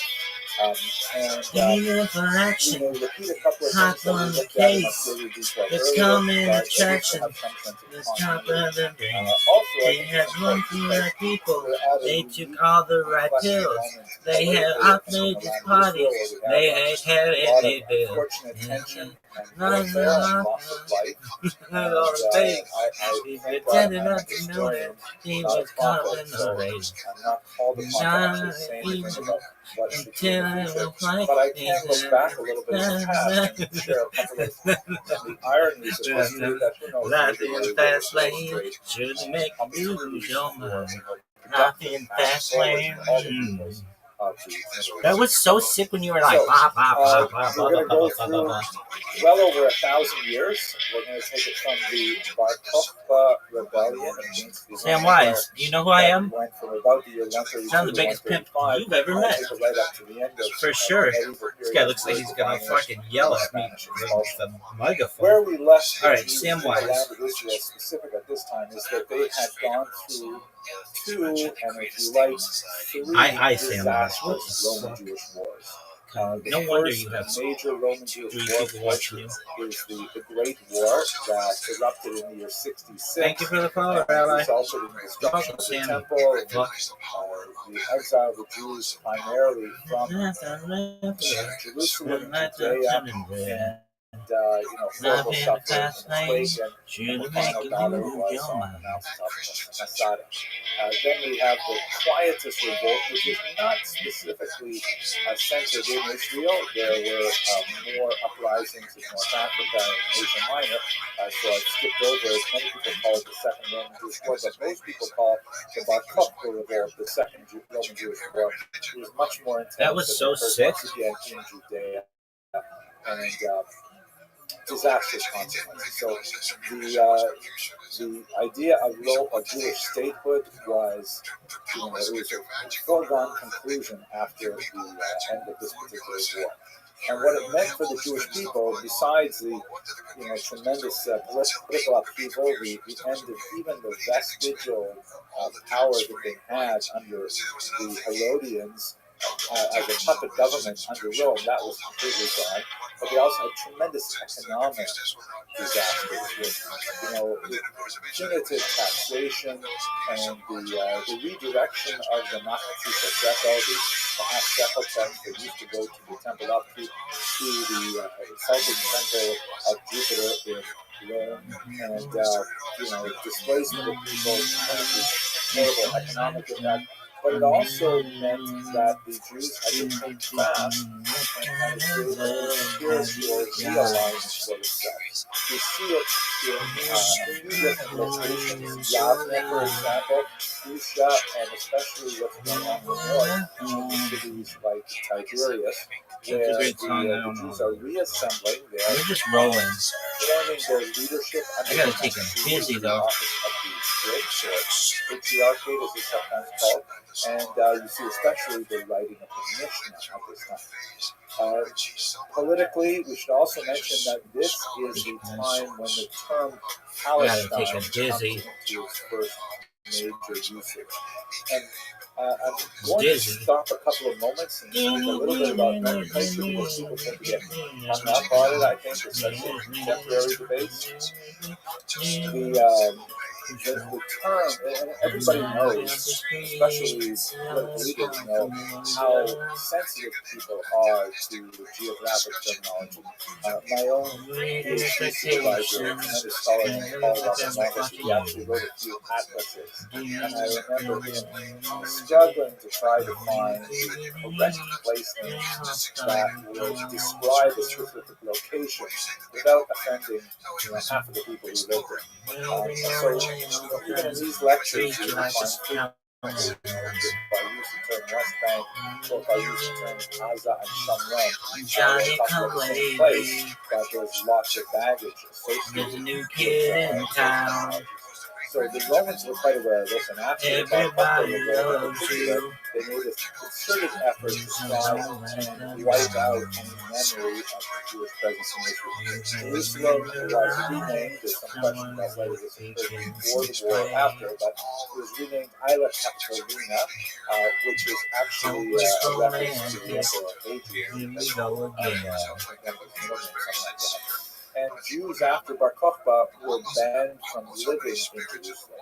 There was, however, about 100 years later, a noted small community of Jews who lived in Yerushalayim anyways, and it's possible that they did so simply ignoring the authorities, and the authorities chose to turn a blind eye, but they were called the Kehila Kadisha de Yerushalayim, the holy community of Yerushalayim. So familiar. I think it's also interesting and important to note that one of the fundamentals of the ongoing conflict in the Middle East is the question of primacy. There's no question, of course, that the Jews had their political stake there. But one of the arguments that sometimes made in the political polemics is that the Jews left. I mean, they were gone for other people came, and so there's a they new no kid longer in had the town. same connection to the land that they once did. No longer Everybody loves you. I'm going to leave the answers to these questions to others who didn't debate them. But on a historical level, it's very important to know that there's always been a Jewish presence in the land of Israel. However, attenuated, Hopeless romances. later on, Here we go again. just a handful of people living in places like Jerusalem, a handful of Jewish people living in a place like Jerusalem. But nevertheless, there is a continuous settlement of Jews in Israel. To speak about the exile of Jewish people, it definitely speaks about the bulk of the population. The diaspora early on became much larger than the population of Jews in Israel. And definitely more prominent, more significant in all kinds of ways. But there has always been a consistent presence of Jews. However, Back to this asshole? is one illustration of that. After Rome adopts Christianity in the year 313, things get much worse for the Jews in Israel, because even though the Romans were definitely not close friends with the rebellious Jews who were simply rebelling every generation, the addition of Christianity changed things dramatically, because as a monotheistic faith, it is intrinsically intolerant of other faiths. And this is something true of all monotheistic faiths, the idea of a universal vision of one path to truth. We could say this about Islam, and we could say it about Judaism as well. There are differences in how it is rolled out, as it were, because Judaism, for example, does maintain that all other faiths, especially polytheistic faiths, are intrinsically false, but not, however, necessarily prohibited to non-Jews. They would be considered inappropriate for a Jew, but nevertheless a non-Jew would still be theoretically, worshiping the same God as the Jewish God. So there are issues in terms of how this is viewed. Christianity, however, has one of the most restrictive views of what other faiths could practice and still be within the pale of acceptability. And this meant that it was intrinsically much more intolerant than, let's say, paganism, which by the very fact that the multiplicity of gods tends to accept the idea that Jews did rebel, in particular against the Roman leader named Gallus, and this rebellion was centered in the northern part of Israel. It began to Horus in 351, and lasted for about a year. It was put down very harshly. ancient Jews were once sold into again. captivity, much like they were in the first Roman Jews as well. But one of the ways in which the Jews kind of pivoted at that point was they recognized that, the situation in Israel is just getting more and more tenuous. So this is the point in time when they decided to abandon Come home for the sex, calculation man. of the year, of the Please come calendar, home by for sex, sighting man. of the moon, and to move to a Sex, man. fixed calendar, which is I one that we need use you today, here. that corrects the lunar-solar discrepancy by adding a leap month and a 19-year cycle. I'm not going to go into more details on what the calendar is, but we should bear in mind that for a diaspora people, the calendar is unique, because this meant that all Jews would be linked together in a singular cycle of worship. Passover on the same days, Yom Kippur on the same day, and so on. As soon as that fractures, that represents a rift in time that would add to the extant rift in space that they had already experienced since the first century. So by determining a fixed calendar that was no longer dependent Bells on will be ringing. testify to the sighting of the moon, It's has been habitual practice for centuries. This meant that Jews had another valuable tool to bring with them into the diaspora. They were actually much more agile and flexible with regards to their existence in diaspora culture. There is at this time a brief, however, respite where there is a Roman leader known as Julian the Apostate. Cool. But he died very early. But when he was rising in authority, he promised the Jews he would allow them, Cyrus did, to rebuild their temple. And he got a little bit excited about this, but it turned out to be very short-lived. Please come home for sex, more significantly, I think, in the 5th century is the recognition by the Jews that they really had to prepare themselves for a continuous time that would involve more diaspora travel. When Jerusalem Talmud was created, as the stars shine above. It really should be sex, of the Galilee. But it's called the Jerusalem Talmud. Before the term was heavily politicized, it was also called the Palestinian Talmud, but that, in the 21st century, it sounds like an oxymoron. Nevertheless, that's what this Talmud is. It's essentially, if you recall, this bitch knows what's extended up. discussion of the Mishnah, which was codified in the early 3rd century. It's a major commentary that is not exactly a commentary, it really is an extended discussion. But it was very important in establishing You're missing an apostrophe in there. and a unified Jewish practice. It would be superseded by the Babylonian Talmud that is much larger, particularly in those areas that don't relate to agriculture in Israel. Apostrophe R-E because it is was yours. for various reasons, yours. which is the fact that it was able to consider the Jerusalem Talmud in its own deliberations, the Babylonian Talmud became far more authoritative, and the Jerusalem Talmud is barely studied for much of the Middle Ages. Unfortunately, though, at this time, with the rise of Christianity in the Roman Empire, and several other political changes, the office of the Nasi was ended in 429. That is the last Nasi, the last titular head of the Jewish people in Israel in late antiquity. There would be an imposition of a person called an exilarch, which is something that we get really from the Babylonian period, but not nearly with the same authority as, for example, Rabbi Judah Nasi, Rabbi Yehuda Nasi. Somebody's gonna hurt someone. So it's like a steady decline. But there Generation. are a couple of interesting moments of Renaissance in the 5th and 6th century under Byzantine rule. there is a brief moment of respite where there seems to be much more flourishing. Also in the north, and you see, for example, with several synagogues constructed and preserved well to this time. This is the base of the synagogue in the north, and it has this dramatic mosaic on the floor. You can see right at the top of the mosaic there is kind of like a depiction of the ark holding the Torah and the traditional Torah, which is one of the oldest Jewish symbols. And then in the very center of this mosaic, a brilliant zodiac, which is also a very traditional piece of art that you'll see in synagogues right up until the early modern period and even the 19th century. And at the bottom, it looks rather primitive, but it has a different character.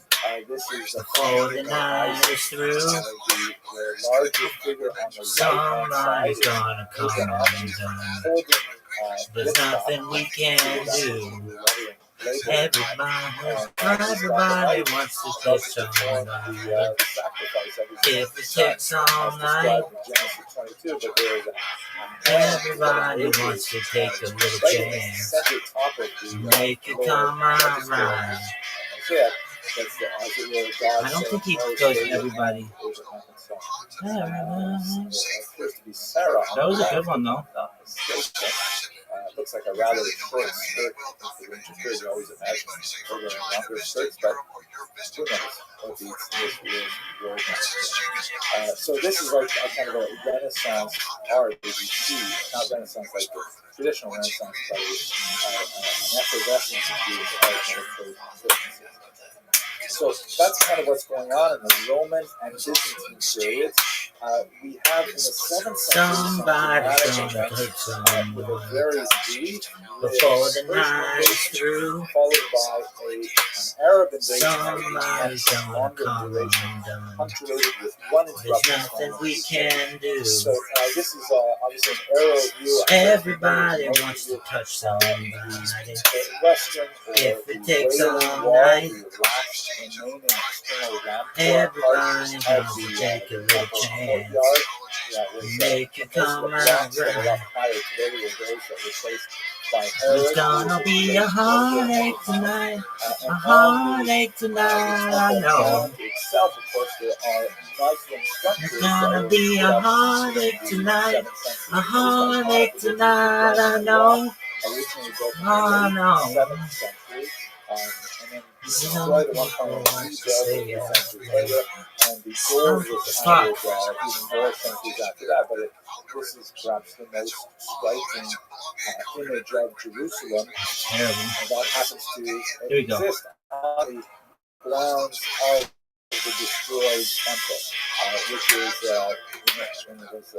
terribly frustrating thing for Jews who wish to see the temple rebuilt. Somebody's gonna hurt someone, but not for our discussion. Before the night is through, the Persians invade in the 7th century. Somebody's gonna come down. But they're only there for a couple of decades. Everybody wants to do somebody. For just 5 years. If it takes all night, finally you have the Arabs coming. Everybody wants to take a little chance. Make it come out right. And that's when Israel, the land of Israel, it's gonna be a heartache tonight. A heartache tonight, I know. Organized in the 8th century. It's gonna be a heartache tonight. A heartache tonight, I know. The Arabic version I know. Palestine, which was the name that some people like to say out there. Some folks might hold out that long. Nobody wants to go home now. There's too much going on. This night is gonna last forever. Last all summer long. Nobody. The only capital of the Jewish people ever.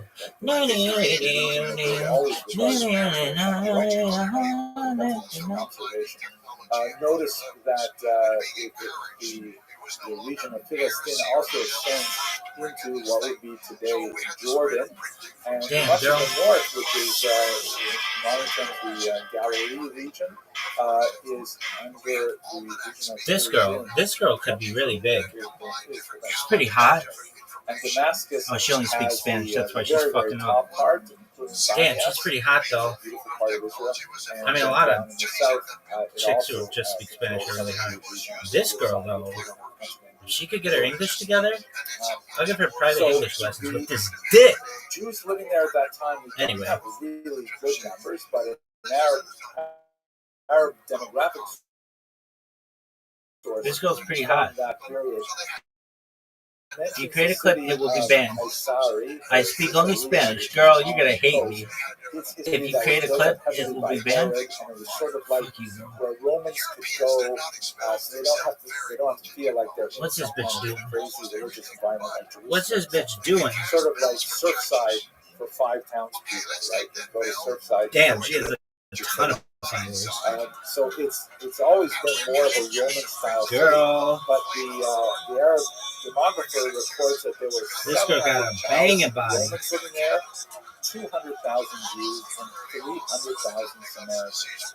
I think there are a lot of reasons to doubt the sizes of those numbers. They seem rather large to me, and I think by many fold. However, it is kind of interesting to think that maybe the proportions were correct. Maybe that's roughly, maybe it's only 1/10 of that population, 70,000 Romans, 20,000 Jews, 30,000 Samaritans. But it does give you a sense of what a famously Roman-oriented city would have had in terms Is it of gonna work? Jewish and non-Jewish population. Oh, and here's another really important Be cool thing to that each you other. should bear in mind. Yo, what up? How you living? Back from our No point one is talking. of You are view doing in it. the I think 21st I'm doing century, it. Yo, what up, baby? How are you? ever in its history, Yeah, go for it, Emmy Duck. So, how much gunpowder were they using? Why In general, what was their do I keep on having these urges to just go out and like punch someone? Dog, I just need to get I don't have enough money to go to the gym to go and get a boxing bag, but all right. Do you have a pillow? yeah, I do, but it's not enough. Yeah, it is. Do you have a mattress? Yeah, Okay, well just punch the mattress until you pass out. but the mattress did nothing wrong.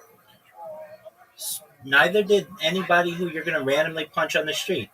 You need to get out your aggression, and if that's something that you feel is necessary, then go to your bed, punch your mattress until you're tired, and you'll have all of your aggression out within a few moments. Okay. There you go. What about why can't I write a book if even though I have great ideas, but whenever I sit down and make a book, I keep forgetting. Why don't you use ChatGPT to write your book? I don't want to use AI. It can help you. It doesn't have to be the whole thing. Here, I'll help you right now. We'll write your book. All right, so tell me what are your ideas? Well, right now, I don't really have an idea. Okay. I had ideas a few hours ago, but I don't have them right now. Okay, well we're gonna come. It was more like a character for the DC universe. Okay, well we're gonna come up with 5 ideas for the DC universe. Okay, one of them is we don't really know what this character is, but we're gonna work on him.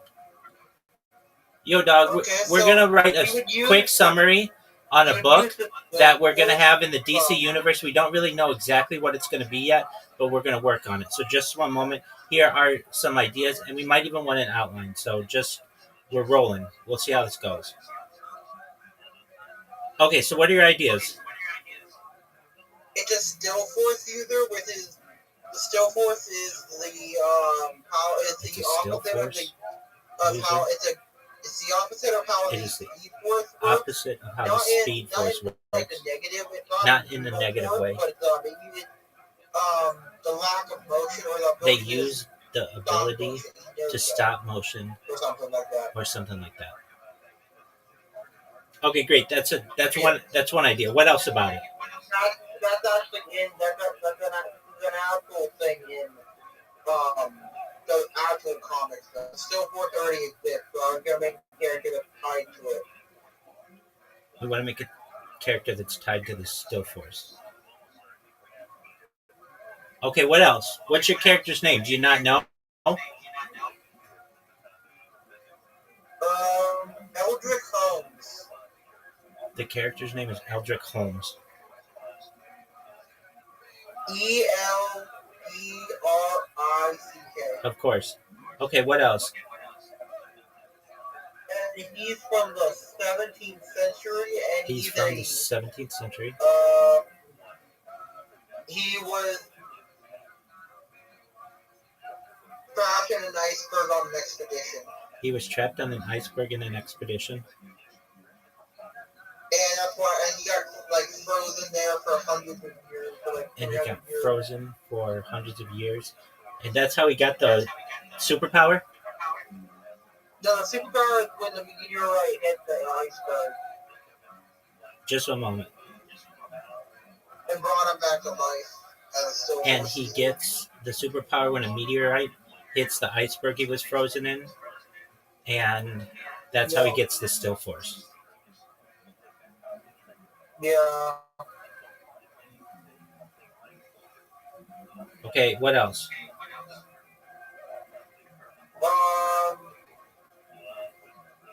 He can, like, closing his eyes, everything stops moving. But as soon as he opens it, When he it closes his starts up eyes, again. everything stops moving. But when he opens his eyes, everything starts Everything working again starts moving again. and moving at normal speed. All right, does he have a car? No, Does he have a girlfriend or a wife? Or partner? I haven't gotten that far yet. Okay, does he have a dog or like a pet?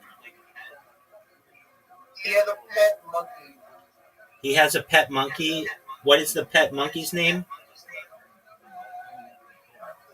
Carl.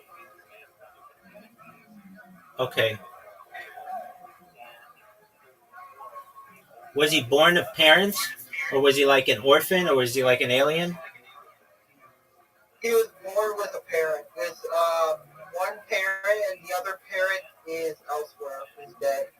Okay, is his mom alive or is dad alive?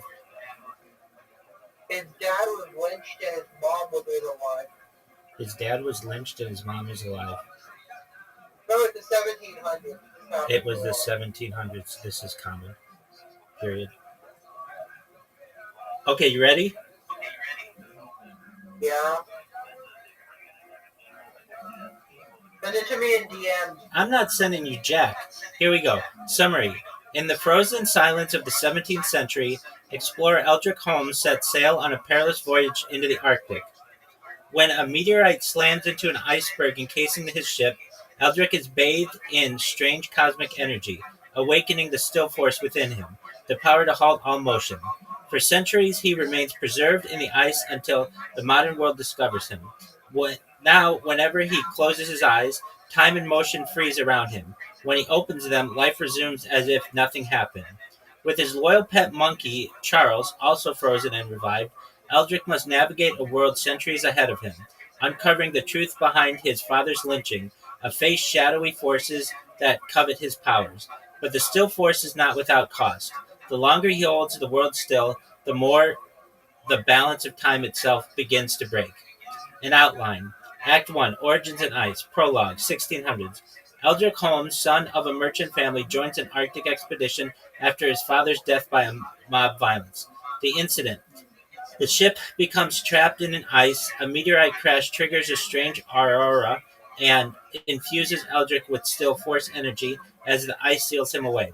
The freeze. Eldrick and his pet monkey, Charles, enter suspended animation. Act 2, Awakening. Modern discovery. A research team unearths the iceberg. Eldrick awakens in the present day. The first freeze. Panic leads him to close his eyes. The entire facility stops mid-motion. Learning control. Tests reveal his ability. When eyes are closed, the universe halts except for him and Charles. Act 3. The present threat. The pursuit. A secret organization seeks to weaponize the Still Force. Ghosts of the past. Eldrick investigates his father's death and his family's lost history. The cost of stillness. Each prolonged freeze causes space-time fractures. Strange creatures begin to slip through. Act 4. Resolution. Showdown. Eldrick faces the organization's leader, possibly another Still Force user with a different mastery of the power. Choice. He must decide whether to keep using his gift or let it fade to preserve reality. Epilogue. Eldrick and Charles wander the world, seeking places untouched by time, aware that their presence always carries danger. There you go. Okay, thank you. You're welcome, Pam. Come back when you What did you use? ChatGPT. Okay. But will only get called AI flop if you use it? Nope. It'll be called Brilliant. Okay. You can always use your own words, but this gives you a structure for your story. Or it gives you words that you wouldn't normally have used, or poetic license that you wouldn't have normally developed. And so you can use it as an enhancement. It's like a bodybuilder. Somebody can just lift weights all the time and get pretty big, or they can use steroids and become giant and be able to lift way more than they normally would. So it's just enhancing your normal abilities. No one would say that, oh, well, this guy uses steroids, he's not that strong. No, people are going to say, not only is he strong, he's stronger than most anyone on Earth. Fair enough. But don't steroids make it like your balls small?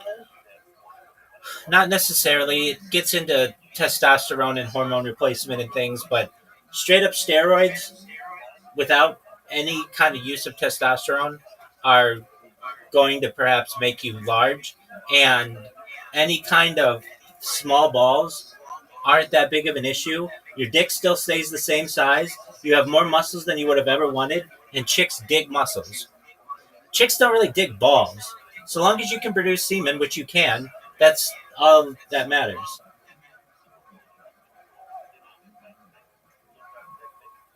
Makes sense. All right, so go write your book and come back after you've punched your mattress. I'll tell you what, I'll give you a goal. Punch your mattress 1,000 times, and you will not have any urge to hit anybody else for the rest of the night. Okay. Come back when you need help, big dog. Thank you, Rabbi. Peace, buddy. Thank you, Rabbi. You're welcome, my friend. What a nice person.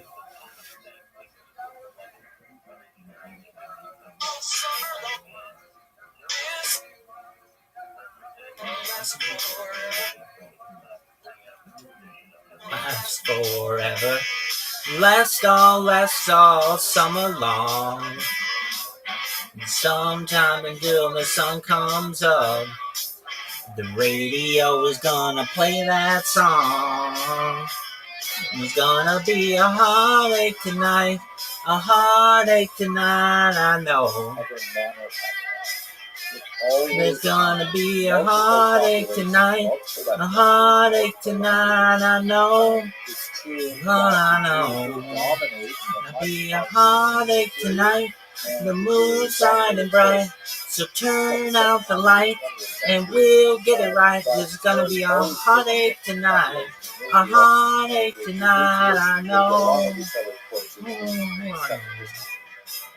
When the kind of environment that you were living at this time, you sense from when the Catholic Remark was imposed, for example,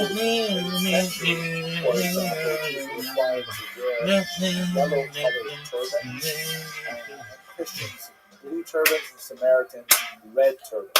This is in accordance with a more strict observance of that Catholic Remark. Somebody's gonna hurt someone. Somebody's night is through. Somebody's gonna come undone. There's nothing we can do. Everybody wants to touch somebody. Just like we see in Christian If it takes all night, century and the position of the Jewish badge, Everybody wants to that take a it little was very chance. commonly ignored. Make it come Typically out by right. paying a small bribe, or, the authorities It's not gonna really be a heartache tonight. A enforcing these heartache kinds of rules, tonight, but I it just know. does give you a sense of the oscillation must have been like A heartache periods tonight, I when it know. was more intolerant and I periods in know. which it was more You tolerant. wanna be a It is during this heartache? period, No. after You the can Muslim beat around conquest, the that we bush begin to and have a you very can get them large-scale to migration of you can Arabs, leave and it in in the particular that parking lot, moved but to it the city was of Rabbi. gonna be Let me a point out as heartache well tonight. A that the term heartache Arab tonight, I is an know. ethnic designation. Woo! Muslim is a religious designation. Dun, In other dun, words, dun, dun, dun, dun. Arabs may practice Christianity. For example, many Lebanese Arabs are Christians, and many Muslims are not of Arab ethnicity at all. They may be Chinese, for example, Uyghurs, or you have black Muslims in America, African American descent. So the term Arab, however, is clearly ethnic because the early Islamic empire was dominated by forces from Saudi Arabia, over today's Saudi Arabia, and that was the rule that was imposed in Israel. As you move on, of course, there's going to be lots more inter-Muslim political change with Muslim rulers who are not Arabs at all, the Turks, for example. But for the time being, at the beginning, we're talking about an Arab empire. Jewishly, there's a lot of fascinating things going on here. We discussed a little bit about this in terms of the rivalry with the Geonate in Babylonia. But, for example, one thing we didn't talk about very much were the Masoretes. It is at this period of time when Jews, perhaps influenced to a large degree by the Arabs and their tremendous love of the Arabic language, got much more serious about recording the traditions of pronunciation. There's some question as to exactly when the nekudot, the vowels,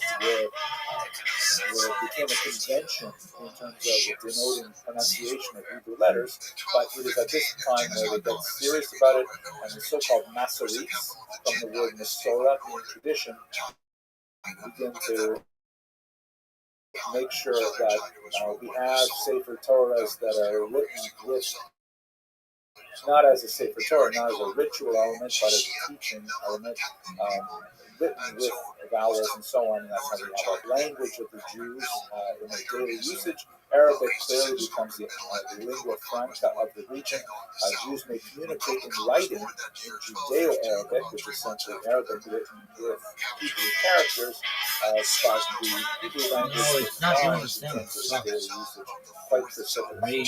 I've already mentioned how there's lots of invasions of different Muslim groups that I'm not going to go into here because it would take us too far afield from our narrow focus. Now, there is one really important interruption in the various Muslim rules over Israel, and is, of course, the period of the Crusades, which we discussed in a few lectures a while ago. But let's look at it again from the perspective of Israel. Here is a rather dramatic 19th century representation of the religiously inspired Europeans coming and a fairly small number of people massacred at the feet of their forces and so on. In reality, the Crusades were a very brutal period, especially in Israel. The Crusader period extends from 1099, which marks the fall of Jerusalem in the First Crusade, to 1291, when they're finally removed from the territory of Israel. What's fascinating, again, ironic, viewed from the perspective of our century, that Jews were solidly allied with Muslims against the European Crusaders at this time. The Europeans were making their way to free the land from the infidel, but both Muslims and Jews realized that this meant disaster for them. So you actually have Jews and Muslims fighting side by side for the peace of Jerusalem. Unfortunately, the city fell in June of of 1099, and there was a horrible massacre of Muslims and Jews. Many of the Jews defending Jerusalem were actually burned alive in synagogues there, and many others were simply sold as slaves. There was a huge exodus of Jews. Here is a map of the Crusader kingdoms at the latest extent. It actually fluctuated significantly because the Muslim rulers surrounding the new Christian kingdom were not well disposed to tolerate its presence. And so there was frequent fighting over the next couple of centuries. You can see here that they did establish very few locations, particularly on the coast, where not surprisingly fascinating what's going on with Jews after the Crusades. Yuval Farizi reports that after Salah walk away, the great walls around the old city after he actually invited Jews to migrate to the city of Jerusalem. Which is again one of those sentences that it's hard to imagine having a Muslim ruler over Jerusalem saying that right. This is in fact that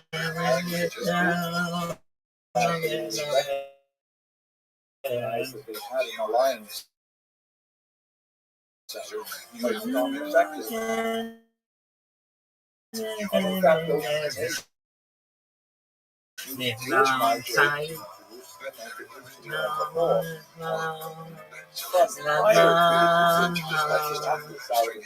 who settled throughout the land, and many of them were Tosafos, from the school of Tosafos that is in the Talmudic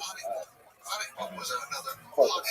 They included the famous Reed of Rhinel from southern France when they were Israel. So here you see there's a surge of Jewish immigration to Israel. It would not significantly really populate the land, because when Nachmanides came later in the 13th century, found very, very few Jews in Jerusalem in particular, more than places like Akko. And also something similar we have from Rabbi Ovadia Bartimur. Here is what the land of Israel looked like for much of the post-Crusader era. This is under the Mamluks, which is one of the many dynasties of Muslims that ruled in Asia. And as you can see, Israel was treated very differently. The southern part of the Negev was simply abandoned to the traveling Bedouin, the Arab tribes that were non-sedentary, nomadic. And you see that Jerusalem is actually part of the Mamlaka of Damascus. Mamlaka, I don't know Arabic very well, but I think it's like Mamlechet in Hebrew, right? Like a state, as it were. And Gaza, of course, was much more significant. Gaza was actually a very large town at this point. Gaza was about double the population of Jerusalem in the 15th century. And the northern part was ruled by Tzfat, which is one of the most fascinating cities that we're going to zip right back to look at Tzfat in the period immediately after the Spanish expulsion, because many of the great mystics of the Iberian Peninsula made their way to Tzfat during the 15th century and created an explosion of creativity that is still being felt today. So I'm really excited to speak about that with you. But what we know from the region by the time we get to our medieval period, Rabbi and Bolsonaro, he is the famous commentator in Mishnah,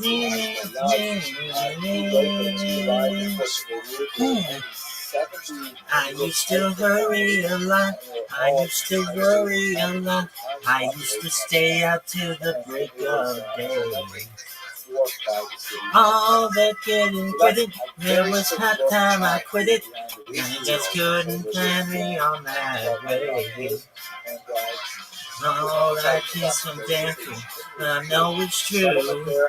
Didn't know I was so lonely till I found you. You can go the distance if I love. is a long run. In the long run, we can handle some resistance if our love is a strong one. Is a strong one. We stay up. There ain't nothing else to do when it all comes down. We can to come through. You were gonna run. Fuck. From the north, from the west, and from the south. So they went down the Red River and conquered the Davian. The Davian moved their army up on the other side by boat, and then they had to move. How did the Jews survive? How did the Jews survive? What is it that must be? Alas, I will stipulate for the I used to hurry a lot. I used to worry a lot. I used to stay out till the break of day. Oh, that didn't hit it. It was hard time I quit it. I just couldn't carry on that way. No, I took some chances. I know it's true. Didn't know I was so lonely till I found you. We can go the distance. We find out in the long run. In the long run, we can handle some resistance if our love is a strong one. Is a strong one. Talking about it, they got nothing else to do. When it all comes down, we will still pound through. Oh, I want to tell you it's a long run. Don't understand why you don't treat yourself better. You the crazy things that you do. Because debutantes in Houston, baby, couldn't hold a candle to you. Do you do it for love? Did you do it for money? Did you do it for spite? Did you think you had to, honey?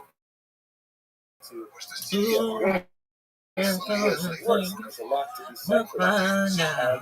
Detractors of the Lacrimosa Club, sometimes called the Greek books and poems, If our love the Jews are like studiously working on intellectual attainment, and they write these amazing books, and then they're horribly kinda persecuted bad, and then they go but back we and write more ain't of these breaking. books, and saying that's not what happened. These things definitely did happen, but is it the most productive things of medieval Jewish history? I'm not so sure. There is definitely, however, to cry about. The Lacrimosa approach is certainly not a figment of our imagination. You know, sometimes when a person says he's paranoid, there really are people out to get him. When you look at the scope of the Middle Ages, extending from the diaspora Kid and just the pounded his fucking period mattress. up until the great expulsion from Spain, you know, we've got series of expulsions. We've got long lists of discriminatory laws passed against Jews. We've got these horrific charges like blood libel.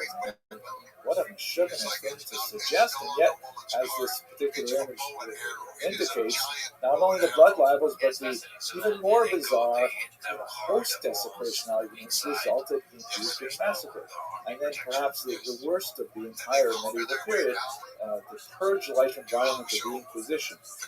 When we come back after the break and we look at the Sephardic diaspora, one of the most terrifying things of the Inquisition is that when Jews left Spain, they were not left alone. Anytime they landed in Catholic territory, they were subject to depredation of the so, no question, the Lacrimosa approach of medieval Jewish history has a lot of merit. It should not be tossed out the window. There is, however, I think, corrective lenses that can be applied to understand this in a little bit more sophisticated way.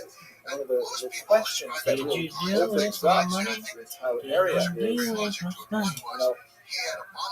If it was really that bad, if it was just unrelenting persecution, why weren't the Jews simply massacred out of existence, God forbid, so many times before in history? The term genocide was actually coined only after the Holocaust by a Jewish man named Rabbi, and he was searching for a word to try and describe what the Holocaust meant, because the Holocaust was such a historical moment. It was something totally No, I don't understand why you don't treat yourself better. Do the crazy things that you do. Cause all the debutantes in Houston, baby, couldn't hold a candle to you. Did you do it for love? Did you do it for money? Did you do it for spite? Did you think you had to, honey? Who is gonna make it? We'll find out in the long run. In the long run. I know we can take it if our love is a strong one. Is a strong one. We ain't shaking, kind of bend, but we ain't breaking. In the long run, no one wants to tell you it's a long run. A long run. Oh my God, it's a long run. Let's come back to this question. I think to answer it, we need to approach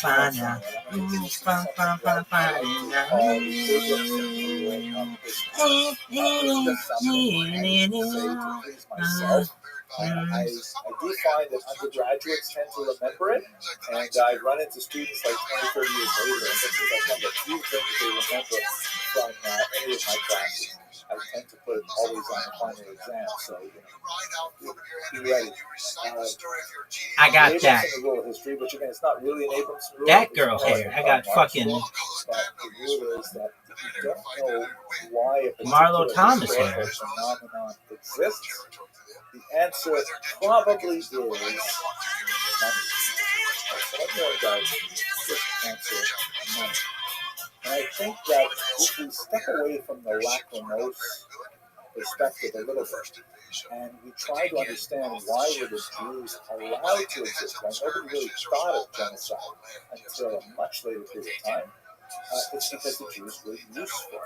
There are lots of ways in which, even though people might have had, a xenophobic attitude to Jews, they may have had a religious antipathy to Jews, they may have had a lot of reasons why, for good or ill, they did not like Jews. The Jews were very useful, and quite often useful to essential elements in society. The Jews were, I think, in many ways, ironically saved by their own diaspora. They needed to be urbanized. It's very difficult to live as a minority if you're going to be a Jew. You have to practice a ritual bath, a mikvah, a synagogue, and as you know, I like to say, you have to have an Asian restaurant. You don't want to have a meal. You can't walk distance to Asian food. That's a joke. So the Jews tended to congregate in urban centers, sometimes villages, sometimes cities. By the time we get to the 19th and 20th century, Jews are around 30% of the population of many large cities like Warsaw in Poland. And in their urban environment, they tend to develop urban skills that require literacy and numeracy, and they're very, very valuable skills. Jews as doctors, highly prized. Even to this very day, very strong tradition of Jews in medicine. The linguistic skills make Jews especially useful as diplomats, Just do it. I gotta take a or shit. on a lower Let you level, know. simply middlemen, being able to communicate with people from different cultures, to engage in travel, engage in trade, and of course, as we discussed a few weeks ago, on many levels, they're urban, they're able to make Somewhere out financial there, calculations, and the unusual phenomenon of a band on Christian language creates a unique economic niche for the Jews that allows them to flourish. So even if we think about all of the worldwide over the course of the ages, we see that they possess a lot of valuable skills that many sectors of society value. For money lending in particular, we see that they derive the protection of the king himself as the servants of the royal chamber that we discussed when we talked about finance. Because they're the only people in society who are able to generate cash on a regular basis, particularly because society is so deeply invested in a free modern economy with lots of barter. These are the ones who are actually, generating cash that can be taxed by the king. And so the king doesn't want to see anything happen to these Jews. They are quite literally the cash cow. Jews are early on involved in minting and in the production of money. That was so sick. It was unreal. At the same time, their salvation, because it makes them useful to society, and at the same time, it is a source of significant resentment that is directed against them. So even though we do see this lachrymose model happening, there's no question that the Jews have certain advantages that they have cultivated over the centuries with their long history of organization that makes them, quite adaptable to the necessities of the medieval period. And let us not forget that from the religious perspective as well, there are lots of reasons why Jews were actually protected. One of my teachers in university was Professor Alan Davies, and he liked to say that in reality, it was the church that protected the Jews for about 1,500 years. Now, I don't think he was really aware of the Abramson rule of history. Of course, I was an undergraduate, maybe a precocious one, but I did have a real point, and that is because both the church and the mosque developed a religious modus vivendi within short periods like 13th century Europe, that if the church had its way, maybe we would see something a little bit more drastic than the horrible persecution that they endured. But the fact is, the demand for the Jewish presence, primarily because of their economic value, had to find its expression in a religious modus vivendi, a way of living with them. And so we have two doctrines that are ironic parallels to each other that carve out a little space for Jews to live in both Islamic North Africa and Middle East and in Christian Europe. For the Muslims, it is the Pact of Umar, which, although by 21st century standards obviously quite discriminatory, but viewed from the perspective of the Jews, it meant that there was like a legal space for them to exist. As long as they, accepted the disabilities of their dhimmi status, which included, for example, a punitive tax rate that was not applied to Muslims, and from time to time they had certain restrictions on their clothing, their architecture, their settlement, and even with all of these rules, there were the occasional punctuations of violence that went beyond what the Pact of Umar allowed, but it still provided sort of like a medieval charter of rights for Jews. Not the same rights as Muslims, but certainly the right to Here's exist, your guest, the girl. right to be secure in their worship within boundaries, and this actually preserved the Jews. Similarly, the doctrine of witness, which we saw in Christian Europe, Jesus is articulated by people like St. Augustine, and especially defended by important popes like Gregory the Great, said that, hey, for our own religious reasons, we need to keep the Jews alive until the second coming, so they can be a witness to the return of Jesus. And so this is, a very important reason why the Jews could not be killed, why they could not be subject to genocidal impetuses, because I wonder if the plural impetuses is impeti, probably not. Those are going to be distracted by that.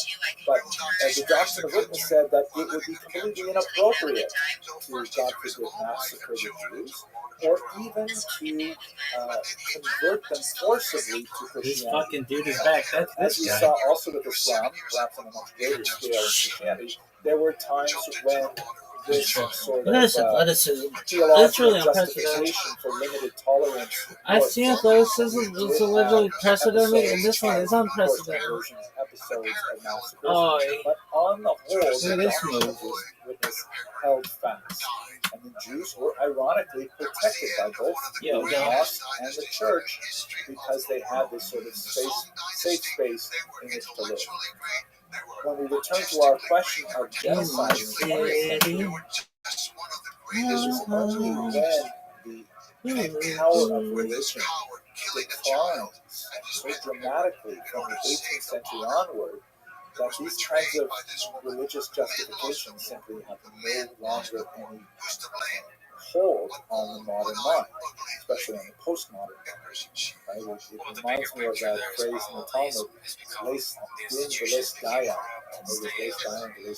There is no judge, and there is no judgment. Christians, for example, are always, even when they may be,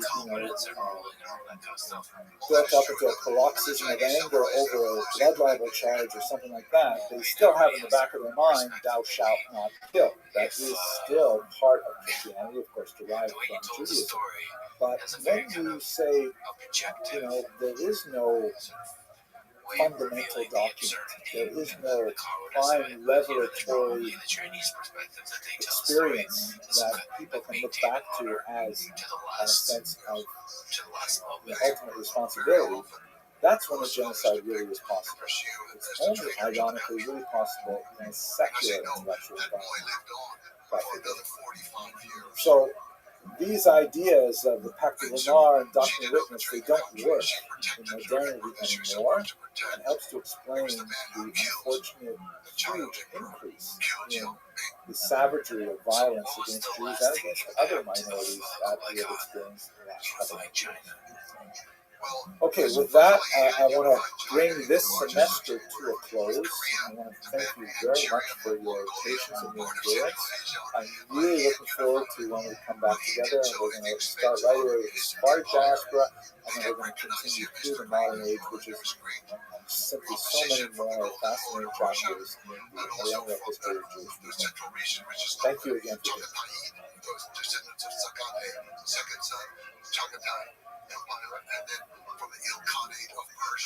These are the different fracturings of Mongolism. And only the Ilkhanate was still loyal to him. They're so far away. But now he has a navy. But this is, even the four pieces, the whole thing is gigantic, and even the pieces are gigantic. So, it's very hard to keep an empire this size together.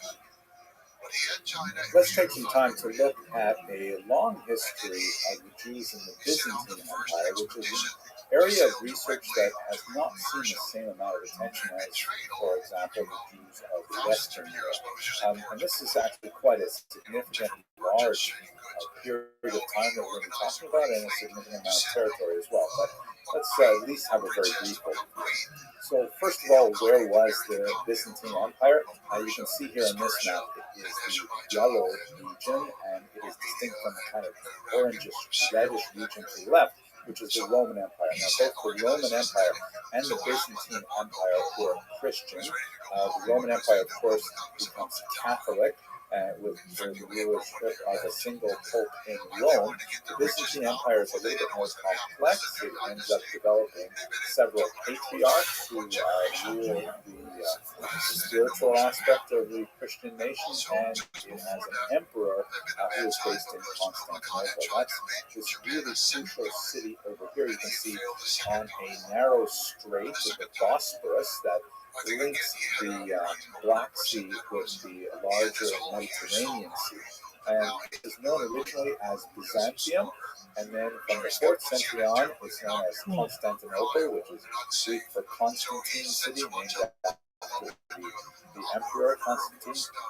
And then after the Turkish conquest in 1453, which would mark the end point of this video, it becomes named Istanbul. It becomes, of course, a Muslim city at that point. But for the period that we're talking about, from the early 4th century right up until the middle of the 15th century, you have this significantly large Byzantine Empire with a lot of control over North Africa, Israel as well, and of course the concentration of it is in Asia Minor, the Balkans, and Greece.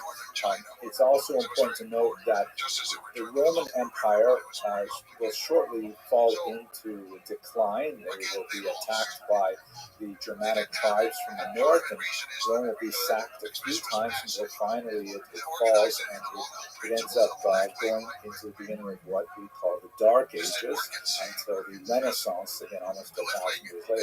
So when Rome falls, the Byzantine Empire becomes its imperator, particularly in terms of the transmission of Christianity. The city of Constantinople becomes, as it were, the second Rome, and when it falls in the 15th century, ultimately, the third Rome is often considered Moscow. Of course, the first Rome will come back, but that's not for our discussion today. Let's focus a little bit on the history of the Jews in the Byzantine Empire. So, in the Byzantine Empire, the Roman status of Judaism as a religio licita, meaning a legal religion, begins to erode in the 4th century. Conversion to Judaism, for example, is prohibited as the church begins to gain a lot more control over how the entire empire is run.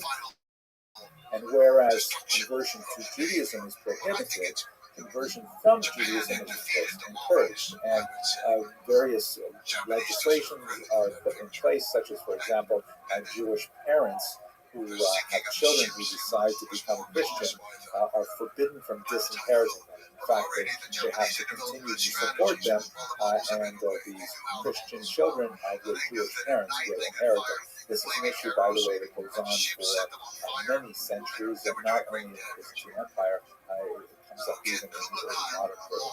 But anyway, there's a remarkably dramatic step towards greater hostility to Judaism from the 4th century onward. You see the rhetoric increases in heat, especially with people like St. John Chrysostom, the so-called Golden Mouth, who issued a number of really flaming, nasty sermons against the Jews. And his approach to Judaism made a significant impact, really, on the entire Eastern world, especially when connected to the Third Rome, Moscow, and the Slavic affiliations of Byzantine Christianity.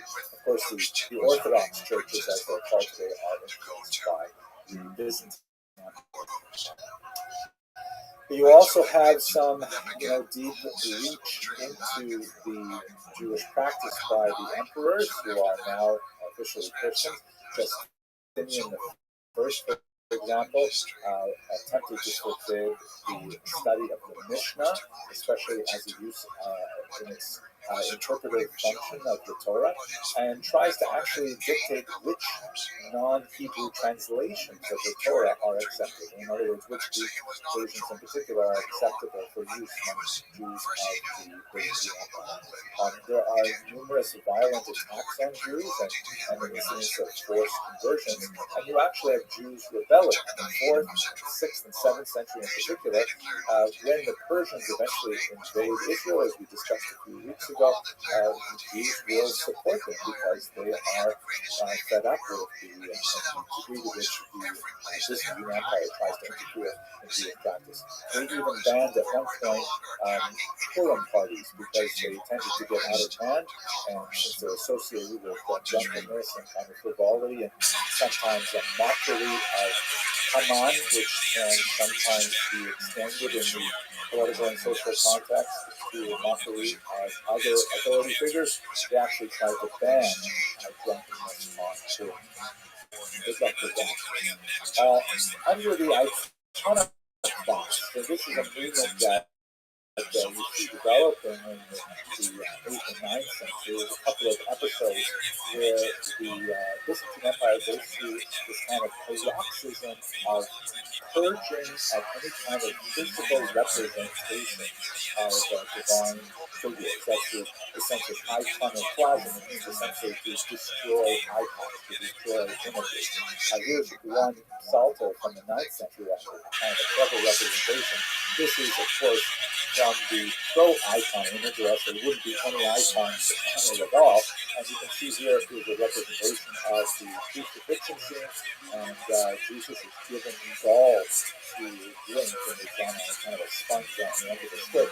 And here is a representation of a 9th century iconoclast. His face is wiped out, but his hair looks, really wild and barbarian. He's red as well, and he is in a way kind of echoing that passion scene by using some kind of sponge to attempt to wipe out an icon at the end of the stick. So this is kind of something that was going on. There's actually 2 distinct periods when this was very frequent.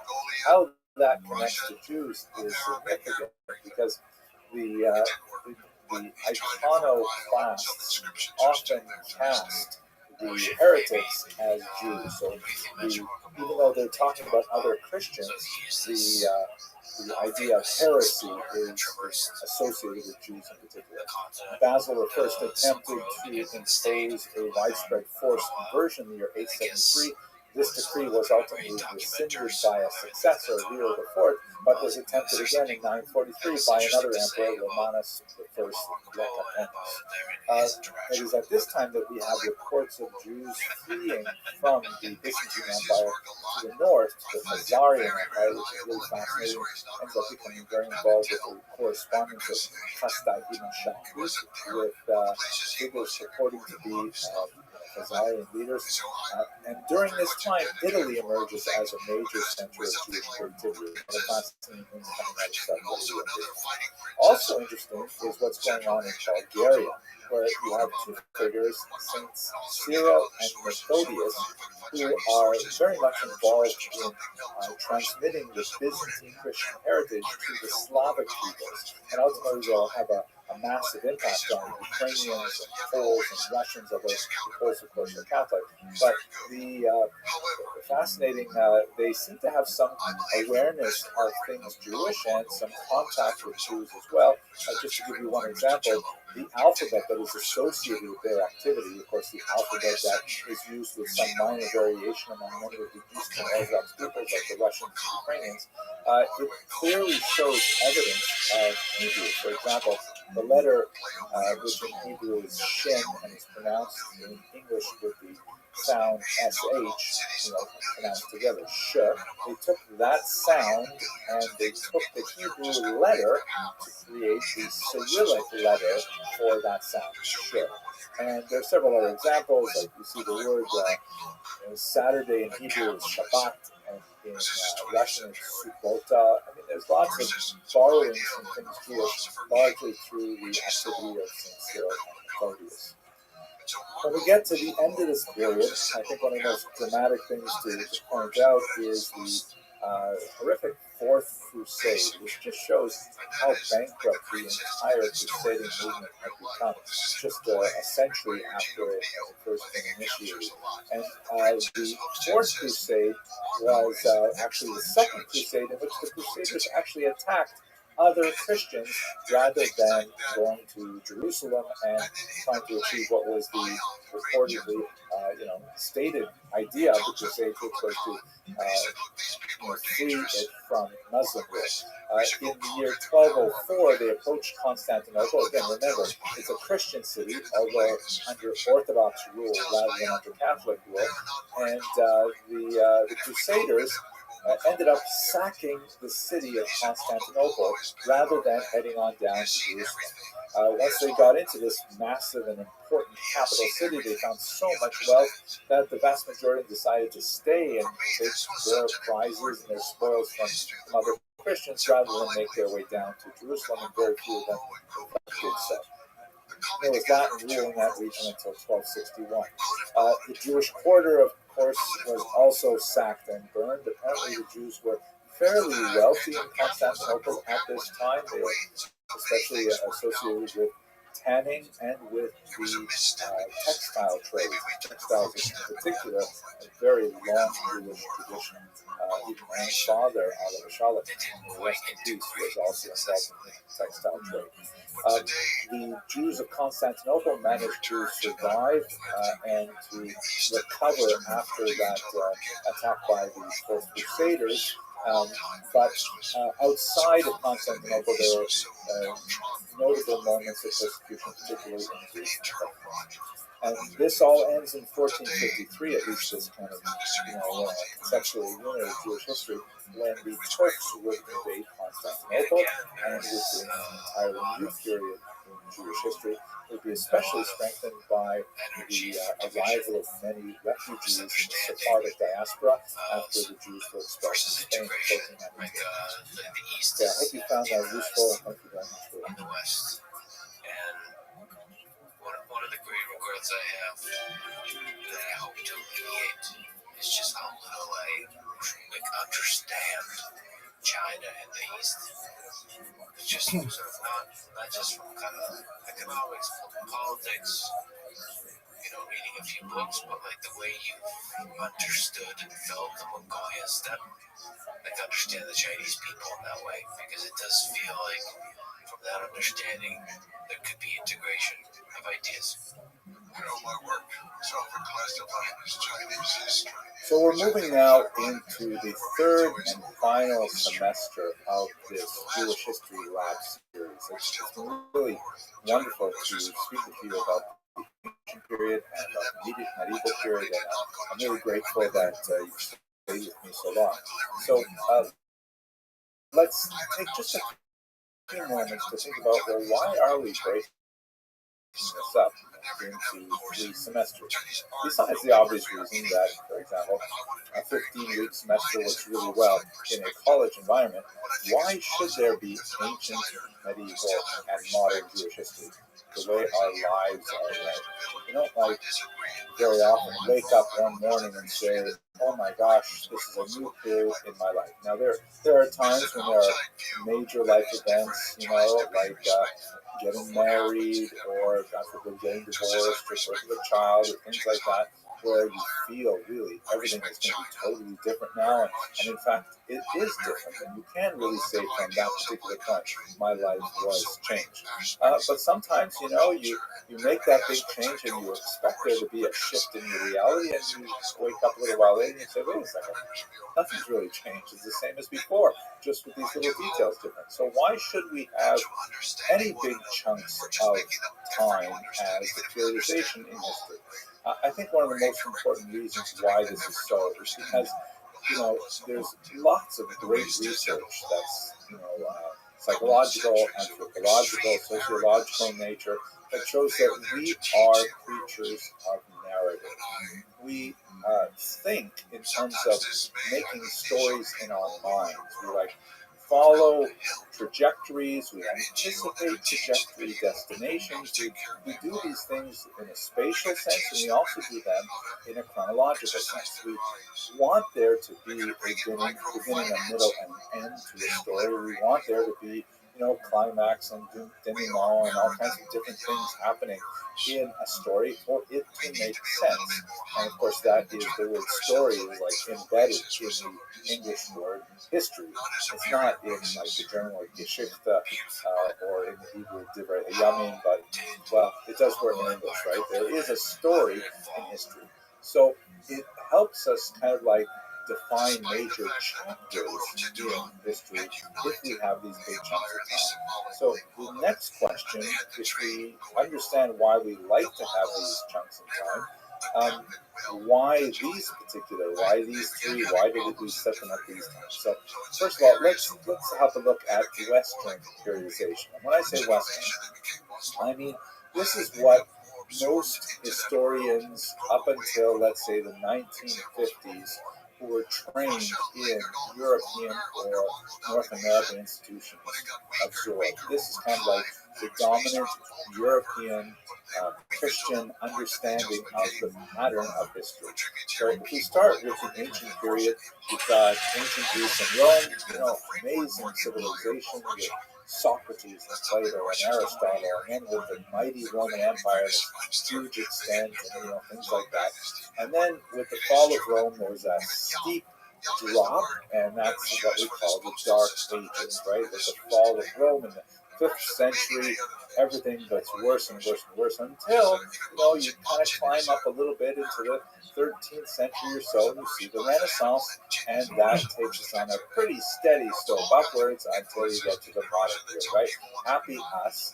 This sort of vision, kind of very positivistic view of history was very popular right up until, let's say, World War I. It came crashing down with the realization that, oh my gosh, we may not have advanced nearly as far as we thought we did with the brutality of that conflagration, and then of course how much more so with World War II and the genocides of the 20th century. But in general, this is sort of like the way we think of history in terms of the Christian European West. They break it into 3 areas: the ancient, right, which is basically from the period of the beginnings of civilization in Egypt and Mesopotamia, all the way up until the fall of Rome.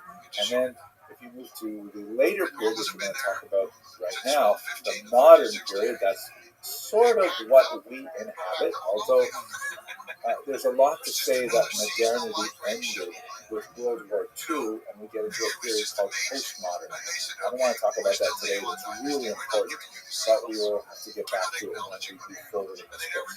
And in between these 2 ages, the ancient and the modern, you have the medieval period. In fact, the term medieval means between the eras, between the ages of ancient and medieval. That's the kind of way that Christian European historians thought of the story that is in history. Now, the problem is this is so focused on that one particular point in time, looking at history backwards with the lens that valorized Greece and Rome as being an amazing culture. It was an amazing culture, no question. And then anything that wasn't Greece and Rome was like, what's the right word? I guess chopped liver, right? Whereas if you look at like Asian history, you look at North African history, you look at Middle Eastern history, they don't follow any of this. I mean, everything is totally different. The rise of Islam in the 7th century is smacked in the Dark Ages, but tremendous heights of scholarship and culture developed for the next millennium. I mean, how can you use this particular model to try to understand, for example, Islamic history? And if we glance at Jewish history, there are different ways to look at this, but let's say from a theological standpoint, in Jewish history, you have this concept of Yerida Hadoros, which means, unlike Western periodization, the decline of the generation. So if you start here, let's use these arrows. You've got from the very beginning in the ancient period, let's say back to the Exodus, you have the Dor Deah, the generation of knowledge that witnessed the great miracles of the Exodus, the receiving of the Ten Commandments, amazing things like that, but then they right away slip, and so, okay, fine, you get to the period of the prophets. Then you got kind of a plateau, and then they slip again, and then, okay, but we're all right, we have a plateau, you get to the period of the Tanaim and then the Amorai and so on. And then there's a slip again, and this can go on until we get to where we are, which in terms of our theological closeness to God, it is definitely not a case of happy us. We are further and further away from that chronological moment of the Exodus and the giving of the Torah. So you can't use the same Western model to understand Jewish history, at least from a theological standpoint.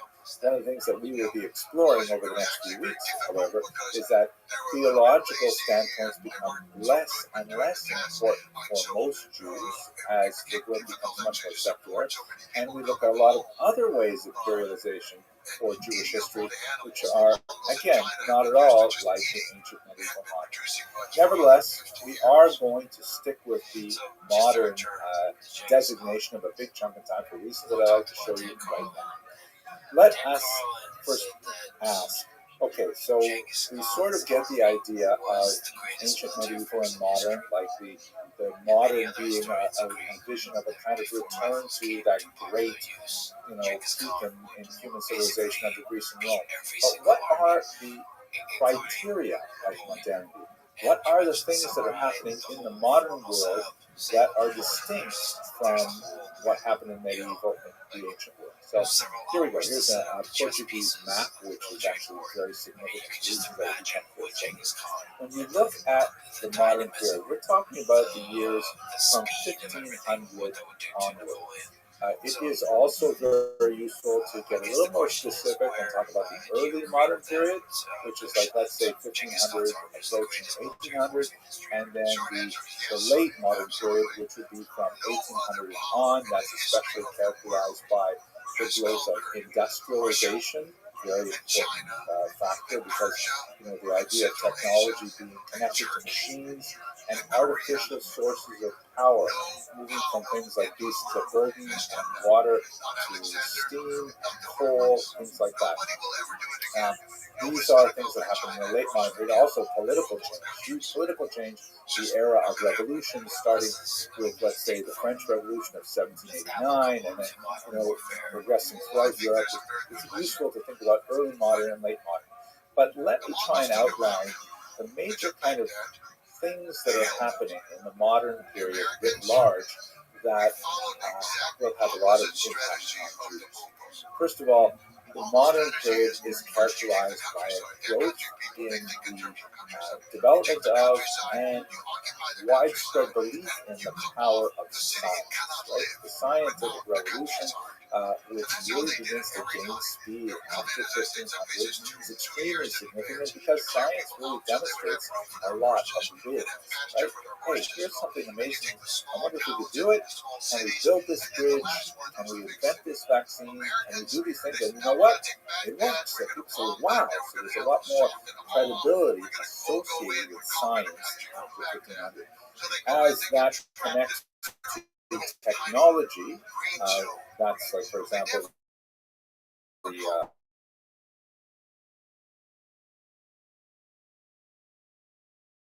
Industrial Revolution that I mentioned, like parts, and we attach those parts to rails, we can suddenly increase the speed of communication, and it works again, more and more victories, and they all build upon each other in order to create a much more industrial and deeply interconnected world, which we shall see shortly.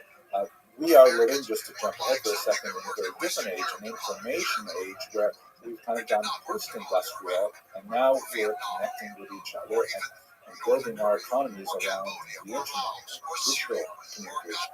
But that's too much more.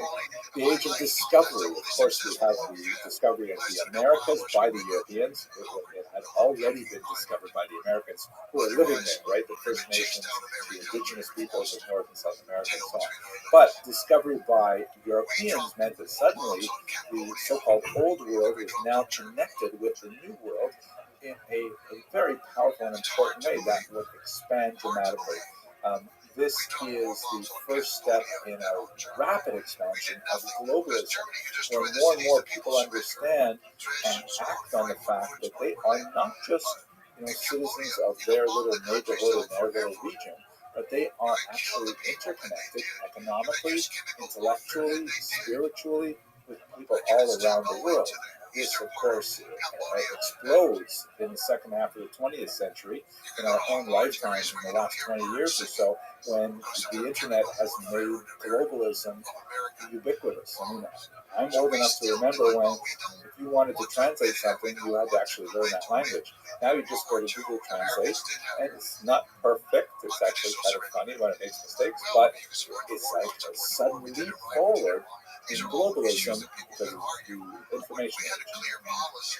You also have happening at the same time, first, an emphasis on humanism, which is this kind of large body of ideas that says man is the measure of all things. They use the gender man because that is feminism, and egalitarianism would take a long time to catch up to this. But the idea that human beings are capable of determining truth and value, and since human beings become the arbiters of truth, it's not a big step to say we will create what is true. That there's a lot more movement from the idea of a single God with a revealed text, like the Bible, that directs what is true, and more of a movement towards secularism, saying, you know what, let's all agree on much more basic, objectively definable aspects of truth, rather than rely on something that you have to take on faith, which is considered a less reliable form of truth than in science. And this, of course, leads to atheism, which becomes much more prominent from the 19th century onward, I might say ubiquitous in the 20th century. These are major changes that are characterized in the modern period. And on a political sense, you have this increasing belief in popular sovereignty, meaning rather than rely on an absolute king as being the appropriate ruler for a particular region or a group of people, but rather the people themselves should exercise sovereignty over themselves. They should organize, and whenever they have a defining group that they feel is cogent and coherent, and that's where nationalism comes in, because people say, hey, those people on the other side of the river, they're not like us. They have the same religion, the same language, but we don't regard them as us. And so therefore the creation of nations, this so-called imagined community, which drew sometimes quite artificial lines around groups of people and said, we are one nation, we should therefore have our own country. That leads, of course, to revolutions. We have that as well happening, especially in 1900 onwards. All of these things affected Jews just as much as they affected Christians. These are things that, and by the way, these are things that happened first in Christian Europe and then spread throughout the world to the Americas, to North Africa, the Middle East, the Far East, and so on. Dude, and Jews how you living, are Pimp? affected by them largely to the degree. According to Jerry, we're working on at the same time. What are your thoughts? We're about to go into old coin season for the next 10 months. Are you making a lot of money? No? No. I was this time last year, but not now. Okay. How was your day? You gotta sell to make money. You gotta sell to make money. Okay. How was your day? I didn't do anything. Okay, was that a good thing? No. You haven't been going to the gym? I've been putting on weight. I mean, weren't you going to the gym like every day? Yeah. Do you still have your membership? Yeah. All right, so when are you going to the gym again?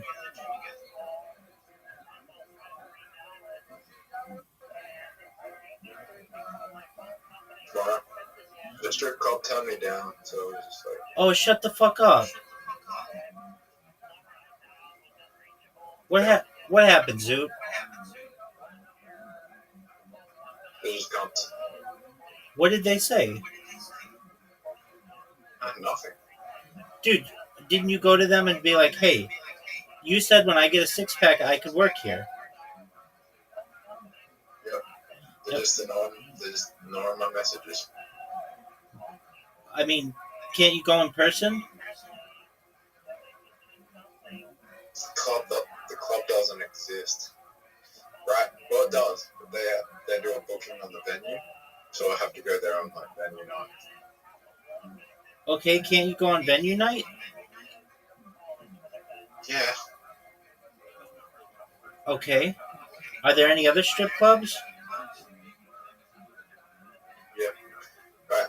Send me an invite. You're about to get one. You know what? I got an idea, right? What's that, pimp? I go there on a venue night and pick up girls. Are you allowed in there when they're... Yeah. Okay. And then what's that going to do? I may not be like, why didn't you reply to my emails? Did you show them pictures? Yep. Alright, let's go. So you sent them pictures in an email? Yeah. Did you show them before and afters? Yep. And they just didn't respond? Yep. All right, isn't there like a normal strip club where you are, where you can just go and talk to the people who have like a brick and mortar place? Whatever. Anyway, we're gonna go. I'm not worried about it yet.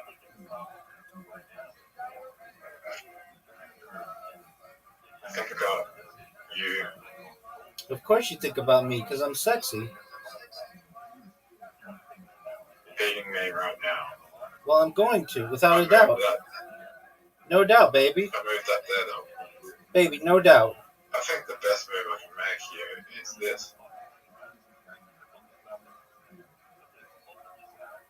That was an interesting move. It helps me on the next move.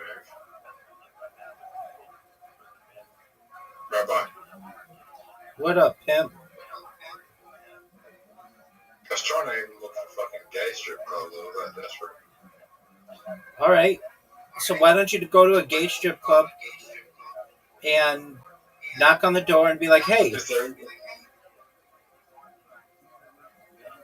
That's actually not a bad idea because like I don't have to do anything with the guys, and then you get experience, and then I can be like, yo, I'm working straight strip club now.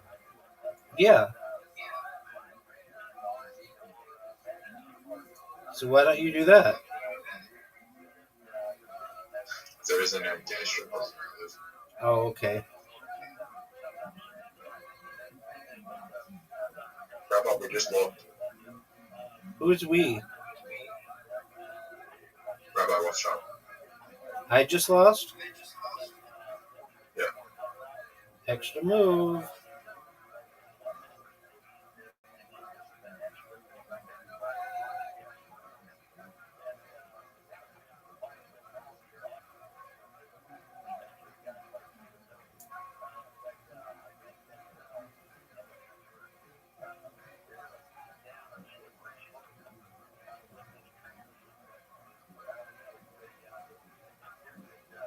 I've got an idea.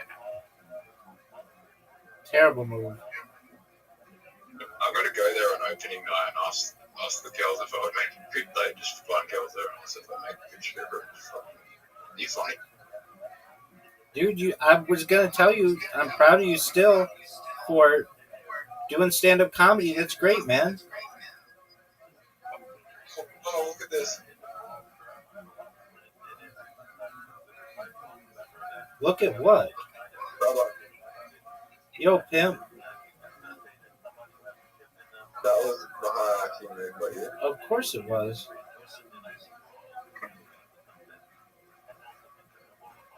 What? I don't know if I want. Oh, dude. That was a terrible move by you. You just gave me an opportunity. Yes, I did.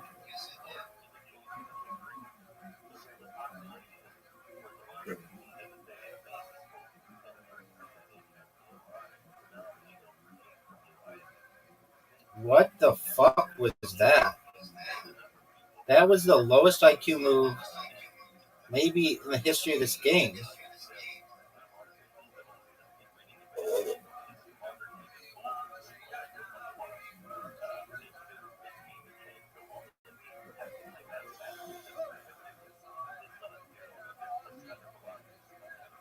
I fucked up.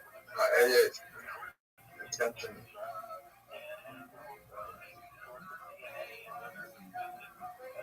Zoo, how many emails? Good attention skill. Okay, so how many strip clubs are there where you live? Male, female. Both. Like 8. So there are a lot. There are more strip clubs in this city than there are fucking.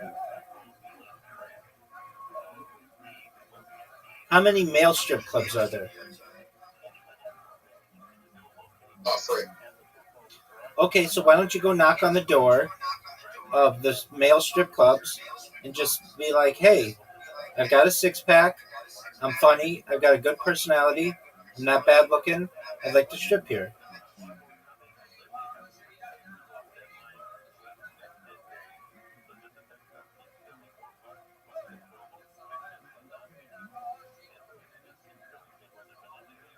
Is any of that true? I mean, do you have a 6-pack?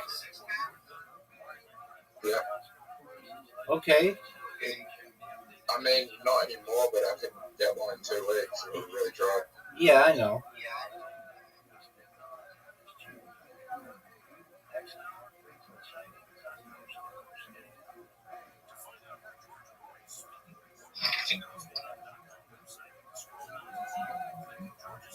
I worked out really hard.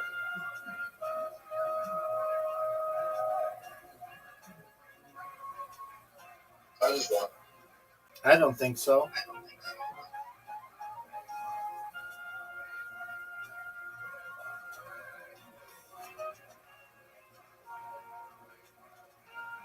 I'll train tomorrow.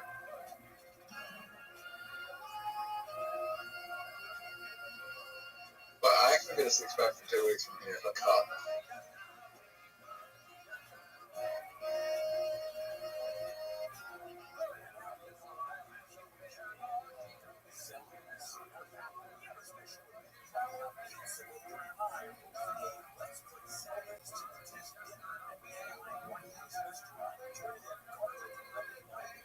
Rabbi, I just won. That's what I like to hear, big dog. Because whenever you say that, you lose.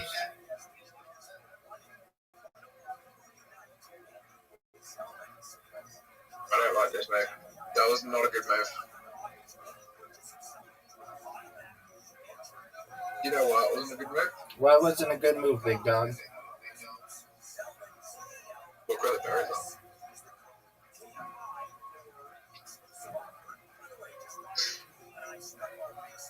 Neither of us. I don't think either of us are going to get the berry.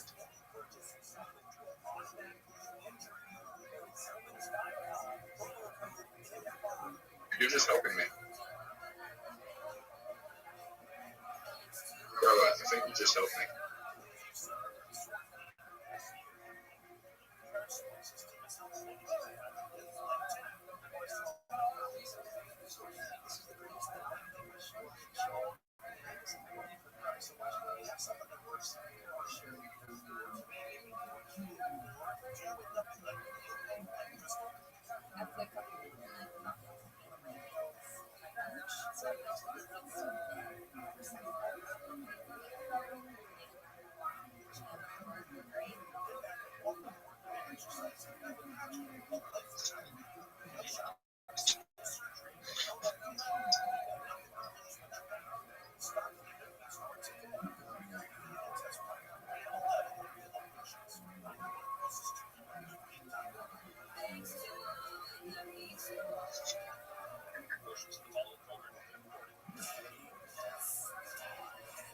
Oh wow, 5 in a row, but it doesn't. Oh, dude, that was great, dude. Oh my fucking god.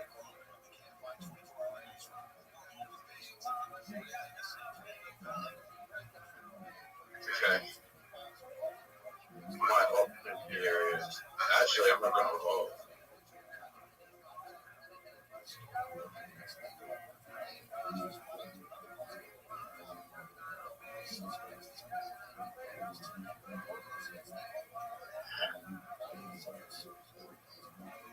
You know why I didn't vote? No, why didn't you evolve, pimp?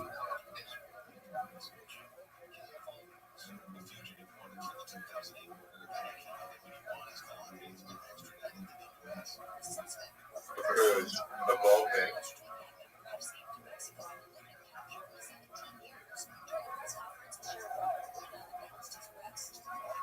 this is the best move I can make.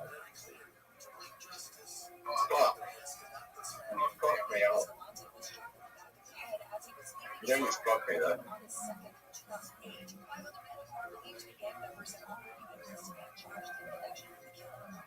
Evolving gives you 10. No, it doesn't.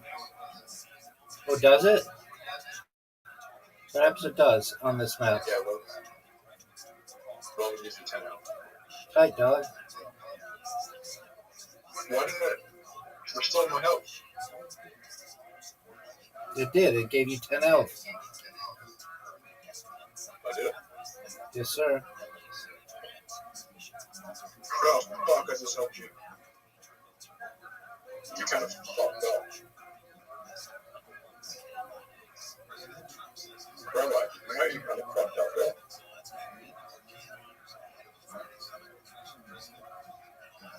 Rabbi, I think you fucked up.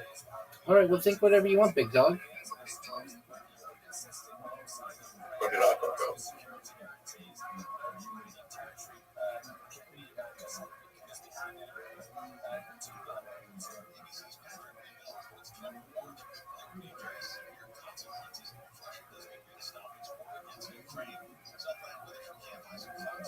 That was good.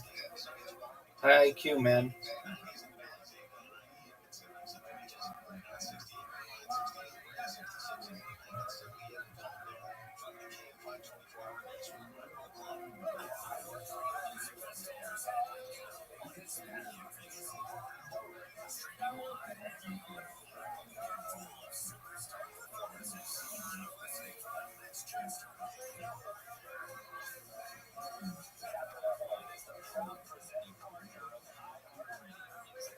Oh, what a big move. That was beautiful, dude.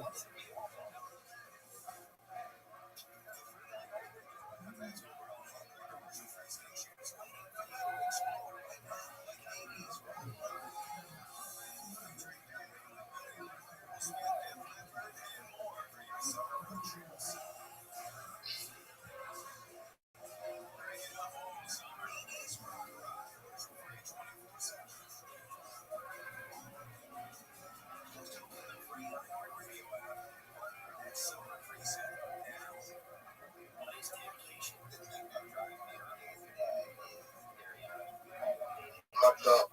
Rabbi, fucked up.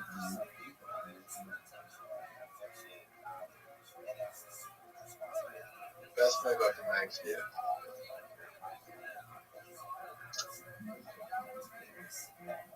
You think I did the right move? Yeah. I think it was great.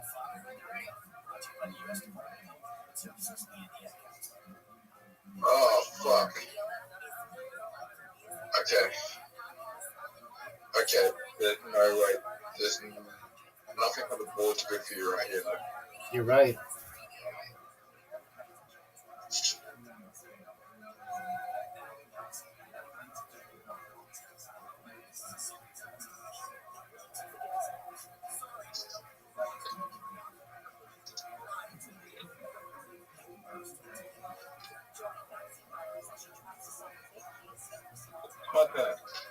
You're up, baby. You think I'll win? No.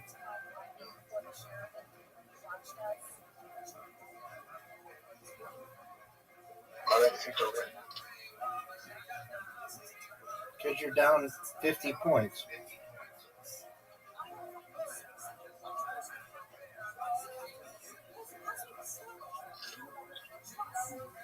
Oh, damn. Grandma, Yo, pimp. you realize that you just beat me 85-0. Perfect game. Alright, let's go again, because that was embarrassing. Alright, no grass monster. No, you can't say that. Yeah. No, we can have Grass Monster. Why?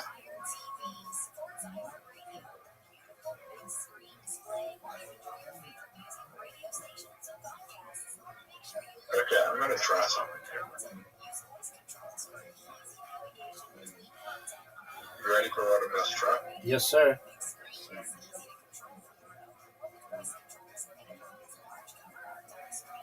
The last combo you can have.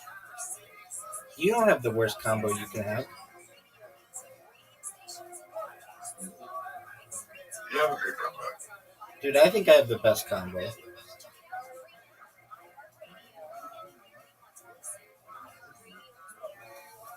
Okay. Green. Oh my god.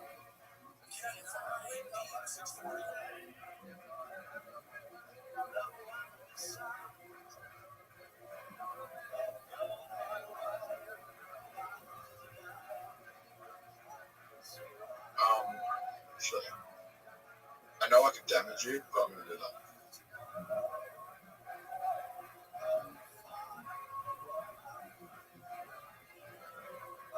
That was the best move you can make. For sure, dog.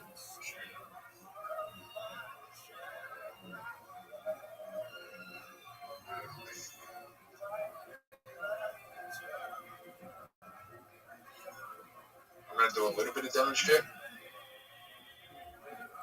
Okay, I just did good damn points damage.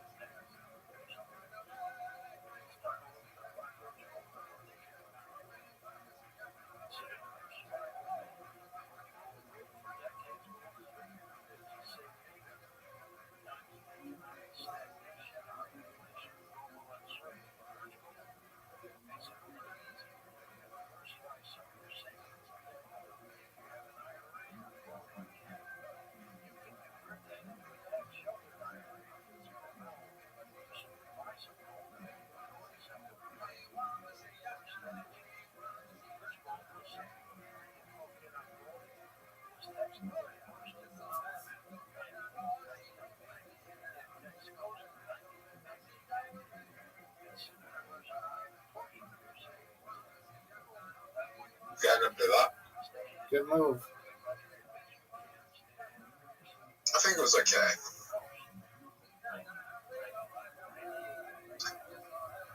Remember your fire. I know. I don't think that was. Oh, that was actually a good move. It turned out to be a good move.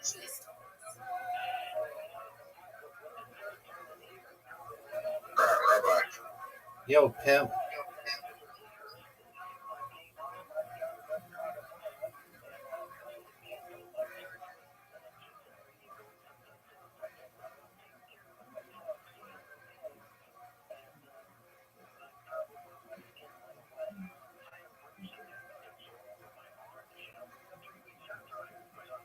You're up, brother. greatest hero. For sure, dog, without a doubt. You don't even have to mention it.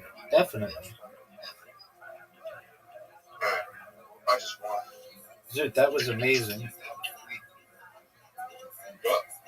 That was amazing.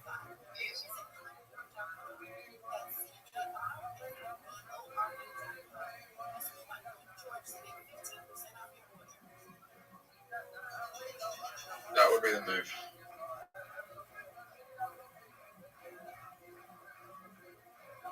That's your best move. My best move here is to do this. Let's see it, baby.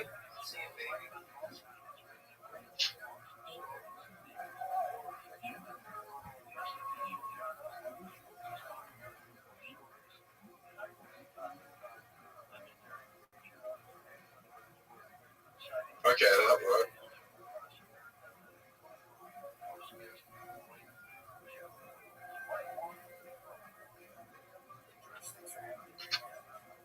That's not what I was trying to do, though. I fucked up.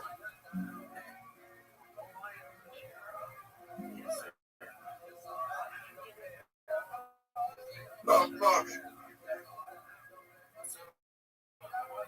I gave you the game.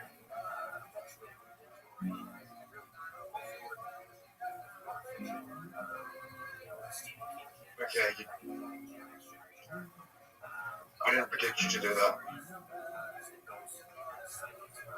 That's good. You know why it's good? Why is that, pimp? Because it stops you from doing that. Okay. You're just playing a defensive game.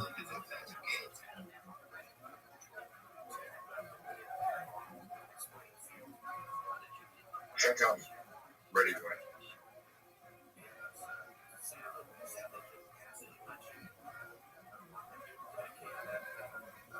Okay, did I do much damage there? That guy sucks. We're tight.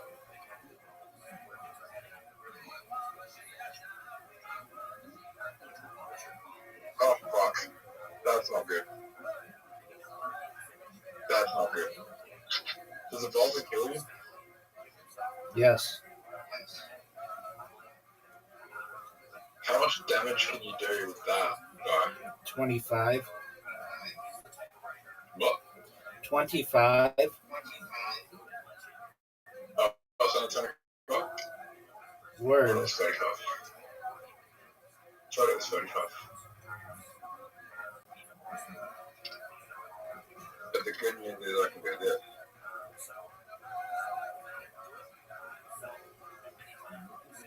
That?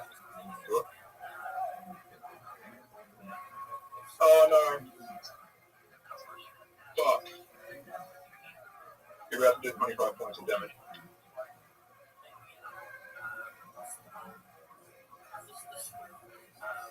Rabbi, it's your turn. That's the most obvious move I've ever seen.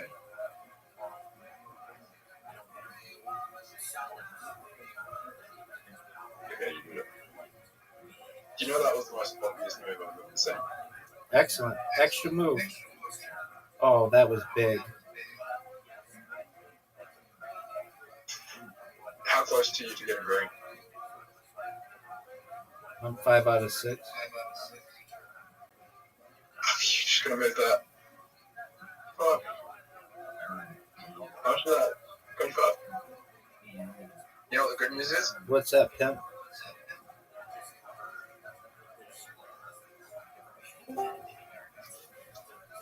Welcome. Don't talk. How are you, G? Don't talk. Is that Ms. Aquarius? No. She was already here. Is that Mr. Aquarius? Not to my knowledge, it's G.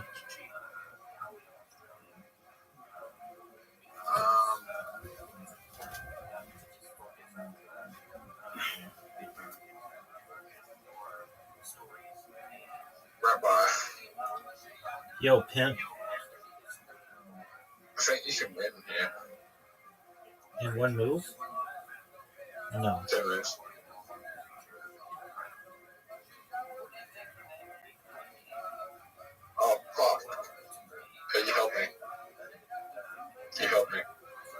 Okay. Do you know how you help me? Yep.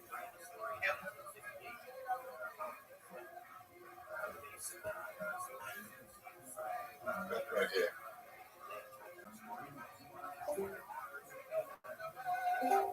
Okay. You're Welcome, going to do a Pete. lot of damage to me here.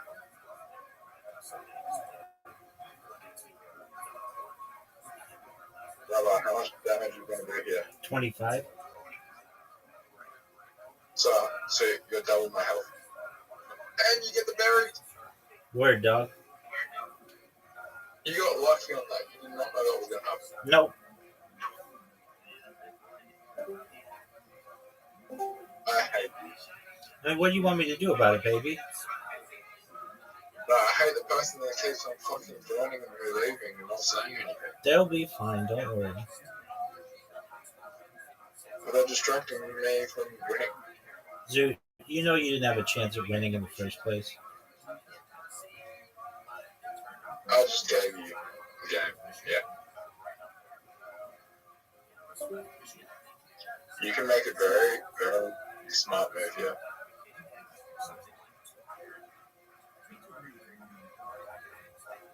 That's the smart move. Not only do you get an extra move, you also down move. You also damage me, and you can even down move the fire down. And then you get the. Yeah, you pretty much got this. Like, I'm at the point where, like, the best option's probably the time because I'm going to keep playing. Yeah, you have to. The best move I can make here is the Good extra move. best move I can make here is doing this. It was good. Okay, that wasn't halfway. Yes, sir.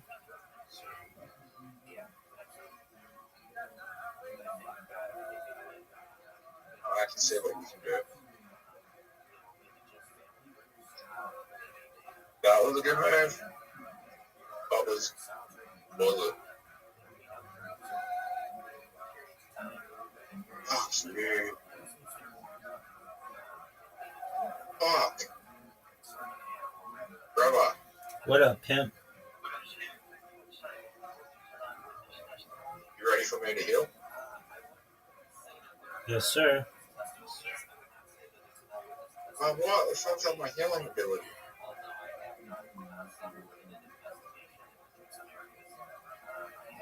Look at me. Look at me.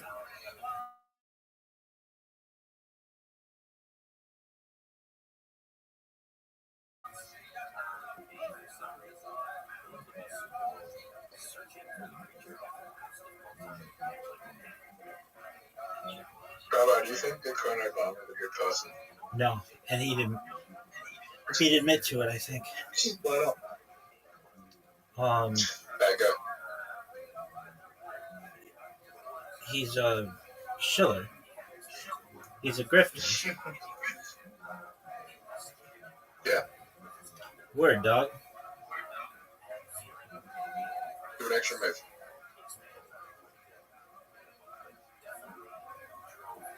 I think he's talented. I do too.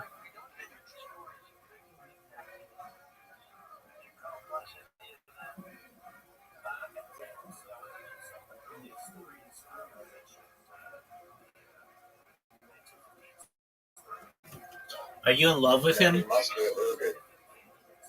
Yeah. I mean, the fact that he's able to speak two languages tells me he's slightly intelligent. What does he speak? English and whatever his native Nigerian language is.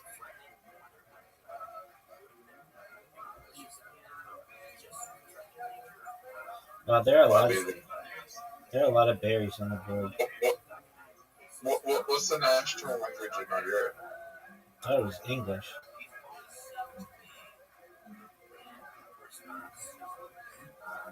Pretty sure it is.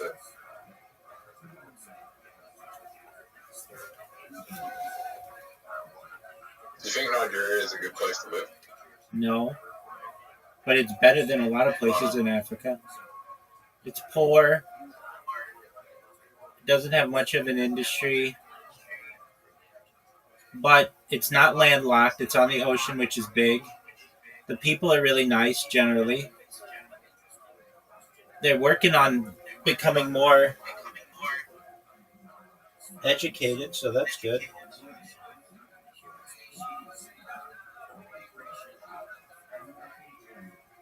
Why do you think it's such a poor country, despite having so many people? Colonization. The British. Colonization. Yeah, the British. Not just the British, but the imperial powers. The Belgians, the French, the Italians.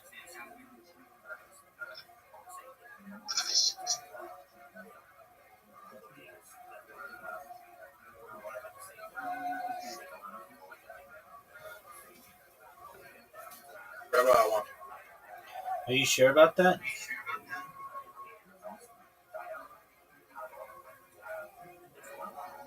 I think I just stayed in the game a bit longer.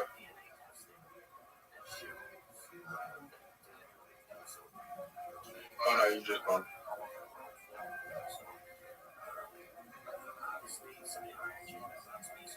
Oh no, no, it wouldn't. That wouldn't be a win, but it'd be close.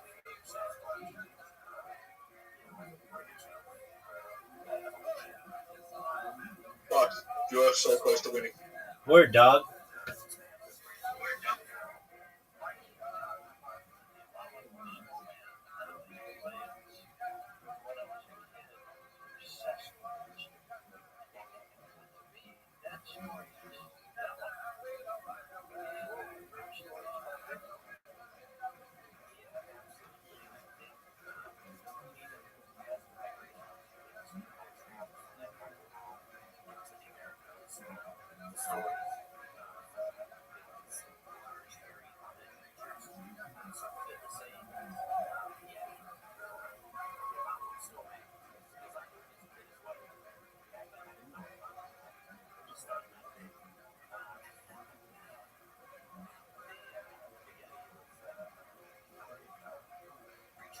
Give me a sec.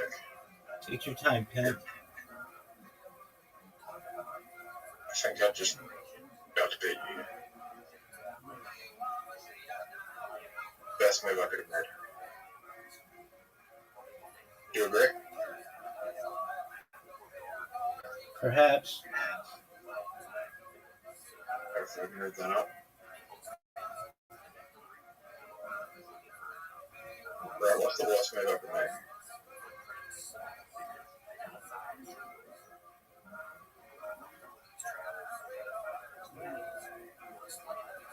Right. Rabbi, if you get the fire, you win. Why are you going for the grass on the final? You win. Where do I get fire? Fuck. There?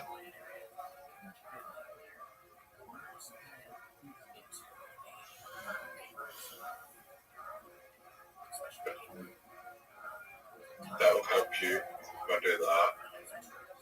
That will just help you. If I move that, you win. If you move that, you win, but I need to do damage.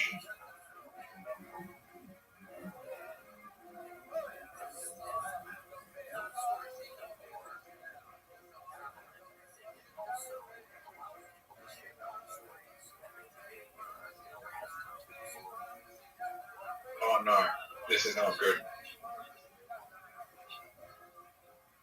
You win. You just won. You need to heal. How do I heal? Get the green, I guess. But you're still pretty far away. I don't think you can beat me. I don't need anything on the board. Oh, dude, you're making a comeback. No, but you're 25 points is going to kill me because you bears.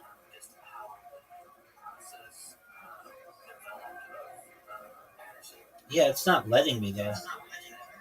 Oh, it's your turn. It's my turn.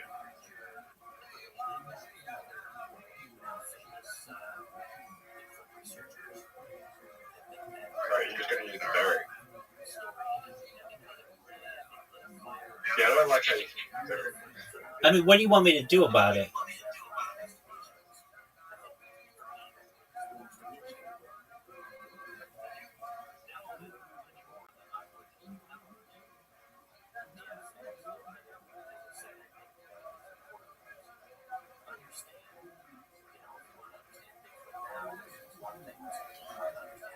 If we play on the lava map, it's over. It's over. Alright, let's go. I'm waiting on you. I think I'm going to beat you this because I'm going to do a combination. I'm going to do the best combination you've ever seen. Let's see it. You ready? Yep.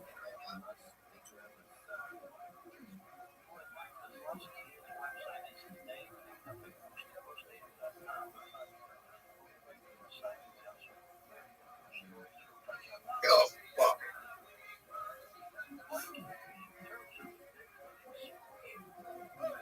One less berry to evolve. That's good for me. That is really good for me.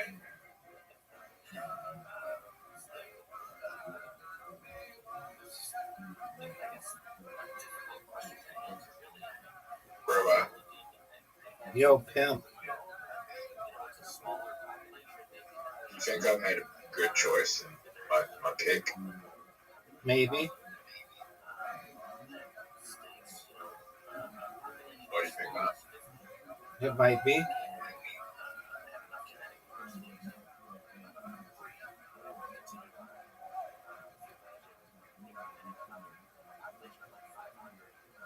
You have extra health.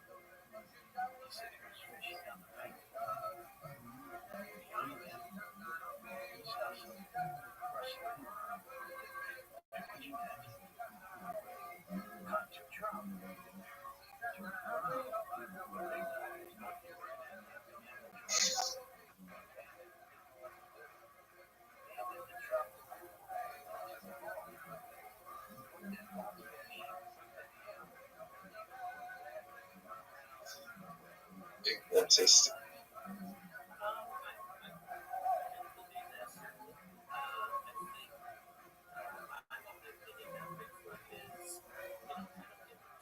I'm at maximum health.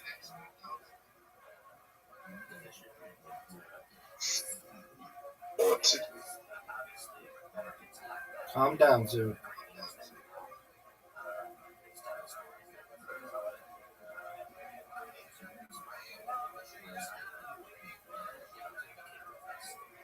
Zoot, I'm really proud of you for doing stand-up comedy. You did really well. Yeah. Good on you, big dog.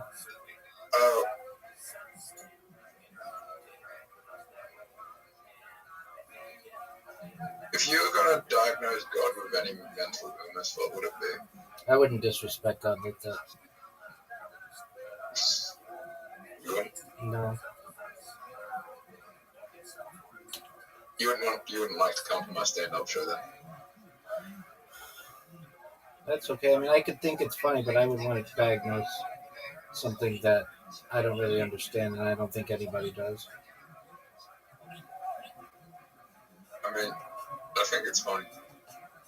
Okay.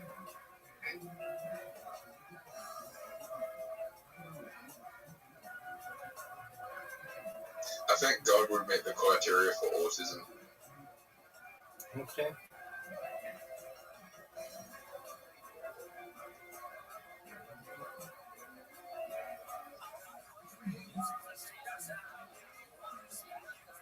So would Jesus.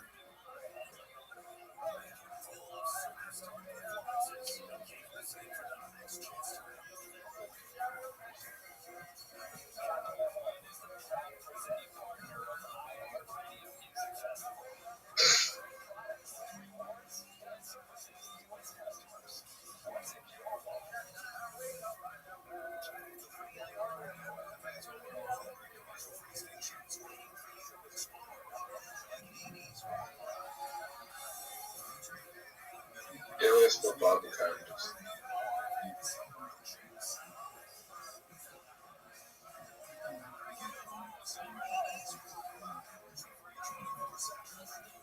You ready? Yes, sir.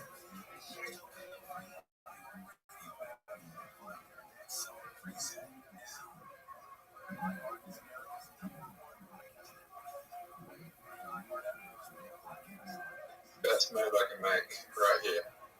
What Let's is see it? it. Let's see it. This is gonna be like, what the fuck are you saying? You ready? Yes, sir.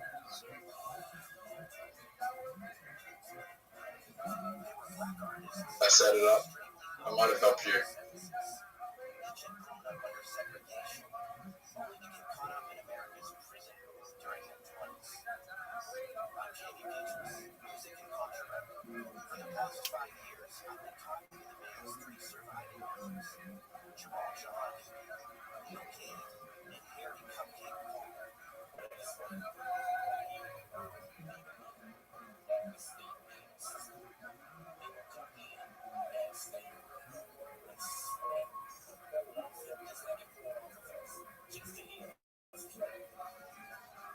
Hey, Rabbi, Yo, pimp. how many people do you think were dropped on their head as babies? Oh, perhaps a lot. A lot. Perhaps.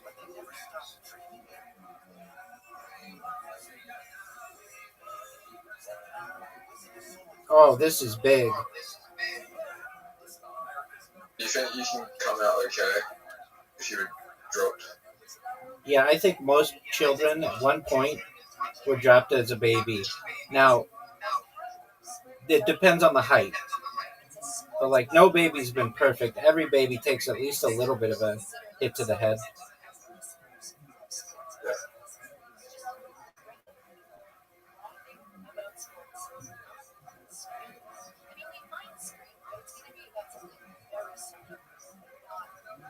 But that's the time where you really don't want to get hit. Dropped on the head.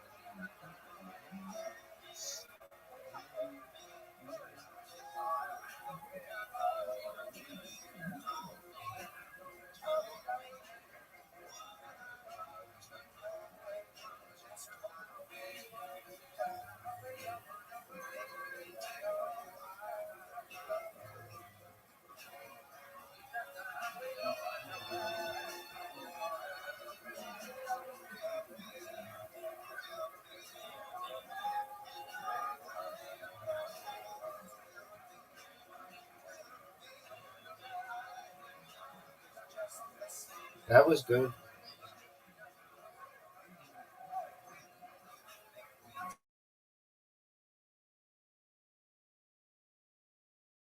You gonna go on?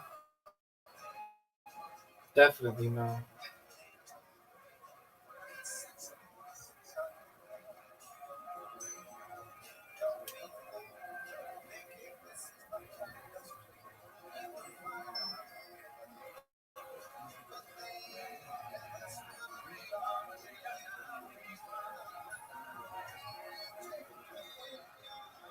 I made a mistake.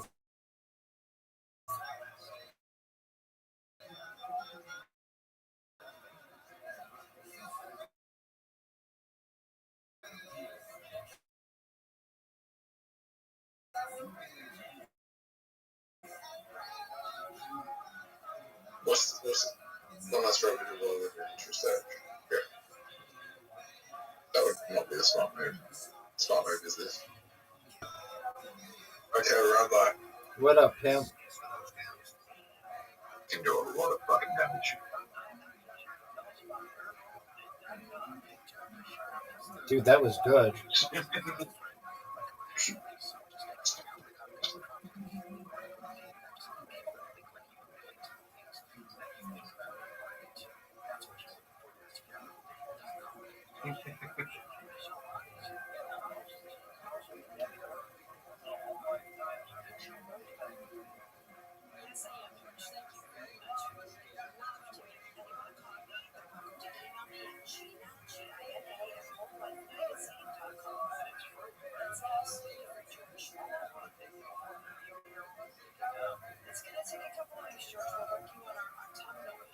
It's over. Game over, Zoot. Oh, no way. I thought it was You're game. gonna take a huge fuck. Hit me with it, You're big. gonna take a huge fuck. Hit me with it, big dog. Maybe even a double hit.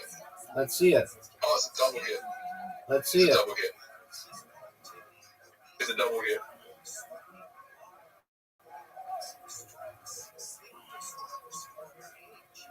Wow. That was impressive. Oh, I've never had it that big. That was amazing. You could win. What a comeback. I won. No matter what you do, I won. No matter what you do, I won.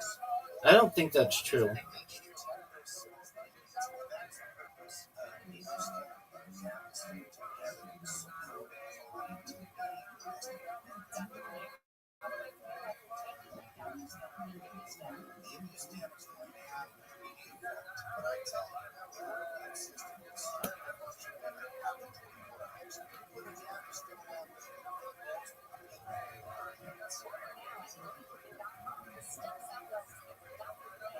Oh, fuck. Fuck. You know how close that game was? Very close. 5 points. I was going to get an extra 10. But yeah, I understand. If you didn't use the healer, I would have won. What do you want, Zoot? Let's go again. Use whatever you want.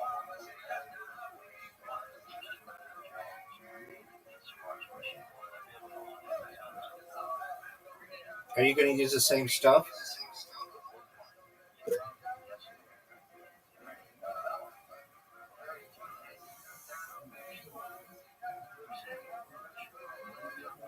Holy shit, the DLC.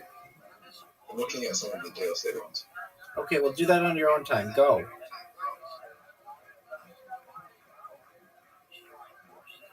Zoot, go.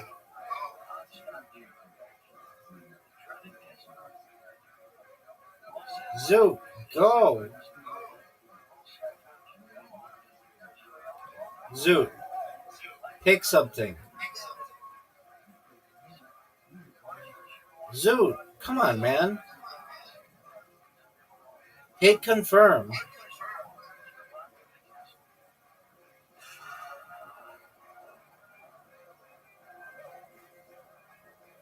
I'm not a big fan of this one.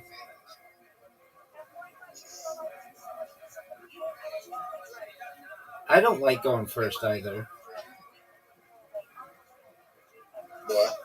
I like having the extra What's the health. slope? I like having the extra health. One tile is mastered at the end of each turn.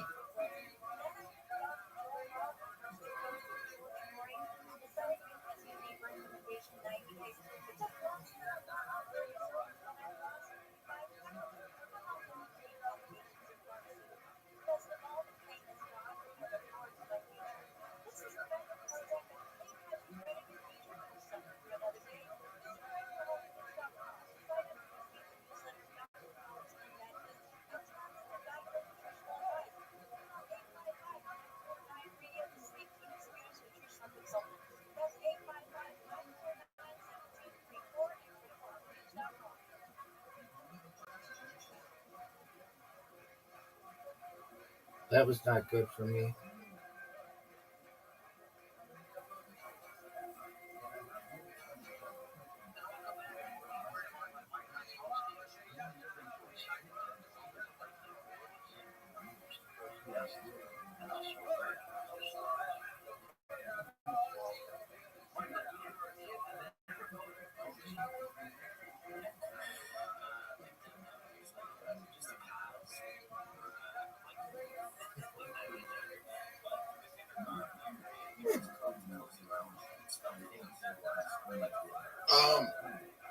I just won.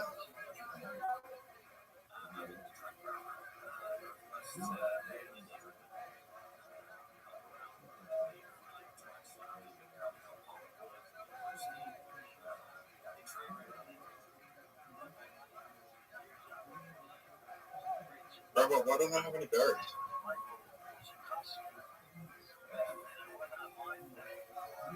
You see a big issue here, Rabbi? Yep.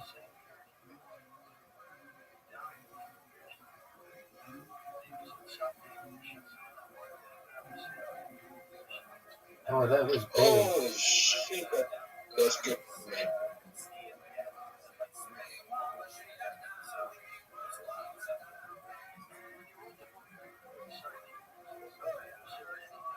Rabbi, is in a better position right now.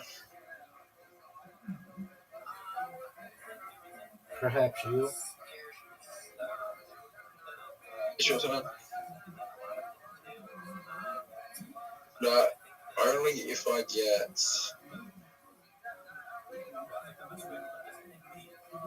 Okay. Make that move, please. I don't know what you're doing. I can't make any sense to what you're doing. What was that move? I don't think any of the moves were good for me. I think I'm going to win here. Okay, let's see it, big dog.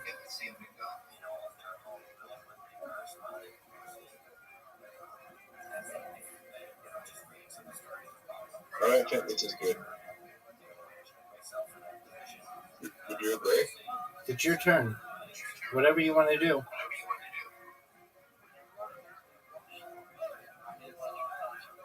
Oh. No, actually, that was the move.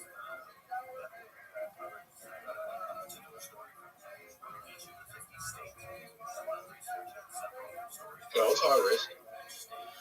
Word, dog. Would you agree? Yep.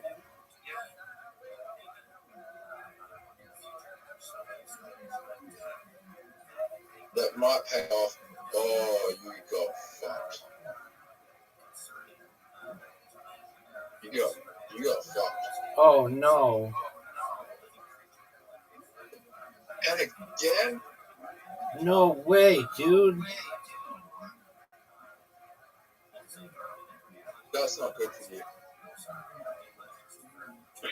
You know, the only thing that I can say that's good is the fact that I'm not a lawyer for you.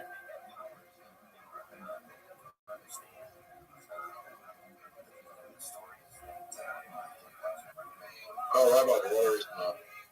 Hang on. Are you going to win? I'm going to buy a ticket in a bit.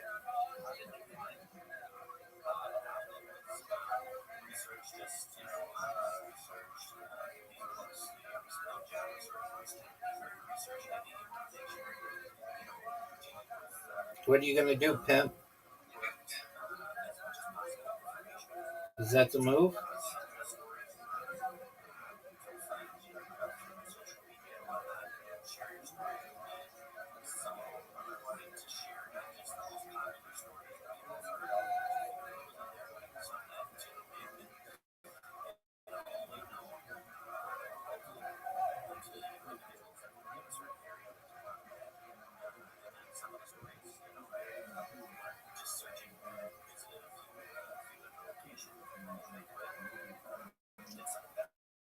You ready?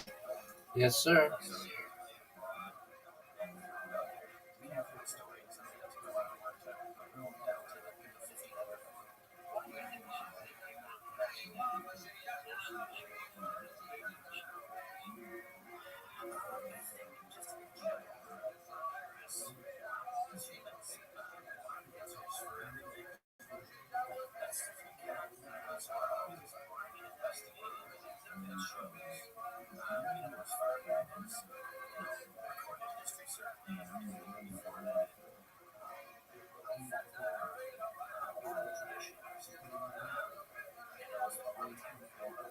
the most intelligent human to ever exist.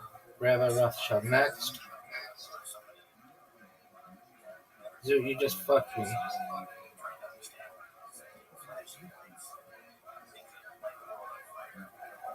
Unfucking. Yeah, you did. Dude, you're playing really well. I might help you get. Fuck. You know why I played that move? Why'd you play that move, big dog? Because I'm a genius. Cool.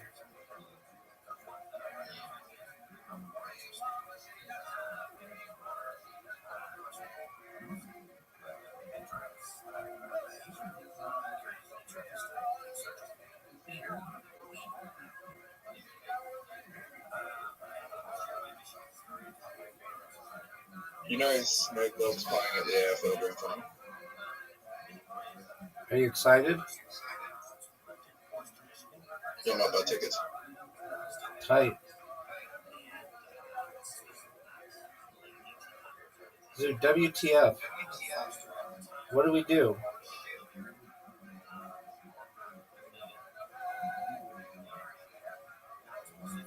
I sent myself this move thing.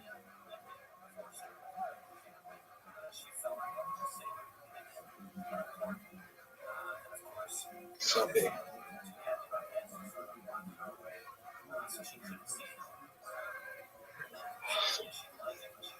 That's the biggest book. You're up, Zoo.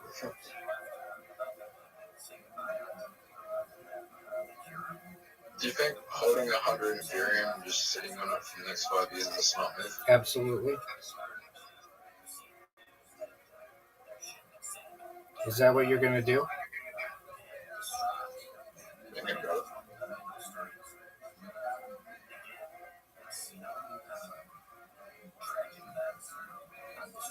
I think Ethereum's gonna go to $40,000.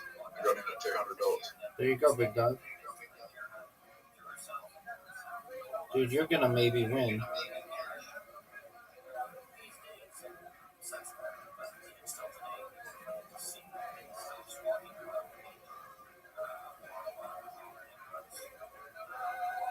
Yeah, I think by the end of the decade you're gonna see 30,000 to 40,000 Ethereum. Tight, dog. 2020 to 21. Tight.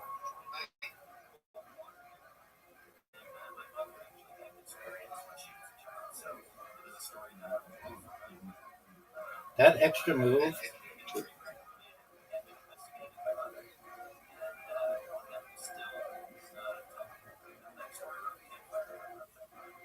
Let's see here. What do I want to do?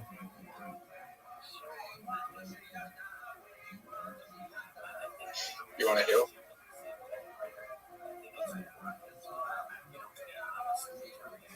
You know why you wanted to heal? Yeah. Because it helps me. Let's see it.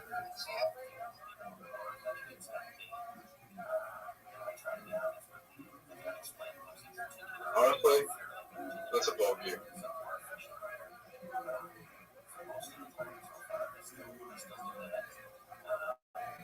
I fucked up. Yeah, why'd you upgrade that guy?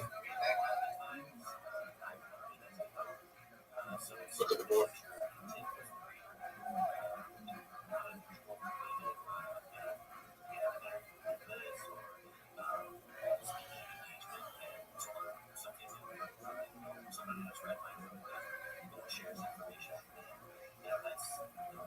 That was a good move. Thanks, big dog.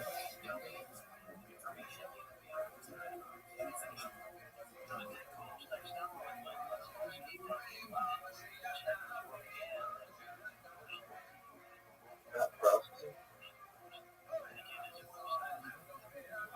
Oh, that was big. Really big. I don't think it worked. It took away a lot of things that could help me.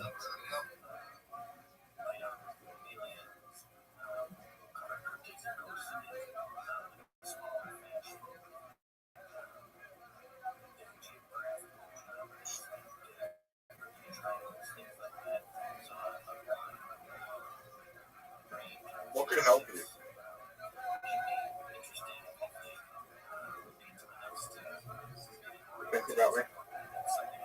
Yes, I do.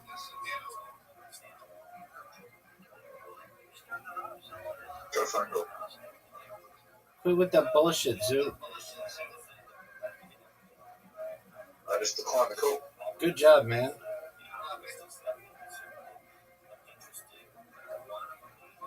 There's a damn code.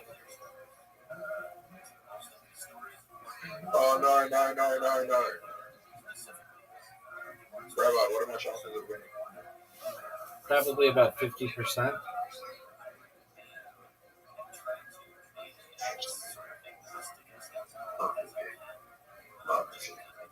Oh, no. I just got you again.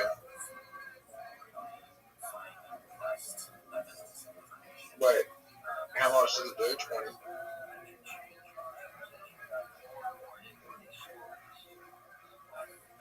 I don't think I have to get mine.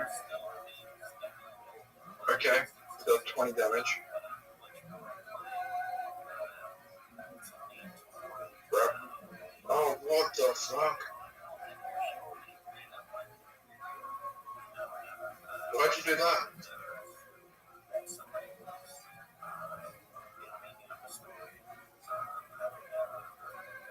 Rabbi, you won. New game, different game.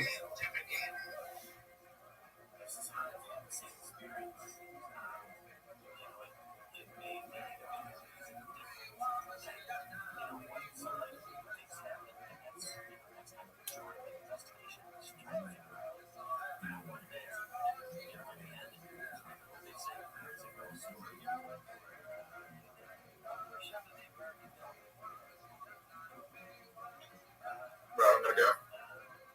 We're playing a game, dude. Oh, yeah.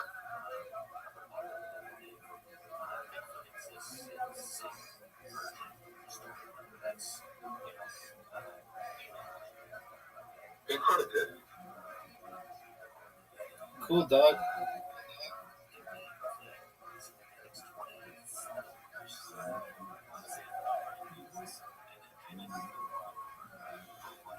You've never beaten me at this game.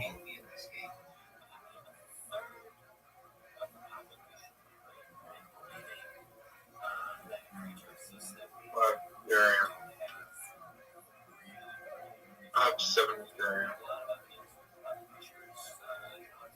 Whoa.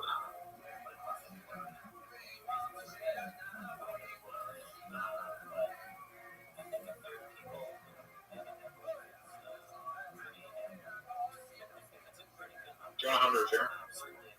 Sure, dog. Fuck, that's... Nah. If I go into the breakdown, maybe.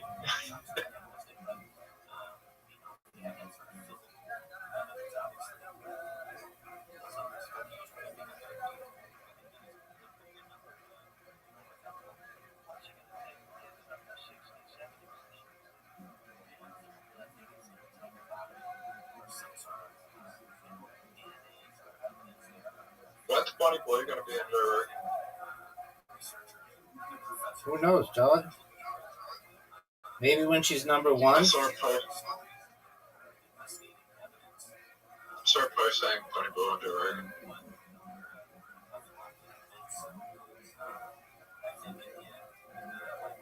What number is she? 7. Have you been backing off or something? Yeah. No, she's 10. What happened? We're from 5 to 10. I know, what happened? Well, how do you top the gangbang?